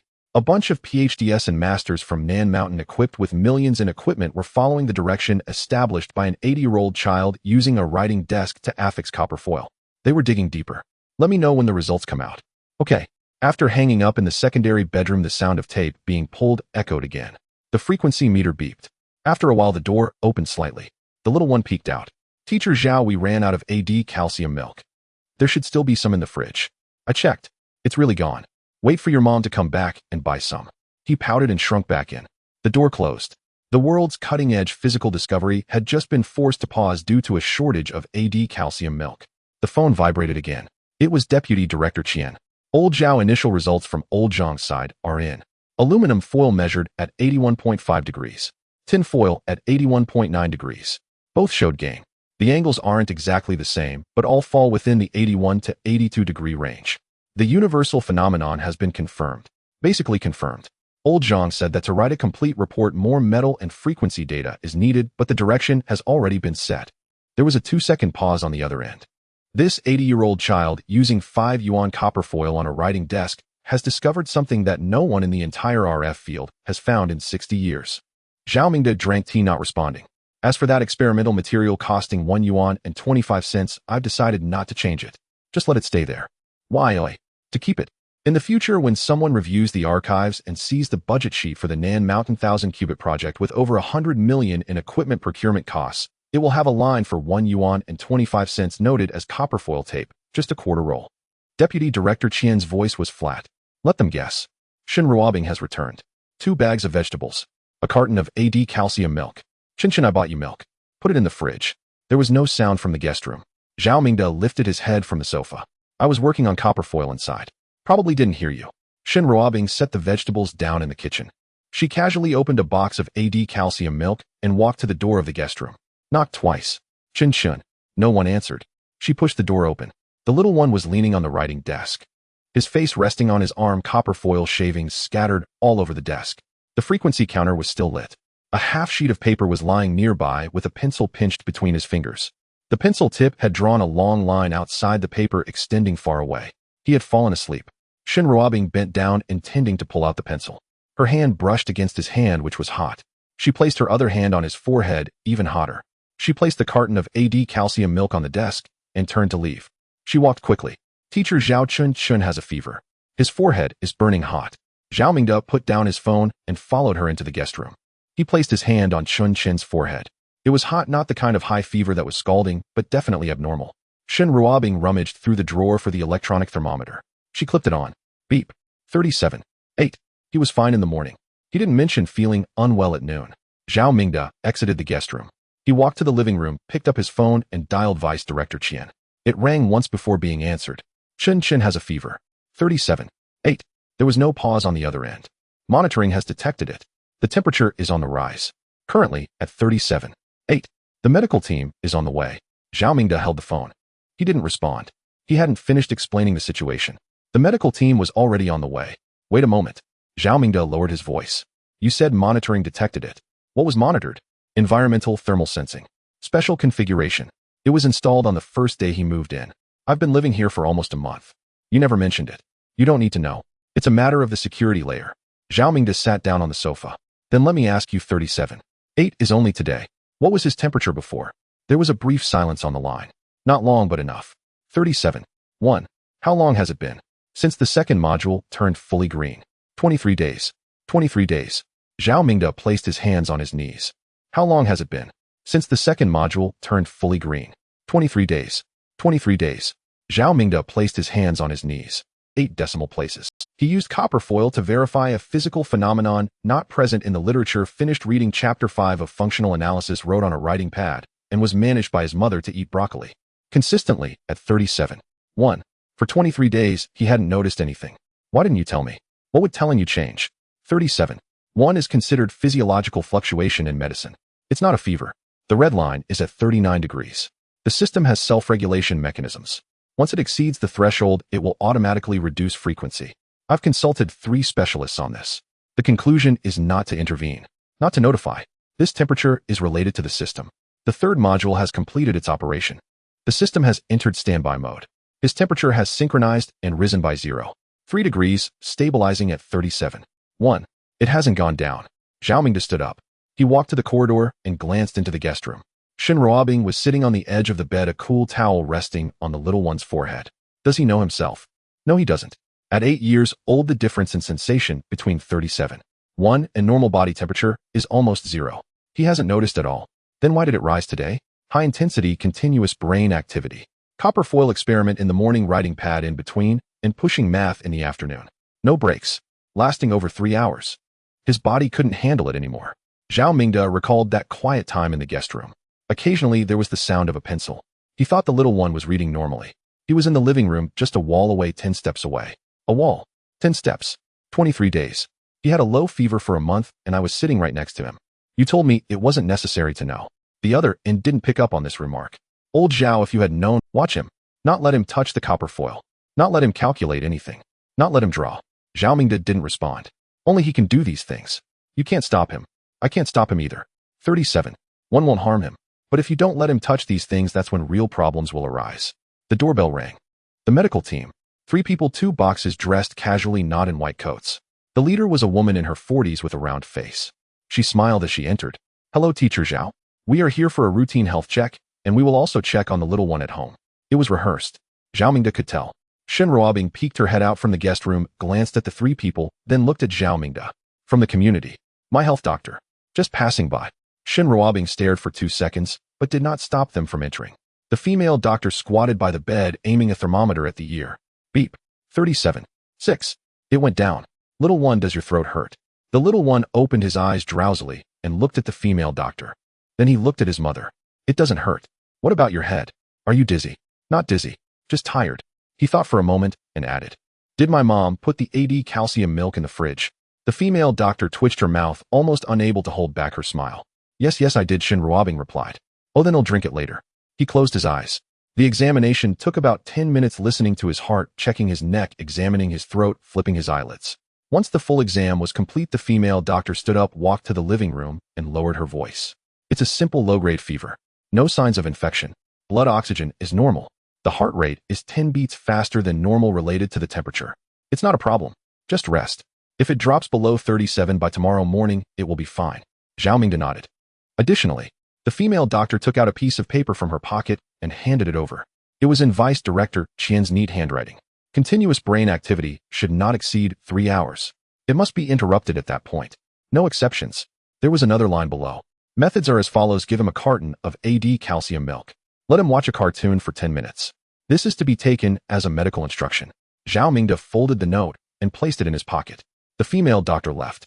The boxes were taken away. Shen Ruobing measured again. 37. 4.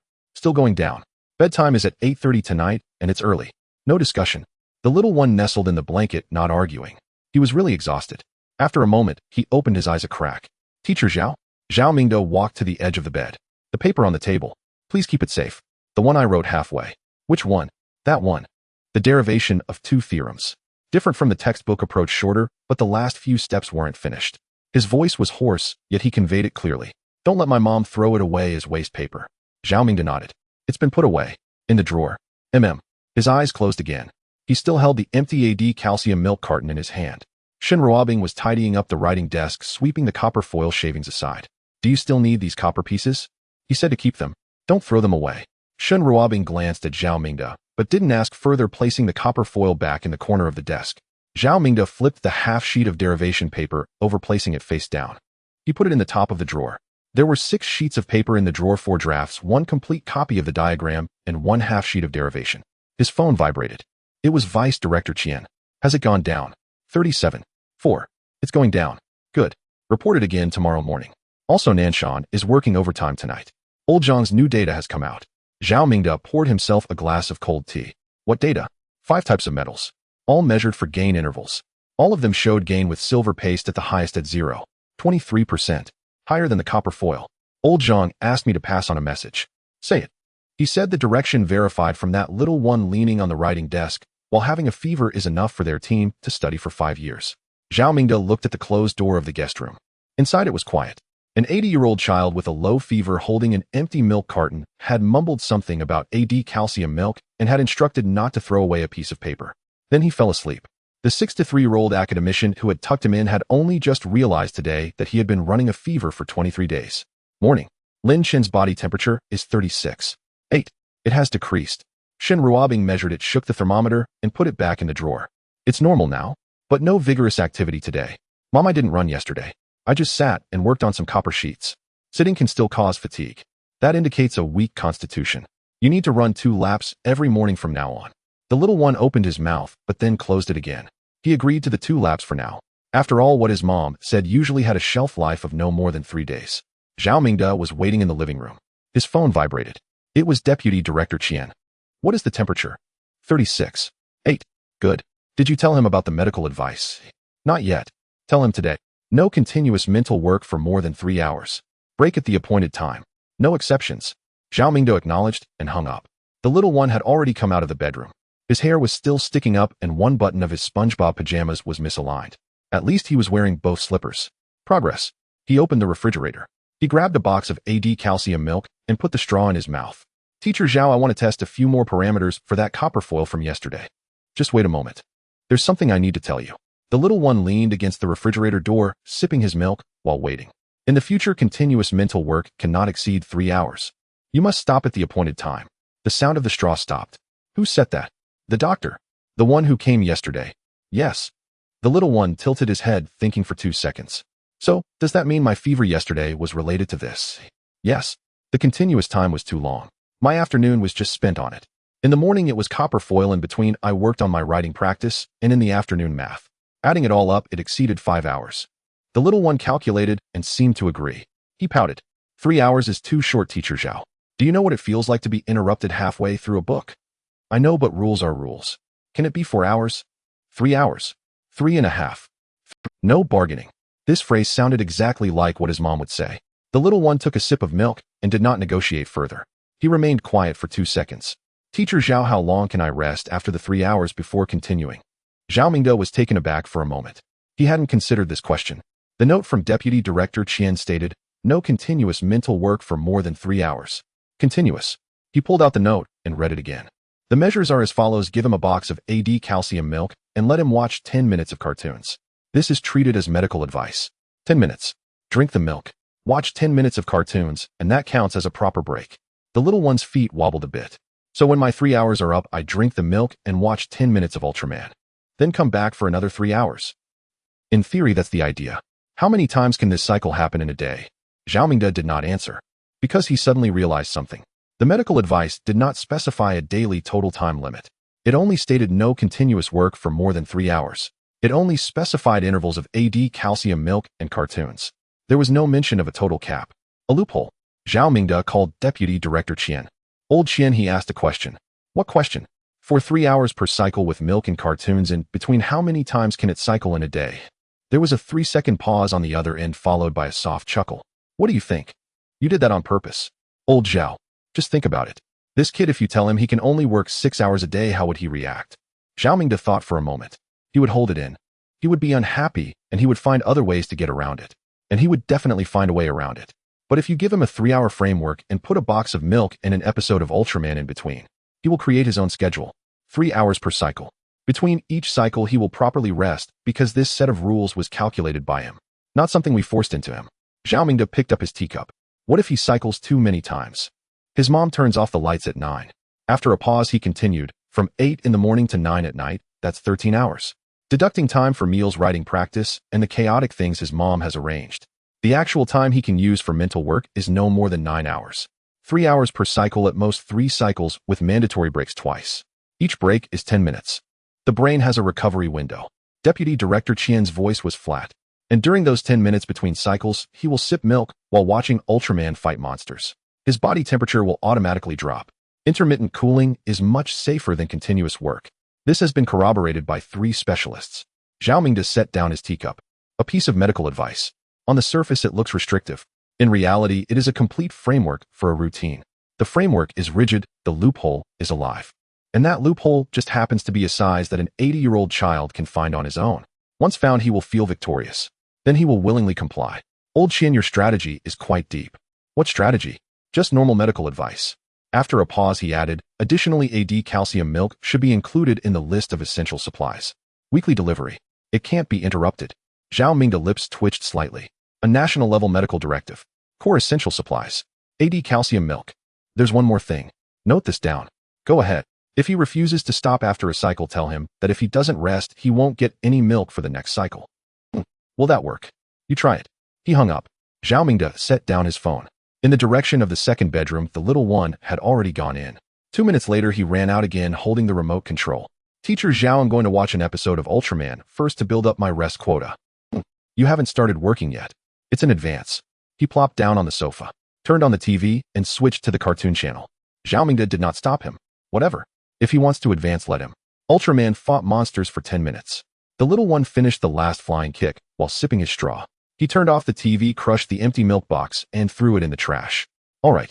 3 hours start now. He jumped off the sofa and ran into the second bedroom. The door closed. Zhao Mingde noted the time.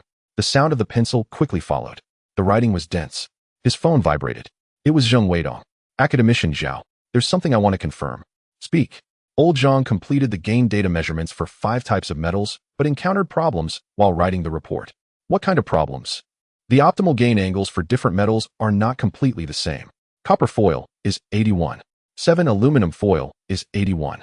5 tin foil is 81. 9 silver paste is 81. 3. The differences are small but existent. And then Old Zhang wants to build a unified physical model.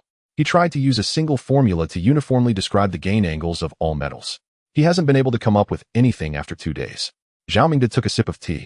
Old Zhang's exact words were that the empirical formula can be close, but it doesn't align with the physical meaning. There should be a simpler mathematical structure underlying it. But their team can't figure it out. Zheng Weidong paused. Old Zhang asked if we could invite that person to take a look at the data. Zhao Mingde glanced at the door of the second bedroom. The sound of the pencil was still ongoing, focused and continuous. The first round of 3 hours had just begun 15 minutes ago. Get the data organized and send it over. Once he finishes this round, I'll give it to him. This round. From now on, his work time will be calculated by rounds. Each round is 3 hours, with breaks in between. Zheng Weidong didn't ask further. Understood. They'll send the data within half an hour. He hung up. Zhao Mingde set his phone on the coffee table. The pencil sound continued from the second bedroom. On the Nanshan side, a team of 37 people equipped with millions worth of equipment had not been able to derive this mathematical structure for 2 days. They were waiting for an 80-year-old child to finish watching Ultraman drink his AD calcium milk and complete his writing practice to free up some of his remaining time. Shen Ruobing peeked her head out from the kitchen. How's his spirit today, Teacher Zhao? Pretty good. He just went in after watching the cartoon. Cartoon? Didn't he need to work on the copper sheets? He watched Ultraman first to relax for a bit. Shen Ruobing thought for a moment. That works. Watching cartoons is definitely better than being cooped up in the room. She retreated back in. I'll make him some pork rib soup for lunch. He had a fever yesterday. To replenish his strength. Okay, add some broccoli too. He must eat 3 bites.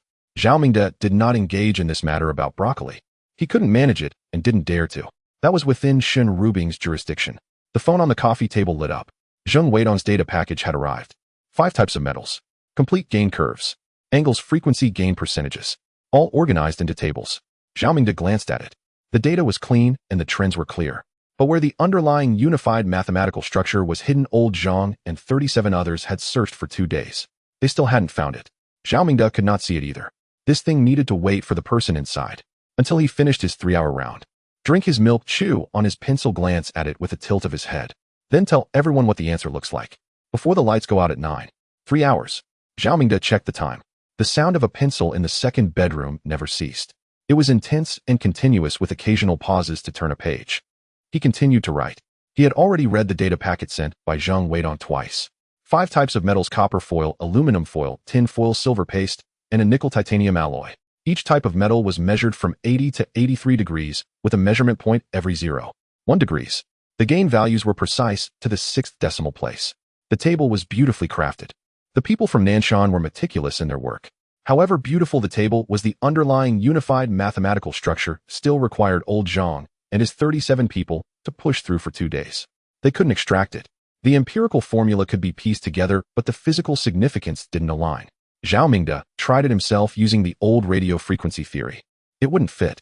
The electromagnetic behavior at the bending interface did not conform to any existing standard model. 3 hours had passed. Zhao Mingde knocked on the door of the second bedroom. Time's up. It was quiet for 2 seconds inside. Teacher Zhao, give me 5 more minutes. I'm almost done with this section. 3 hours. That's the rule. There was a mutter, but the door opened. A small figure emerged, rubbing his eyes, his hair messier than before, with a pencil tucked behind his ear. The 3rd button of his SpongeBob pajamas was fastened to the 4th hole. He ran to the fridge and rummaged through it.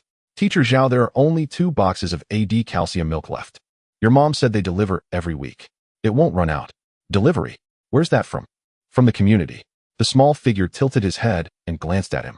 He didn't probe further, jumping onto the sofa with the milk box in his arms, pressing the remote. Ultraman was on. Zhao Mingde didn't rush to give him the data, letting his brain rest. On the screen, Ultraman was fighting a monster with 8 legs. The small figure sipped from the straw, watching intently. That monster clearly can't win. It's still holding on. Foolish, he muttered, continuing to watch.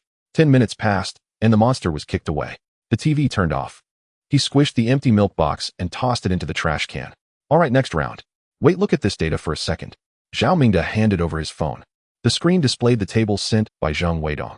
Nanshan measured the gain data of 5 types of metals and wanted to establish a unified physical model. They tried for 2 days but couldn't derive it. The small figure took the phone and flipped through it casually. How many types of metals? 5 types. The optimal angles are all different. Copper is 81.7, aluminum 81.5, tin 81.9, silver 81.3, nickel titanium 81.6. He swung his feet. How did they derive it? From the perspective of fitting the gain values. They directly compared the data of each metal to find patterns. Then they definitely can't derive it.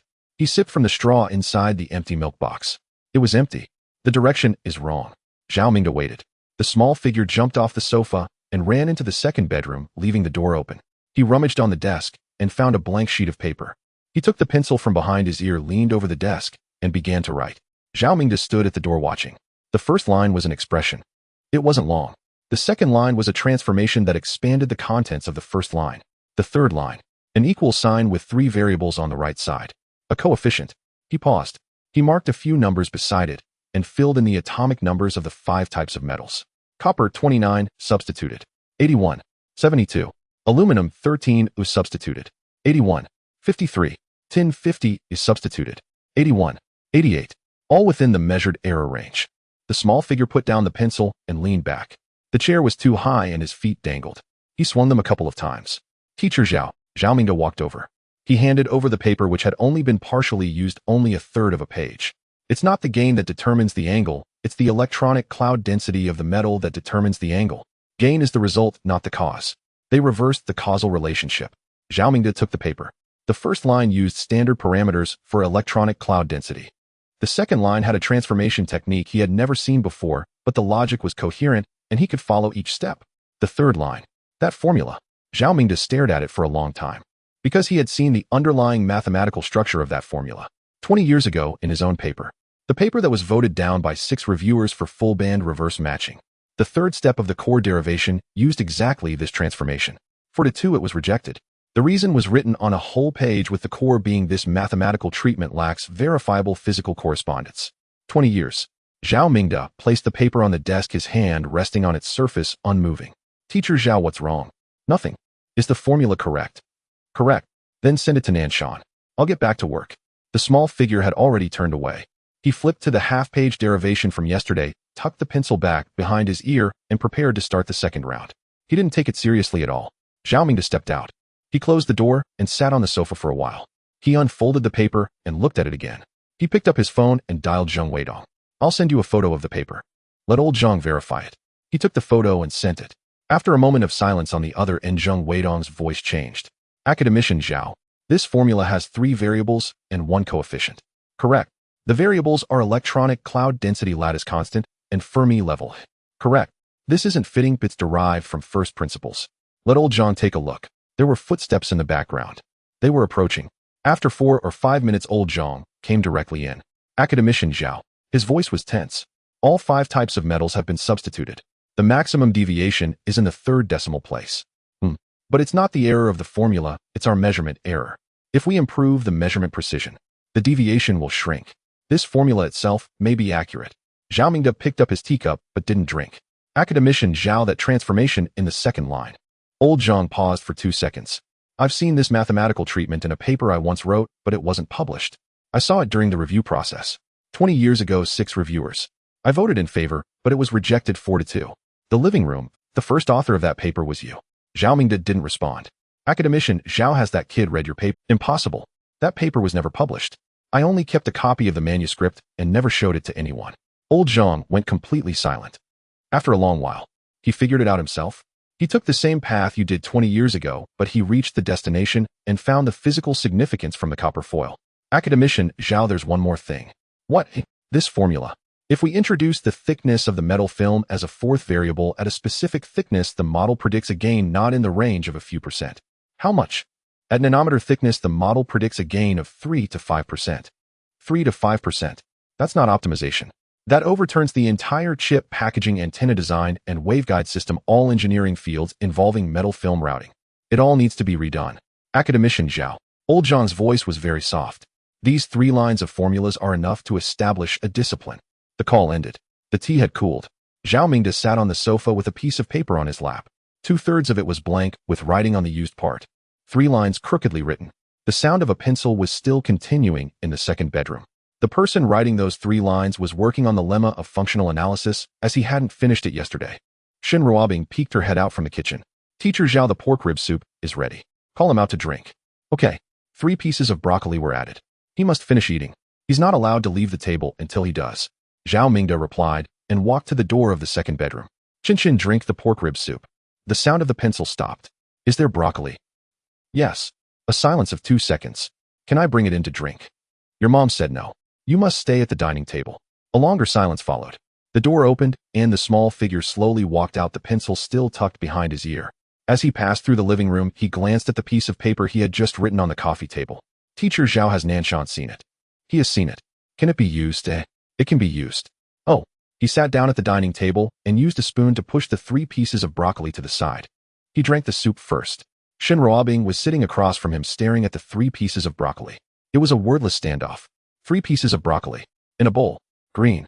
Placed on top of the rib soup. Shin Ruobing sat across the table silent, just watching. The little one poked the first piece with a spoon. He brought it close to his mouth and sniffed.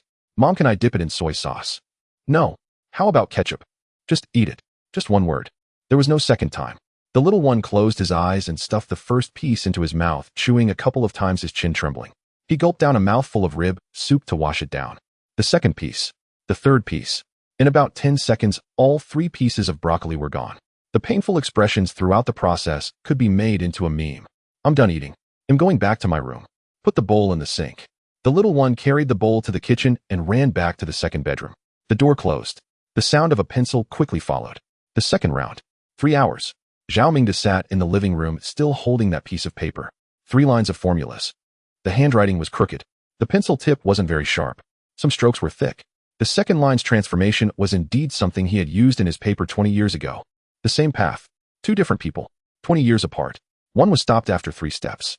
The other walked 3 steps and reached the end. He also picked up a physical significance on the way. His phone vibrated. Deputy Director Qian. Old Zhao Laozhang's complete report is out. So fast. The team of 37 people put everything on it. They didn't stop all day. Zhao Mingde set down his teacup. What's the conclusion? First, all 5 metals match the formula predictions. The error is within the measurement precision range. The formula itself has no errors. This result was expected. Second, Laozhang inverted the formula with the design parameters of the 6 antenna feed projects they had completed and accepted before. What does that mean? It means taking projects that have already been completed and accepted using this formula to recalculate and see how much can be improved by optimizing according to the formula. And the results? For the 6 projects, the average signal gain increased by 1. 3. The highest one was 2. 1. Zhao Mingde's hand holding the tea paused. 2. 1.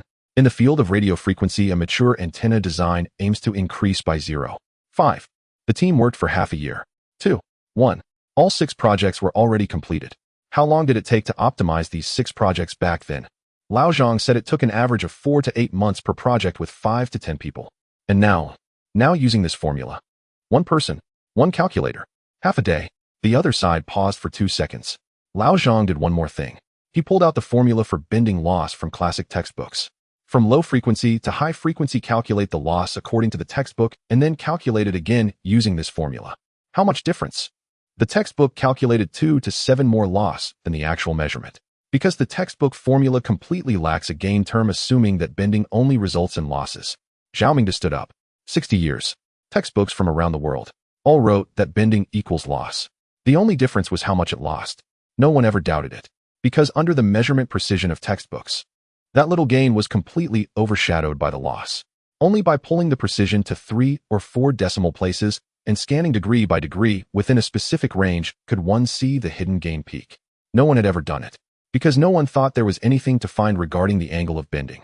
Old Zhao, Laozhang asked me to pass on a message. He said that the matter settled by those 3 lines of formulas was verified by his team all day. 37 people. And they haven't finished verifying it yet. Zhao Mingde took a sip of tea. It had gone cold. He also asked a question. What question? He asked. How long did that kid take to write that formula? Zhao Mingde thought for a moment, recalling the time. The little one jumped off the sofa and ran into the second bedroom. He flipped over a piece of paper and lay down to write. From looking at the data to finishing writing, about 3 minutes. The other side was silent again. 37 people. Something that took 2 days to come up with, he did in 3 minutes. Zhao Mingde didn't respond because he was standing at the door at that time. It wasn't 3 minutes to come up with. It was 3 minutes to write it down. The time for it to take shape in his mind might have been even shorter. Perhaps at the moment he finished looking at the data, the answer was already there. Just over 2 minutes left. He was just copying it onto paper in his crooked handwriting. The confidentiality level of this discovery I proposed is on par with that of the Nuwa hardware blueprints. Zhao Mingde nodded. The paper won't be written. The data won't be released. All experimental records are sealed in Nanshan. The confidentiality agreements of the 37 people in the team will be resigned this afternoon. Understood. There's one more thing. Speak. Academician Zhao, that paper from 20 years ago. The manuscript is still in your file bag, right? Yes. Does it have a date? A number? Yes. The other side paused for a moment. Noted. We'll handle it later. Now is not the time. No hurry. That paper was rejected. Whether it was right or wrong, there were no answers 20 years ago. Zhao Mingde glanced in the direction of the second bedroom. Today there is an answer. The other side was silent for a long time. Old Zhao Laozhang has a new set of data. Simulation prediction values for nanoscale thickness. He would like that person to take a look to help him confirm whether the boundary conditions were set correctly. Sure. I'll give it to him after this round is over. Don't interrupt what he's currently doing. Understood. He hung up. The sound of a pencil was still going on in the second bedroom. Dense. Continuous. The second round of 3 hours was more than halfway through. Zhao Mingde downloaded Lao Zhang's new data package. Gained simulations for nanoscale metal films. The table was much more complicated than the previous one. There was an entire extra page of parameters. Simulations that took 37 people a day. Soon it would be seen by an 80-year-old who had just finished eating 3 pieces of broccoli. Holding AD calcium milk, he glanced at it. The door opened. The little one ran out, a pencil clamped to his ear, 2 pieces of paper in his hand. Teacher Zhao. I'm done writing. Which one is done? The 2 lemmas from yesterday. Both are worked out. He handed over the 2 pieces of draft paper. Both sides were written on. The handwriting was crooked, but the deduction steps were tight, about a third less than the textbook. It's a different path from the textbook. I checked it twice. No problem. Zhao Mingde looked carefully. Indeed, there was no problem. Not only no problem, but better. The path was shorter. The drawer now contained 7 pieces of paper. 4 draft sheets, 1 complete diagram copy, 1 previous half-page deduction, and today's sheet. Teacher Zhao milk. In the fridge. The little one opened the fridge, took out a box, and clamped a straw in his mouth. Teacher Zhao, there's something else. Speak. When I was deducing the lemma, just now I thought about that copper foil matter. He took a sip of milk. The optimal angle differs for different metals. But the difference isn't significant. If we replace the atomic number with the radial distribution function of the electron cloud, the angle difference should converge further. He shook his feet twice. There may exist a limit angle that is completely unrelated to the material, probably around 81. 4 degrees. Needs verification. What do you need? Can Nanshan make nanoscale metal films? Yes. Have them make a few pieces. Thickness from 50 nanometers to 500 nanometers. 1 piece every 50. Copper and aluminum will do. Sweep from 81 to 82 degrees. 1 point every 0.01 degrees. Just send the data over. Zhao Mingde calculated in his mind. This batch of things preparation plus testing would keep Nanshan busy for 2 to 3 days.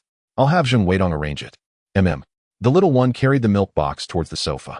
Passing the coffee table, he saw the nanoscale simulation data sent by Lao Zhang on the screen. He paused, put the milk box on the coffee table, and picked up his phone to scroll through. Who calculated this? Lao Zhang's team. The boundary conditions are wrong. Clamping the straw, he flipped to the 3rd page with one hand.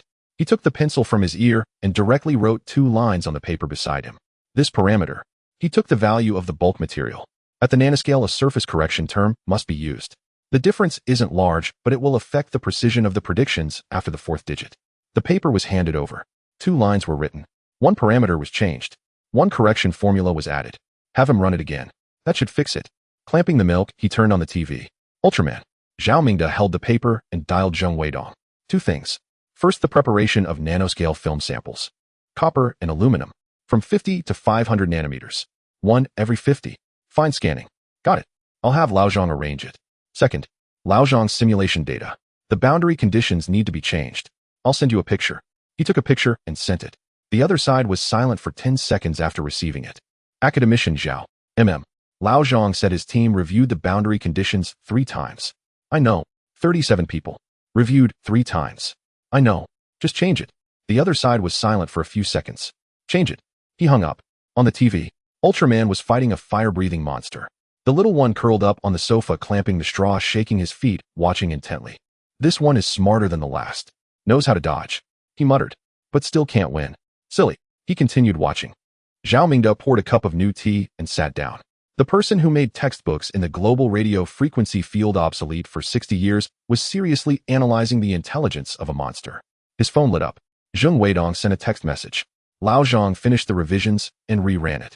The results differed by the 4th decimal place from before. The last 3 digits changed entirely. There was another line. Lao Zhang asked me to inquire about the priority of sample preparation. Zhao Mingde replied with 2 words. The highest. Ultraman has finished. The little one turned off the TV, crumpled the empty milk carton, and tossed it into the trash can. Teacher Zhao, how long will it take them to finish that film sample? 2 or 3 days. Oh, then I'll wrap up the lemma first. He jumped off the sofa and ran into the secondary bedroom, closing the door behind him. The sound of a pencil quickly filled the air. Zhao Mingde picked up his phone. Zheng Weidong's message was still lit up. Old Zhang has rerun the model after modifications. The result differs from before by the 4th decimal place. The last 3 digits have all changed. Another message came in. All 5 types of metal at the nanoscale need to be recalculated according to the modified boundary conditions. It won't be done by tonight. He replied with a good and put down his phone. He poured himself a cup of freshly brewed tea hot to the touch. In the kitchen, Shin Ruobing was washing the dishes. The clinking of dishes echoed in the air, a sound of ordinary days. After a while, his phone vibrated. Zheng Weidong. Academician Zhao. Old Zhang wants to speak directly with you. Put him on. The call was transferred to Old Zhang. Academician Zhao. This call felt different from the last one. Previously tense, this time it was calm. Unusually calm, a calm that only those who have endured great scenes can achieve when pushed to their limits. Go on. The modified model has been rerun. Copper and aluminum with a nanoscale thickness sequence from 50 nanometers to 500 nanometers with 51 points in total. Before the modifications, the model predicted the optimal gain angle fluctuating at different thicknesses. Copper is approximately between 81.5 and 82.1 scattered. There is no pattern. Zhao Mingde held his teacup. What about after the modifications? Old Zhang paused for a moment. Everything is starting to converge in one direction. How much has it converged? Copper is dropping from 81.7. At 50 nanometers, it stands at 81.42. Aluminum is dropping from 81.5. At 50 nanometers, it stands at 81.39. The teacup was set down. 81.4. The little one had just been on the sofa sipping milk. His feet swung a couple of times as he casually remarked there might exist a limit angle completely unrelated to the material, likely around 81.4. Just a casual remark. The simulations are converging towards that number. Academician Zhao. The samples have not yet been made. The experiments have not yet started. The trend from the rerun is already heading towards that number. Old Zhang sounded unusually calm, almost unnaturally so. There's one more thing. Speak. I had the team independently derive those 2 lines of correction formulas. I wanted to see if a normal physical derivation could arrive at the same result. Were they able to derive it? They did. For people 3 hours, and they wrote a full 3 pages. Zhao Mingde remained silent. The conclusions are the same, but the paths are completely different. How different? We expanded from the Maxwell equations, performed boundary matching, and made approximations. 3 pages of paper. Every step is something you can find in textbooks, standard and conventional. He paused for 2 seconds. Academician Zhao. His 2 lines skipped all the intermediate steps, going directly from the material parameters to the surface correction terms. No expansion, no approximation. Just those 2 lines. Can you replicate his skipping method? There was a moment of silence. 4 people discussed those 2 lines for half an hour.